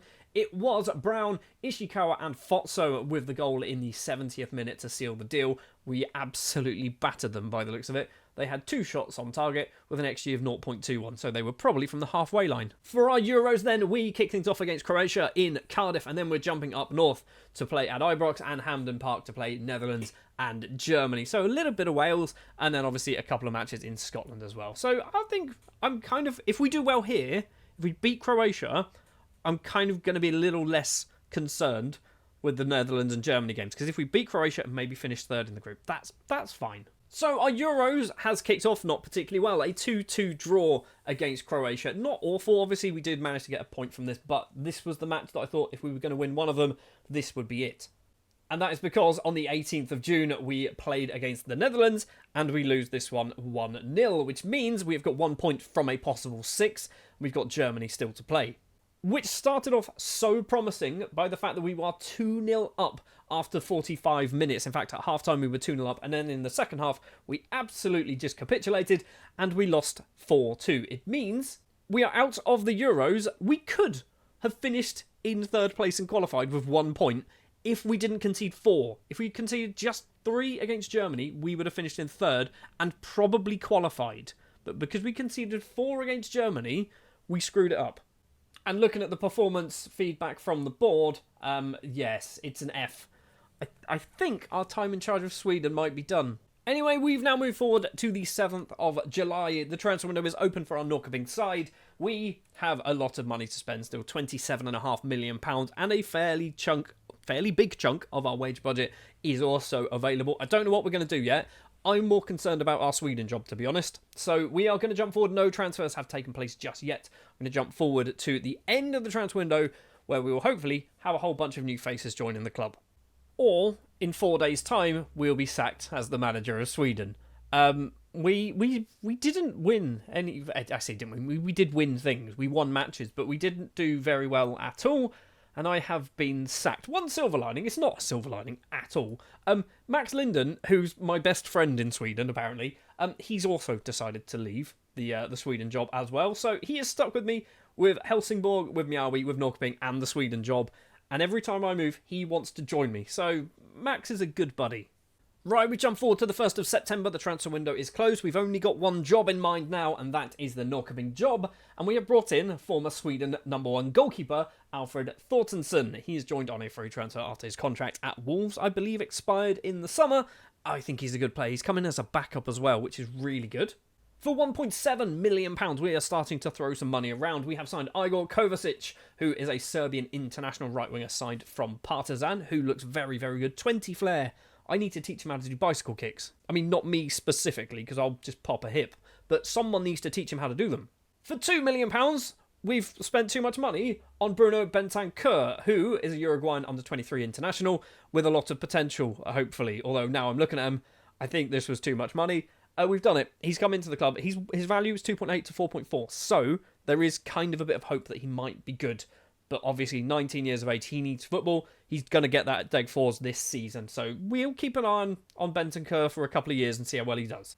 And for £2.7 million, we have brought in what I believe to be possibly our best player, and that is Ronnie Peña, a 22-year-old Ecuadorian central midfield with 46 caps and 6 goals to his name. He is not naturally trained in defensive midfield, but we are forcing him to train there, and he is learning it very, very quickly. I think Peña is going to be a superb footballer for us, and for £2.7 million, that is an absolute steal.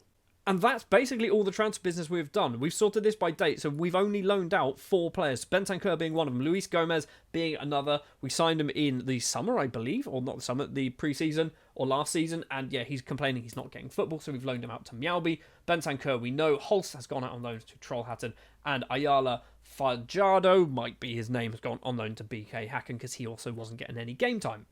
Oh, and we are currently top of the Allsvenska by a fair distance. 9 points clear of second place Kalmar at the moment. 10 points clear of Helsingborg. 11 points clear of Mjällby. I feel like we are picking up our 3rd successive Allsvenska title.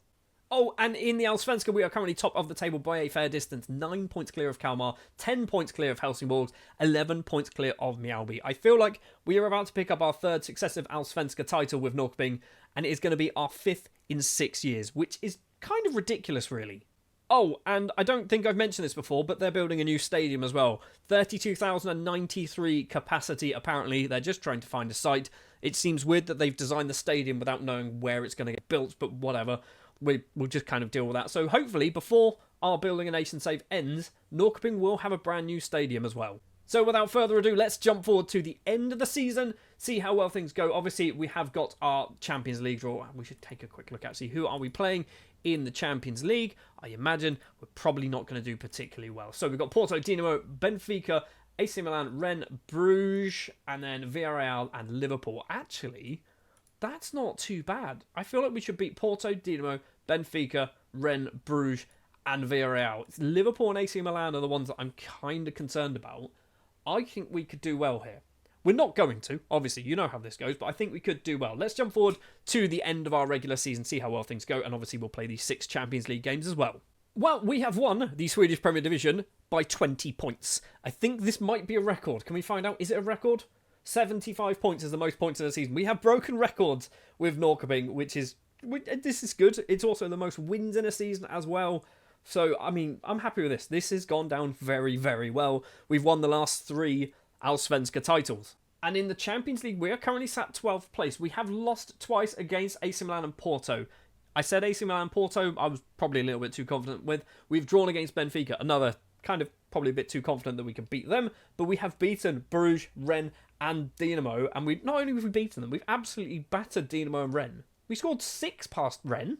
So I think technically this season we have won the double, which I don't think we do too often. I don't think we win the double too often at all. We can probably find out, actually.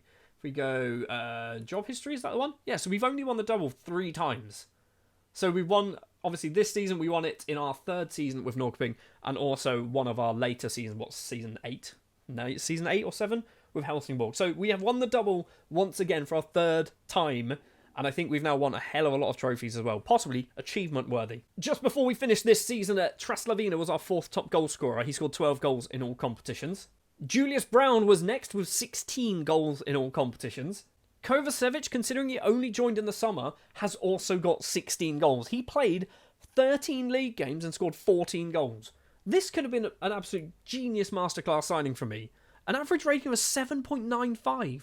But as expected, our top goal scorer for the season was Samuel Dumbaya. 24 goals so far in this calendar season, but it's actually 27 once you include the Swedish Cup. We can have a quick look at the assists as well. So Brown, Oppong and Traslavina. There's Oppong, just in case you were wondering.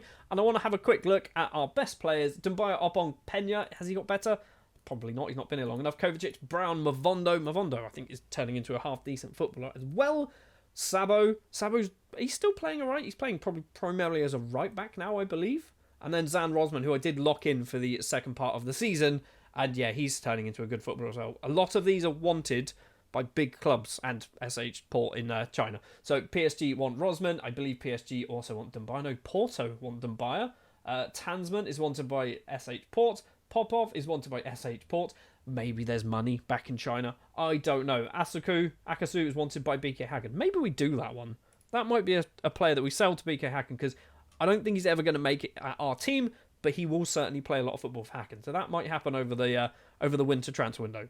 That's going to do it then for this season. We are just in charge of Norrköping. We've been sacked from Sweden. We have not done well in the Euros, but we have won the double with Norrköping. We've won the Swedish Cup and the Allsvenska. And we've got a lot of money to spend next season, as we always do. We're doing well in the Champions League. And I might, just might, start to use a slightly broken tactic from the next season. We will see how things go. I think losing all of the matches and getting sacked as the Sweden manager might be the thing that's pushed me over the edge. Last season, from a Norrköping perspective, went very, very well. We were crowned champions once again. And in fact, if you look at the past winners, it is the 3rd time in the last 3 years. It is the 5th time in the last 6 years. However, our time in charge of the Sweden national side came to a screeching halt as we got absolutely battered in the Euros of 2048. It means we have got 3 seasons left to play of this Building a Nation save, and we're probably not going to go back in charge of Sweden unless something absolutely catastrophic happens in the World Cup qualifiers, which probably isn't going to help us at all. On the 1st of February, the transfer window has opened, but so far we have done literally nothing. We have sold Daniel Johnson. He has gone over to IFK Gothenburg. He's gone on a free transfer because his contract expired. And basically, we kind of have slowly replaced him. He's not really played a huge amount for the last couple of seasons. He is one of Norrköping's own, though. He did come through our youth intake a very long time ago. Obviously, we weren't here at the club at that point. And we do have a transfer budget of about £9 million to spend, which sounds like quite a lot of money. I'm trying to work out what this big spike in expenses is. I can only assume it is ground maintenance, but I don't know what that really means. Oh wait, no, I do know what that means. That means that our new stadium has now had its own land kind of designated. It is starting construction, and we will be playing at the IFK Norrköping Stadium. Obviously, it's going to take 2 full seasons to get there, but it is starting to be built, and the good news is we are staying at Naya Parkin, which means we don't have to spend 2 seasons playing at Balls Parallel. That's probably not how that's said at all. Obviously, we have played 2 more Champions League group stage games, and we have finished 16th place in the group, which is looking actually pretty nice indeed. We've beaten Villarreal, Club Brugge, Rennes, and Dinamo. We have drawn with Benfica, and we have lost against Liverpool, AC Milan, and FC Porto. But it does mean that we are currently we have gone through to the playoff round. A playoff round, by the way, that we should be able to win because it is up against Red Star of Serbia, a team that are definitely probably one of the smaller sides left in the Champions League, so I kind of fancy our chances to get through that round. The other thing that we are doing this season is we are using a broken tactic. Basically, losing the Sweden job and getting battered in the Euros has broken me mentally. Not physically, I'm already broken physically, but we are going to be using this tactic here. I'm going to put the link in the description if you would like to download it for yourself, and we're going to see how well it does for probably 1 season. I don't think we're going to go too mad and play this tactic until the end of time. I just want to give it a try to see if it makes a huge amount of difference. Anyway, we are going to go forward to play, basically, the Swedish Cup, the Champions League knockout rounds for the most part. I believe possibly the knockout playoff round, and then the round of 16 might get played before we return for the end of the transfer window. Like I said, we've got about £9 million to spend. Let's see what we can do. Not a lot, and by not a lot, we have brought in 1 player on a loan deal, and that is all we've done. Jonathan Bjorklund has left the club. He has signed for Hammarby Reserves. He has gone for £26,000. Sebastian Antonsen has left the club. He's moved over to BK Häcken for £1 million. He is part of this kind of new thinking that I've got for building a nation, with literally like 5 seasons left to go, that if they're not really playing huge amounts of football for us to sell them, just get them out of the club. I don't see a massive future for Antonsen. Let's get him some game time and hopefully he can turn into a better footballer, basically playing for somebody else. And very similar situation with Marvin Vlad. He has moved over to Kalmar for, I believe, 1.3 million, possibly going up to 1.3. There you go. He's actually not a terrible footballer, so hopefully he goes there and gets some game time. Obviously, he's Icelandic, so he's not going to really kind of count toward the whole building a nation, but if he can make Kalmar a decent side and get them into like the Euros, into like the Europa League, Champions League, things like that, then it's a win-win for everyone. And joining the club, on loan from Barcelona, is Javier Gotti. He is a Spanish left winger and striker. He's had a little bit of a kind of a time. He's spent time at Atletico Bilbao, Numancia, that might be the name. Moved over to Barcelona for 39 million pounds. I can't speak today, can I? And we've loaned him in for 1.1 million pounds. Yes, we can buy him optionally for 42.5 million pounds. It's not happening because, first of all, we're probably never going to have 42.5 million pounds in our bank balance. Also, he's definitely not worth that. He's 2.5-star current ability. Other things that you're probably interested in, so Swedish Cup, we have made it all the way to the final. We're going to be playing up against BK Häcken. We are starting to win this a bit more, maybe.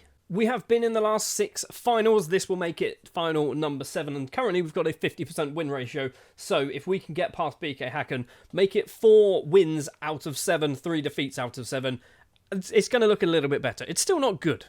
And the other thing is, with this new formation, we have managed to cruise past Red Star of Serbia, winning 7-0 on aggregate into the round of 16, an 8-0 victory on aggregate against Köln, which means in the quarterfinal we have PSG. This is going to be the toughest test of this formation, see how well it actually gets on. But we've managed to get past arguably 2 winnable games anyway. The Köln match, I would have said we should be good enough to win that, even if we didn't play this change of tactic. And just in case you want to have a look, this is how the Swedish Cup has currently played out. So we beat Örebro 4-2, a 7-0 win and a 4-0 win. Then into the quarterfinal, a 5-1 win against Kalmar, and then a 1-1 draw against Landskrona, but winning on penalties. So it's not foolhardy, it's not kind of just guaranteed wins. We are still slipping up occasionally with that draw there. We should probably have won that game, but we still managed to squeak past via the penalties. Because we haven't done a huge amount of transfer business, we've now got £10 million to spend. We've got £120,000 of a wage budget to spend. I will take a quick look actually at the loan deals because there were quite a lot. And once again, I've loaned out players that I think will start to improve other teams. So Akasu going to Malmo, that's going to be a very good player to go there. Also going to get some game time. Emil Eriksson going to get some game time at Helsingborg. Barantes going to get some game time back at Helsingborg. Obviously, that's where we signed him from. Gregory Bernard to Mjällby should be their number 1 goalkeeper. I think he needs game time to turn into a good footballer. Kaiwa also going out on loan to Varbergs. We've got Fopama Veng going out on loan to Elfsborg. We've got Paolo Vanni going out on loan to Örebro. I think Vanni could be really good. We had lots of interest from big clubs for Vanni. And by big clubs, I mean literally your Juventus, AC Milan's, your Bayern Munich's, your teams like that. So there's definitely something there with Vanny. We've got Bentancur going to Degfors. Lots of arrows going upwards, which is what we like to see. Dolk going to Bromos Pochkana, who looks very, very good, but I don't think he's improved in the last 3 years. I think he's hit his peak, and this is basically all we're going to get from him. We've got Albin Hansen, who I think is going to be one for the future, going out on loan to Norby. Rasmus Svensson, Carlton, and Ali Pearson also all going out on loan. You'll notice as well, all of these seem to have a bit of a fee, which is quite nice. We've picked up nearly £500,000 for Akasu, which is just ridiculous, really. And formation-wise, then, obviously, it is the 4-2-4 that we are playing, or a 4-2-2-2, I don't know, depending on what you want to kind of refer it to as. That's the name of it. I'm not going to read it out. Link is in the description. We are going to be locking in Zan Rosman in defence because we had lots of interest in the summer and he should be playing more football than what he actually has been playing. So Rosman will be locked in for the season. Arguably, probably doesn't need it anymore. We have got Norman Burgess. He's going to get locked in once again on that left-hand side. I feel like this formation needs a good attacking fullback. Complete wing-back is what we're after here.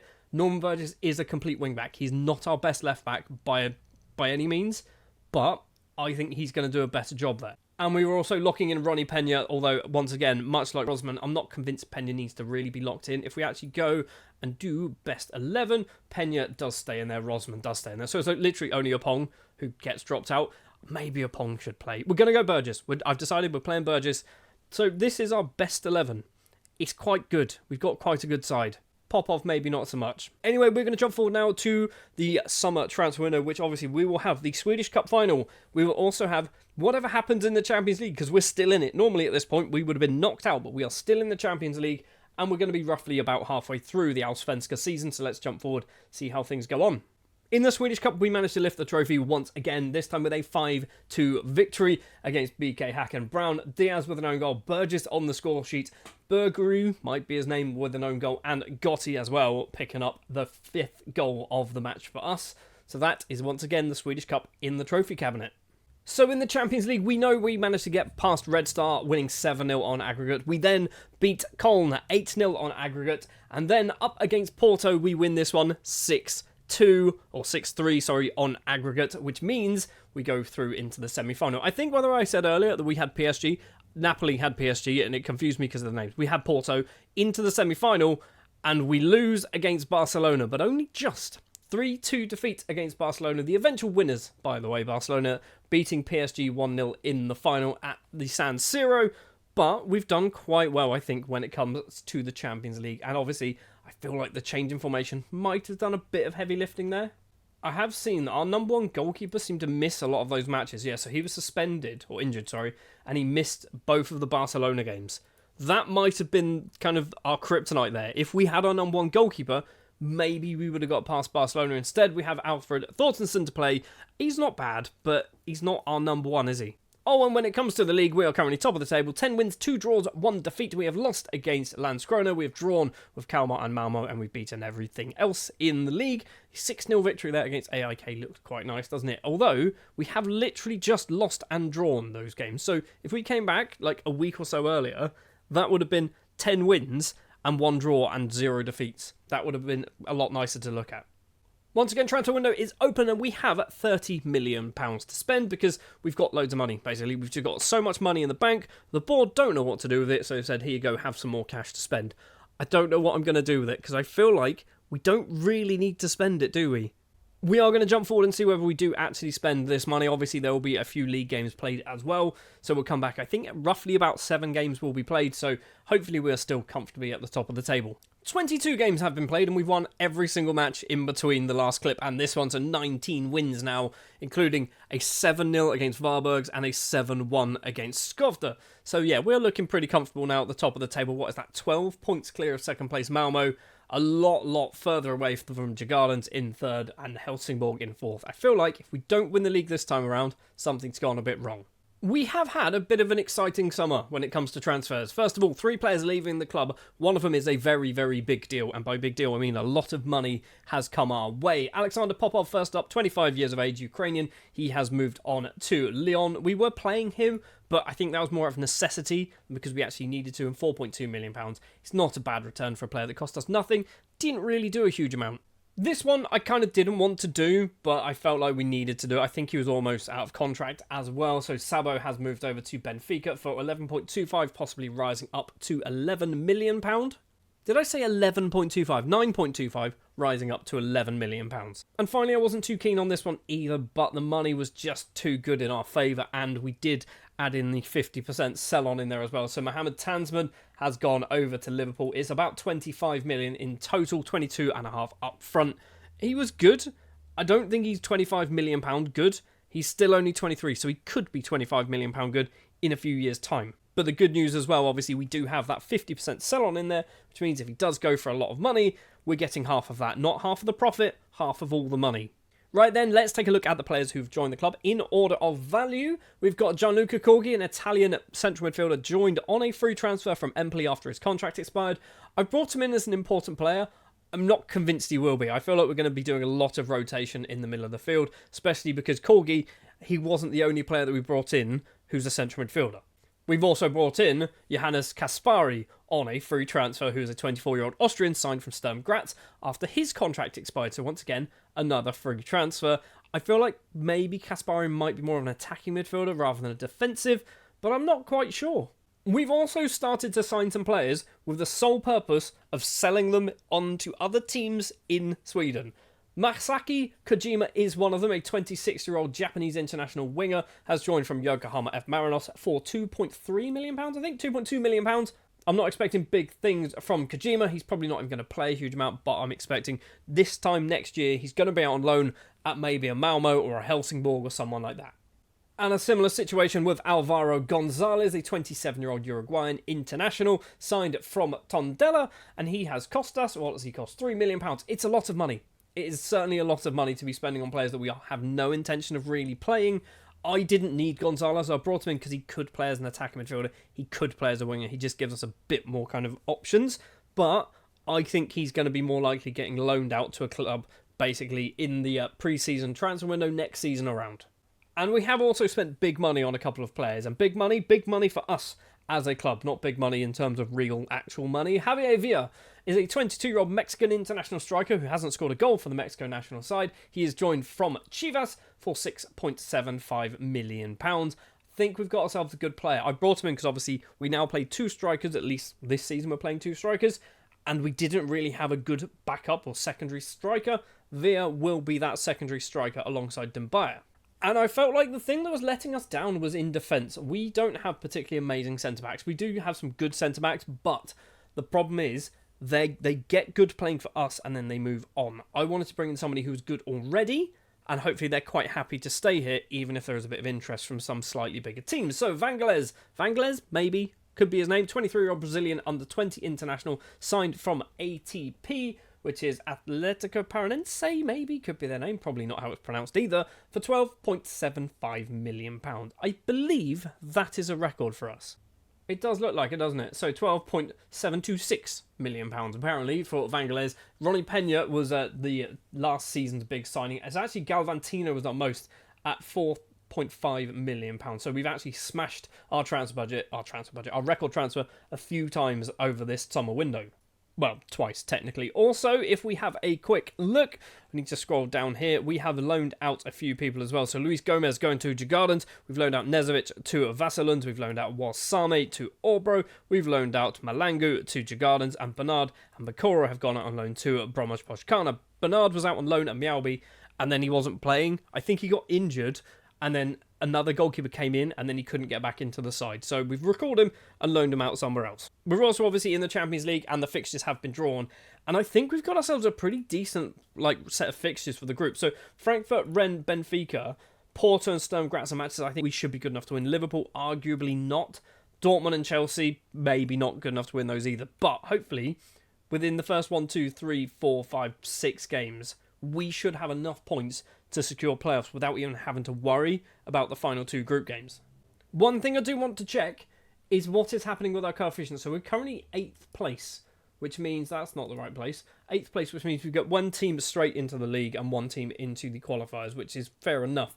But I think because we've had a pretty decent season last year, if we have another decent season this time around, we could climb. See, already we are climbing up from 8th to 7th. If we could climb up to 6th, that would be amazing. That would be really good, because 2 teams directly in the Champions League would be really, really good for us. But obviously, we need to wait, see how well things go this season. When it comes to tactics, we're not changing anything at all. So Rosman keeps his place, Burgess keeps his place, and Pena keeps his place. Burgess, by the way, has 15 assists in all competitions. I feel like I'm kind of weirdly justified playing him there. If I played Oppong, maybe Oppong would have had 30 assists. I don't know. But the fact that Burgess has 15, that's pretty good. Well, one last thing to do this season then, and that is to jump to the end of the year, see how well we've done in the league. We obviously should have won the league, and we need to kind of keep an eye on what's going on in the Champions League, because I want to be basically into the playoffs by the time this season finishes. First off then, in the league, all we have managed to do between the last clip and now is we've drawn 2 matches and then won everything else. We've lost 1 match all season, 79 points, which I feel like is a record. It is a record for the most points in a season. It's also a record for the most league wins at 25 league wins. That's pretty good. And it means that we're also champions for 6 times in the last 7 seasons. In the Champions League, it's not going well. We have to scroll really to see us. We have beaten Frankfurt 1-0, 3-2, sorry. We have drawn with Liverpool, and we've lost against Sturm Graz, we've lost against Porto, lost against Benfica, and lost against Rennes. I don't know what's happened. We are still playing this broken formation, this broken tactic, and it's not worked in the Champions League for some reason. I'm wondering, maybe was our number 1 goalkeeper possibly injured? I mean, he seems to be playing like he played against Sturm Graz, gets a 6.5. He got a 5.9 against Benfica, a 6. He's just played badly, hasn't he? He's just played badly in the Champions League games. So we've gone from one season where we've done really well in the Champions League, getting through to the quarterfinals, to another season where we need to beat Chelsea and Dortmund at the start of next season if we want to get into the playoffs. And that is still not even guaranteed, because obviously teams above us can win games and get points as well. We've only got 4 points. We're on 4 points, right? This is last season. If we win both matches, we'll be on 8 points. We wouldn't be on 8 points. We'd be on maths is failing me, 10 points. So we might be able to finish as high as maybe 19th place if we win both matches. Chelsea is 2nd, Dortmund are 13th. I feel like we might have ballsed up the Champions League. Last thing I'm going to do then before we end this season, and that is take a look at some players. So Norman Burgess, with this formation, has 20 assists in all competitions and 2 goals. Igor Kovacevic also got loads of assists. He's got 11 and 7. In fact, he's got 17 assists and 13 goals. We've got Julius Brown, 15 assists, 16 goals. I don't know whether he's getting better, if he's any good, if he's worth keeping about. He's only got a year left on his contract. Pena, 13 goals from central midfield. How many of those were penalties? Only 4. Only 4 penalties of the 13. When it comes to goals, Emil Fotso managed to get, I think, 17 in all competitions. Javier Villa got 19 in all competitions in just 17 league games as well. That's pretty good. We've got Gotti with 22 and 10. He is obviously returning to Barcelona before the start of next season, which is not ideal. And Samuel Dembele, our number 1 goal scorer for the season, he's got 30 and 6 assists, but he's not doing so hot this season, as in the last 22 matches in the league, he's only scored 15. He's not scored in any of the Champions League games. Maybe this is part of the problem. Also, he is wanted by Newcastle and Bayern. Do we not cut our losses, but do we possibly sell Dembele and replace him within the next season? Maybe that's something we need to consider. Oh, and just in case you're wondering, this is our youth intake. Yes, we've got good talents. Let's have a look at Christopher Demo. He's fast. That's pretty much it. We don't get good youth, okay? Youth is not working for Norrköping. Building a nation is really difficult when you don't get anyone good from the nation. I'm trying my best. Last season in the Allsvenskan, we were crowned the champions of Sweden for the 4th successive season. And if you look at the past winners, it is our 6th win in the last 7 seasons. We have 2 seasons left to play of this Building a Nation save. It's not going to end after 25 seasons. We are going to kind of jump forward to some point in the future as well to see what effects our changes and our kind of development of Sweden have made.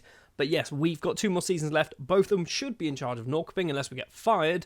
And we want to be winning 6 in a row and 8 in the last 9. That is the goal. I would say this season as well, it would be nice to see how far we can get in the Champions League. The problem is, last season technically, we have played 6 Champions League games and we were outside of the playoffs, and we have played the final 2 Champions League games and we are still outside the playoffs because we lost both of them against Chelsea and Borussia Dortmund. It means that we are out of Europe already.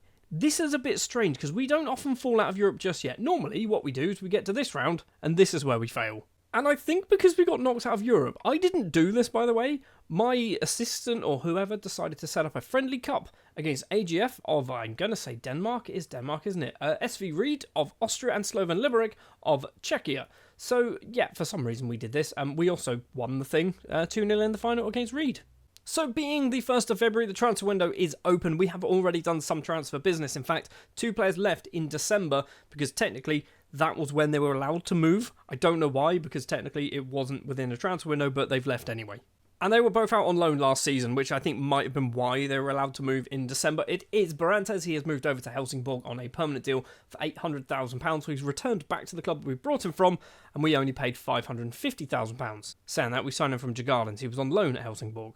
And speaking of Djurgårdens, Malangu has moved over to Djurgårdens on a permanent deal for £600,000. Once again, similar deal. He was out on loan, and they've made that deal permanent. We've made a massive profit on a player who only played 5 times for us, and also, they've only played him 10 times. There is one more transfer that has happened, and it's kind of annoying. John Carlson has moved over to Italy, signing for AC Milan on a free transfer because his contract expired and he would not accept signing a new one. It's frustrating because if Milan wanted him, there is clearly some potential there. He's also got 2 caps for Sweden, although I have a feeling I might have been the Sweden manager when he got those caps. Maybe not. Maybe? No, surely not. No, we weren't in charge then at all. Anyway, like I was saying, John Carlson moving over to Milan on a free transfer. It's kind of annoying, but I guess in a way it's good because we know we've got a decent Swedish footballer for the next maybe 10 or so years who can hopefully do well when it comes to actually playing matches for the Sweden national side. We've got a whopping £17.7 million transfer budget to spend. I don't know what we're going to do this season. I feel like one season, maybe this season, maybe next season, we are going to go big and spend all of our money, and we're probably going to do installments and all sorts of things. We're going to spend £100 million in a transfer window. I'm not convinced it's going to be this one, but we will jump forward and find out. We've brought in 3 players to the club. We've not gone big, but we have spent quite a lot of money. 10.75 or nearly £11 million is actually what we have spent. We've brought in 3 players. Martin Pacheco is a 27-year-old Mexican midfielder and right back. I've brought him in to actually be a right back to kind of add a little bit more depth in that position. He is signed from Pumas on a free transfer. I think this is just a sensible bit of business. He's a good player, and also, if he doesn't make it playing for us, we can hopefully keep him in Sweden and move him to somebody else. For £825,000, we have done kind of what I've just said, but not really. We have signed Guillermo Echeverria, might be his name, a 23-year-old Spanish goalkeeper signed from Bilbao. He's cost just under £1 million, and we've immediately loaned him out to Mjällby. I don't know whether he's going to be any good in the future. I've brought him in because I feel like some other teams in Sweden need to get some slightly better players, and Mjällby have managed to pick up Echeverria, whatever his name is, this guy, Dave, on a loan deal until the end of the season. And the final transfer joining the club involves Ishikawa moving over to Mjällby as part of a part exchange deal. Now, I've tried to do this as often as I can. I think I've done it 3 times. But Ishikawa has moved over to Mjällby because basically I have brought in Mjällby's best player, and it is a player that we had, and in fact I believe we might have even signed when we were in charge of Mjällby. And that is Delan Gaynor, who is a 26-year-old Jamaican international with 90 caps and 38 goals to his name. He's cost £10 million. It's a huge amount of money, but I think he's really good. He's 26, so he's this is roughly his peak. I think he could get better. I don't know what it is. There's something telling me that he could get a bit better. He's played a lot of football for Mjällby, 188 games, scoring just 57 goals. I think we're probably going to deploy him on the right-hand side, maybe as a striker if we need him to, but I basically wanted to try and disperse some money to some other teams in Sweden and also strengthen our side a little bit. So Gaynor is the man to do that. £10 million is probably a bit too steep. 3 players have left the club on permanent deals and also a whole bunch of loans. Kaiwa, first up, leaving the club, signing for AIK. He has gone for a whopping £110,000. We've taken a big hit on him, but we never actually played him, so it's kind of okay that he's staying in Sweden. Foppemaveng has moved over to Helsingborg for £575,000. Similar situation, really. We brought him into the club. Actually, we didn't pay any money for him, but he spent a whole bunch of seasons out on loan at various teams. And then he's gone for a reasonably large fee. He did play 26 times in the Allsvenskan last season, so he's actually probably of that level. And hopefully going to Helsingborg means he is going to get some game time and actually turn into a half-decent footballer. And finally, for 1.3, possibly going up to 1.4 million, it is Togolese central defender and midfielder Gazozo. He is signed for Djurgårdens, And a similar situation once again. Spent a last season, or maybe the season before, actually out on loan at BK Häcken in the Allsvenskan, playing a lot of football. He's been slowly working his way up the leagues, actually getting a bit of game time for us last year as well, 9 times off the bench. But we just weren't going to play him. Djurgården's probably, hopefully will play him. £1.3 million is arguably a bit cheap, but it's fine. We're strengthening other teams in Sweden. It's something that we probably should have done about 15 years ago. Speaking of strengthening other teams in Sweden, we're going to do quick fire loan deals though. Fajardo has moved over to Norrköping. Bikoro has moved over to Malmo. Hansen has gone back on loan to Norrby. Bentancur has gone on loan to Degerfors. We've already mentioned Echeverria. He's gone on loan to Mjällby. This man's gone somewhere for some reason. Larsson's gone on loan to Falkenbergs, hopefully one for the future. And Brommos Poshkana have picked up Paolo Vanni and Jose Wasame. So we've loaned out a whole bunch of players. Some of these might actually make it into permanent deals. I don't think there's too many. It might be somebody like a Bikoro might have a permanent deal in there, but they're paying £900,000 for that loan deal, which is utterly ridiculous. Financially, we're obviously still in a good way. In fact, our transfer budget has increased from where we last were, so we've now got £21.5 million to spend. Maybe in the summer we do a nice big expenditure. Maybe we spend a whole bunch of money, bring in some players that will hopefully make our team better. Speaking of our team, we are going to be reversing back to the 4-2-3-1 Black Panther formation. We are keeping it here. This is the one we obviously played last season. It didn't do well enough in the Champions League. I feel like we were doing better with this formation than the broken one. So we're going to stick with this one. And you'll notice we are locking in 2 players. First of all, Oppong is going to be locked in as our left back for this season. Last season, he didn't play a huge amount because we locked in the other left back, who I've already forgotten his name. What was his name? Norman Burgess, that's it. So Burgess played last season for the whole year as that left back. This time around, it's going to be Oppong playing as our left back. And on the right-hand side, we have 20-year-old Emil Eriksson, who's going to be our number 1 right back for the season. We need to start developing some Swedish footballers. Eriksson looks pretty good now, also a bit of potential for the future. I will show you, he's probably one of our best right backs. We've got Bergman, but Bergman, if we take a look, he's 33. Do we still need a 33-year-old playing as our right back for the season? Probably not. Rosman's a centre-back. Pacheco, we've just signed. Told you I brought him in to be somewhat of a backup, which is kind of why, when you look at it, most of these are centre-backs. Eriksson's the next best right back, so he's going to play for a full season and hopefully turn into a very good right back. Last thing to mention before we kick off the season is we have obviously made it to the Swedish Cup final once again for the 93rd time or something like that. It's 1, 2, 3, 4, 5, 6, 7, 8th time in 8 seasons.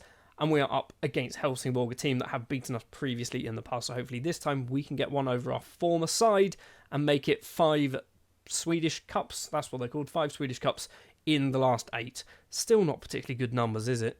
So we are now at the start of July, but on the 12th of May, we did manage to beat our former side, Helsingborg, 4-0 in the final. Goals from Galvantino, Gainer, Villa and Gonzalez with the goals in the match, meaning we absolutely battered them, and we did win the Swedish Cup once again. And when it comes to the Allsvenskan, we are currently joint top with Helsingborg. Both of us have won 10, drawn 1 and lost 1. I'm assuming we've drawn with each other. No, we haven't. We've drawn with Landskrona, who are down in 12th. Not ideal. And we've lost against Djurgården, who are currently in 5th. Helsingborg have drawn with Malmo in 4th and lost against us. I've just seen the top goal scorer in the Swedish league as well at the moment is Peter Eriksson, a player who I'm pretty sure I intentionally did this. I got rid of him because I thought we're not playing him. He's moved over to Varbergs and now Kalmar, and he's actually scoring a lot of goals, so fair play. Anyway, transfer window is open, £27 million worth of transfer budget to spend. As of yet, we have not brought anybody to the club. However, we have sold Juventino Osorio. He has moved back to Mexico, signing for Leon. Basically, he was kind of playing, but not as much this season. He's starting to kind of move towards the more like rotation squad player level. For 2 million, possibly going up to 2.5. It's okay. I really wanted to keep him in Sweden, but nobody in Sweden wanted him. And I thought, you know what? Let's just take a bit of money and we can reinvest that. And a couple months later, we have reinvested the Osorio money. He's currently played 3 games for Leon in the Mexican League. But what have we done? We've brought in a whole host of players from various places around the world for varying prices. I think we spent about £25 million as well over the summer transfer window. Edgar Ribeiro, first up, a Brazilian attacking midfielder, right winger who has signed from Gremio. He's cost, I think, £19,000. Yeah, £19,000. He's gone on loan to Norrby. Definitely one for the future, but also one for not our future. Basically, the plan is Just get him in Sweden and then hopefully sell him to somebody else in Sweden. Similar situation is Jamal Dukar, who is a Senegalese central midfielder and defender. 4 caps as well to his name, signed from Casa Sports, immediately going out on loan to Varbergs, and he has cost the same amount at £19,000. Moving up in value, we have signed Argentine striker Nicolas Bustamante, which I believe is a great name. So I don't know why, I just feel that's a good name. It's cost £425,000, gone out on loan to Varbergs. Definitely, again, a player that we're not necessarily going to get the use out of, but playing for somebody else in Sweden, hopefully he's going to develop himself and them, and maybe propel them into the Champions League. And we're not done with buying players on relatively cheap deals and then immediately loaning them out. Kieran Reddy is next up, signed from Manchester United, gone out on loan to Hamby. He's cost £725,000, and basically, I think he's actually quite good. My coaches and things sort of thought that he should be good enough to play for us at times, which, fair enough.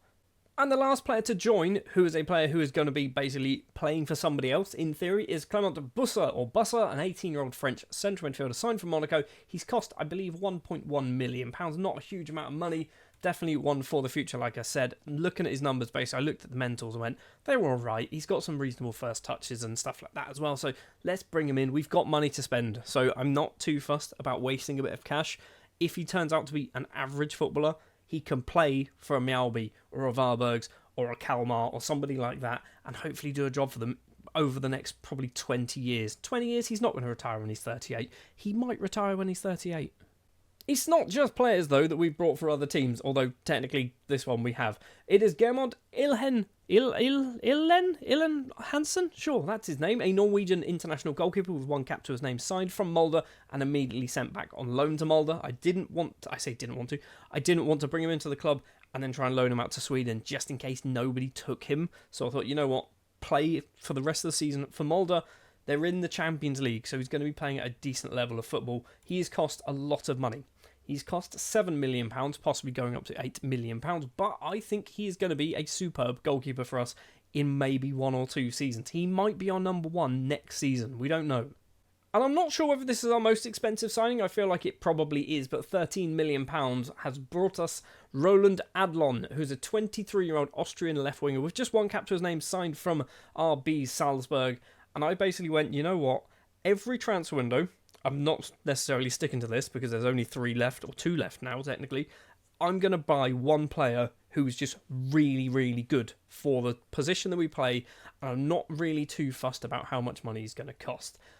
Adlon is apparently only a 3-star current ability player, but we play an inside forward on attack, and he's got all the numbers in the right places, so I'm kind of okay with this. It's only passing and finishing that kind of lets him down, but he's still on 12s. That's fine. Yes, he has cost £13 million, which is arguably a little bit on the steep side, but I think we've got ourselves a very good footballer who's arguably not world class, but he's certainly European class. He's definitely one of the better players in football. It's not just players joining the club, we've also lost a couple of big name players for lots of money. Emil Fotso first up, signing for Nice, and he has gone for £10 million. Possibly going up to 11. He's not really played a huge amount. The season when he did play was obviously when we played the broken formation, so he got a bit more goals than perhaps he's maybe too good to get. Mentally, he's really good, but I just don't think he's improved over the last couple of seasons. I feel like this is his peak, and £10 million is a lot of money. Another player to leave already is Martin Pacheco. He's moved over to Feyenoord because he was getting annoyed that he wasn't really playing. I think he came off the bench most times. Yeah, 2 starts, 10 off the bench. We sold him for 9.75, possibly rising to £12 million. It's a free transfer who was here for 6 months, and we've made a £12 million profit, which is just ridiculous. And I'm kind of okay with that. We've also sold Christopher Dolk to Bomas Pochkana for literal pennies, £57,000. He was out of contract at the end of the season, and basically they went, we will take him. They agreed a deal to sign him, and I went, just take him for any money. I didn't really care what it was, because he wasn't really playing for us. He's going to go there, get some game time, and that's fine by me. And as always, we have loaned out a bunch of people, but I think we've kind of mentioned most of them. It is only really Ali Persson, who has gone out on loan, who we didn't mention before. He's gone to Varnamo. So we've also got Hansen going out on loan to Molde. We've got Reddy, we know, to Hammarby, Ribeiro to Norby. We've got Bustamante and Decor going to Varberg. So yeah, everyone else is actually new players who've joined the club and then immediately gone out on loan. So obviously we have played some matches in between the transfer window as well. We are still top of the table, but we now actually have a little bit of clearance. 5 points clear of Helsingborg in second, and that is because they've lost a few more matches. They've drawn actually 3, all of them at 0-0. Osters, AIK and Malmo. They've lost twice against Västerås.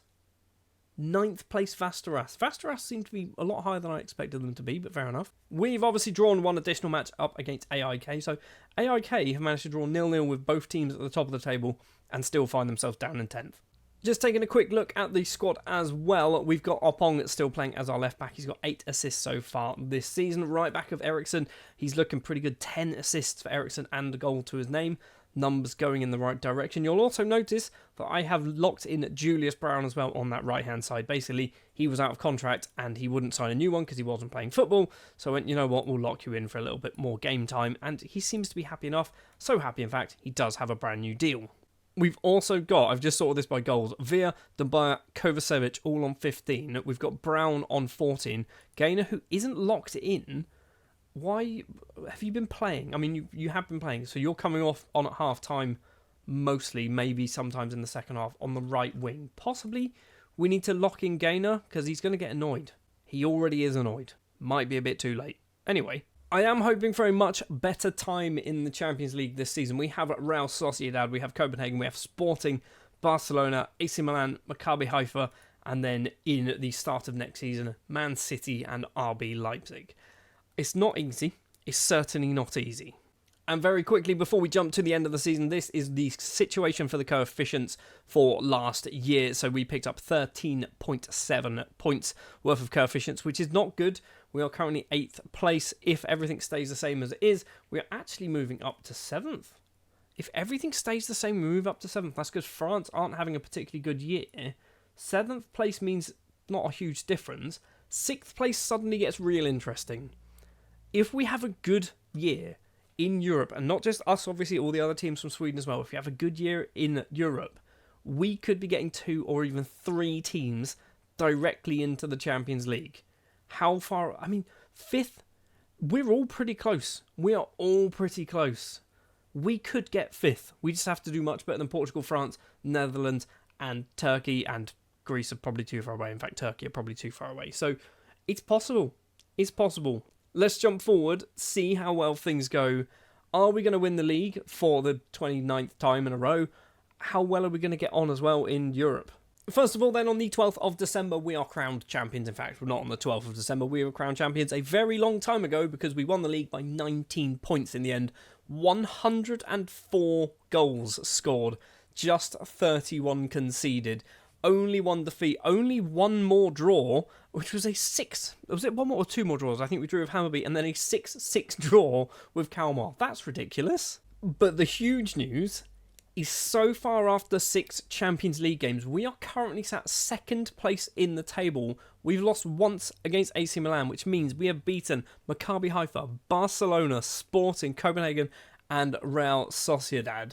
We are arguably going to be going through in the top 8 at this rate. We've obviously got 2 more matches to play, which, if I remember correctly, was Man City and it was an RB Leipzig, possibly. So City's obviously going to be tough. Leipzig, maybe we can win. I mean, we've beaten Barcelona.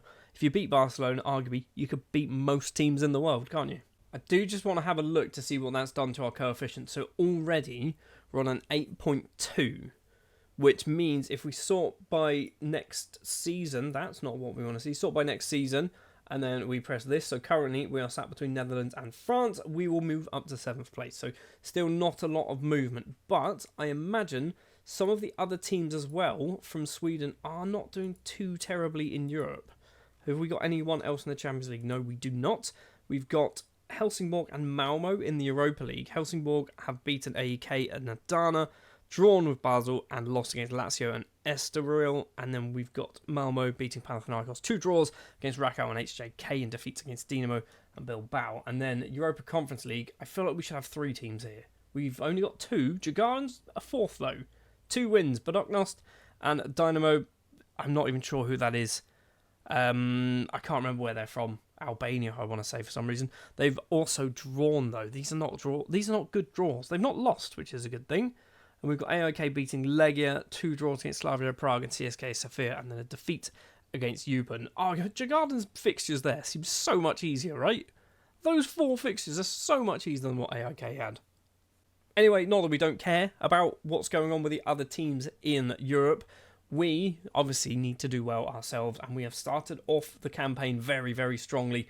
I think we should be good enough to finish between 1st and 8th in this table. 1 win, basically 1 win against City or against Leipzig, and we'll be there. I do just want to have a very quick look at the stats for the team though. So 3 players scoring 20 goals or more. Dumbuya scoring 21.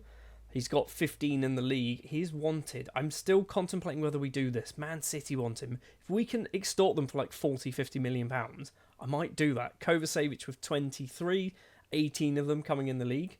And then we've also got Villa, who scored a lot of goals as well, and 16 of them coming in the league. So lots and lots of goals. Julius Brown as well getting 17, 12 for Adlon, 10 goals for Gainer, but he's only started 4 matches. And then sorting by assists, we've got Kovacevic, we've got Oppong, and we've got Eriksson. So how good has Oppong done?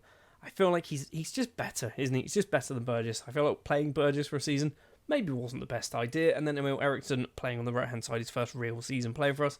He's done very well. 16 assists, 13 of them coming in the league. In fact, 18 assists because 2 of them came in the Swedish Cup last season. So as we're about to enter the final season, we have £40 million to spend. Do we do it? Do we just spend huge amounts of money next season? And next season, by the way, that will see us move into the IFK Norrköping Stadium, which should have been completed by now, but it's been delayed by 2 or 3 months, which means we're not going to move in until the 3rd of March.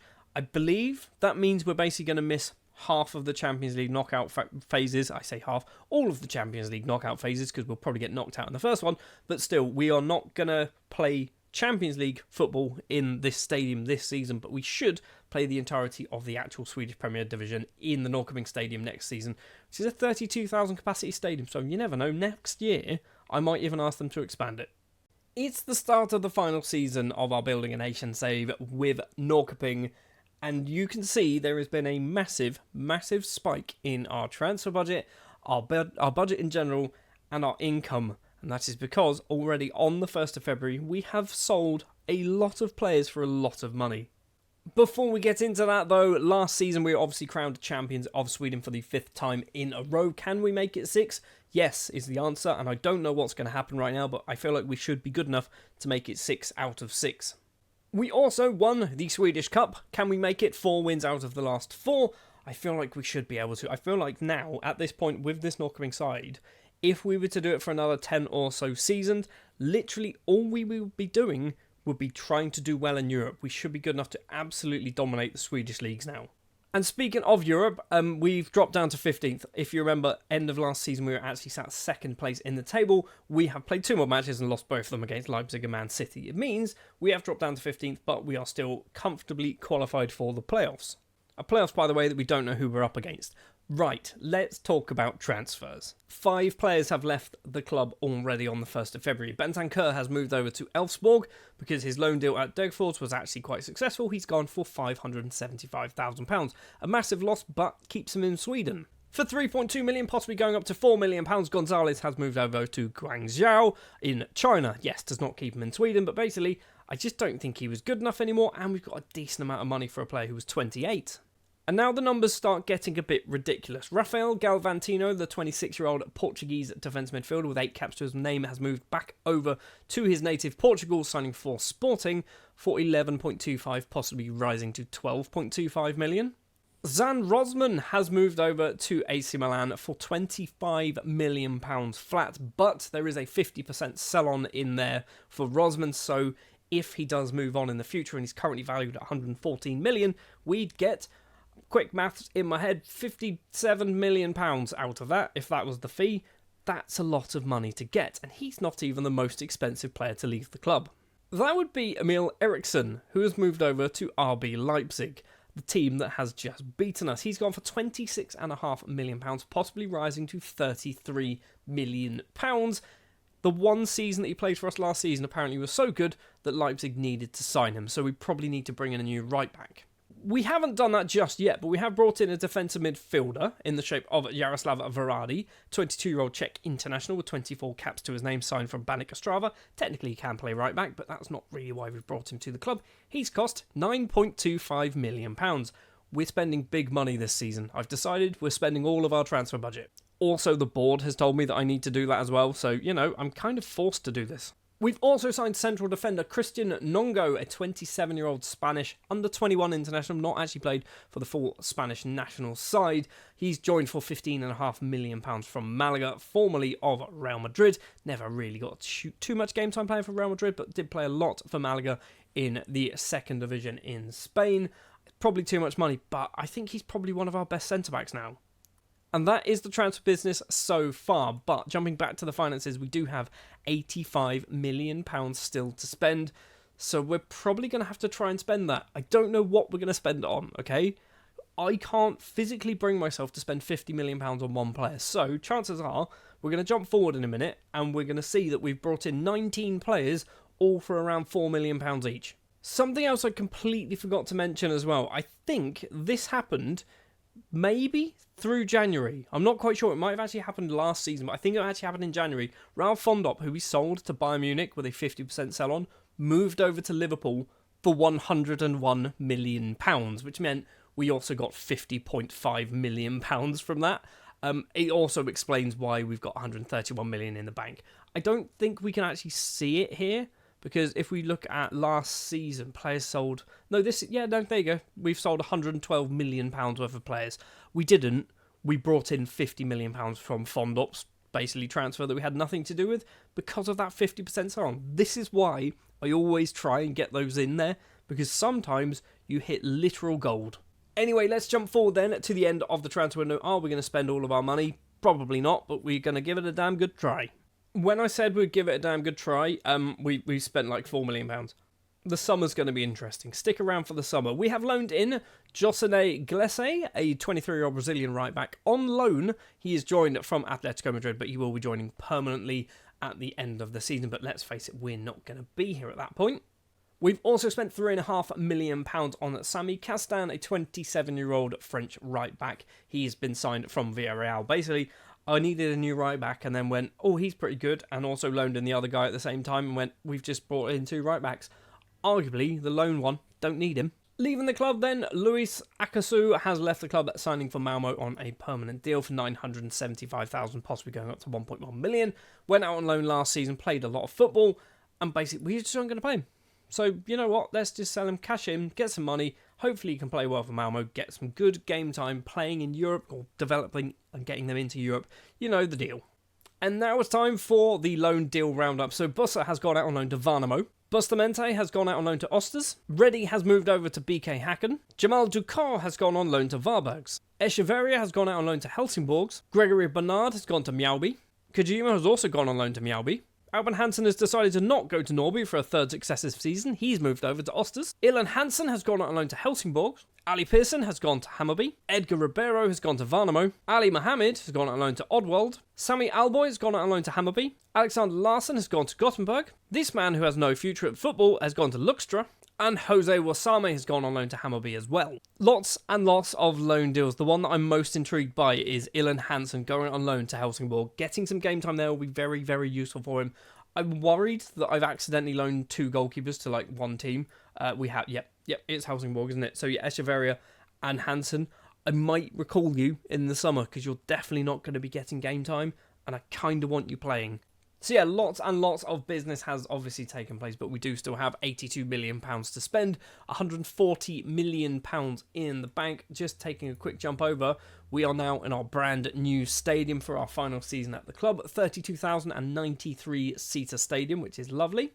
What isn't lovely, however, is we've been knocked out of the Swedish Cup at the semi-finals on penalties, a 3-3 draw against Helsingborg, and then losing on penalties, which means not only are we not going to win it, but it's also the first final we haven't been in since 2037-38. It's now 2047. So some other things that have been going on, obviously the Champions League. We started off in the playoffs against Feyenoord, beating them eventually 6-2 on aggregate, setting up a round of 16 tie against PSG that we won 3-1 on aggregate. It means we have made it to the quarterfinal up against Real Madrid. We are quite obviously the smallest team in this competition. However, the big thing that I'm liking about this is if we jump back to the knockout round, we won both matches. Against Final, we won both matches. That is coefficient points against a nation who we are battling. We are battling, if I remember correctly, it is the Netherlands, it is France, and it is Turkey, possibly. I'm not quite sure. We then play PSG, France, another team that we have effectively stolen coefficient points from a rival. Real Madrid is going to be tough, okay? I'm not going to lie to you. I feel like that's where we're going to fall over. But massive, massive coefficient gains for us. Just want to jump down to the Europa League. So it does not look like any of the Swedish sides have managed to get particularly far in the Europa League. In the Europa Conference League, anyone still in it? Midtjylland, Appelwell, Sevilla, Djurgårdens are still in it. That is also good to see. So they beat Osijek, absolutely battered Osijek by the looks of it, and I don't think they played. Oh, they did. They beat St. Gallen of Switzerland. I know it's early days, but I really want to see this. So 15.4, we're losing an 11. What does that mean? We're still only moving up one place at the moment. Still, we do have at least 4 more matches to play in the Champions League and the Europa Conference League. Maybe even the Europa League as well. I'm just not seeing it. So tactically for this season, we're not locking in anybody. For the final season, I've gone, you know what, assistant manager, do what you would like to do. I feel like if we just do this very quickly, it's probably going to be similar to this most matches. So Du Bois in goal. We've got Opong, Mavondo, Vangles and Castan in defence. Varadi and Pena in midfield. Pena, he's been here for a while now, hasn't he? Not actually as long as I thought, but he's pretty good. Kovacevic, Brown and Adlon, and then Dumbaya leading the line. So this is probably what it's going to be like. When you look at the star ratings there, maybe we could do with a new attacking midfielder. Maybe that's what we do in the summer. Maybe we buy an attacking midfielder for £70 million. We're probably not going to do it, but there is massive amounts of money burning a hole in my pocket. Right, let's jump forward to the start of that next transfer window and obviously the kickoff of the season. And we're still in the Champions League as well. So in the Champions League, we'll start things off. You can see Man City won it, so that's not really too much of a surprise. But we did obviously beat Feyenoord. We then beat PSG. We then beat Real Madrid. We beat them 5-3 on aggregate, which means 2 more victories in the coefficients. And then in the semi-final, we do lose against Liverpool. However, silver lining, we did draw 1-1 in one of the matches. It meant it was an all-English final played in Belgrade, and it was a 3-2 win for Manchester City. In the Europa Conference League, we can see actually AIK were technically still in the competition for a little bit, but they didn't get very far. We know Djurgårdens beat St. Gallen. We then saw Djurgårdens, where are they? There they are, against Osijek, winning both of those matches. They then got to the next round where they get knocked out by Sevilla, but they did manage to draw 2-2 as well, which means more coefficient points. And in the Europa League, by the way, there was a team in there from Sweden who got through. Helsingborg lost to Club Brugge in the playoff round. They drew 0-0 though, so they did get a bit of coefficient points. I don't believe anybody else made it through, no. We'll take a look at coefficients in just a moment. Obviously, we have kicked off the season and we've kicked it off very, very well. We have won 12 matches. We have lost just one against Elfsborg, who are currently down in 6th place. I'm looking at this. Does this mean we've got more Champions League spots? We're 5th. We are 5th. What has happened? We've leapt over France, Portugal and the Netherlands in one season. Qualification places. We've got 3 qualification places. 3 directly into the league phase of the Champions League. That's ridiculous. That is absolutely ridiculous. So, hypothetically, last season, if this was the case, Norrköping, Helsingborg and Mjällby would be in the Champions League. You'd then get Djurgårdens in the Europa League, Malmo in the Europa Conference League, possibly even more, actually. I was just too busy focusing on the Champions League. So 2 teams straight into the Europa League in the group stage, no qualifiers. That's big. That's big money. That's kind of what you want at this point, is you want to get the money and then you can kind of use that money to invest and make your squad better. That's huge. How have we done that? Well, I know how we've done it. We've got to the semi-final of the Champions League. But anyway, that's ridiculous. For the final season, for us to do that, yes, we're not going to win the Champions League in our final season. Fair enough, whatever. But getting Sweden up to 5th in the coefficients is huge. Speaking of huge, transfer budget, £82 million. It is the 7th of July. And so far, we haven't spent any money, we haven't brought in anybody, we haven't sold anybody. But just looking at our best 11, according to our system manager, which it should not be Hampus Hansen, it is Max Linden. We know it's Max Linden. He's been our number 1 boy for 25 years. This is what the best 11 is, and arguably, we need 2 defensive midfielders, maybe an attacking midfielder, 2 centre-backs possibly. Is that what we do? Do we bring in 5 really good footballers? We've got £80 million to spend, so we can spend £20 million on 4 players. That's certainly a thing we could do. Not sure whether we're going to, but we're going to jump forward to the 1st of September. The transfer window will be closed, and hopefully our transfer budget will be empty. It's not empty. It's gone down, okay? It has gone down, but it's not empty. 5 players did join the club over the summer. The problem is, some of them were very good, but cheap. And by cheap, I mean literally free. Vukojevic? That's probably not his name at all. Serbian international, 7 caps to his name, signed on a free from Red Star. He's just very good. He's just an improvement, I think, on what we've got. Or if he's not an improvement, he certainly just adds a lot more competition to those defensive midfield roles. Javier Gotti returns to the club after a successful loan spell with us a few seasons ago. His contract at Barcelona expired and we picked him up on a free transfer. Once again, adds a bit more competition on that left-hand side. For £235,000, we've signed Mohamed Thompson. Now, this is a very strange transfer to do, and I will tell you exactly why we've done it. I had some players in my squad that I did not want, and nobody was bidding on them, not even if I offered them for free. So, I had to buy a player from Djurgårdens in order to basically part exchange a player to them. And that player was Fajardo. He would not leave us at all, wouldn't go on loan anywhere, so we just had to get rid of him. So we brought in a player who I don't care for, I don't need him, I don't think he's going to be any good, just to get Fajardo staying in Sweden. We've still got 2 more players to talk about who've joined the club. Sean Denny is another one of those players that I think I did a lot of these last season that I brought in with the sole purpose of just sending him out to somewhere else in Sweden. An American under-23 international. He's cost £1.5 million. My scouts sometimes think he could be good. I'm not too sure. Mentally, he's got some alright numbers there. And the final player to join the club is actually quite an expensive transfer. Juan Jose Salas, a Mexican international, 49 caps, 13 goals to his name, signed for £14 million from Chivas. He's just good. He's just a good attacking midfield player. He's probably our best attacking midfielder. We did also have a whole bunch of people leaving the club. We've actually got Gianluca Corgi leaving the club on a permanent deal. Never really played for us after his free transfer signing. He's gone to Lazio for £2.7 million. We've loaned out Vanni to Halmstad. So I think Vanni was somewhere else and then wasn't playing potentially. But yeah, Vanni's gone to Halmstad. Pedro Costa has gone to Sirius. We've loaned out Hassan Kayan to Vinbergs. Traslavina has left the club on a permanent deal for £210,000. I was trying to do this as part of a part exchange as well, but basically he just would not want to sign for anyone else in Sweden. Bikoro leaving on a free transfer. Sounds utterly ridiculous, but basically that was the only way he was going to leave the club. We spent £325,000 on him. We then made technically a profit through that loan deal and then just got rid of him on a free transfer. We see there Fajardo going to Norrköping. Thompson, the man who made that move happen, going out on loan to Skovda. We've got a man called Saeed Holm going out on loan. We've got Sean Denny going out on loan. Fredriksson and Thelin also going out on loan. So lots of transfer business have happened, but we haven't spent the transfer budget.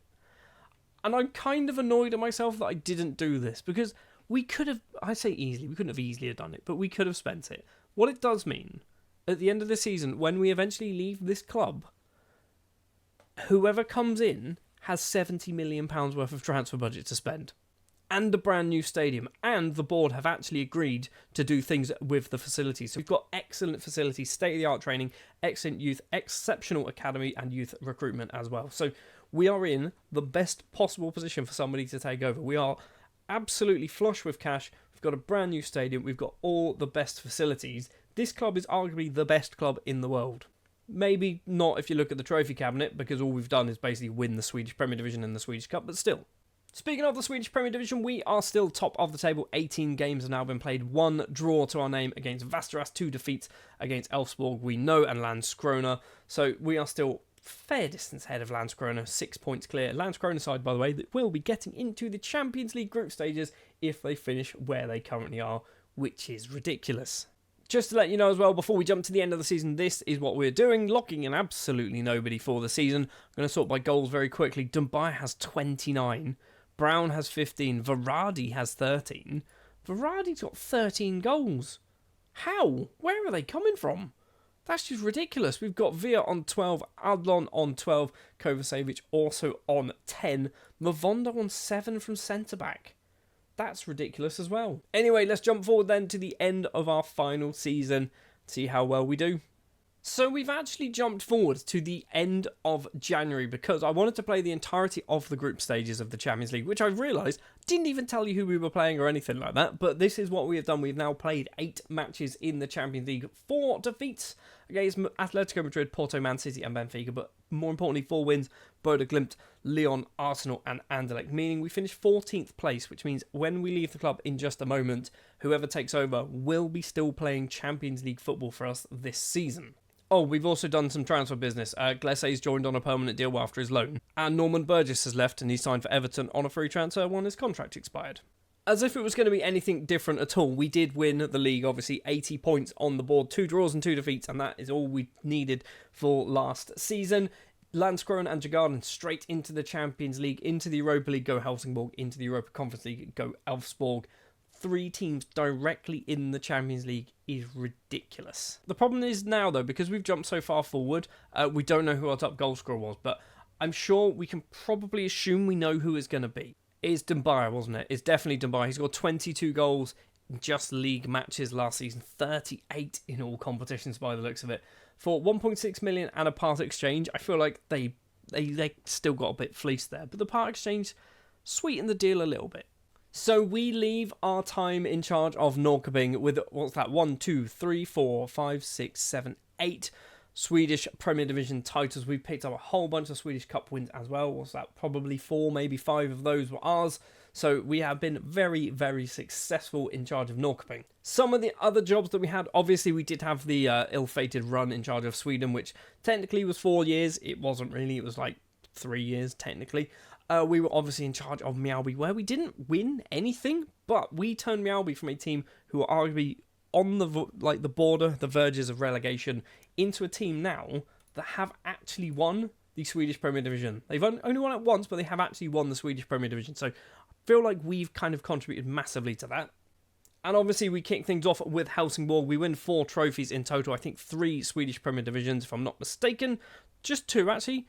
And the Swedish Cup, winning that twice as well. And once again, much like Mjällby, slightly easier, I think, with Helsingborg, but we did turn them into a very, very good side. So we won 3 of them. They then won we won 2 leagues. They won a further 2 leagues themselves. We won 2 cups, and they also won a further 1, 2, 3, 4, 5 cups. They won the Swedish Cup 5 times without me. Oh, and they won the Europa Conference League in 2035. There's only one thing left to do, and that, I think, is to resign. We're just going to resign from our job in charge of Norrköping, and that will be the end of our Building a Nation save in charge of a club. There will be one more video, which will be 100 years in the future, so 125 seasons will have been played in total in this save, and I'm going to see what has happened to the 3 clubs that we've been in charge with, but also Sweden as a national side. Let's resign as the manager. We'll talk to the board. Oh, they didn't even care. They did not even care. I thought the board were going to be like, no, don't go. Don't go. You've been the best manager we've ever had. No, apparently they have literally no care that I've left the club. Screw you. One final thing that I want to check. Assistant manager. Did he go? Did he go? He left with them. Max Linden left the club when I left the club. Fair play, buddy. Fair play. You've stuck with me throughout this entire career. Fair play.